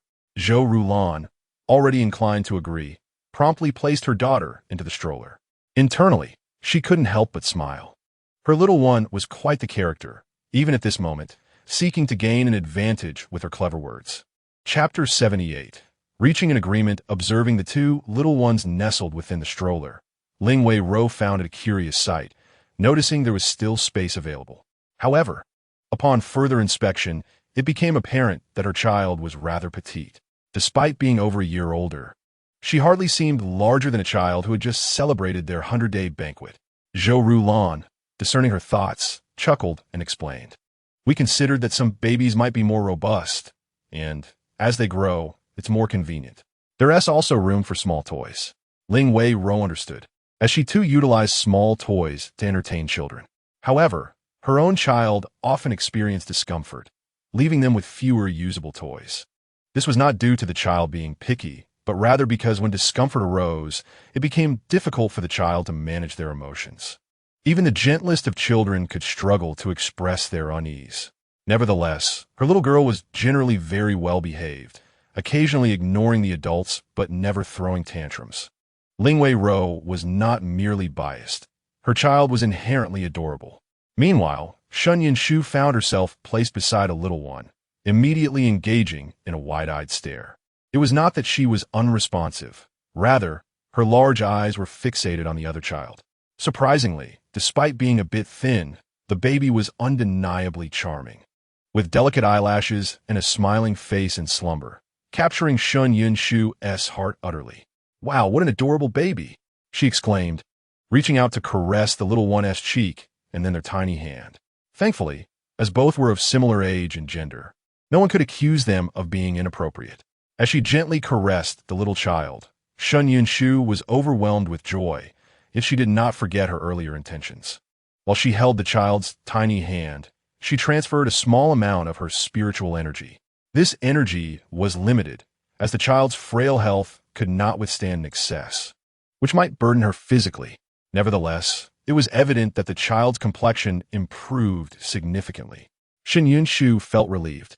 After all, she was concerned about causing any harm to such a delicate being. Ling Wei-ro, observing from the side, noticed Shun Shu, a younger child, reaching out to her daughter and thought little of it, considering the former was much younger than her own child. The sight of the two little ones lying together was indeed delightful to behold.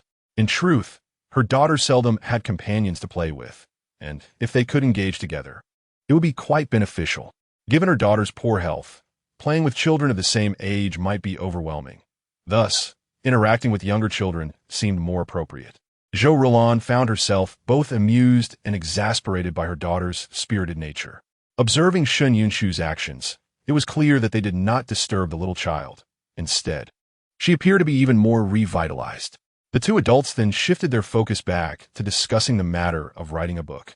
They agreed that it would be essential to consult the palace physicians for their insights. Any uncertainties would be set aside, and with the physicians' approval, they could proceed confidently. Zhou Rulan contemplated involving her friend in this endeavor. With the Empress leading the initiative, there would be little room for unfounded speculation, and it would be safer as well. As for their esteemed general's household, the benefits were not negligible, though they could not be openly stated. However, this plan was still in its infancy, and Zhou Rulan had not yet confided in the Empress, nor had she mentioned it to Lady Ling. Ling Wei-ro had previously felt a stir of excitement, but was burdened by concerns.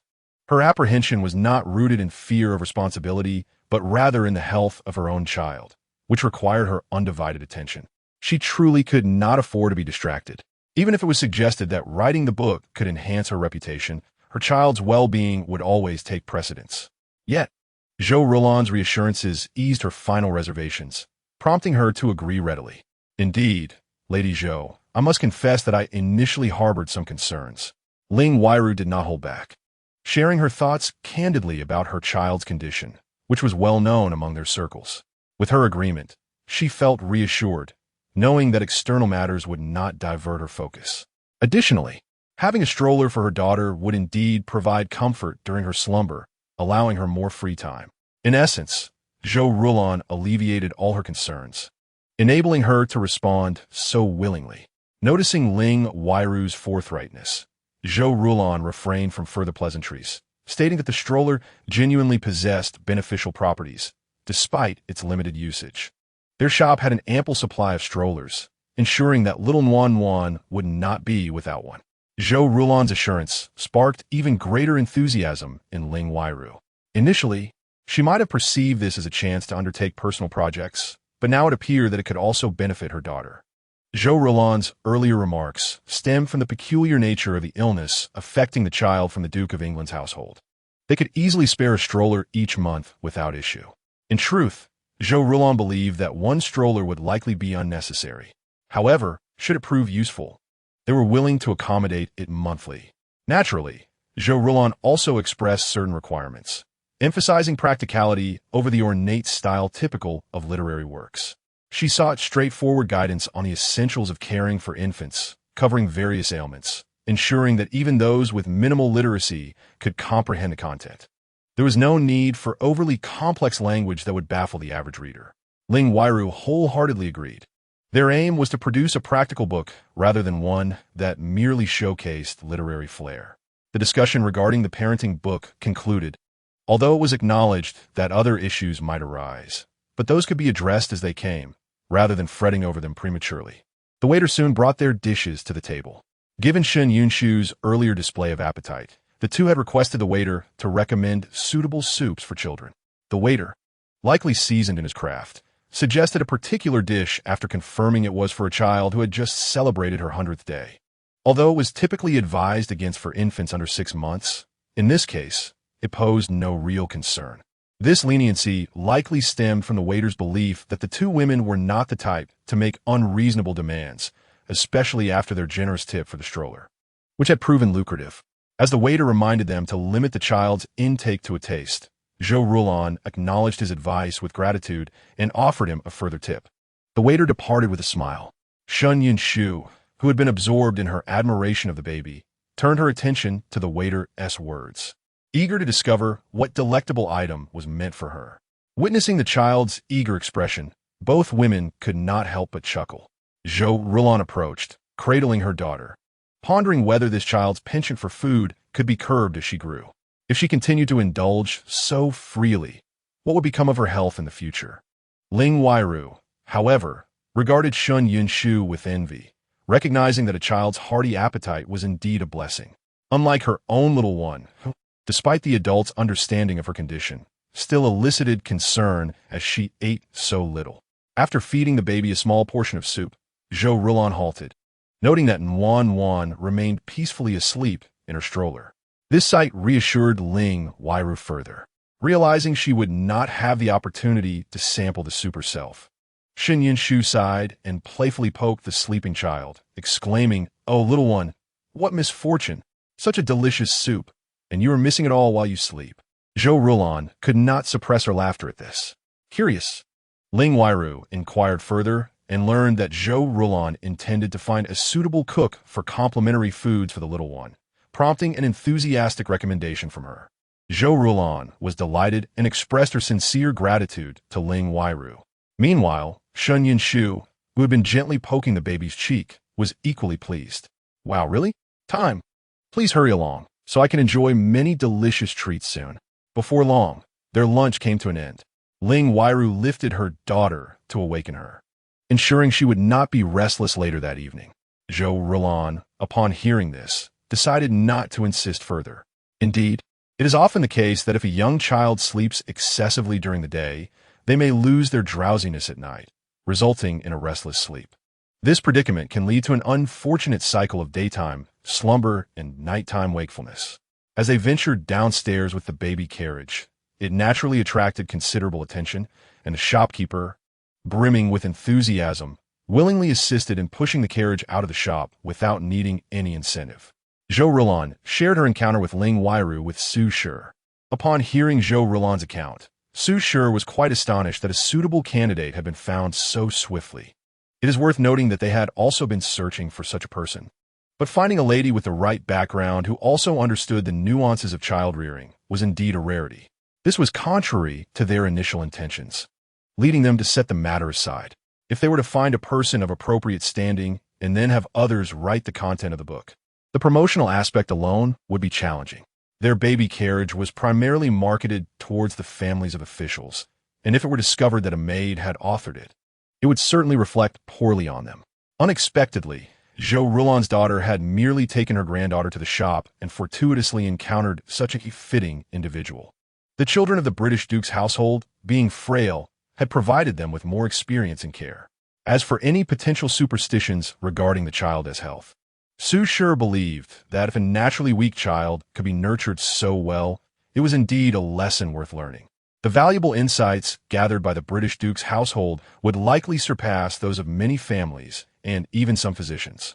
After discussing this matter, Zhou Rulan expressed her thoughts on involving the Empress.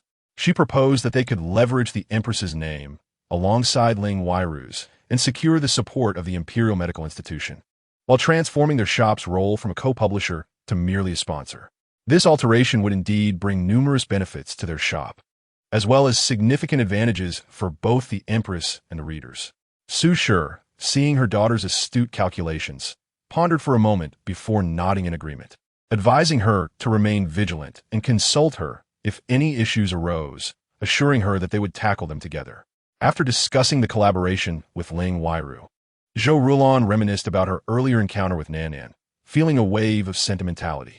Her own child was so remarkably ordinary that it seemed as though there were few matters to concern them. Aside from the occasional heartfelt sentiments, there were hardly any issues.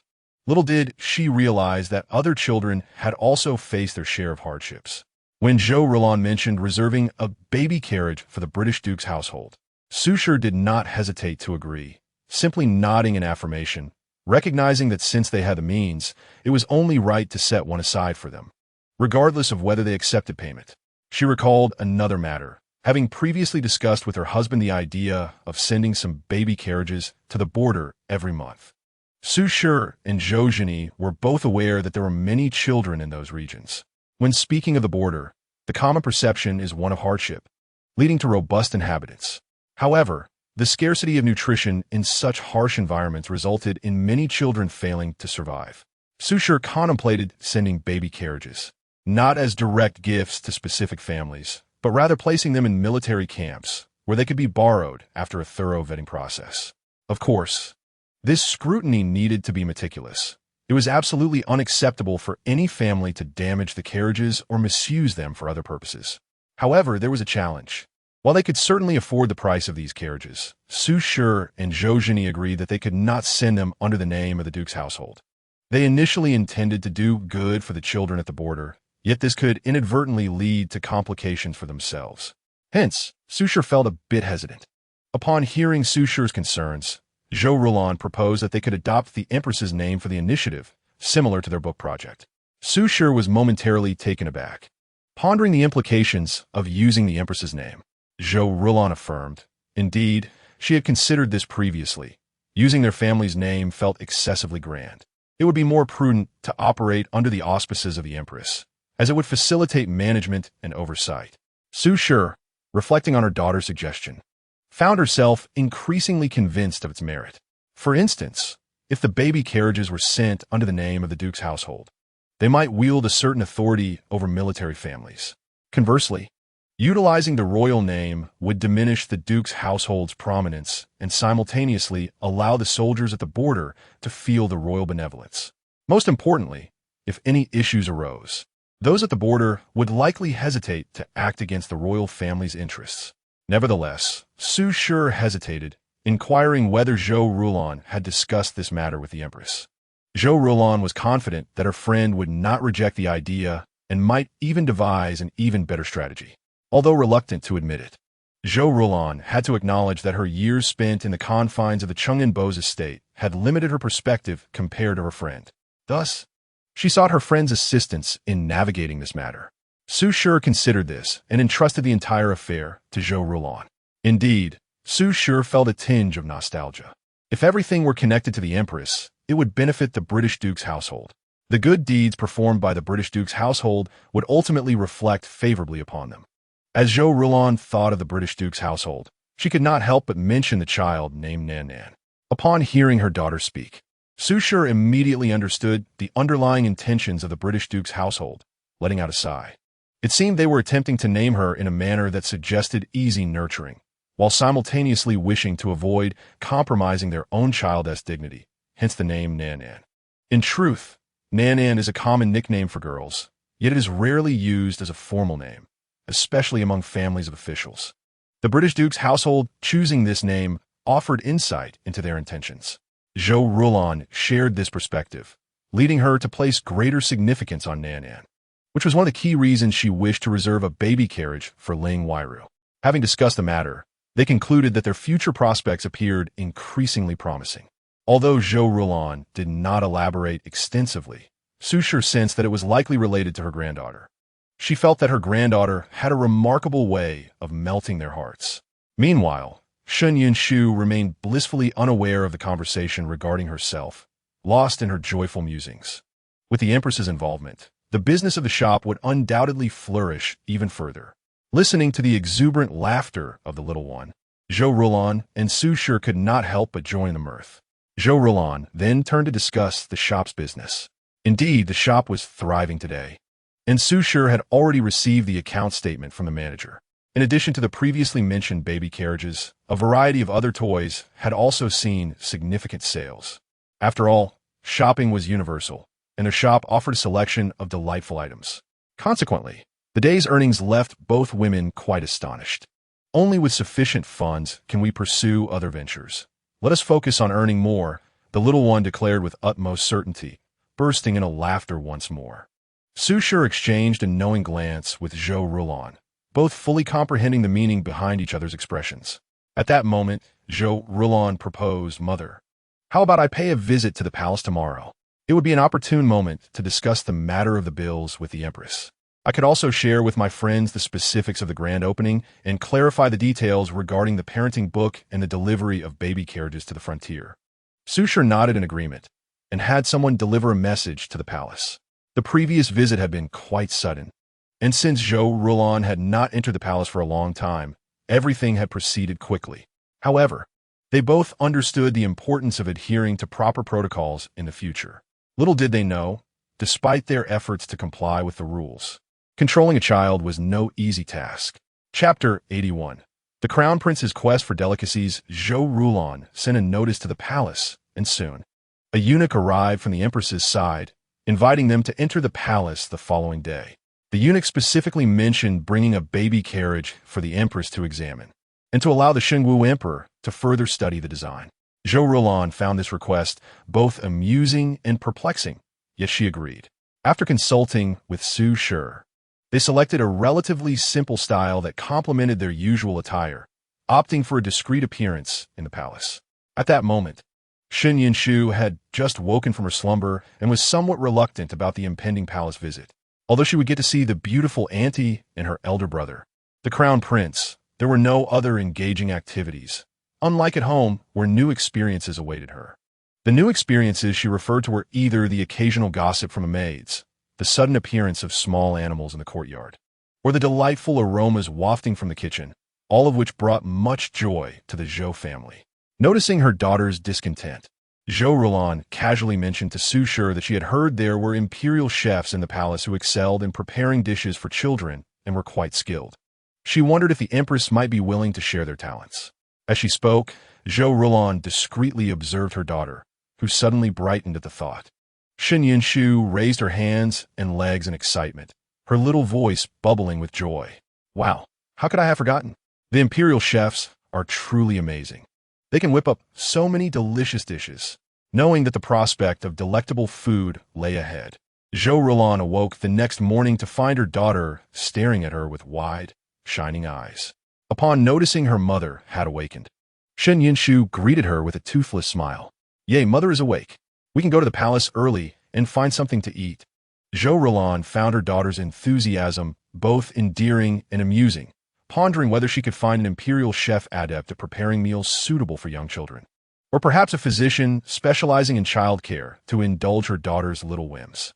After all, it had only been a few days since her 100-day banquet, and it seemed a bit premature to introduce solid foods. Yet her daughter's health had always been robust, so it likely posed no issue.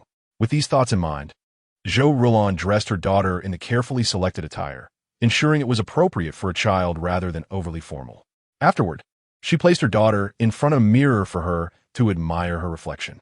Shen Yinshu cast a glance and turned her head away in disdain. "Oomph, my hair isn't long enough yet. I'll look better when it grows." Zhou Rulan chuckled, realizing that her daughter's hair was yet another source of her fixation. Upon reaching the palace gates, the guards responsible for inspection were visibly surprised, but soon another guard appeared to clarify that this was a request from the Empress, allowing them to proceed without further scrutiny of the baby carriage. However, once Zhou Rulan and her little one entered, the guards could not suppress their curiosity. Indeed, the baby carriage was quite practical. It would save considerable effort to push it through the palace. Just as one guard mentioned this, he was met with scorn from the others, who questioned how many people could actually push a child in such a carriage.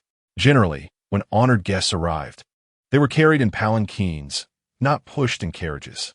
Moreover, although the carriage appeared simple, there was a concern that it might conceal hidden mechanisms, making it difficult to inspect thoroughly. From a safety perspective, such a carriage should not be permitted in the palace. Unaware of the guard's remarks, Shen Yinshu was entirely focused on the prospect of delicious food, even mentally guiding her mother toward the source of her culinary dreams. Although she realized her mother could not read her thoughts, she still hoped they would reach the Empress swiftly so she could indulge in delightful treats soon. As Zhou Rulan pushed the baby carriage, she felt invigorated, increasing her pace. The Empress, having received the report, was eagerly awaiting their arrival. The Crown Prince had not ventured out that day, and both were anticipating Zhou Rulan's entrance. When Zhou Rulan approached with the baby carriage, the Empress was somewhat astonished at how quickly she had arrived. Zhou Rulan smiled and explained that the carriage was not heavy at all. The wheels had undergone extensive testing before being finalized. The Empress, impressed by its convenience, showed an increased interest in the baby carriage, while the Crown Prince observed it with curiosity. On the day of the 100-day banquet, he had not had the opportunity to push the carriage for long and had hoped to do so again. Noticing the Crown Prince's interest, Zhou Rulan considered allowing him to take the reins. However, she knew that such decisions were not hers to make. After all, regardless of her close relationship with the Empress, the Crown Prince was the heir to the throne and deserving of her respect. The Empress, recognizing the Crown Prince Xie Chen's gaze, contemplated and assigned 2 composed palace maidens to accompany them before allowing Zhou Rulan to hand the baby carriage over to him. Recalling previous discussions, Zhou Rulan smiled and inquired with the Empress about whether the imperial kitchen had chefs capable of preparing soups for infants like her little Yinshu. As she pushed the baby carriage, her steps were filled with joy. Crown Prince brother is so wonderful. He is taking the baby to eat delicious food. Shen Yinshu's cheerful voice rang out, momentarily catching the Crown Prince off guard. He quickly regained his composure, pressing his lips together in a smile, pushing the carriage with even greater enthusiasm. Fortunately, the palace pathways were straight, allowing the Crown Prince to proceed effortlessly. The 2 palace maidens flanked them, ensuring no one dared to interrupt their passage. Thus, they smoothly arrived at the entrance of the imperial kitchen. Upon hearing mention of a peculiar little carriage outside, the kitchen staff was initially bewildered. The imperial kitchen regularly utilized small carts for transporting ingredients, so they assumed this carriage might serve a similar purpose. However, as they stepped outside, they were surprised to see a carriage that appeared quite unusual, accompanied by 2 palace maidens and seemingly trailing a pair of feet behind. Chapter 82. The joy of the young Crown Prince. The staff in the imperial kitchen were taken aback. Some, feeling timid, even trembled at the sight of the unexpected carriage. Being within the palace, they were largely unaware of the carriage's rising popularity outside. Fortunately, the head of the kitchen was quite competent. After all, A person lacking skill would not hold such a position for long, given the responsibility of managing the palace's culinary needs, including those of the emperor, the empress, and the crown prince. The steward of the imperial kitchen stepped forward, recognizing the attire of the palace maid, which indicated a certain rank.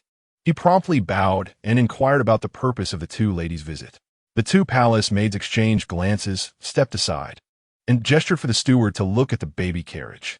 With a puzzled expression, the steward raised his head and took a cautious step forward, only to discover a peculiar little carriage containing a small child, which left him utterly astonished. In the imperial palace, where could such a large baby come from? Especially a girl?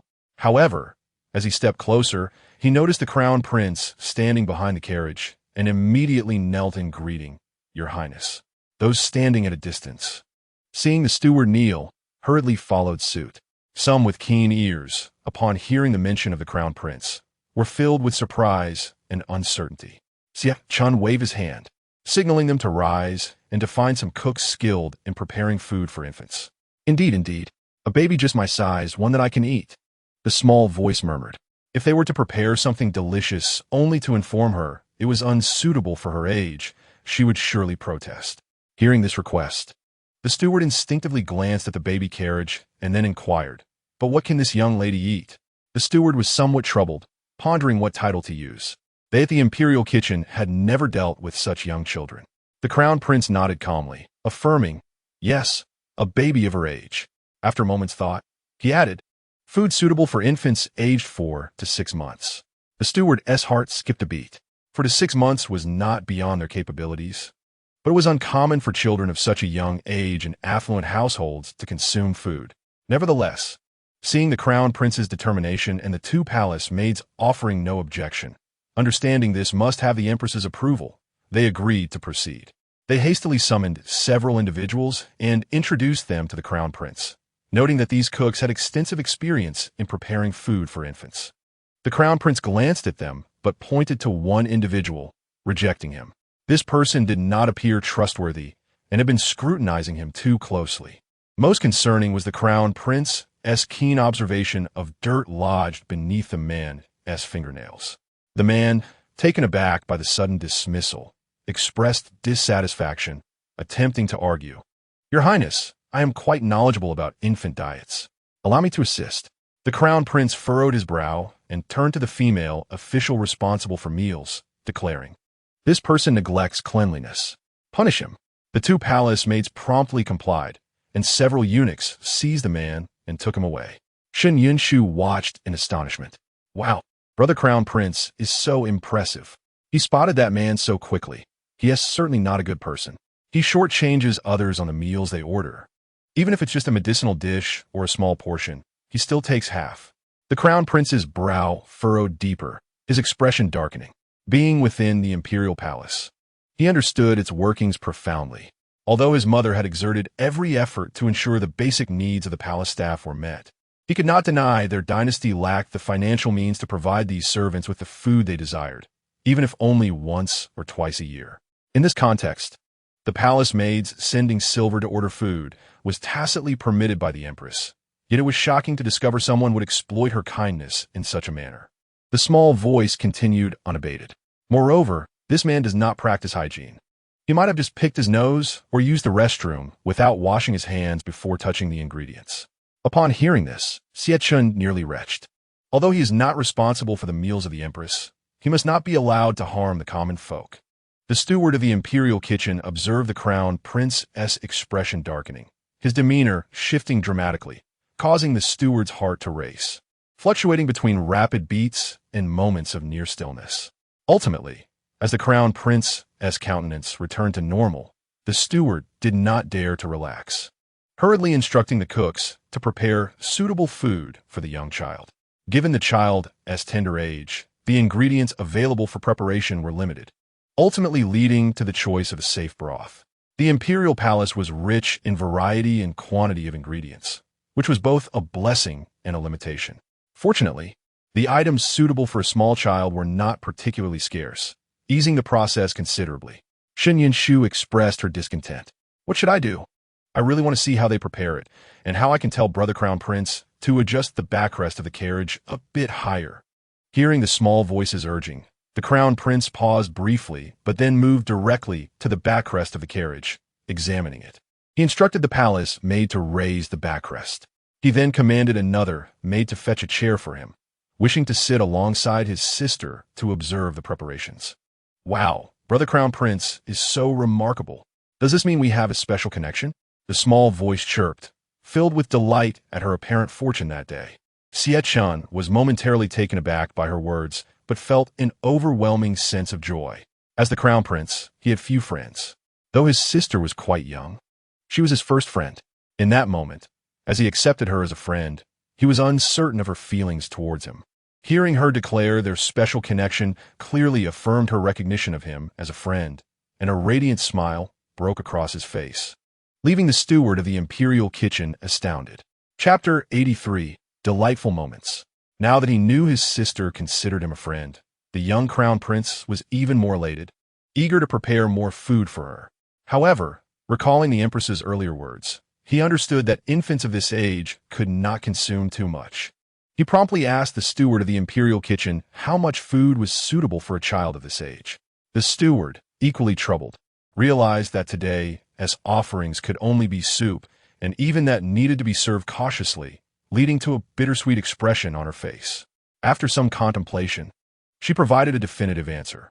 Only after 6 months could the child begin to eat more substantial food. Upon hearing this, the crown prince had to abandon his initial intention to prepare more food for his sister. Although he longed to fulfill her wishes, he recognized the importance of her health. However, even if he could not indulge her appetite, he resolved to find her enjoyable activities and hoped that today's meal could be packaged for her to take home. Shu, overhearing the crown prince's inquiries, huffed in dissatisfaction. I'm perfectly healthy, even better than some 1-year-olds. Why can I eat these things? I could certainly handle a bit more. Hearing her protest, the crown prince became even more cautious. Treating someone well does not equate to unconditional indulgence. It must be grounded in genuine concern for their well-being. Just as with his sister, if he heedlessly followed her desires and allowed her to eat excessively, it could ultimately harm her health, leaving him with regret too late to rectify.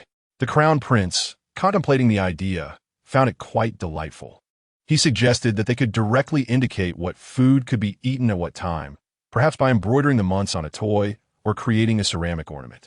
Oh, that sounds wonderful, exclaimed Shu, her eyes sparkling with excitement. It should be something cuddly to hold and also something to display. We need both.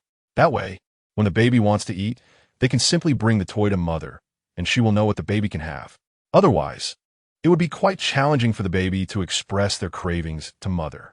Initially, the crown prince aimed to divert his sister's attention, but he was pleasantly surprised by her enthusiastic agreement. He resolved to ensure that all edible recipes were documented and that the toy would have the months embroidered on it. If you enjoy it, sister, I shall request for them to create different designs. No need for that. Just focus on the food, Shu replied, envisioning herself handing the small toy to mother when she desired something to eat, and the thought made her giggle with glee. Thank you, dear brother. You are truly wonderful to me. The crown prince felt elated upon hearing his sister's praise. Soon, the chefs from the imperial kitchen completed the gifts. However, after they examined the treats together, it was evident that this young lady was still too small to indulge in too much. Even adults would feel overstuffed with these delicacies, let alone a little child. Aware of this, the crown prince instructed that each item be served in small bowls for his sister to sample. Once he estimated she had eaten enough, he ordered additional soup to be prepared and packed all the soup items for later. Wait, why are you packing them? I want to eat them all now. Shu began to fret, as she had not yet tasted these delightful morsels. The crown prince reassured her that they were being packaged nicely for later use outside the palace. The thought of it being for her made Shu finally content. Truly, my dear brother, you are so kind. I promise to train hard and help you navigate all dangers. She regarded him as a friend, and friends exchange gifts. With this in mind, the crown prince instructed the steward to compile a list of suitable solid foods for children up to 1-year-old, to be verified with the artisans for porcelain creation. As for the toys, he would consult with the Empress regarding what would be appropriate for such a young child. The steward readily agreed to the crown prince's directives, knowing that if it were unfeasible, the Empress would intervene. After enjoying a delightful snack, Shen Yinshu felt a bit sleepy and could not suppress a yawn. The crown prince, observing the sun's intensity, grew concerned that his sister might be overheated. He reminded a nearby maid to gently push the cart, as his sister was tired. The maid promptly obeyed, intrigued by the sight of the small cart, while another maid watched in envy but dared not speak.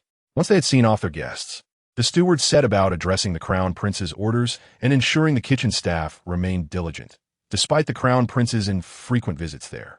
The written work would bear the Empress's name, with Ling Wairu credited as the author, and the sponsorship would acknowledge the baby supply shop. The Empress had already agreed to bring in the imperial doctor to ensure the book's professional credibility and to prevent any mischievous actions from others. Naturally, if any issues arose, they could consult the Imperial Medical Institute. This plan was remarkably sound. The physician represented the stance of the Holy Martial Emperor, which would deter anyone from attempting to use the book against the Empress and the Crown Prince, as no one would dare risk offending the Holy Martial Emperor. Chapter 84. Granting permission, of course. The Empress's acquiescence to involve the physician stemmed from her understanding that, even if this matter were presented to the Holy Martial Emperor, he would wholeheartedly endorse it. After all, his current concerns revolved around the nation's finances and its populace.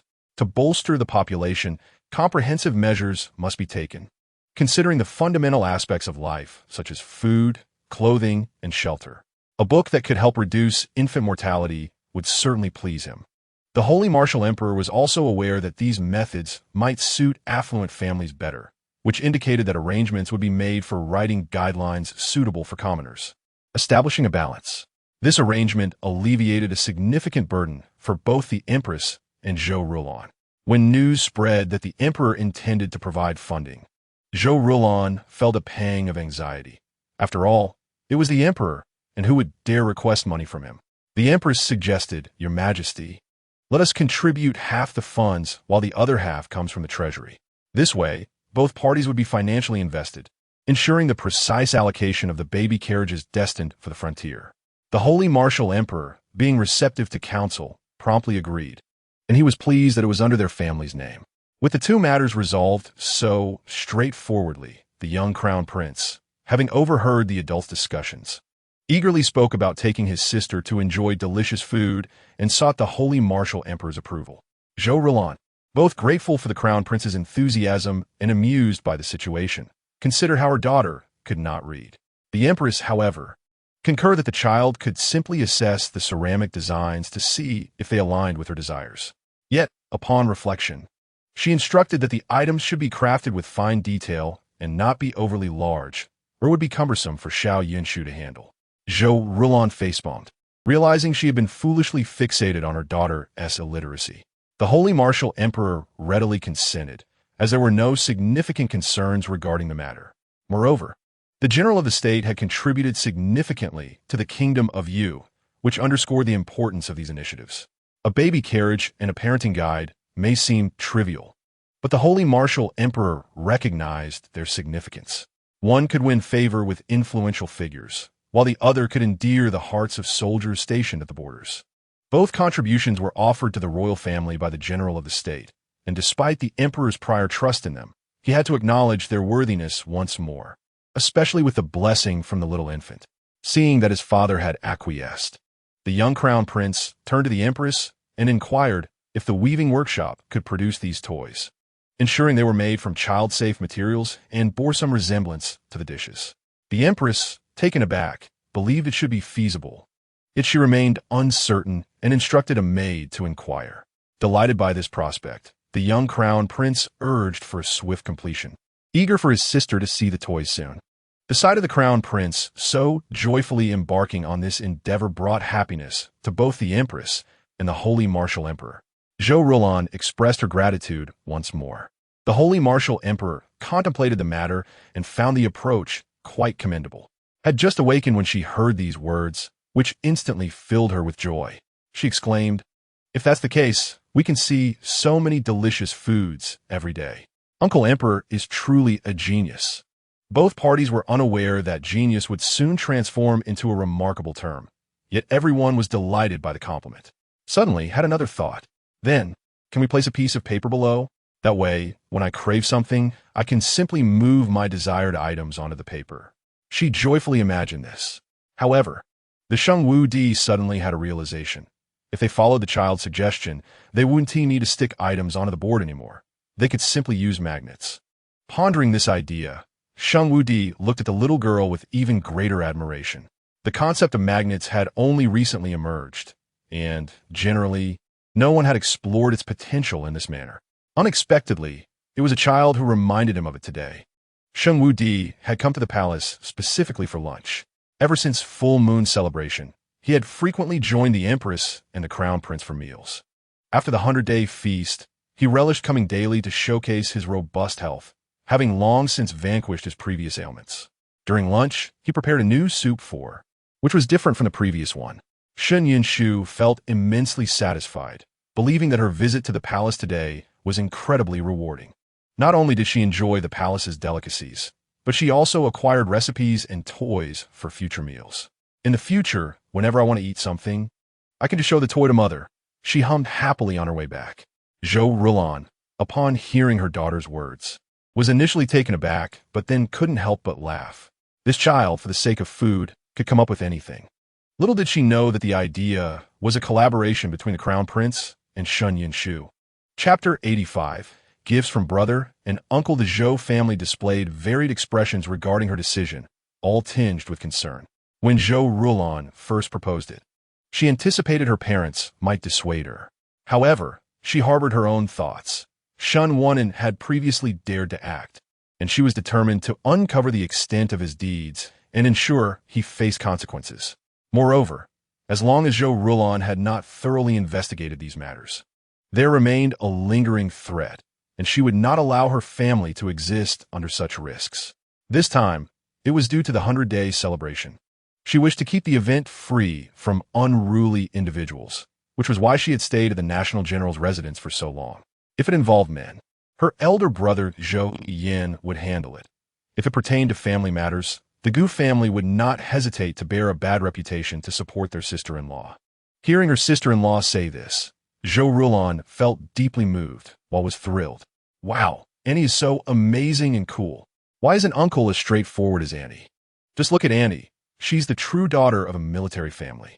Zhou Rulan, initially touched, found herself both amused and exasperated upon glancing at her elder brother, who had turned pale at her words.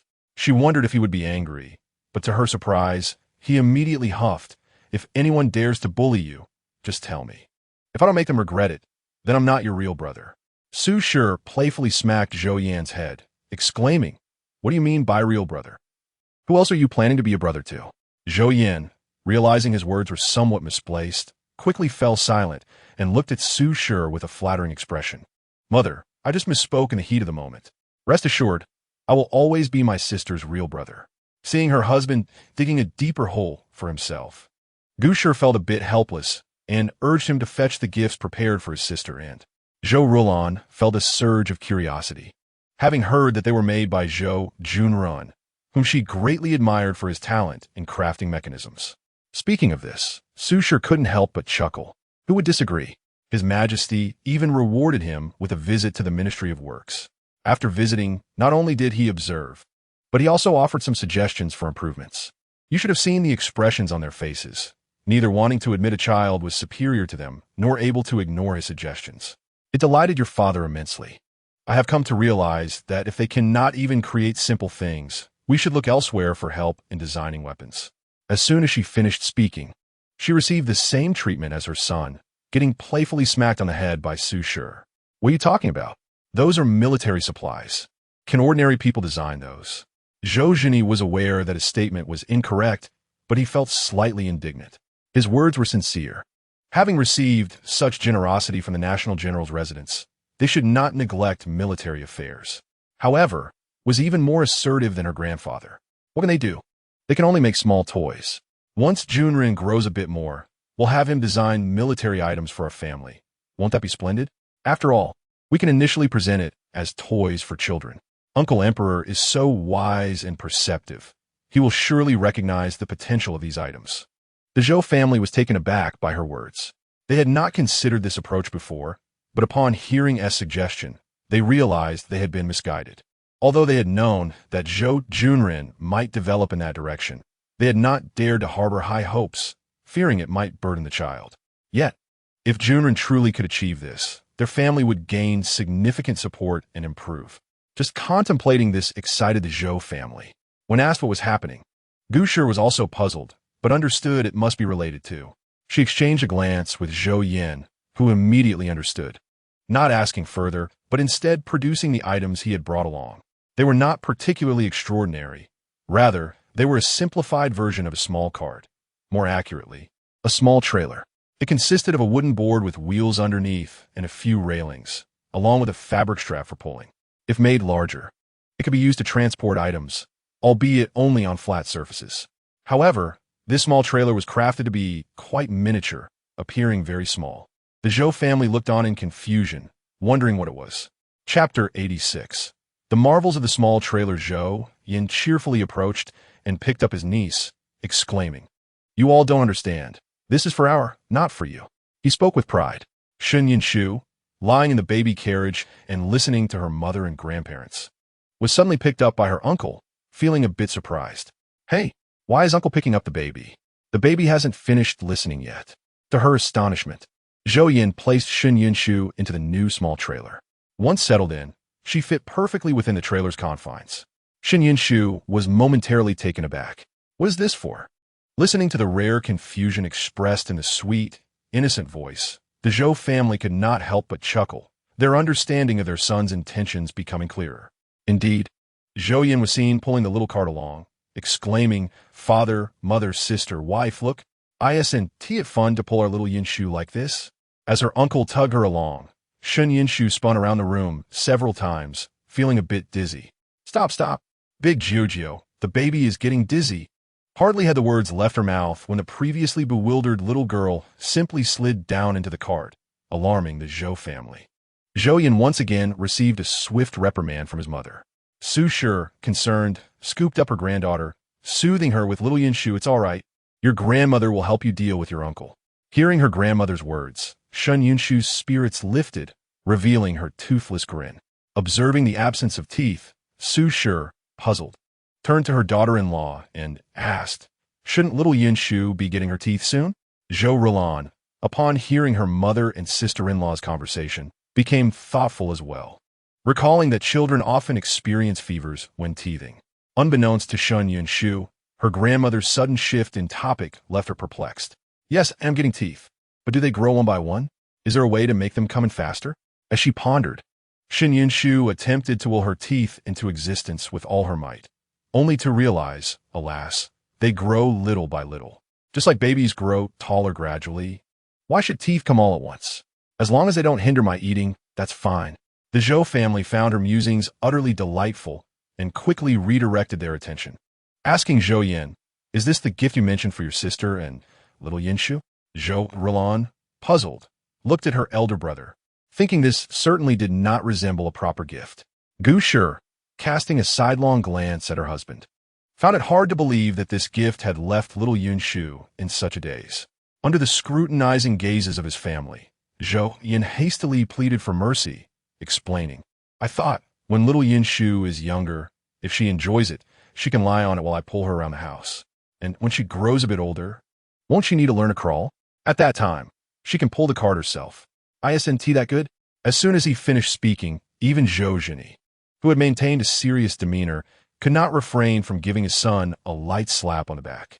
"Your little granddaughter is still so small, and you're already planning to make her do things? She could barely sit up, let alone crawl. Moreover, crawling is already challenging for little ones. What purpose does adding a cart serve?" After enduring several jabs, Zhou Yin decided to abandon all pretense. "Isn't it said that children find joy sleeping in small spaces like this cart? Plus, when little Yin Shu is older, we can put all kinds of delightful treats and toys in the cart for her to pull along, sparing others from having to assist her." Surprisingly, upon hearing his words, the entire family fell into deep contemplation.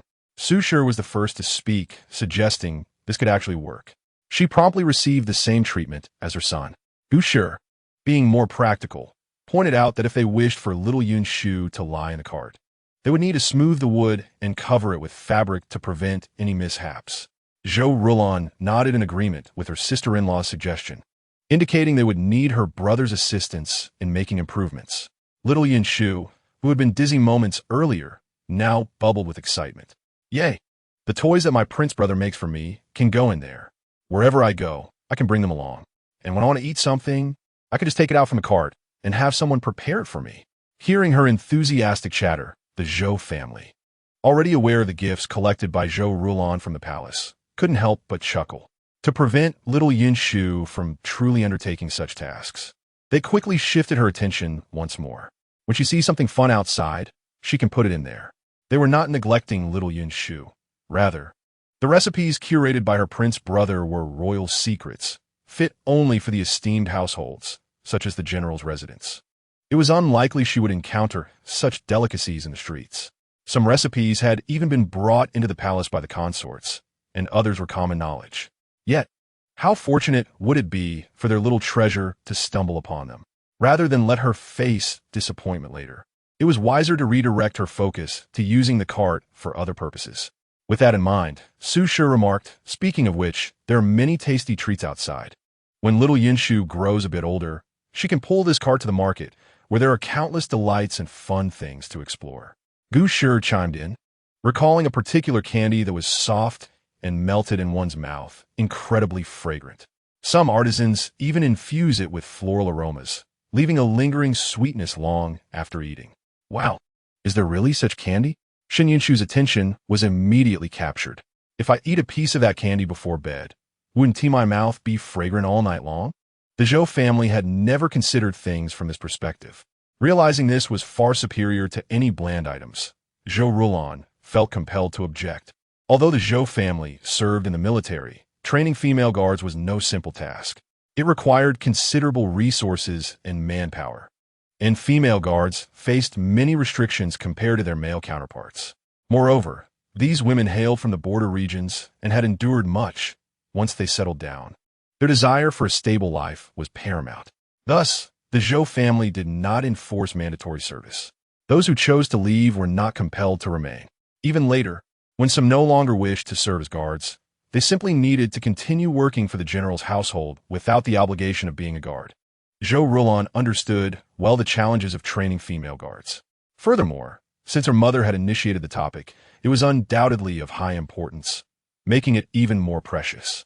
As Zhou Rulon began to decline, Su Shi had yet to speak, but Gouges interjected, "Sister, let me address this first. And please don't hold it against me for speaking out of turn. The Qing'an Marquis household is not just about that wretched Shen Wunen. There is also his concubine and that foolish mother of his. Who knows what they might do? You should bring guards and knowledgeable individuals along. It will put our minds at ease." She then glanced at Shen Yunshu, adding, "Moreover, our little Yunshu is still so young. If those adults intend to do her harm, even if she is a blessing, we cannot guarantee she will always escape unharmed. We must consider little Yunshu's well-being.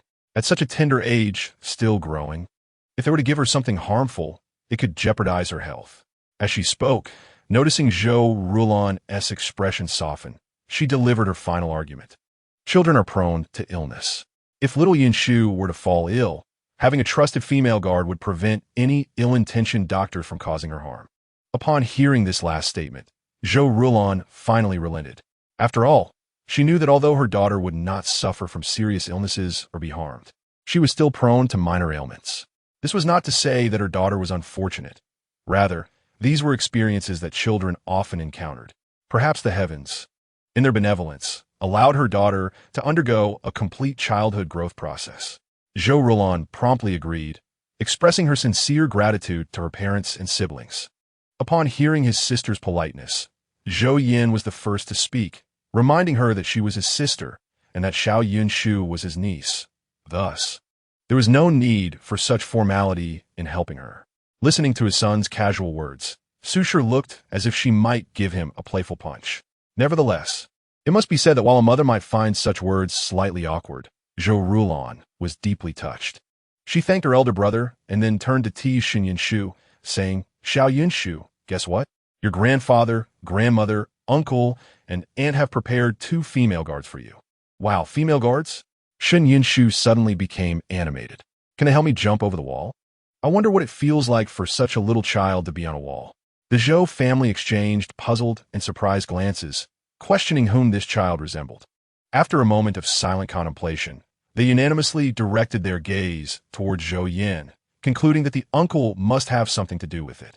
If the uncle was unreliable, it was likely that the niece was as well. Along with this, there were many gifts, all previously sent by others during Shen Yinshu's 100-day banquet. Reflecting on her little lucky star, Zhou Rulon ultimately agreed, not out of stinginess, but because these gifts were blessings from others for her daughter. She was reluctant to let them fall into the hands of ill-intentioned individuals. This grand display indeed attracted a multitude of onlookers. It seemed rather peculiar. Initially, old Madame Shen had been complaining to Lin Shuang'er about her daughter-in-law, as this daughter-in-law had caused her some embarrassment in public. However, she dared not voice her grievances outside, so she could only express them to Lin Shuang'er at home. Ironically, her complaints led to the forgiveness of Lin Shuang'er's previous mistakes, as there was someone who evoked even more disdain from old Madame Shen than Lin Shuang'er. Chapter 88. Opening the door, however. The servants tasked with carrying out her orders were not lacking in intelligence. The Earl's residence and the lady's maternal family were incomparable. Thus, while old Madame Shen's command was given, those standing nearby exchanged glances, hesitant to speak. It must be noted that Lin Shuang'er's words stirred old Madame Shen's sentiments. In an instant, her fury towards Zhou Rulon surged. Seeing that she had achieved her goal, Lin Shuang'er felt that her efforts in speaking up were worthwhile. She then singled out a few individuals, directly pointing at specific servants, instructing them to accompany her outside. The servants, seeing that they could not refuse, could only follow her out with grim expressions. Good, you're a good one. Old Madame Shen was quite satisfied with Lin Shuang'er's subservient demeanor, and she promptly took off a gold bracelet from her wrist, handing it to Lin Shuang'er. Lin Shuang'er was taken aback. She had merely stepped up out of necessity and had unexpectedly received a gold bracelet, which filled her with joy. She confidently marched towards the door with her entourage. As Zhou Rulon and Shen Yinshu arrived at the entrance of the Chang'an Earl's residence, they were intercepted. Upon seeing Lin Shuang'er standing by the side door, Zhou Rulon found it amusing. Did Lin Shuang'er think that after spending too long in the Jiangjuan's residence, she had come to provide her with entertainment out of concern for her boredom?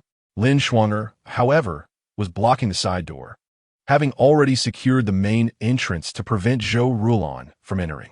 Zhou Rulon, uninterested in quarreling with such a dim-witted adversary, simply ordered someone to open the main door.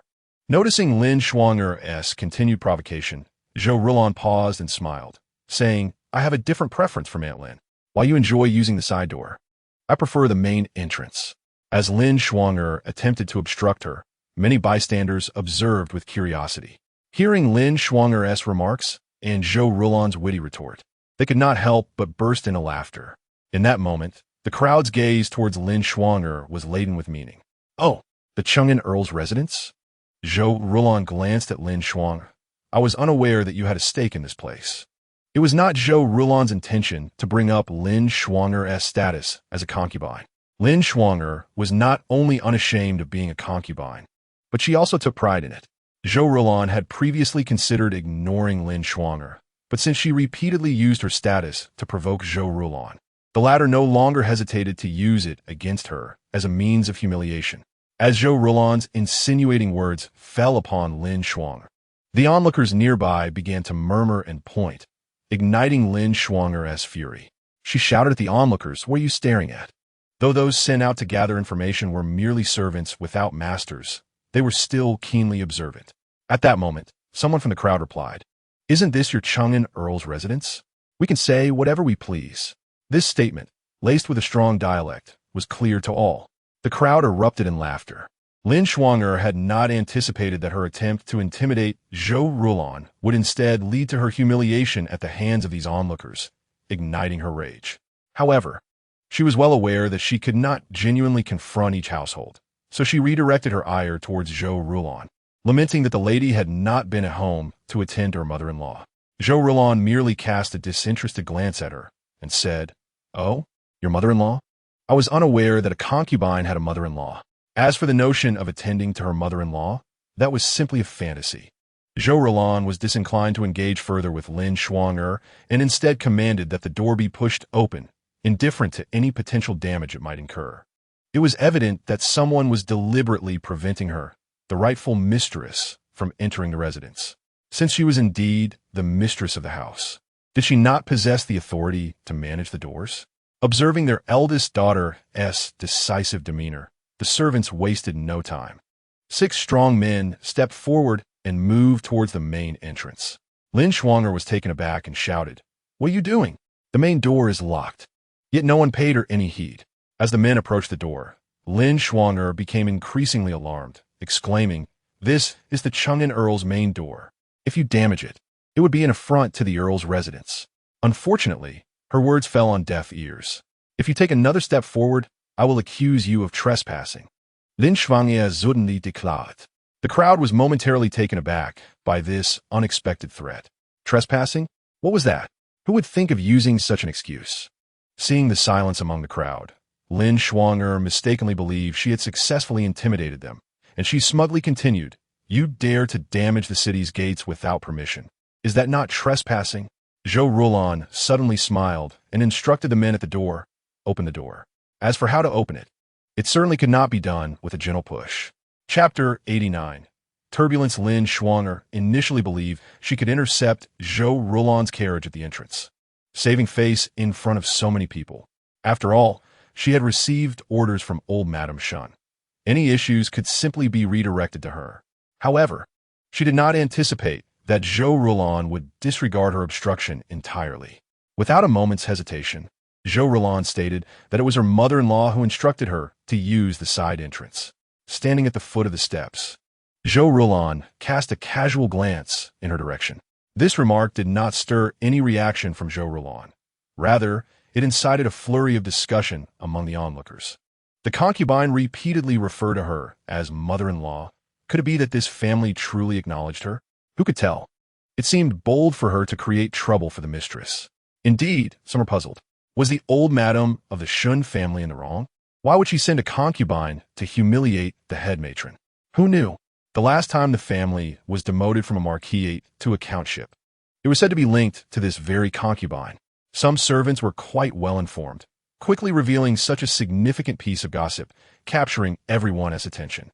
Just as they were about to discuss further, an unexpected loud noise startled them. Everyone hurriedly turned to see that the grand door of the Chang'an Marquisate had actually been opened, momentarily perplexed about how it had happened. An individual who had been observing closely excitedly explained that the 6 people just now had pushed the door open in pairs of 3. The crowd exchanged glances, astonished that it had truly been opened. After all, families of officials typically upheld a code of discretion, keeping family scandals under wraps. Even a death within the household would be concealed. They never expected to witness such assertiveness. Instead of preventing entry, they had simply dismantled the door. Shocked murmurs arose, with some questioning whether this was excessive. Yet, once this thought was expressed, the crowd erupted into laughter. Surely, breaking the door would yield greater rewards. However, a few began to ponder whether their door was really so fragile. Was the Marquisite's entrance truly so easily breached? If someone with ill intentions came along, it would be no different than breaking in outright. In truth, they were unaware. The state of the Chang'an Marquisite's door was difficult to ascertain. But ever since Zhou Rulan's marriage, precautions had been taken regarding safety. Moreover, Lin Shuang'er had hastily ordered the door closed, but those tasked with closing it knew no better. They merely latched it as one would a common household door, without further action. In reality, to effectively block someone, more than just a simple latch was required. Upon entering, Zhou Rulan noticed the fallen latch on the ground and the untouched chains securing the door, leaving her momentarily speechless. Upon noticing the dust on the chains, Zhou Rulan had to concede that they had indeed locked it in such a manner. They had received orders to ensure their young lady faced no distress. Although the young lady had previously agreed that they would only escort her to the entrance today, the general and his wife, as well as the young general and his wife, had all instructed them to be vigilant. If the opportunity arose to keep her longer, they should do so to assist her. Zhou Rulan glanced at the door of the Chang'an Marquisate, contemplated for a moment, and ultimately declined, reasoning that with the guards present, they would be fine. Seeing Zhou Rulan's refusal, the others did not press the matter. 2 individuals accompanied Zhou Rulan, while the others went to bring in the belongings from outside. Originally, these items could have entered through either the side or front entrance without any stipulations. However, since the grand door had already been opened, they decided to proceed through it. After all, their young lady had not objected. Thus, a few individuals straightforwardly maneuvered the carriage through the entrance, which left Lin Shuang waiting at the second door, infuriated. Yet, Lin Shuang would not admit her inability to block them, and instead placed the blame squarely on Zhou Rulan. Wasn't it true? There were several baby carriages alone. Baby carriages? Was she referring to the ones that had recently been in high demand? Indeed, my lady wished to order some, but had not even made it onto the waiting list. Yet here there were so many. The crowd gradually dispersed, and the previously nestled in Zhou Rulan's arms, Shen Yinshu, could not help but widen her eyes, gazing adoringly at her mother. Wow, mother's so amazing, mother's so impressive, mother's wonderful. Shen Yinshu was oblivious to her mother, having already planned their future path, still sparklingly fixated on her mother. While mother was so decisive. Open the door. The door opened, boom. The little voice excitedly exclaimed, further delighting Zhou Rulan. A wave of emotions stirred within her. Previously, whether for her parents or her daughter, she had stirred only minor disturbances within this household. Yet now, it seemed her daughter truly relished such grand upheavals. Chapter 90. Is the mistress back? Upon reflection, it appeared her daughter's fondness for gossip might indeed make this tumult worthwhile. Consequently, it was evident that for the time being, Shen Wunan would not dare oppose her. With these thoughts, Zhou Rulan felt a sense of relief wash over her. She could not help but glance at her daughter again, only to find that the previously bright-eyed little one was now drowsy and yawning, occasionally murmuring, "So handsome, I want to open the door too," before quickly drifting back to sleep. Cui Ji and Chun Tao organized the items, placing them in the storage room. The several baby carriages presented a bit of a conundrum, prompting them to seek Zhou Rulan's guidance. Zhou Rulan considered the small carts and decided to keep one in her room while placing the others in the designated room for the young lady. With clear instructions from their mistress, the 2 maidservants hurried out to ensure everything was positioned correctly. Moreover, due to the sheer volume of items, leaving them scattered in the courtyard would be chaotic. Should 1 or 2 go missing or be tampered with, it could lead to further troubles.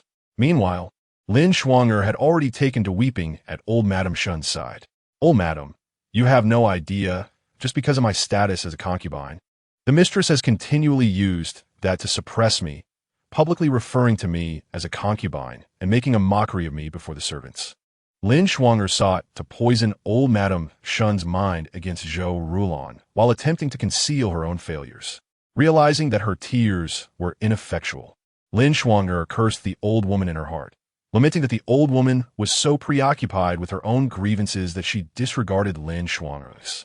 She promptly shifted her tone, expressing that it was an honor for a concubine to be with the Marquis and that she did not dare to ask for too much. After the birth of Yaoer, all she desired was to protect him. However, given the mistress's treatment today, would others only remember that Yaoer was born of a concubine? If others were to hear this, they would surely scoff. After all, he was merely a son born of a concubine. Did they expect others to think he was some divine being? Yet, old Madame Shun did not share this perspective.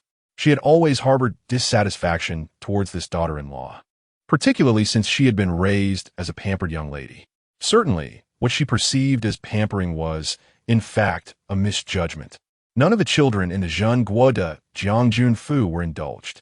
Regardless, having a daughter-in-law from such an esteemed family, the matriarch of the Shun family had never experienced genuine joy. Yet, she found herself thwarted by the very maids and servants who were reluctant to even wash her feet. At this moment, the matriarch was laying another charge against Zhou Rulan, her failure to fulfill her maternal duties.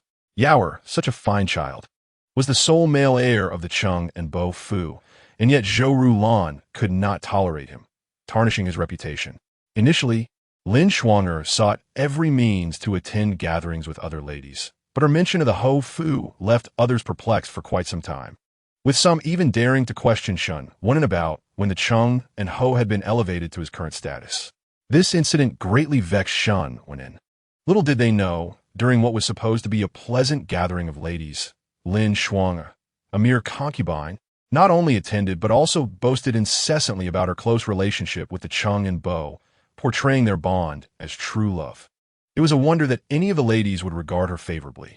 Yet, Lin Shuanger remained dissatisfied and continued to approach them, inevitably offending many. Zhu Zhulang, having confirmed their arrangements, refrained from further inquiries. Shen Shu had already awakened from her afternoon slumber and, noticing her mother asleep, chose not to disturb her. At that moment, upon hearing Cui Ji and Chun Tao reporting to their mother, she obediently listened. When her mother finally spoke to her, a smile graced her face.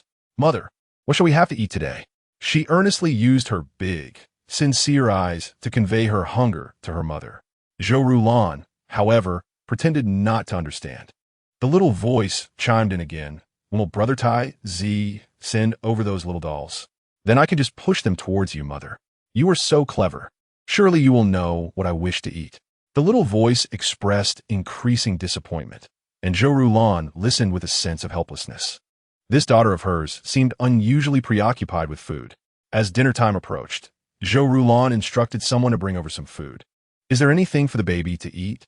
I want to eat too." The little voice continued to plead. Zhou Rulan found it amusing and contemplated whether to have something prepared for her daughter, knowing that while they could not swiftly provide most recipes, the palace had sent over 2 recipes for immediate use. The Jiangjun Fu had also provided several recipes, some sent by her sister-in-law Gusher, and others were from their previous stock, though they had never considered utilizing these items before. Chapter 91. The Worthless Father. Upon hearing sounds from outside, the previously lively atmosphere within the room grew solemn, and Zhou Rulan's gaze sharpened. Shen Shu murmured in discontent. What is that worthless father doing here at this time? The baby is waiting for dinner. Isn't he delaying her meal?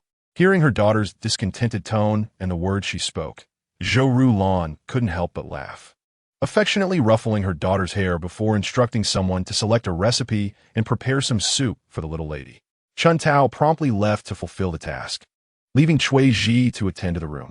Regardless of the circumstances, they could never allow their young mistress and the little lady to be alone in the room with someone of the Shin surname.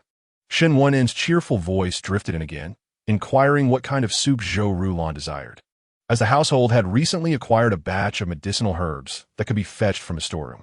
Zhou Rulan regarded Shen Wenen with a calm expression, questioning his unexpected presence. "Oh, I did not anticipate your visit, my lord. Did Lin Yinyang not seek you out?" Upon hearing Zhou Rulan's words, Shen Wenen felt a tinge of embarrassment, yet he also relaxed, feeling a sense of pride. Her apparent coldness seemed merely a result of jealousy. He smiled and reassured her. "What are you saying, Rulan? Lin Yinyang made a mistake today, and I have reprimanded her severely. I merely came to see how you were faring, concerned that you might have been wronged." Such words sounded heartfelt, and one less discerning might truly be deceived. Zhou Rulan, however, maintained her semblance of indifference. "Oh, do you believe I could be bullied by a concubine?" At this, Shen Wenen instinctively recalled Lin Shuanger's earlier lamentations and the sight of their front door being forcibly opened by soldiers. In an instant, his smile faltered. He adopted a sorrowful demeanor, saying, "Rulan, you know my intentions. Why must you speak thus and pierce my heart?" Zhou Rulan, disinterested in his display of emotion, replied coolly, "Oh, I see that Lin Yinyang is so quick to embrace the title of Chung and Bo Fu. She truly believes this Bo Fu belongs to her." Zhou Rulan emphasized the words Chung and Bo Fu with particular gravitas. As expected, Shen Wenen's smile vanished entirely. Zhou Rulan, as if struck by a revelation, added, "I found it quite curious today. Lin Yinyang adapted to our transition from Ho Fu to Bo Fu with remarkable swiftness." Her repeated mention of the Bo Fu outside the gate astonished many. Shen Wen was not only aware of Lin Shuanger's words, but had also been informed by the steward of the events that had transpired, understanding the gravity of the situation. After all, the onlookers had discussed the family's sincere attitude toward their demotion, referring to themselves as a Bo Fu without a thought to their previous status as a Ho Fu. Regardless of the intentions behind those remarks, whether sarcastic or genuinely sympathetic, upon hearing the steward's account, Shun Wen'an's anger had reached its zenith. Thus, when Lin Shuang'er came to him in tears, he did not soften as he had before, but instead delivered a resounding slap to her. It was utterly humiliating for them to be associated with the Cheng and Bo Fu, not to mention the birthday gifts they had received. The baby carriages were particularly emphasized by the steward. After all, the baby carriage business was thriving, becoming a significant topic of conversation in the capital. The envy expressed by the onlookers over the number of baby carriages was something the steward had indeed overheard. Upon hearing this, Shun Wen'an's eyes lit up. Initially, when he learned of the opening of the baby goods shop, he had publicly expressed his reluctance to associate with those who were engrossed in commerce. Even after discovering it was his in-law's business, he had still shown reluctance, adopting a pained expression that garnered sympathy from his colleagues. However, it wasn't long before the tide began to turn again. Those who had once mocked his in-laws for their involvement in commerce, competing with the populace for profit, soon came to inquire about the baby carriages, including his superiors who asked if he had any spare ones. At that time, he had not even known what a baby carriage was until he inquired with an acquaintance. That colleague had looked at him quizzically for some time before explaining the concept. Only then did he understand how popular baby carriages had become. However, the colleague he consulted only had a partial understanding. Although he knew the emperor had praised the baby carriage, he was unaware that such praise had occurred during Shun Yinshu's full moon banquet. Thus, the information he provided was only half-formed. Ultimately, Shun Wen was only aware that the baby goods shop established by the Zhongguo de Jiang Junfu featured a baby carriage that had received commendation from the emperor. Others were fervently purchasing, making it difficult to procure even a single carriage. Beyond that, little else was known. Concerned about being looked down upon by his superior, Shun Wen refrained from inquiring further when his superior approached him. After all, it was likely that his superior possessed more knowledge than he did. However, witnessing the excessive cordiality from his superior, Shun Wen could only assume they desired baby carriages. He felt a mix of elation and indignation, believing it was unreasonable for the general's residence not to have presented him with at least 10 carriages beforehand. Little did he realize, his superior's interest stemmed not solely from the carriages, but also from the emperor's esteem for Shun Yinshu. Such a young girl, with both the empress and the crown prince attending her full moon banquet, and at her 100-day celebration, the emperor, empress, and crown prince all graced the occasion with their presence. The emperor even personally praised the little girl. Furthermore, his superior had subtly gleaned that the emperor and empress themselves were seen pushing the baby.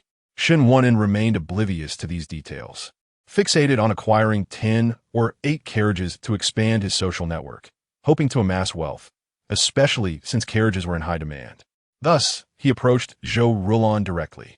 Noticing Zhou Rulon's indifferent demeanor, Shun Wen maintained a composed facade and turned his attention to Shun Yinshu, inquiring after her well-being with a dry, perfunctory greeting. Devoid of further conversation. Chapter 92. The baby will always be with her mother. Zhou Rulon felt a flicker of joy upon hearing the baby's sweet voice. Observing her cheerful expression, Shun Wen couldn't help but feel a sense of smug satisfaction, thinking that despite her coldness towards him, she couldn't resist smiling. He became even more warm-hearted, asking, "Rulon, have you faced any grievances during your time at the general's residence? If there's anything, do let me know." Zhou Rulon regarded him with a half-smile, recalling that the events at the general's residence hadn't been disclosed to the outside world. Perhaps due to some arrangement from the emperor, she understood their perspective. After all, possessing knowledge that others lacked could be advantageous for their family. Pausing, she contemplated how to dismiss him. Although she felt irritation towards Shun Wen, she had no intention of overtly confronting him. A direct confrontation would only complicate matters further, particularly if she needed to seek evidence later. The little voice in her head further expressed disdain. Ugh, why does he sound so oily? How disgusting. Fortunately, her daughter's complaints kept her from losing her composure entirely. She merely nodded, instructing Chun Tao to bring in the items. The bowl of fruit soup was specifically served to Shun Yinshu. Seeing the appealing soup being taken away, Shun Wen felt a tinge of dissatisfaction. Why was it not brought to him? Zhou Rulon, with a teasing smile, remarked, "This is for the little one. Are you intending to compete with her for it?"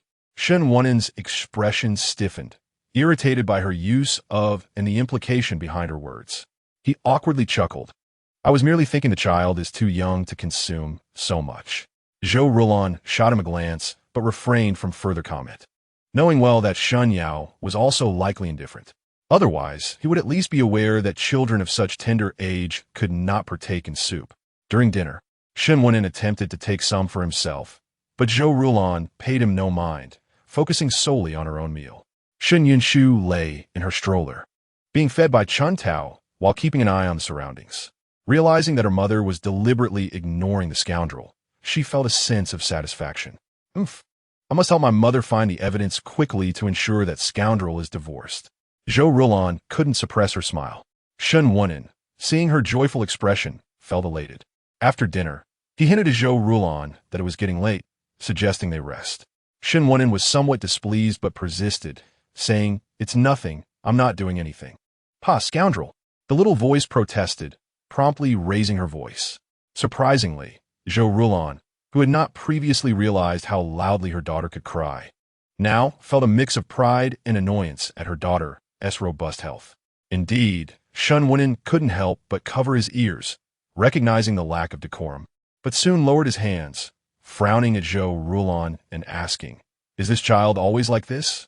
Zhou Rulon, disinterested in his inquiries, simply nodded, noting that Yunshu tended to express her displeasure vocally. In that moment, Shen Wenin felt a headache coming on, seeing that the noise was unlikely to cease soon. He hastily declared he had other matters to attend to and left in a hurry. Once he had departed, Shuiji entered, reporting to Zhou Rulon, "Miss, he has left." Shen Yunshu immediately ceased her fussing, prompting surprise from Shuiji and Chun Tao.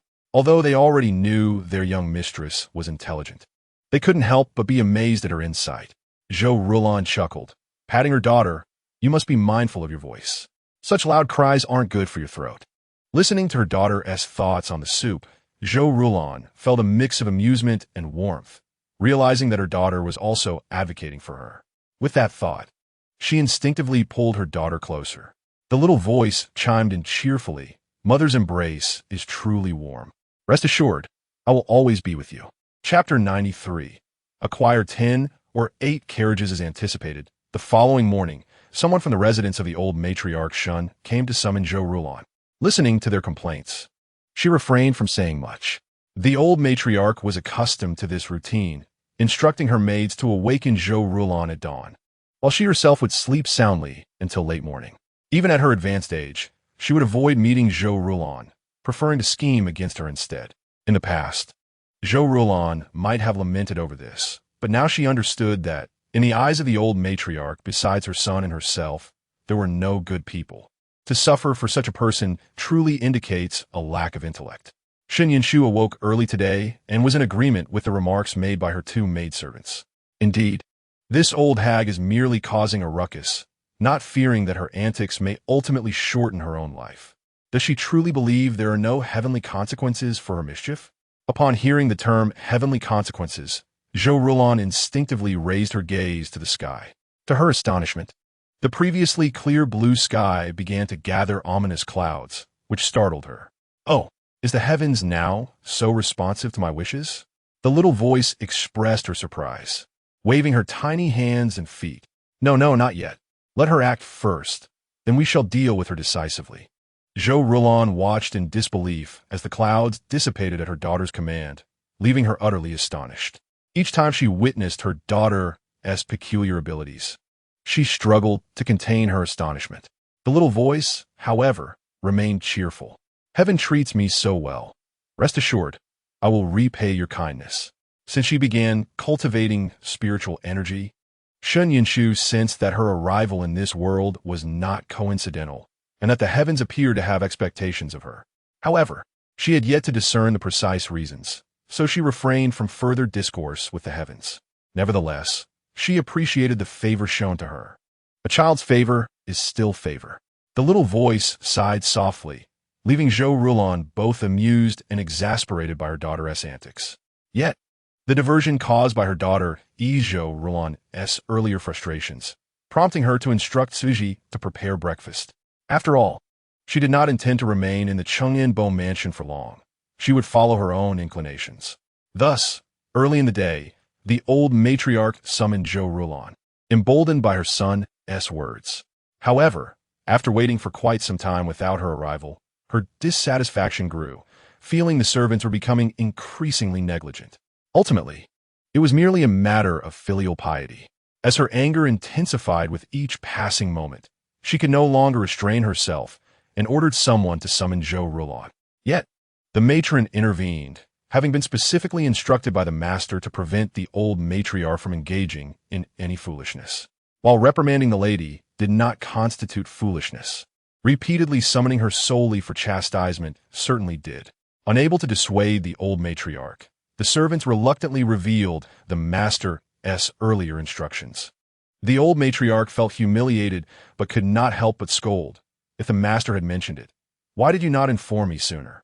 The servants, apologetic, bore their grievances in silence, knowing that had they spoken up earlier, the old matriarch might have unleashed her wrath upon them.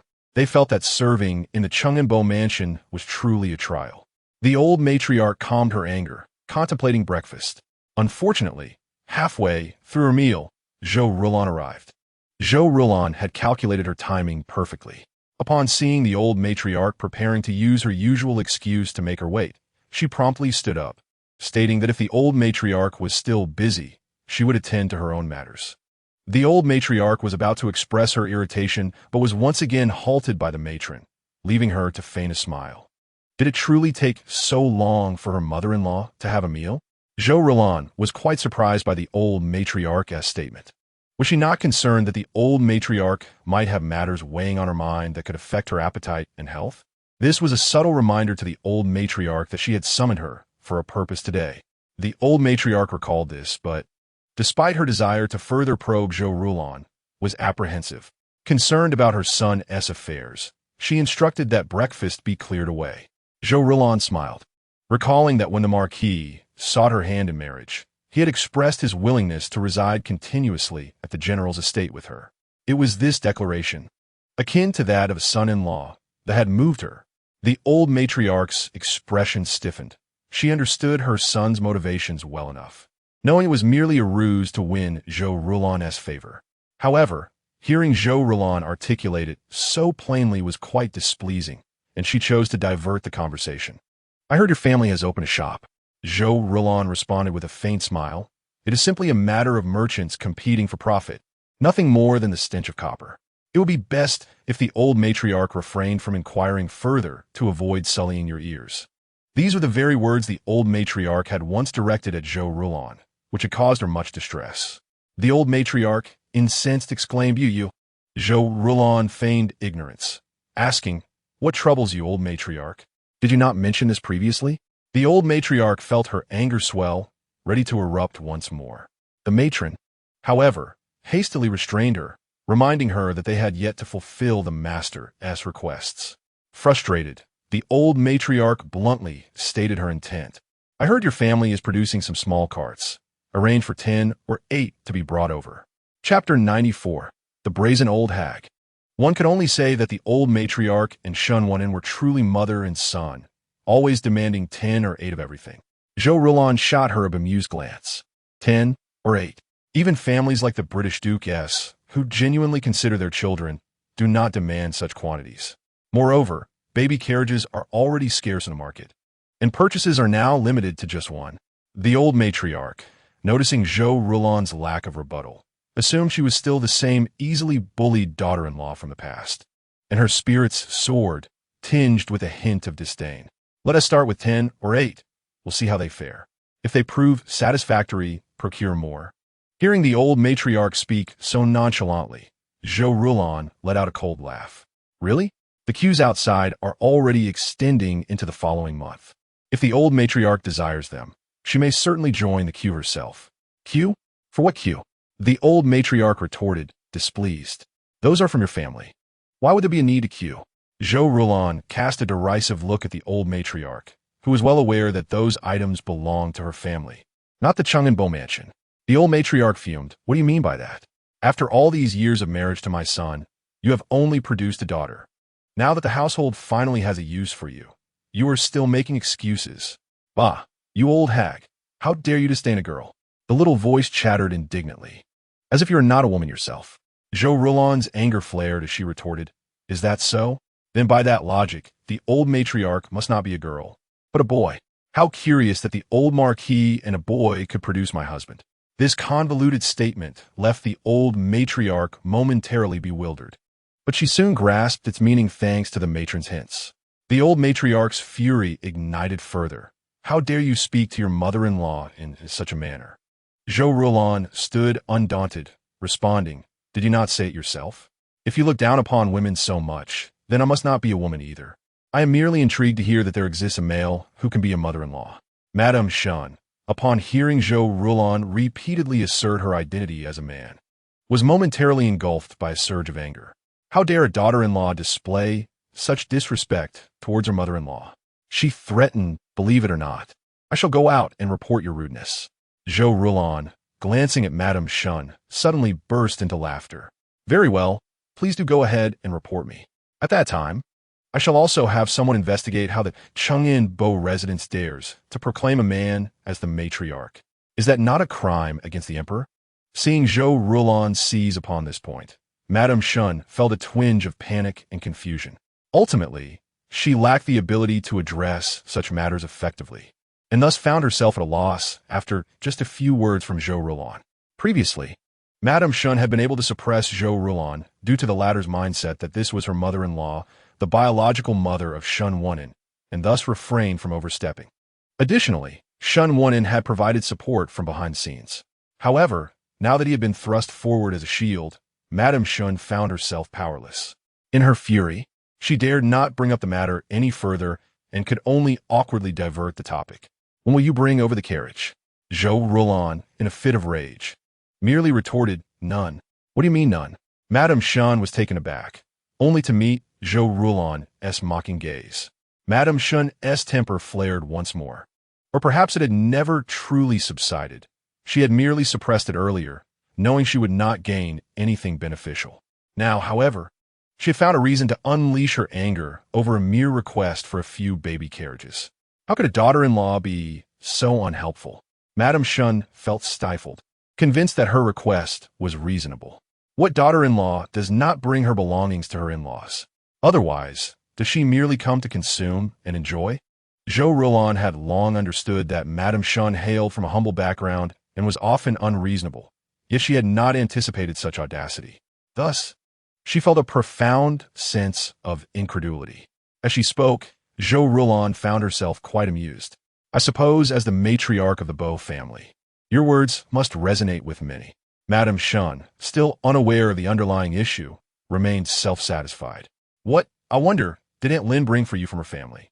Zhou Rulan turned to Madame Shun, noting her fondness for Lin Shuang. She was genuinely curious about what treasures Lin had managed to procure from her family. Madame Shun stuttered, "The Lin family lacks both people and wealth. It's a great achievement for them to bear a son for our Shun family. Since you have not produced a son, you ought to compensate us from other aspects. Is that so? I was unaware that the Shun family had fallen so low as to rely on a daughter-in-law's family for support," Zhou Rulan remarked, unwilling to conceal this information from Madame Shun. She contemplated sending someone to spread this news among the servants of other households. In the capital, the servants often mingled, and news permitted to circulate by their masters served as a significant source of information for them to share with their own households. Even Zhou Rulan, well-versed in the ways of the world, felt a wave of discomfort at Madame Shun's words. Bah, does she think that scoundrel of a father is worth anything? How could he be summoned here? Came a discontented voice. That old hag, that wicked old woman. As her daughter's ire surged, Zhou Rulan grew concerned, not for Madame Shun's potential retribution, but for the safety of their surroundings, fearing that if thunderstruck, it might damage the pillars of the room and endanger her daughter. In the midst of her contemplation, Shun Yunshu's frustration lessened somewhat upon realizing her mother's choice to support her rather than confront the old matriarch. Nevertheless, she still pondered how to teach this old hag a lesson to curb her incessant disruptions. Zhou Rulan, however, wished to disengage from further entanglements with Madame Shun, coldly stating, "If the old lady desires a baby carriage, she should simply queue up. If she's in such a rush, she can negotiate with those ahead in line." With that, Zhou Rulan cast a half-smile at Madame Shun. If I recall correctly, those currently in line hold high official ranks. I wonder if the beau heir possesses the capability to contend with them for a baby carriage. Upon hearing this, Madame Shun became increasingly animated. If they could procure some, it would greatly benefit her son's standing. Thus, she pressed, since you are aware of its rarity, hurry and acquire more. Pondering that even 20 carriages might not suffice, she instructed, let us aim for 20 or so. Zhou Rilon couldn't help but laugh. 20? Are you certain, old lady? When Madame Shun hesitated, second-guessing her demand, Zhou Rilon's demeanor turned cold. If someone possesses the ability, they should procure it themselves, rather than expect to take advantage of me. With a steely gaze fixed upon Madame Shun, she added, should you insist that I procure them, I would not mind. I would simply inform those in line that the matriarch of the Chengyan family insisted on these baby carriages, thus delaying their acquisition. If the beau heir can withstand the ire of the crowd, then by all means, let him try. Madame Shun, lost in her dreams of elevating her son's status through these carriages, was abruptly jolted back to reality by Zhou Rilon's words, inciting her anger. How can a daughter-in-law be so obstructive over such a simple request from her mother-in-law? Zhou Rilon coldly replied, I did not realize this was such a trivial matter. How much dowry did you receive when you married? Madame Shun's face flushed, her anger swelling as she reached for a wooden cane nearby, intent on throwing it at Zhou Rilon.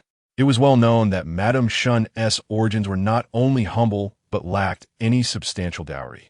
This had been the very reason she sought to claim Zhou Rilon's dowry as her own upon the latter's marriage. However, at that time, the family of the Grand General of the state was still in the capital. Though Shen Wunen coveted Zhou Rilon's dowry, he feared reprisals from the general's family and dared not allow his mother to act. Though he had contemplated whether to test the waters and procure some items from her dowry, Shen Wunen was acutely aware of the potential humiliation should he fail. Thus, he suppressed Madame Shun. Later, when the general's family departed for the border, Madame Shun set her sights on Zhou Rilon's dowry. However, Zhou Rilon, while eager to please her mother-in-law, recognized that her dowry was her foundation. The tug-of-war between them resulted in Zhou Rilon relinquishing items each time, further inciting Madame Shun's dissatisfaction, which was one of the reasons for Madame Shun's earlier attempts to undermine her. At this moment, confronted with such a question, Madame Shun's anger flared anew, and she hurled the cane with intent, aiming it directly at Zhou Rilon. The individuals nearby were unable to intervene in time. Shen Yinshu, who had been brewing with anger, was taken aback to see that this old hag dared to bully her mother right in front of her. Enraged, she resolved that if the old woman wished to wield her cane as a weapon, then she would let her experience its true power. Gathering the last remnants of her spiritual energy, she directed it towards the cane. The onlookers watched in astonishment as the cane suddenly ignited in a swift blaze. Not only was the cane reduced to ashes, but the flames leaped directly upon the head of the venerable matriarch, Shun Laofarin. The maids and grannies in attendance were dumbfounded, momentarily paralyzed by shock. It was Zhou Rilon who quickly regained her composure, stepping back a couple of paces and hastily maneuvering the baby carriage aside to shield her daughter from any potential fallout. Only then did the surrounding maids and grannies snap back to reality, gazing at Shun Laofarin, yet hesitating to act. From a moment, the fire ignited. Shen Laofarin was already in a state of panic. As the flames rapidly enveloped her, she became increasingly frantic, shouting for help to extinguish the flames, exclaiming, "Ah, it hurts." Although her numerous layers of clothing initially protected her skin, her hair ignited almost instantly, leaving her in a dire predicament. Zhou Rilon, witnessing Shun Laofarin's disarray, could not help but smirk, though she quickly composed herself, frowning at the other maids and grannies, urging them to extinguish the flames promptly. If anything happens to the old lady, you will pay with your lives. The maids and grannies who had often conspired against Zhou Rilon now found themselves at her mercy. While she secretly wished for the old hag to perish in the flames, she also recognized that the time for her demise was not yet. The maids and grannies, now jolted into action by fear, hesitated briefly before rushing forward. In the chaos, no one thought to fetch water. They merely shouted instructions at Shun Laofarin. "Lie down quickly," and put out the fire.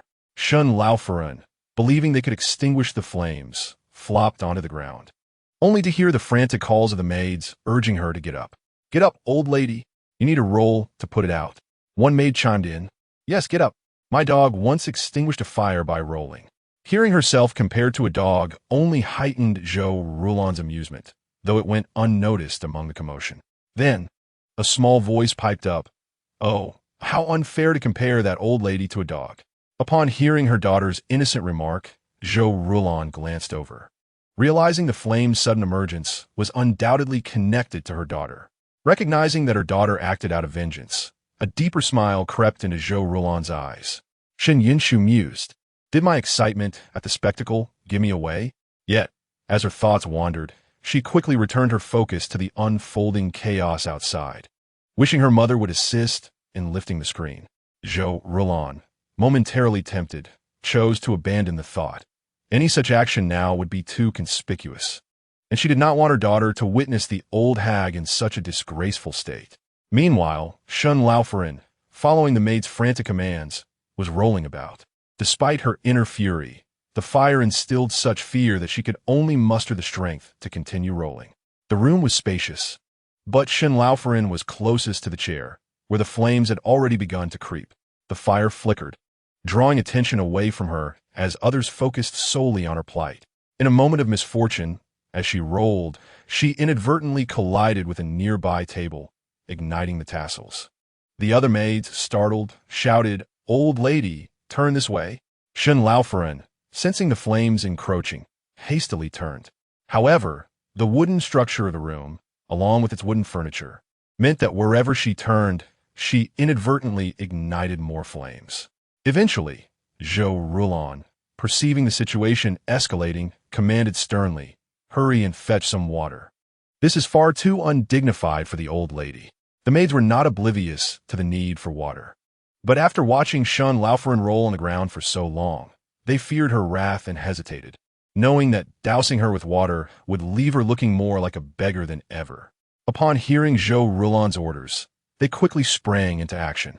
Initially hesitant, they noticed Shun Laofaran's cries had diminished and could no longer delay. With a flurry of movement, several buckets of water drenched Shun Laofaran, extinguishing the flames, though her garments were nearly incinerated. As the water soaked her, the remnants of her attire fell away, revealing her figure in a rather unflattering state. The maids, unable to bear the sight, averted their gazes, while Zhou Rulan cast a disapproving glance before turning away. However, as she did, she noticed the fire had grown alarmingly large. Urging the others to evacuate Shun Laofaran, she insisted that the fire was becoming too significant. The maids swiftly gathered to drag Shun Laofaran out, though her weight proved cumbersome.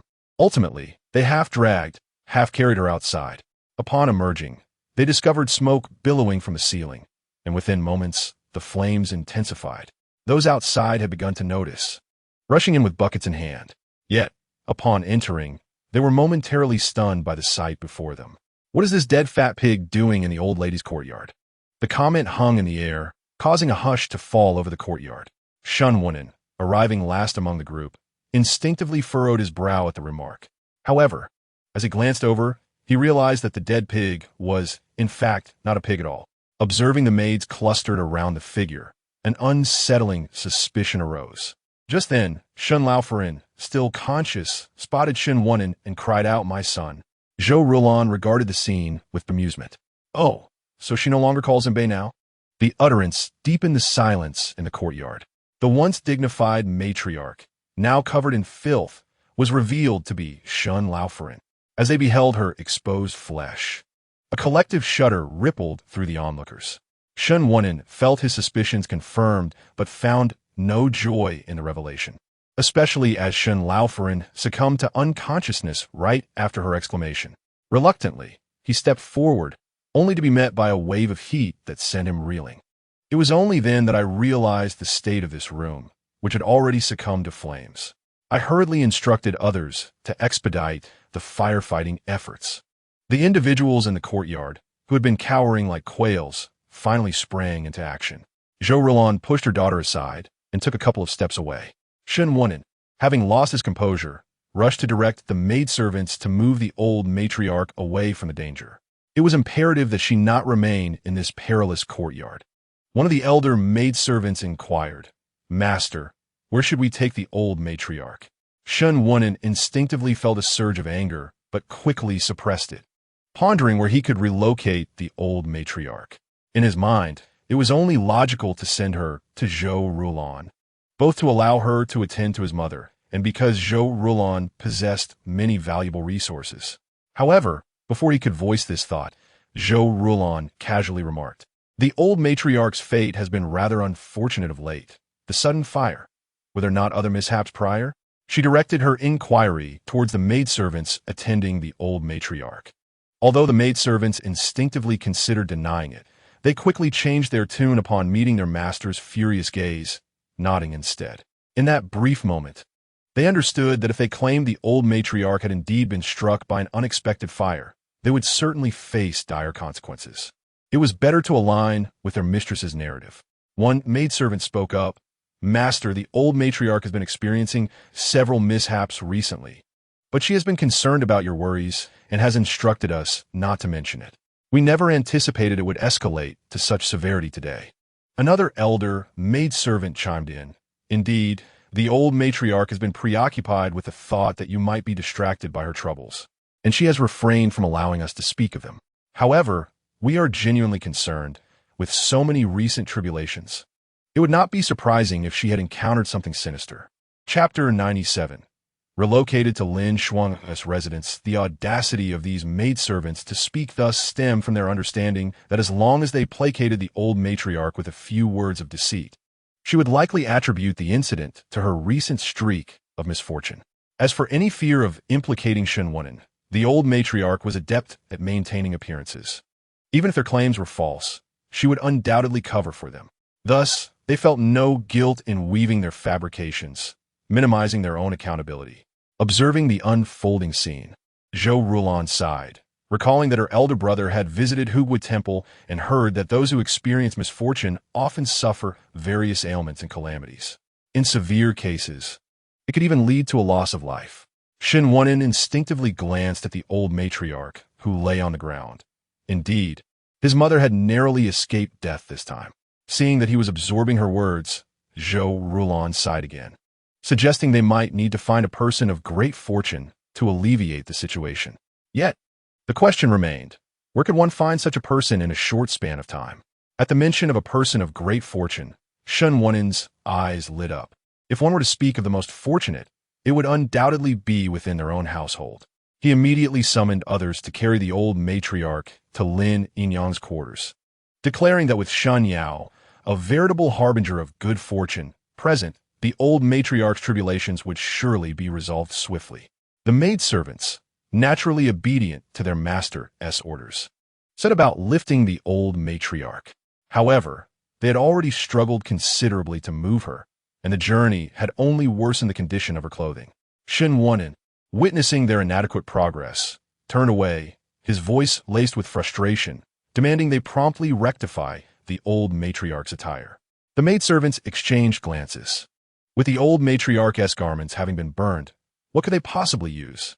Eventually, two elder maidservants removed their outer garments to wrap around the old matriarch. However, they could not lift her with ease. Shin Wunen was resolute. His mother's attire was not to be left in disarray, and he would not permit anyone else to carry her. Moreover, the fire needed to be dealt with swiftly. Otherwise, if it spread to their own premises, it would lead to significant trouble. Should it spread to someone else's home, it would be a calamity beyond mere inconvenience.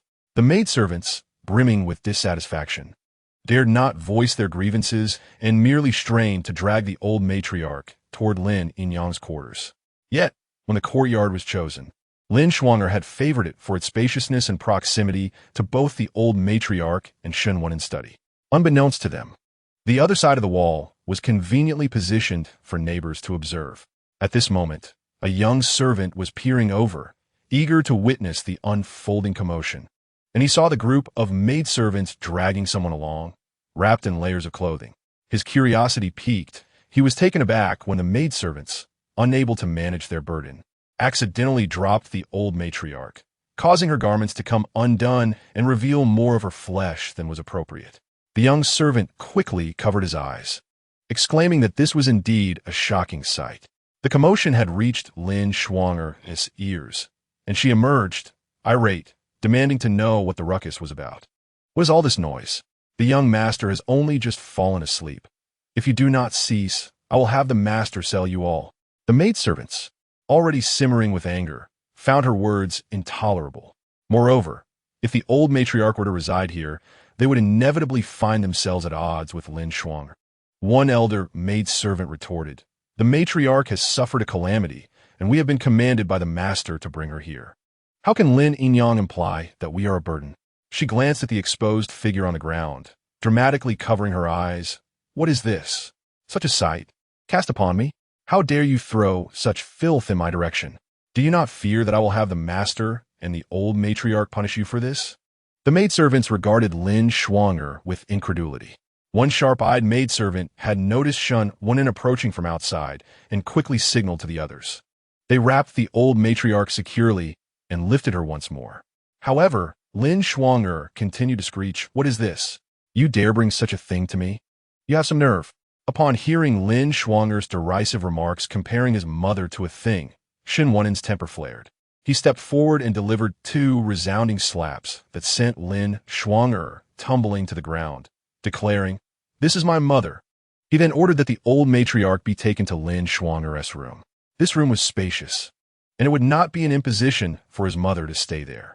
Additionally, Shen Yao's room was nearby, which would provide better care for his mother. If one were to assess Shan Wunen's filial piety, it was undoubtedly present, though it often manifested verbally rather than through actions. However, in this moment, his diligence was motivated primarily by the fact that she was indeed his mother, and during social engagements, his mother's status was often more advantageous than that of his wife, particularly when Zhou Rulan was reluctant to participate. The most crucial point was that if the old matriarch were to suffer continuous misfortunes and lose her life, he would be plunged into mourning. Lin Shuang'er, having been struck by Shan Wunen, was momentarily dazed, and after a prolonged pause, she finally realized that the figure on the ground was none other than the old matriarch. Deepening her discontent, upon witnessing these individuals attempting to escort the venerable matriarch, Shun Leo Furin, to their quarters, one opened their mouth to interject, but was promptly silenced by the fiery expression on Shun Wunen's face. A shiver ran down their spine, prompting a swift alteration in their words. "It was my oversight." After hastily brushing over the matter, they hurriedly directed the others, quickly, assist in carrying the old matriarch inside, and replace the bedding with the recently acquired blue one. The blue bedding, more comfortable than the previous, would surely provide a better rest for the matriarch. Thus, the group sprang into action. As for the so-called blue bedding, comfort was not its primary virtue. Rather, it was its affordability that mattered most, being significantly cheaper than a few options favored by Lin Shuang'er. Chapter 98. What business does the Earl have? After Lin Shuang'er had settled matters on her end, considerable time had passed. By this point, she had gleaned the underlying reasons and, on one hand, felt a swell of pride for her son, whom she deemed a harbinger of fortune. On the other hand, she contemplated seizing this opportunity to acquire some valuable items for herself. Thus, upon hearing Shin Wunen's remarks, she could not suppress a moment of secret delight, but quickly concocted a rationale. "My lord, given the current state of the matriarch's health, she ought to be with the madam, where there are far superior provisions." Misinterpreting Lin Shuang'er's suggestion as reluctance to tend to his mother, Shun Wunen's temper flared, and he vented his earlier frustrations. In a fit of anger, he seized a teapot from nearby and hurled it to the ground at Lin Shuang'er's feet, shards scattering and striking her face. Lin Shuang'er let out a shriek, and the other occupants of the room fell silent in fear. Realizing he had lost control, Shin Wunen found it difficult to maintain his wrath and coldly commanded a nearby maid, "Hurry and tend to Lin Yinyang's wounds." The maid, already intimidated by the tense atmosphere, trembled even more at being singled out. Yet, under Shin Wunen's gaze, she could only approach Lin Shuang'er with quivering hands to administer the necessary treatment. Lin Shuang'er had merely aimed to use the situation to extract some treasures from Zhou Rulan, but unexpectedly found herself injured. causing her heart to swell with both anger and concern. What if a scar were to mar her face? At that moment, she resolved to turn this to her advantage. Tears welled in her eyes as she pleaded, "I am only considering the old matriarch's well-being. My lord, think about it. The madam possesses so many fine items. It is only logical for the old matriarch to be placed in her care." Seeing Shan Wunin's brow furrow again, she hastily clarified, "I was merely suggesting that Yaoer accompany the old matriarch, ensuring she has the fortune of having her lucky star by her side and receives optimal care. Surely, this is a most advantageous arrangement?" As Lin Shuang'er spoke, her voice trembled. "I must have overthought this. Instead of alleviating your burdens, I have only succeeded in inciting your wrath." With that, tears streamed down her face, but as they touched the edges of her wound, she could not help but gasp in pain. The maid paused her ministrations. Hearing Lin Shuang'er, Shen Wunin began to reconsider, thinking her suggestion to be quite reasonable. Yet the exhausting effort of moving Shen Lao Furin had truly drained him, and he was unwilling to undertake such labor once more. Observing his change of heart, Lin Shuang'er quickly added, "But the madam will be there to oversee the old matriarch, will she not?" Implicitly, she suggested that the responsibility of Shen Lao Furin's relocation would rest with Zhou Rulan. Upon hearing this, Shen Wunin's eyes sparkled with realization. This was indeed a splendid plan. He promptly exited, making his way towards Zhou Rulan's quarters. Outside, the nimble servant Zhang, when observed Shen Wunin's hasty departure and felt certain that something significant was afoot. After a moment's contemplation, he hurried to a side door and summoned a fellow servant within. The servant from the Qingyan Earl's residence had just received orders from his master to disseminate news of the day's events and was pondering how best to accomplish this discreetly. Upon seeing the servant from outside, he felt a surge of excitement. After some polite exchanges, the Qingyan Earl's servant, unable to contain his eagerness, launched into a recounting of the day's happenings. The outside servant, Zhang Wan, marveled at how the passage of time had allowed him to witness such a diverse array of events.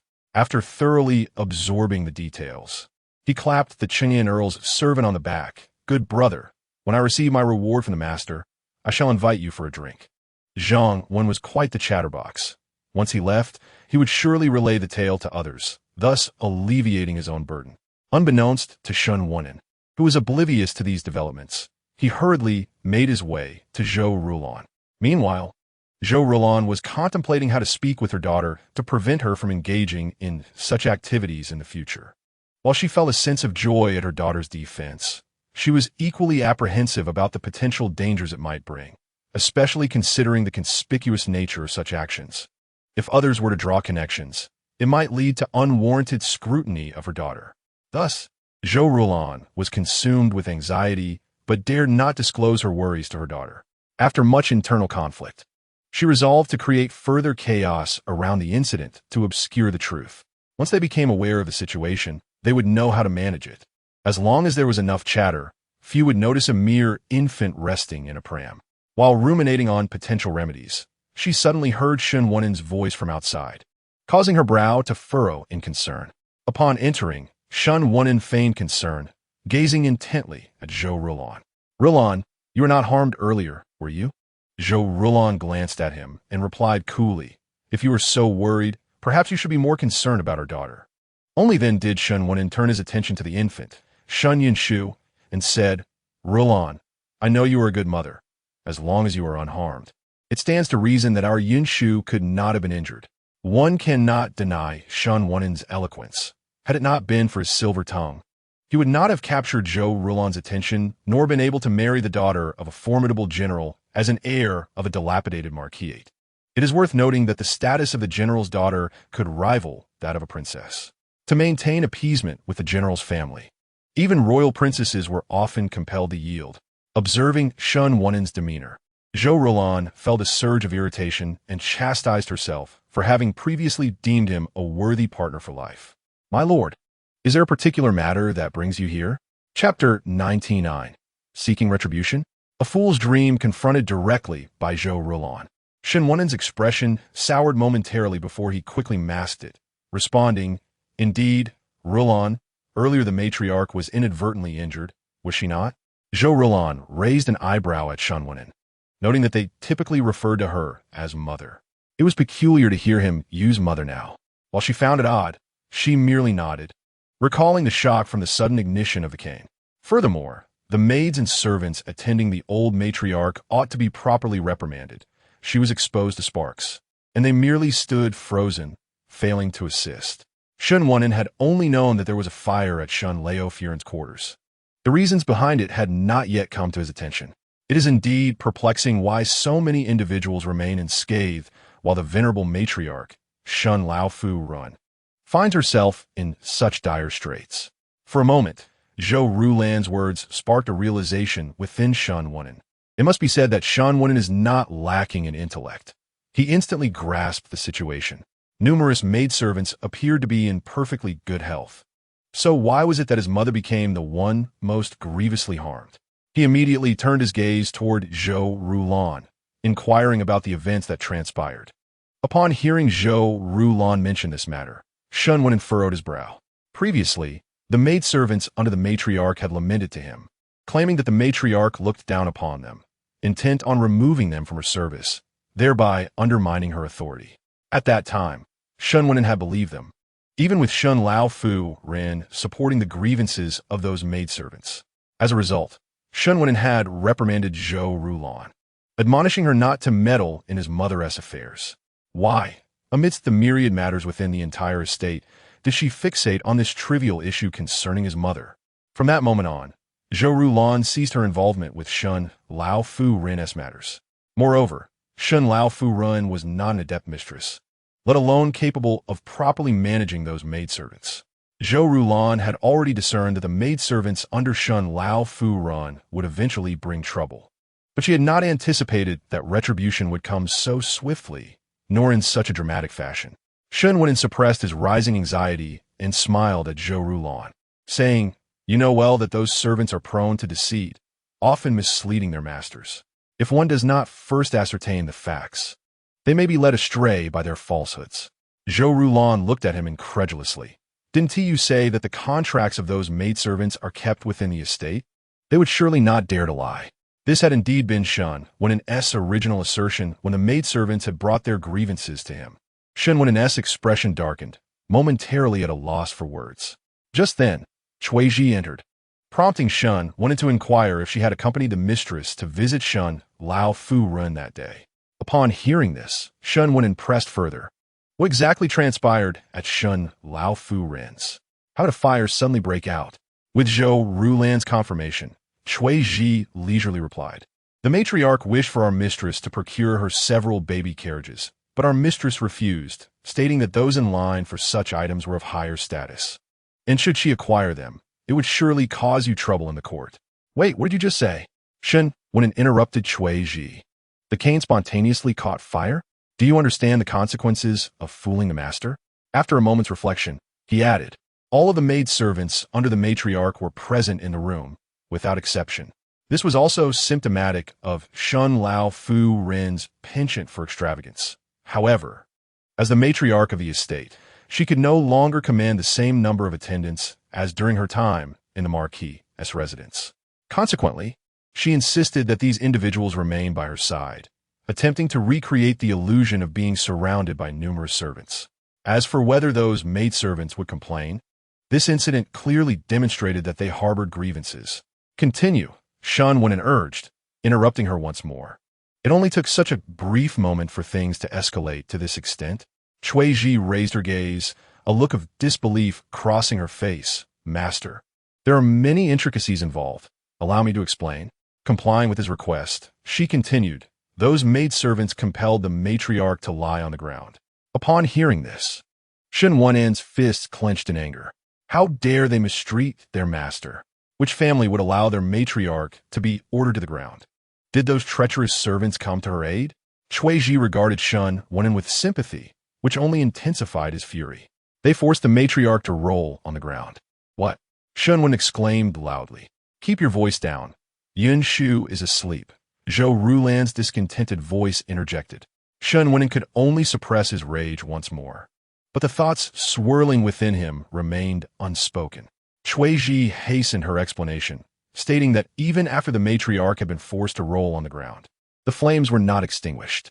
It was only when the mistress could no longer bear the sight that she ordered them to use water, ultimately quenching the flames, engulfing the matriarch. Shen Wunen instinctively wanted to question why they had not instructed them to douse the matriarch with water sooner. But Zhou Rulan's voice drifted in.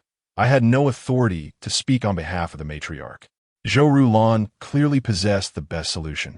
Yet Shen Lao Fu Ren refused to heed her counsel. Zhou Rulan then added, by the time I made my suggestion, the matriarch was already in a state of confusion, and the maidservants were in a state of panic. Implicitly, she suggested that had matters been different, her advice might have been heeded.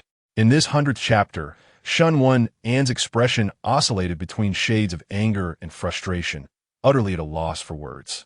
Although he yearned to admonish Zhou Rulan for her delayed decisions, he understood that, in such circumstances, Shen Lao Fu Ren would stubbornly reject her input, even if it were to salvage her pride.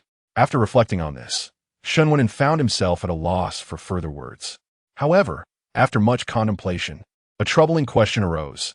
How did the matriarch's quarters catch fire so suddenly? Even if she were rolling on the ground, it could not have ignited the residence. If the incident had merely involved the matriarch catching fire, it could have been easily concealed. However, the entire house ablaze was an entirely different matter. Chuiji cast another sympathetic glance at Shen Wunen, which only fueled his anger further. When they directed the matriarch to roll, they had maneuvered her beside the furniture. The rest, as they say, is history. The materials of those furnishings had largely been acquired through dubious means orchestrated by her own son, pilfered from Zhou Rulan. The cause of the fire was glaringly evident. After delivering her report, Chuiji sighed, lamenting that the maidservants, despite their supposed concern for the matriarch's safety, had failed to act. Shockingly, not a single one was useful in the matter. Not only was there a lack of effective means to extinguish the fire, but none of them seemed to pay any attention to the blaze. Had it not been for our mistress's constant worry for the matriarch's well-being and timely warnings, today's events could have escalated severely. In light of all these unfavorable remarks against his side, Shen Wunen felt an urge to question the validity of Chuiji's statements, pondering whether Zhou Rulan had a hand in this, or if there were hidden motives behind Chuiji's words. Nevertheless, Shen Wunen understood that Zhou Rulan was above such schemes, and crucially, he was aware of both her character and that of Shen Lao Fu Ren. If Zhou Rulan were to lie today, it would surely incite chaos on the matriarch side. Most importantly, he knew the maidservants serving Shen Lao Fu Ren were sycophantic to a fault yet utterly inept when it came to action. This had been the reason why, during the full moon banquet, the maidservants had been ineffectual, yet they dared not summon Shen Lao Fu Ren's servants for assistance. It was precisely because he understood these individuals that Shen Wunen felt increasingly enraged. These maidservants truly could not be retained. As Shen Wunen countenance fluctuated between shades of red and blue, Zhou Rulan observed him for a moment, then, losing interest, redirected her inquiry. Did you come to see me today for a specific purpose? Shen Wunen paused, realizing the reason for his visit, and hastily replied, Indeed, my mother has sustained injuries, and the house cannot be repaired in a timely manner. I was hoping to bring her here. Under the astonished gaze of Zhou Rulan, Shen Wunen spoke with difficulty, suggesting that it might be better for her to attend to his mother. Zhou Rulan, somewhat perplexed, echoed, Better for me to attend to the old lady? Shen Wunen assumed she was about to agree and hastily nodded, affirming, Yes, that is indeed the case. You have always been meticulous, and you take great care in serving my mother. However, Zhou Rulan interrupted him, stating, if I recall correctly, just last month, the old lady had scolded me for not being attentive enough in my service. At that time, you were in agreement with her sentiments. Shen Wunen was momentarily taken aback. Rendered speechless, after a long pause, he managed to stammer out, In times like these, your presence is always preferable. Zhou Rulan looked at him with suspicion, questioning, Are you not in need of a fortunate star? Shen Wunen quickly clarified, It is like this. Since my mother has arrived, she should be with someone fortunate. We can then bring Shen Yao over as well. Not a chance. Zhou Rulan firmly interrupted, commanding him to leave. Shen Wunen was taken aback by her sudden assertiveness and the bluntness of her words, and he could not conceal his anger, retorting, Zhou Rulan, This is the Chang'an mansion. It is merely a matter of filial piety. Are you truly unwilling? Is that so? The Chang'an mansion? So, are you suggesting that you wish for it to cease to exist? Zhou Rulan's gaze was devoid of emotion as she fixed it upon Shen Wunen. Shen Wunen had intended to leverage the concept of filial duty against Zhou Rulan, but her unexpected retort silenced him. Observing the lack of any emotion in her eyes, he found himself at a loss for words. Nevertheless, he was unwilling to relent in preventing the old lady from coming to Zhou Rulan's side, feeling that he would be at a disadvantage if he allowed it.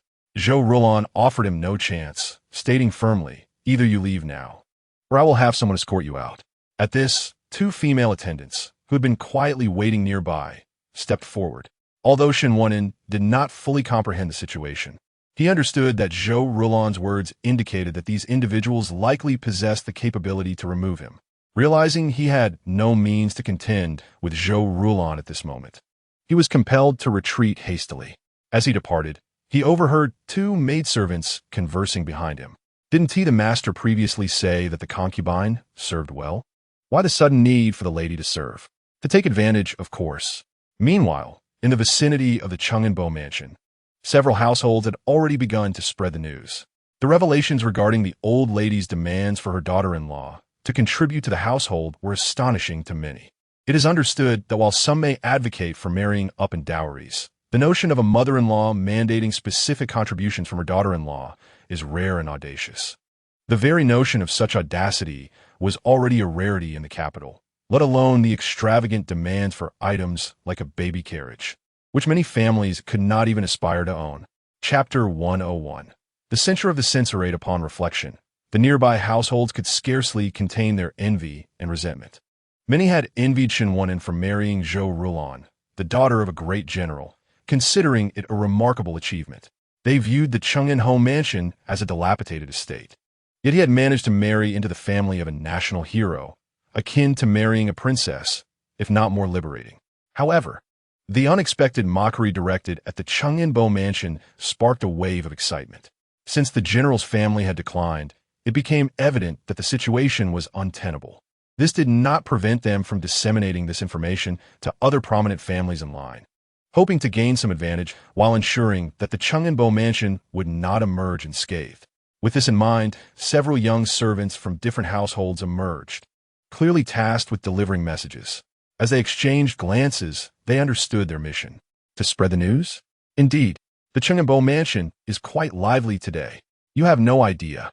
Zhang Wen witnessed everything and was utterly disgusted. He regretted not covering his eyes sooner. A group of people left in laughter, spreading the news even further. Thus, as Shen Wunen interrogated those near the old lady, other households had already disseminated the news about the Chang'an mansion widely. As for Zhou Rulan's concerns about being discovered as the source, it was unlikely that those receiving the information would disclose their source, even if Shen Wunen suspected her involvement. Zhou Rulan would staunchly deny it. Moreover, the maidservants from the old lady's side had previously spread information, making it unnecessary to doubt their discretion this time. As Shen Wunen interrogated the maidservants, he found several absent, causing a chill to run down his spine and leading to ominous speculations. He ordered someone to investigate the prevailing sentiments outside while he scrutinized the remaining maidservants, applying severe measures to discern their actions. The dispatched young servants failed to uncover any information, as the usual sources of gossip had already moved on to other households. Furthermore, the Chang'an mansion had fallen into disrepair, and its servants lacked the knowledge of how to properly inquire about news. Pondering this, a young servant expressed confusion. With flames rising and smoke billowing, it was peculiar that no one had come to investigate. They speculated that perhaps others were deterred from inquiring about the mansion's affairs for fear of offending the general's family. Shen Wunen, however, dared not harbor too much hope, contemplating whether these individuals were merely masking their apprehensions with such pretenses. Yet, the following day, Shen Wunen discovered that not only was he mistaken, but his error was monumental. Early the next morning, as he attended court, a censor emerged to censure the Chang'an mansion. At that moment, Shen Wunen was still yawning in the back, having found the previous day's interrogation of the maidservants fruitless, with each one crying out in protest and none willing to admit any wrongdoing. Initially, He had considered executing a show of force to intimidate them into confessing, but the opposite effect ensued. Their fear only deepened, leading to a counterproductive outcome. Ultimately, Shen Wunen had no choice but to delegate the matter to others within the mansion while he awaited a resolution, remaining there in anxious anticipation.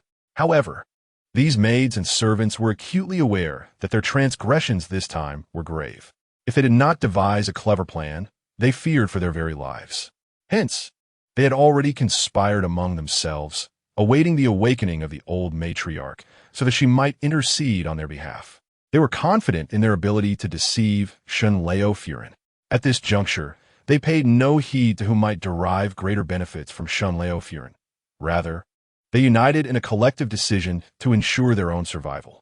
Their prior arrangements had rendered Shen Wunen's interrogation all the more arduous. Ultimately, it was through the implementation of corporal punishment and mutual threats that they secured their testimonies, which were nearly indistinguishable from Cui Ji's earlier report, even more damning by threefold. Shen Wunen's countenance darkened considerably, and his disdain for the maids and servants under Shen Furen's command intensified. He eagerly awaited the moment when Shen Furen would awaken to relay the news, at which point he intended to sell them off without hesitation. Of course, the fate of those who had suffered severe beatings remained uncertain. This incident had caused Shen Wunen considerable distress when he attended court that day, nearly preventing him from rising at all. Standing among the courtiers, he could not suppress a series of yawns. Observing the colleagues from the Cheng'enbo residence who had already heard of the previous day's sensational events, they exchanged knowing glances. It seemed the rumors from yesterday were indeed true. Indeed, my family's young servant had inquired with great diligence. Yes, my family's young servant is a cousin to the one who initially uncovered the news. At that moment, a censor stood up to accuse the Cheng'enbo of lax household management, allowing his elderly mother to scheme against the wealth of her daughter-in-law's family. This matter, although it fell under the category of private family affairs, was complicated by the fact that one household belonged to a noble family and the other to the great general of the state. The former represented the court as nobility, while the latter was the protector of the entire Yu kingdom. Even if there were grievances against the great general's household, this truth could not be denied.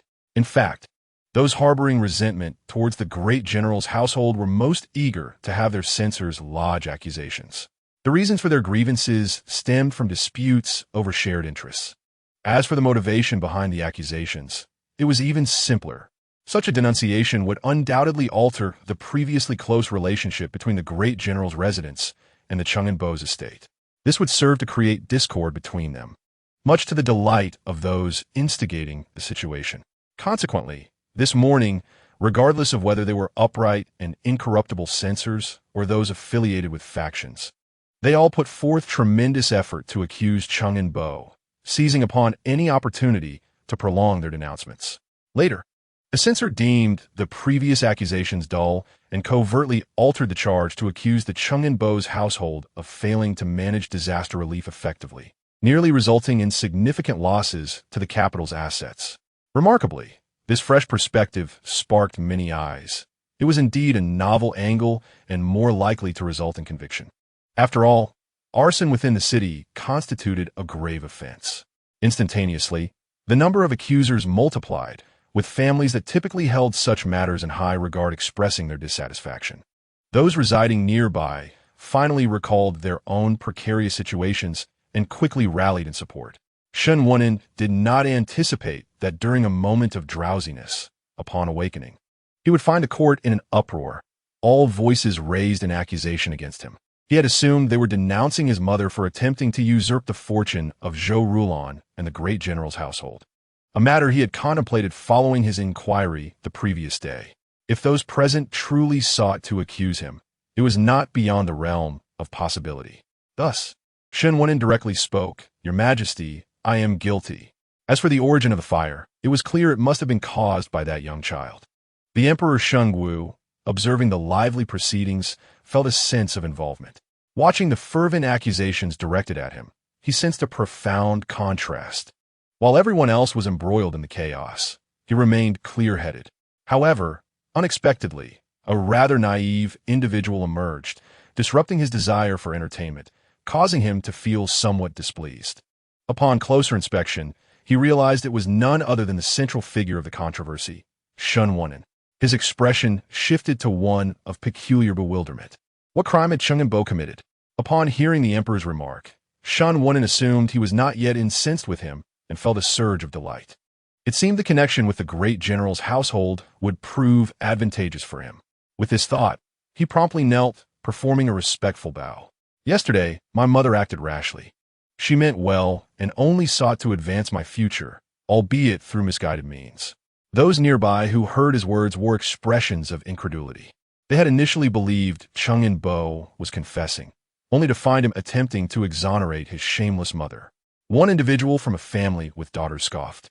Is it truly a good deed for a mother-in-law to pressure her daughter-in-law like this? Another chimed in, indeed. The old matriarch of Chungnbo's household has truly opened our eyes. Chungnbo, you wouldn't be hoping for your mother to procure that baby carriage for you, would you? Upon hearing this, several others were reminded of the old lady's intentions, which involved using the baby carriage to facilitate Chungnbo's rise in rank and title. Soon, another figure approached, fixating on Shun Wunen.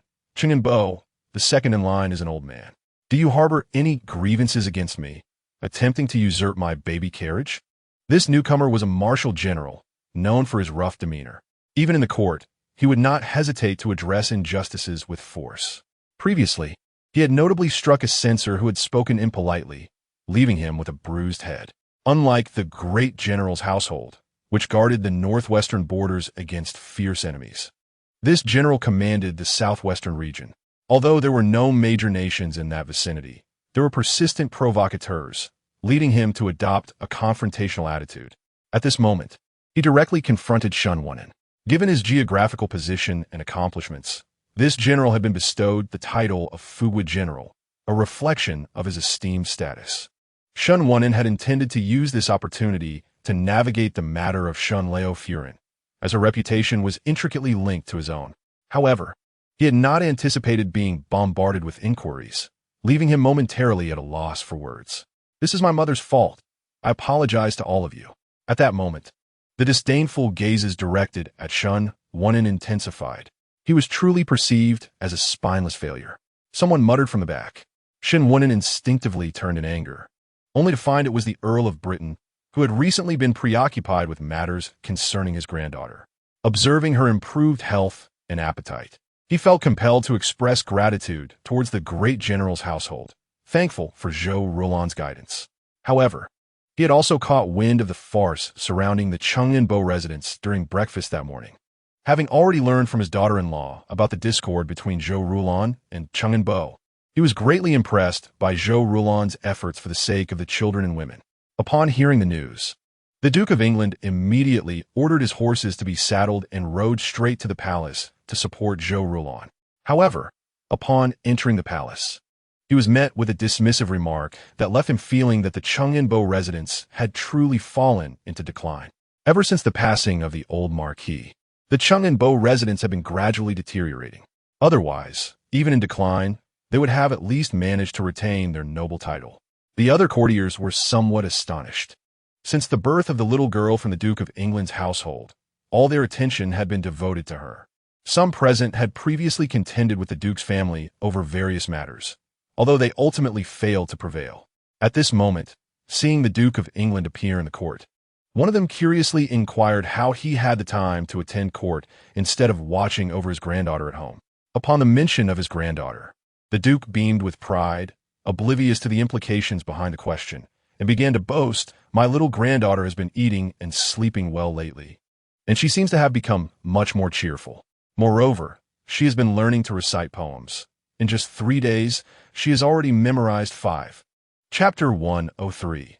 The Duke's pride and gratitude if the courtiers were already surprised to hear the Duke claim that his granddaughter was thriving. Their astonishment only grew when he mentioned that she had memorized 5 poems in 3 days. One person, momentarily dazed, interjected, "Wait a moment. If I am not mistaken, isn't your little girl just over a year old? Not yet a year and a half." His own grandson was born only 2 months earlier, and due to the boy's boisterous nature, they had worried about him for quite some time. However, upon comparing him to the Duke's granddaughter, they realized that their child was quite manageable. Yet, at this moment, they could not help but feel a twinge of doubt. Their grandson was still bumbling about at home, unable to speak fluently, while the Duke's granddaughter could recite poetry after only 3 days. The Duke understood the shock of the other courtiers. Truth be told, they were equally astonished. It all began when Ling Wairu, contemplating writing a parenting book, recited a poem to entertain a child while coaxing her to sleep. Unexpectedly, the little girl, who had previously only been playing with toys in her crib, recited the first line of the poem back to them in its entirety. This revelation had left them utterly stunned. Previously, the little girl had been reluctant to engage with them due to discomfort, only uttering a word or two on rare occasions. Yet, out of the blue, she recited an entire line of poetry, which shocked the Duke's household profoundly. They soon discovered that their granddaughter was indeed a little prodigy, effortlessly memorizing 5 poems in a mere 3 days. Even after 3 days, if they were to ask her about the poems from the first day, she would remember them perfectly. With this in mind, the Duke felt an even greater sense of pride, exclaiming that his granddaughter had truly inherited his brilliance. However, an elder present, aware of the Duke's own late start in education, couldn't help but think, how could you be so shameless? Although the Duke came from a scholarly family, it was clear that not all children from such families were diligent students, and the Duke was a prime example of this. When his background was brought to light, the Duke felt somewhat embarrassed, but quickly regained his composure, declaring, "But what does it matter? My granddaughter is exceptionally intelligent." The Emperor, intrigued, asked, "Is it true that your granddaughter learned 5 poems in just 3 days at such a tender age?" The Duke, growing more boastful, continued, "Had my daughter-in-law not brought a nutritious recipe from outside on the 3rd day to feed my granddaughter, she might have learned 6. The more he spoke, the more he elaborated on the reasons behind the 5 poems, emphasizing that his granddaughter could indeed memorize 6, but was merely distracted by her meals. The Emperor, astonished, reflected on how he had never encountered such remarkable intelligence in a child, expressing his admiration for the Duke's family. Hearing the Emperor's praise, the Duke felt even more triumphant, thanking His Majesty profusely. However, the other courtiers were displeased with the Duke's demeanor, and one boldly asked, "Are you here to flaunt your granddaughter's talents?" The Duke shot a disdainful glance at the questioner, retorting, "Who said that? I merely thought to recommend something good for you all, considering how wonderful my granddaughter is." Recommend something? Some were taken aback, while others, with quick minds, recalled hearing that the Duke's household had ordered many baby carriages. Indeed, the Duke soon mentioned, "This is all thanks to the baby carriage from the baby supplies store. It may seem unremarkable, but it is genuinely useful. Not only does it make it easy to take my granddaughter out for sunshine, but the carriage also has a remarkable effect on her well-being. Previously, she was often restless and unwilling to sleep, but once she was placed in that carriage, she became incredibly comfortable." The Duke had witnessed this transformation firsthand. They discovered that while their granddaughter lay in the carriage, she was not only free from her previous discomfort, but also much happier, often expressing herself with a few words. It was one thing for her to eat and sleep well, but the revelation of her talent as a budding scholar brought immense joy to the Duke's household. This was not simply a matter of valuing prodigious talent. It signified that their years of dedication had borne fruit. Although the little girl had previously struggled with health issues, her intelligence had remained intact, alleviating many of their worries and nearly moving them to tears. Consequently, their respect for the Zhangguo general's residence deepened. Even though they came from a scholarly lineage and might have had interests that occasionally conflicted with military families, they could not deny the genuine contributions the Zhangguo general's household had made for the people and the nation. At that moment, their gratitude towards the Zhangguo general's residence grew even more profound, particularly on a personal level. Chapter 104, Accountability. However, before they could devise a suitable way to express their gratitude to the Zhangguo general's residence, they were drawn to the events of the previous day and immediately made their way there. Regardless of the circumstances, they were determined that the Cheng'enbo residence would not escape repercussions. It was well known that during the full-month banquet, the Cheng'enbo had focused solely on his illegitimate son, and at the 100-day banquet, he had similarly ignored his legitimate daughter's celebration. Not to mention, the Emperor had already criticized this family in the past. Upon hearing the Duke's recommendation of the baby carriage, they were left somewhat bewildered, wondering if the carriage truly held such significant benefits. In a hushed atmosphere, a curious voice inquired. After all, at the onset, the utility of this baby carriage was unbeknownst to them. As for the external promotions, they merely perceived it as mere advertising. One must remember that even previous emperors had the audacity to proclaim themselves as reincarnations of the Jade Emperor. Such promotions for blessings were not uncommon, were they? Yet, upon hearing the Duke of England, it seemed there was truth to it. Upon being questioned, the Duke glared in indignation, asserting the veracity of the claim. Could he possibly deceive you with his own granddaughter? This indeed was a revelation. In that moment, the crowd was taken aback. The Xingu Emperor, however, had already anticipated this scenario. Observing the Duke's fervor for his granddaughter, he couldn't help but express his sentiments, remarking that henceforth, the Duke would find great relief. The Duke, moved to tears by the Emperor's understanding, expressed his gratitude.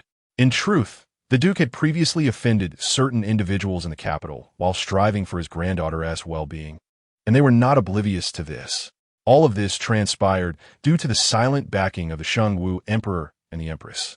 Otherwise, let alone other grievances, their prior dispute over a ginseng root with the Empress's family would have been a grave transgression.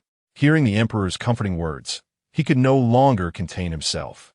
Earlier, his household had caused trouble for the Emperor. As he spoke, he knelt and solemnly bowed to the Xingu Emperor. Even the Emperor was taken aback, hastily signaling the eunuchs to assist him up, merely sighing that the Duke need not be so formal, as all were parents and could empathize with the difficulties faced by the Duke's household. After all, the young girl from the Duke's family was unlike others. While other families might contend with minor ailments or even serious illnesses, none faced the grim reality of racing against death as the Duke's family did. The Emperor articulated these thoughts with a sense of empathy, recalling how the Empress had previously shared her concerns regarding the Duke's trials.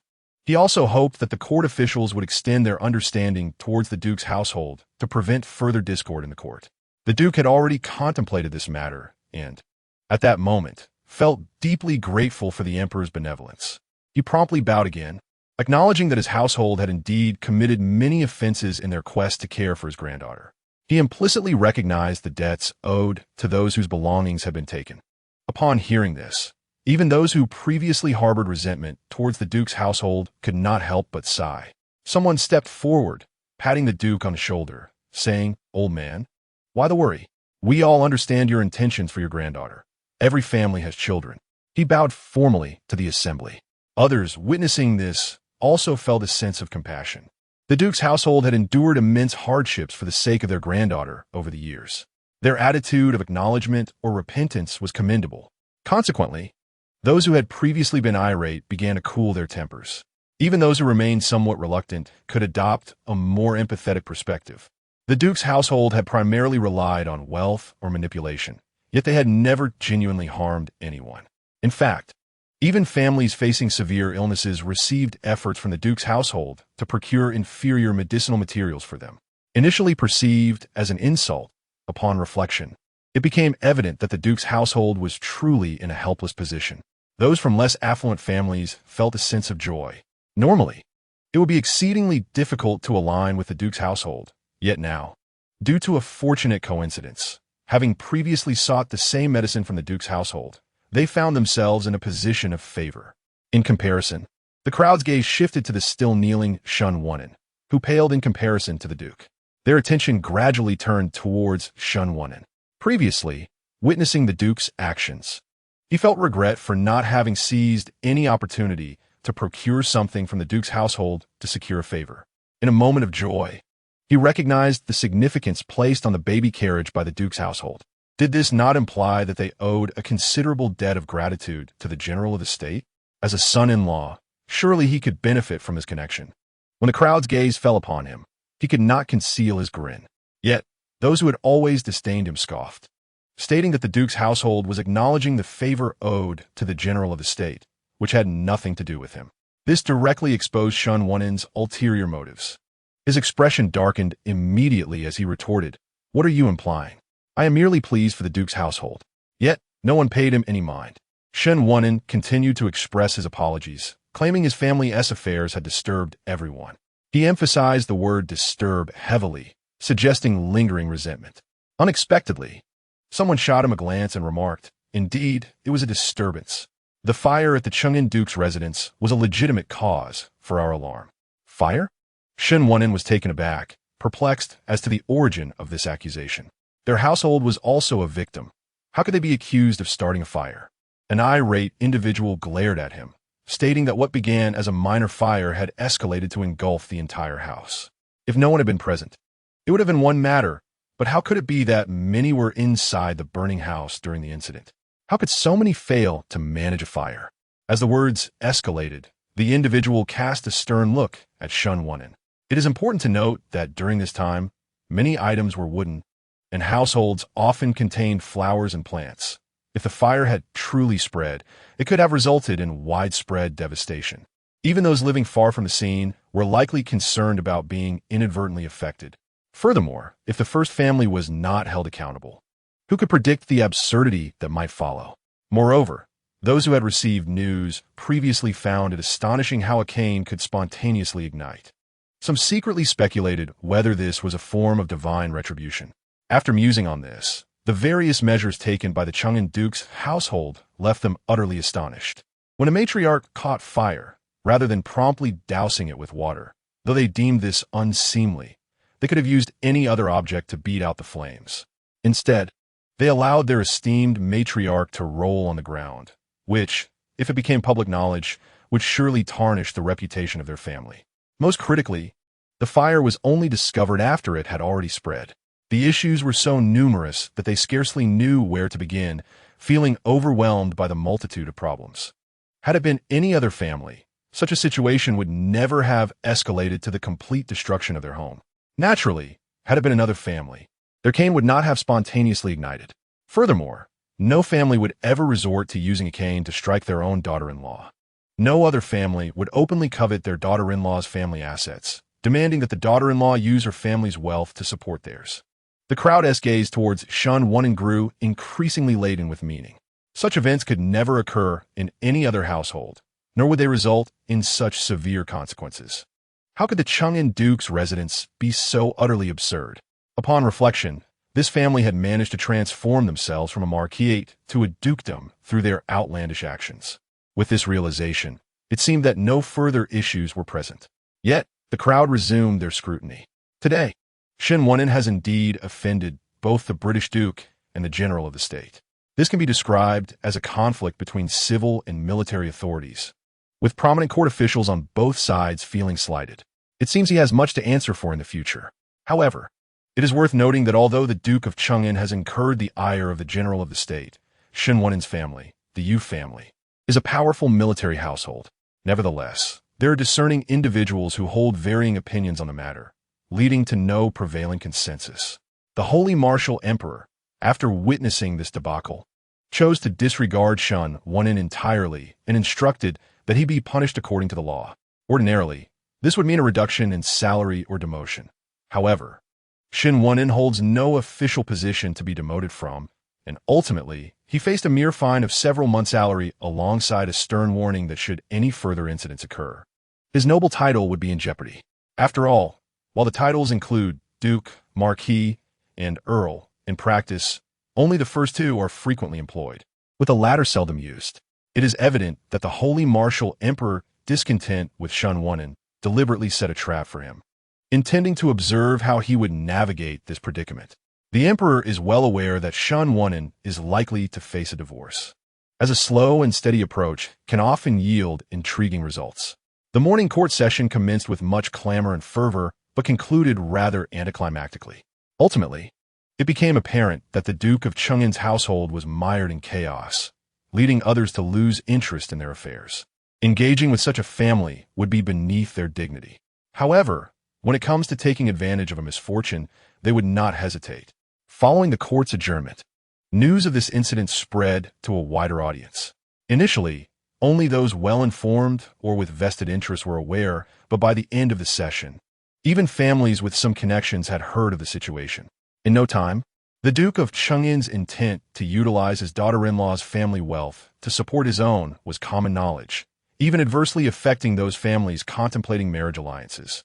Encountering a family as shameless as the Shen family could prove to be quite troublesome for their daughters. Some even approached the general of the state's household to inquire if there were any methods to ensure their daughters would not suffer in their new families. If there was disagreement, they would simply part ways, as there were many other options for marriage. Those who refused would not be entertained. For who knows what other unsavory matters might lay hidden within their households. Since the baby shop primarily caters to women and children, the gossip circulating there is abundant. Shen Yunshu listened with her eyes sparkling, eagerly urging, "Grandma, let us hear more, it's so interesting. What about that scholar who previously wanted to marry the young lady? What has become of him?" This referred to a scholar from outside, rumored to hail from a once prosperous lineage, with an ancestor who had reached the esteemed position of Minister of Personnel. In theory, they should have some connections within the court. Alas, the family's past poverty left them without a legacy of influence. According to previous accounts, this family was harmonious and dutiful to their parents, making them desirable among the newly minted scholars. This scholar was said to be seeking a marriage alliance with the current left Minister of Personnel, who had ascended through the ranks over time. Satisfied with the family's reputation and the ancestral ties to a similar position, he sought to advance the proposal. Initially, everything seemed in order, and he had discreetly observed the family, confirming their filial piety. Yet, the new scholar outright rejected the Yu family's proposal. This was indeed a misstep. In the past, such a request would not have raised eyebrows, but in light of the Shun One incident, the old matriarch of the Duke's household was now viewed as somewhat foolish, raising concerns for the left Minister of Personnel. How could the new scholar refuse such a straightforward request? Alarm bells rang within the left minister's household. The scholar, surnamed Xiao and named Xiaoran, spoke eloquently to the left minister about the ideals of a wife following her husband and the importance of a daughter-in-law honoring her in-laws. His arguments were presented with conviction and clarity. The more the left minister listened, the colder his heart grew, filled with a sense of foreboding and relief. Had the scandal involving the Duke of Cheng'an not surfaced, he might have been unaware that this seemingly suitable match, Xiaoran, was in fact a potential disaster. The left minister had some acquaintance with Zhou Yin from the Zhou family, and, during a drinking session, could not help but voice his grievances. After all, they shared a common plight. His complaints served two purposes: to express his frustrations and to seek advice on how to extricate himself from the marriage proposal. Since he was consulting the Zhou family, it implied that the general of the state's household would also be informed. Perhaps, with more eyes on the situation, assistance would be forthcoming. It was possible that his sister, Zhou Rulan, might have some insights. To his surprise, before Zhou Rulan could offer her thoughts, Shen Yunshu interjected with excitement, expressing her desire to meet the man whose engagement was about to be annulled. This statement left the Zhou family members momentarily stunned. Why would she want to see Xiaoran? Fortunately, Shen Yunshu did not wait for them to inquire further and continued. Those families that preach filial piety as a mere phrase have far too many pitfalls. True respect for one's parents does not manifest through mere words, but is evident in countless actions. It must be said that the child's observations struck a chord with the Zhou family. Were the offspring of the general of the state truly unfilial? Hardly, for they exhibited great loyalty. Take Zhou Rulan, for instance. Despite her grievances at the Duke of Cheng'an's household, she would never neglect to inform the general of the state's family. Rather, she refrained from burdening her parents with worries during times of peril, choosing instead to report only good news. As for Zhou Yin, he exemplified filial piety in practice. Gouges also proved to be an exemplary daughter-in-law. The members of the Zhou family consistently considered one another's feelings. Therefore, they found it difficult to comprehend the families that prioritized filial piety as a mere concept. Previously, they had even jested that perhaps their martial lineage simply did not understand such matters. However, hearing Shen Yunshu's words prompted the Zhou family members to exchange glances, resolving to create an opportunity for a meeting. Without delay, Zhou Yin departed to inquire about the recent activities of scholar Xiaoran. Meanwhile, Su Shi, Gu Shi, and Zhou Rulan contemplated how best to untangle the marriage proposal. The down-to-earth terminology employed left the other Zhou family members momentarily taken aback. Although they did not address their mothers in the exaggerated manner of others, they were not accustomed to such exuberance either. Zhou Yin exchanged knowing glances with them, and immediately, they understood. Gu Shi was the first to speak. "Where shall we go?" Zhou Yin became excited as there was a newly opened restaurant nearby, reputed for its unique dishes. After a moment's contemplation, he added that it seemed they also offered some foods suitable for children, though he wondered if Xiao Yunshu could partake in them. Upon hearing about food, Shun Yunshu was immediately elated, exclaiming her eagerness to go. While she had received a few recipes from the Crown Prince, the variety was limited, and she yearned to explore new culinary delights. She wistfully remarked, "Oh, if only I could have some meat. Uncle must not disappoint my expectations." Su Shi and Zhou Rulan exchanged glances, directing their attention toward Zhou Yan. Zhou Yan, caught between amusement and exasperation, realized the impracticality of a small child consuming meat. Despite his unique little niece, it was unreasonable to allow her such indulgence. Nevertheless, arrangements were made, and they set off to dine. Upon arriving at the restaurant, they found it not too crowded, so the Zhou family proceeded to a private room on the second floor near the hall. It became apparent that they were indeed there to meet Xiao Ran, as typically, families would choose window seats if they arrived early. Only when arriving late would they settle for spots closer to the hall. Zhou Yin, brimming with enthusiasm, began ordering and inquired specifically whether the child-friendly dishes contained meat. The young waiter hesitated, stating that while there was meat, it was intended for children aged 3 to 4, at the very least 2 years old. Glancing at the baby carriage, which they had previously found quite remarkable, he struggled to articulate his thoughts. Zhou Yin confirmed that the meat was indeed for their little one. The waiter, caught in a dilemma, looked from the baby carriage to Zhou Yin and back again, unsure how to proceed. Eventually, he could only say, "Sir, this is meant for children." Zhou Yin, still processing, replied, "Yes, I know it's for children." Seeing Zhou Yan's confusion, the waiter reiterated, "This is for children who are at least 2 years old, and your little one seems to be no more than 6 months." The waiter, convinced that this guest might lack understanding, continued to engage with the infant. Meanwhile, Gouges took the menu from Zhou Yin, ordered for the adults, and inquired about fruit purees or soups suitable for such a young child. The waiter thought for a moment and confirmed they had some, but was uncertain if a child of that age could consume them. Gouges insisted on having a couple of dishes brought out to try for themselves, offering a tip to the waiter, who gladly accepted. Once the waiter departed, Su Shi turned to her son, expressing her dismay at his lack of proper inquiries, wondering if he had gathered incorrect information. The other piece of news, of course, was that Xiao Ran would be coming here. Fortunately, Zhou Yin quickly shook his head, affirming that the information was indeed accurate. Now that the Zhou family was present, they had no choice but to remain, and soon their requested soups and fruit purees were served. Upon hearing the waiter mention that meat was for 3 to 4-year-olds, Shun Yunshu protested, "I can eat it too. My stomach is quite strong, and with my spiritual energy, I can certainly manage." However, seeing her guardians dismiss her wishes, she felt a pang of disappointment. Yet, when her aunt ordered fruit puree and soup for her, her spirits lifted once more. "Auntie is truly beautiful and kind. I love her so much." The Zhou family could only chuckle at her antics, while Zhou Rulan rolled her eyes at the little ingrate, thinking how true it was that a child's affection often leaned towards those who indulged them. Gouges, though unsure of what Shun Yunshu was saying, could glean from her husband and sister-in-law's reactions that it was likely related to her. She quietly inquired with Zhou Yin, who shared the details, bringing her much joy. Admittedly, Gouges had pondered the absence of Shun Yunshu's voice, but she soon realized that only 4 individuals could hear her thoughts, all of whom were kind and related to her by blood. Even her biological father, Shun Wunan, could not hear her. With this reflection, she felt reassured. Regardless of her sister-in-law Zhou Rulan or mother-in-law Su Shi, or even the little infant, Gouges had a wonderful rapport with them. She felt a deep sense of gratitude, and sometimes, upon learning what the little one had said, she would be pleasantly surprised, knowing that the baby praised her. Gouges took a spoon and sampled from her bowl, sharing some with Zhou Rulan to taste.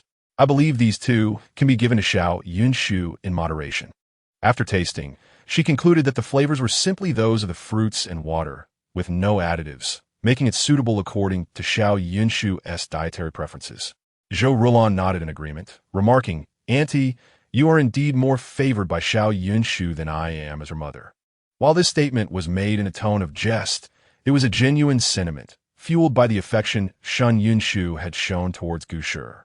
If there was one regret Gouges harbored, it was that such a delightful and lively child could not be seen every day.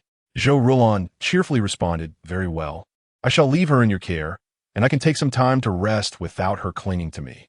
This elicited laughter from everyone, aware it was all in jest, as Zhou Rulon would never truly abandon her daughter before she grew up.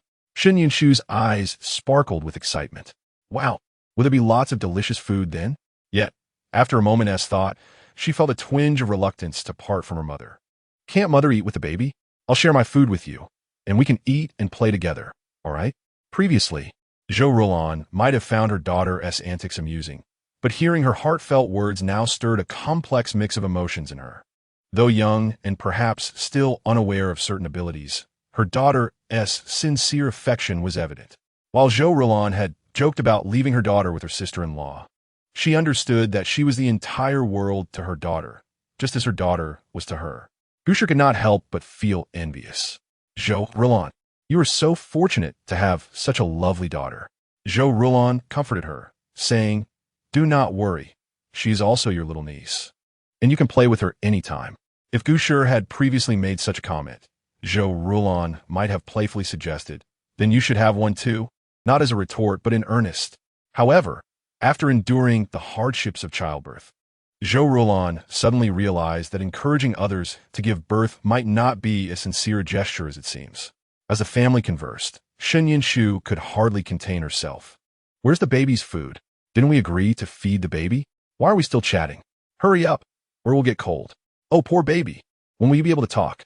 When will the crown prince's little toy be delivered?" Hearing the somewhat anxious tone of the little one, Zhou Rulon hastened her movements, serving the soup before finally picking her daughter up. Once cradled in her mother's arms, Shen Yunshu beamed with joy, eagerly gazing into the bowl. Just then, the waiter arrived with the dishes and, upon witnessing the scene, couldn't help but exclaim, "The little miss is truly clever.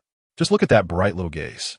This compliment brought even more delight to the Zhou family, who thanked the waiter for his kind words. The waiter, having merely spoken out of courtesy, was taken aback by the serious gratitude he received, but quickly regained composure and replied with a smile, "That is the truth. When a young lady grows a little more, she can come here to enjoy our meat dishes." "Wow, really? When can I eat? Can I come when I turn 6 months old?" Shen Yunshu's eyes sparkled with excitement as she turned her gaze to the waiter, her mouth watering. The waiter, momentarily stunned, was met with a chuckle from Su Shi, who remarked, "This child always salivates at the mention of meat." The waiter scratched his head, realizing just how astute the little miss truly was. Chapter 108. This isn't right. Although the conversation was similar to earlier exchanges, the waiter was genuinely moved. It was remarkable that such a small child could comprehend the words of others. Yes, I'm so clever. Can I eat your meat earlier? Why not let me have a bowl now, just to see? I promise I won't eat it." Hearing the little one's attempts to trick them into giving her some meat, the Zhou family's smiles grew even brighter. The waiter, however, had already moved on to fetch more dishes. Nevertheless, he felt a greater joy in complimenting the guests than receiving a reward. The head chef, noticing the waiter's cheerful demeanor, inquired, "Did you earn a bonus?" The waiter, grinning, shook his head and recounted the incident. "I didn't get a reward, yet I'm even happier." The chef understood the waiter's sentiment and remarked, "It's because they respect you." The waiter, momentarily taken aback, soon felt a surge of excitement, having witnessed such appreciation before. He went on to praise the little girl to the chef while they waited for the dishes to be prepared. Zhou Rulon, Gouges, and Su Shi were unaware that the waiter was singing their praises. They were eagerly anticipating the arrival of the scholar Ran, which was one of the reasons for their visit to the tavern. It must be said that the tavern's cuisine was quite commendable. The family enjoyed their meal leisurely, occasionally observing the bustling atmosphere of the establishment. This tavern was indeed frequented by numerous scholars, making families like theirs somewhat rare. However, having sampled the dishes, it was evident that the tavern had once aimed to cater to families. It was unclear when it had shifted to primarily serve scholars. The Zhou family found this transformation rather intriguing. Shen Yunshu, oblivious to their thoughts, simply relished the soup, which, though not as exquisite as the imperial kitchen's offerings, possessed its own unique flavor. She began to contemplate the future. Hurry, hurry. I want to grow up quickly and come here to enjoy those delicious meats. She frequently glanced at her mother and grandmother as they ate. I really want to eat the meat on the table. However, both her mother and grandmother were quite vigilant. After feeding her some fruit puree, they placed her back in the stroller, adjusting it slightly higher so she could see the dishes on the table. While they were enjoying their meal, a young attendant briskly ascended the stairs and respectfully bowed to them. The three women knew that the main guest had arrived.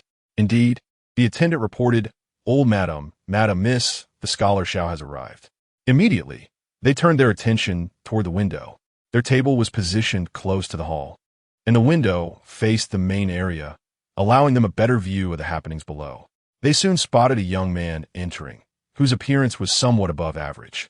Though he could hardly be described as handsome, merely decent-looking.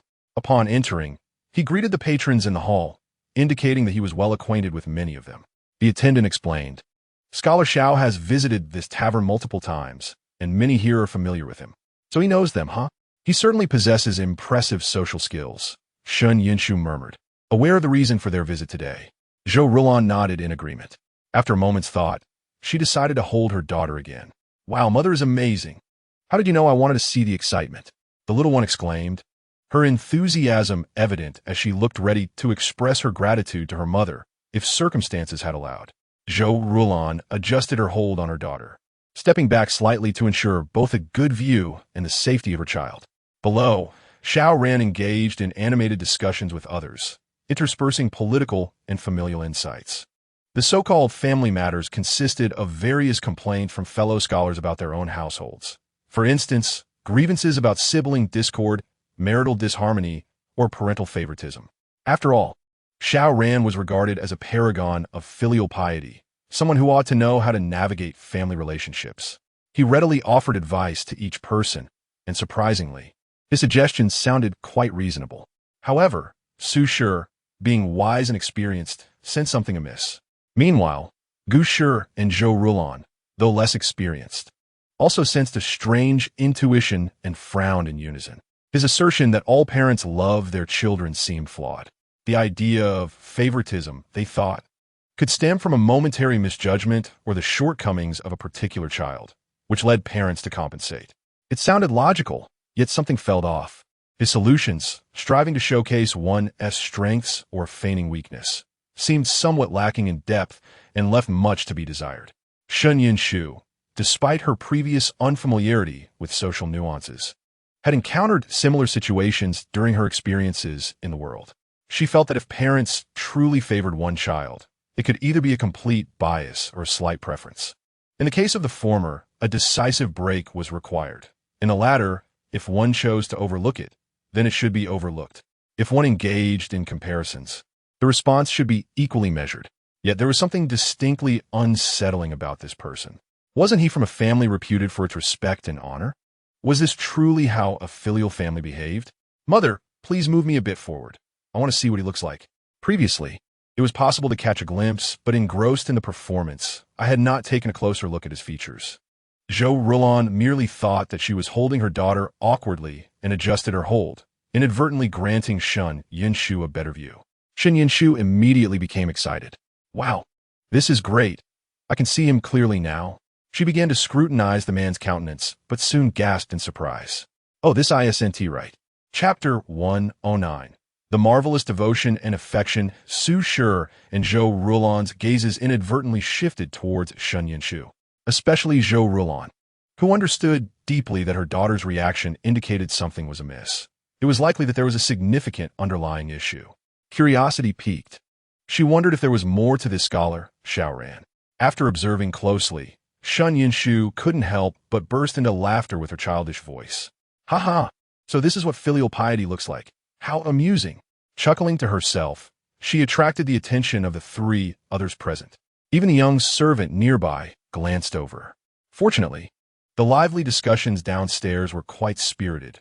Otherwise, her laughter might have been too conspicuous. Shun Yinshu laughed for a considerable time before finally composing herself. "This family is truly something. I never knew they could be so devoted." Su Shi and Zhou Rulon were unable to contain their curiosity about the nature of this devotion and were eager to learn more. Gouges noticed the unusual expressions of her mother-in-law and sister-in-law, but regrettably, Zhou Yan had left after receiving a message, leaving only a young servant behind who could not disclose anything to her. She looked towards her mother-in-law, who merely nodded slightly, causing Gouges to feel a sense of relief. The left assistant minister of the Ministry of Revenue had a good relationship with Zhou Yan, and his wife was also on amicable terms with Gouges. This time, being able to assist one another brought Gouges joy. Although there were no significant ties of interest, having a friend was indeed a source of happiness, especially one who would offer reminders in times of need. Zhang Gouges also cast a curious glance at Shen Yunshu. However, Shen Yunshu remained oblivious to the focused attention of her mother, grandmother, and aunt, lost in her own amusement. Oh dear, so this is what filial piety means. If the relationship is good enough, they could feign a perfect image of a loving father and son. If the relationship is strained, they could simply pretend to be dull-witted, portraying a simple-minded character devoted to family. Isn't that quite a display of filial piety? People would even say they are exceptionally kind-hearted. Zhou Rulan and Su Shi were immediately taken aback. Pretending? Could it be that their act was so convincing? Unaware of their astonishment, Shen Yunshu continued sharing her insights. This family seems to get along well enough, so they maintain the facade, often praising one another in public. But in reality, it's quite the opposite. Shen Yunshu erupted into laughter again, prompting even more curiosity from Zhou Rulan and Su Shi. After a while, she managed to contain her laughter. The compliments they give each other are actually based on what the other has provided. For instance, this scholar Zhao's mother wishes for outsiders to perceive her as loving and perceptive, so he constantly praises her in public. My goodness, this family is quite the entertainer. Shen Yunshu couldn't help but laugh again.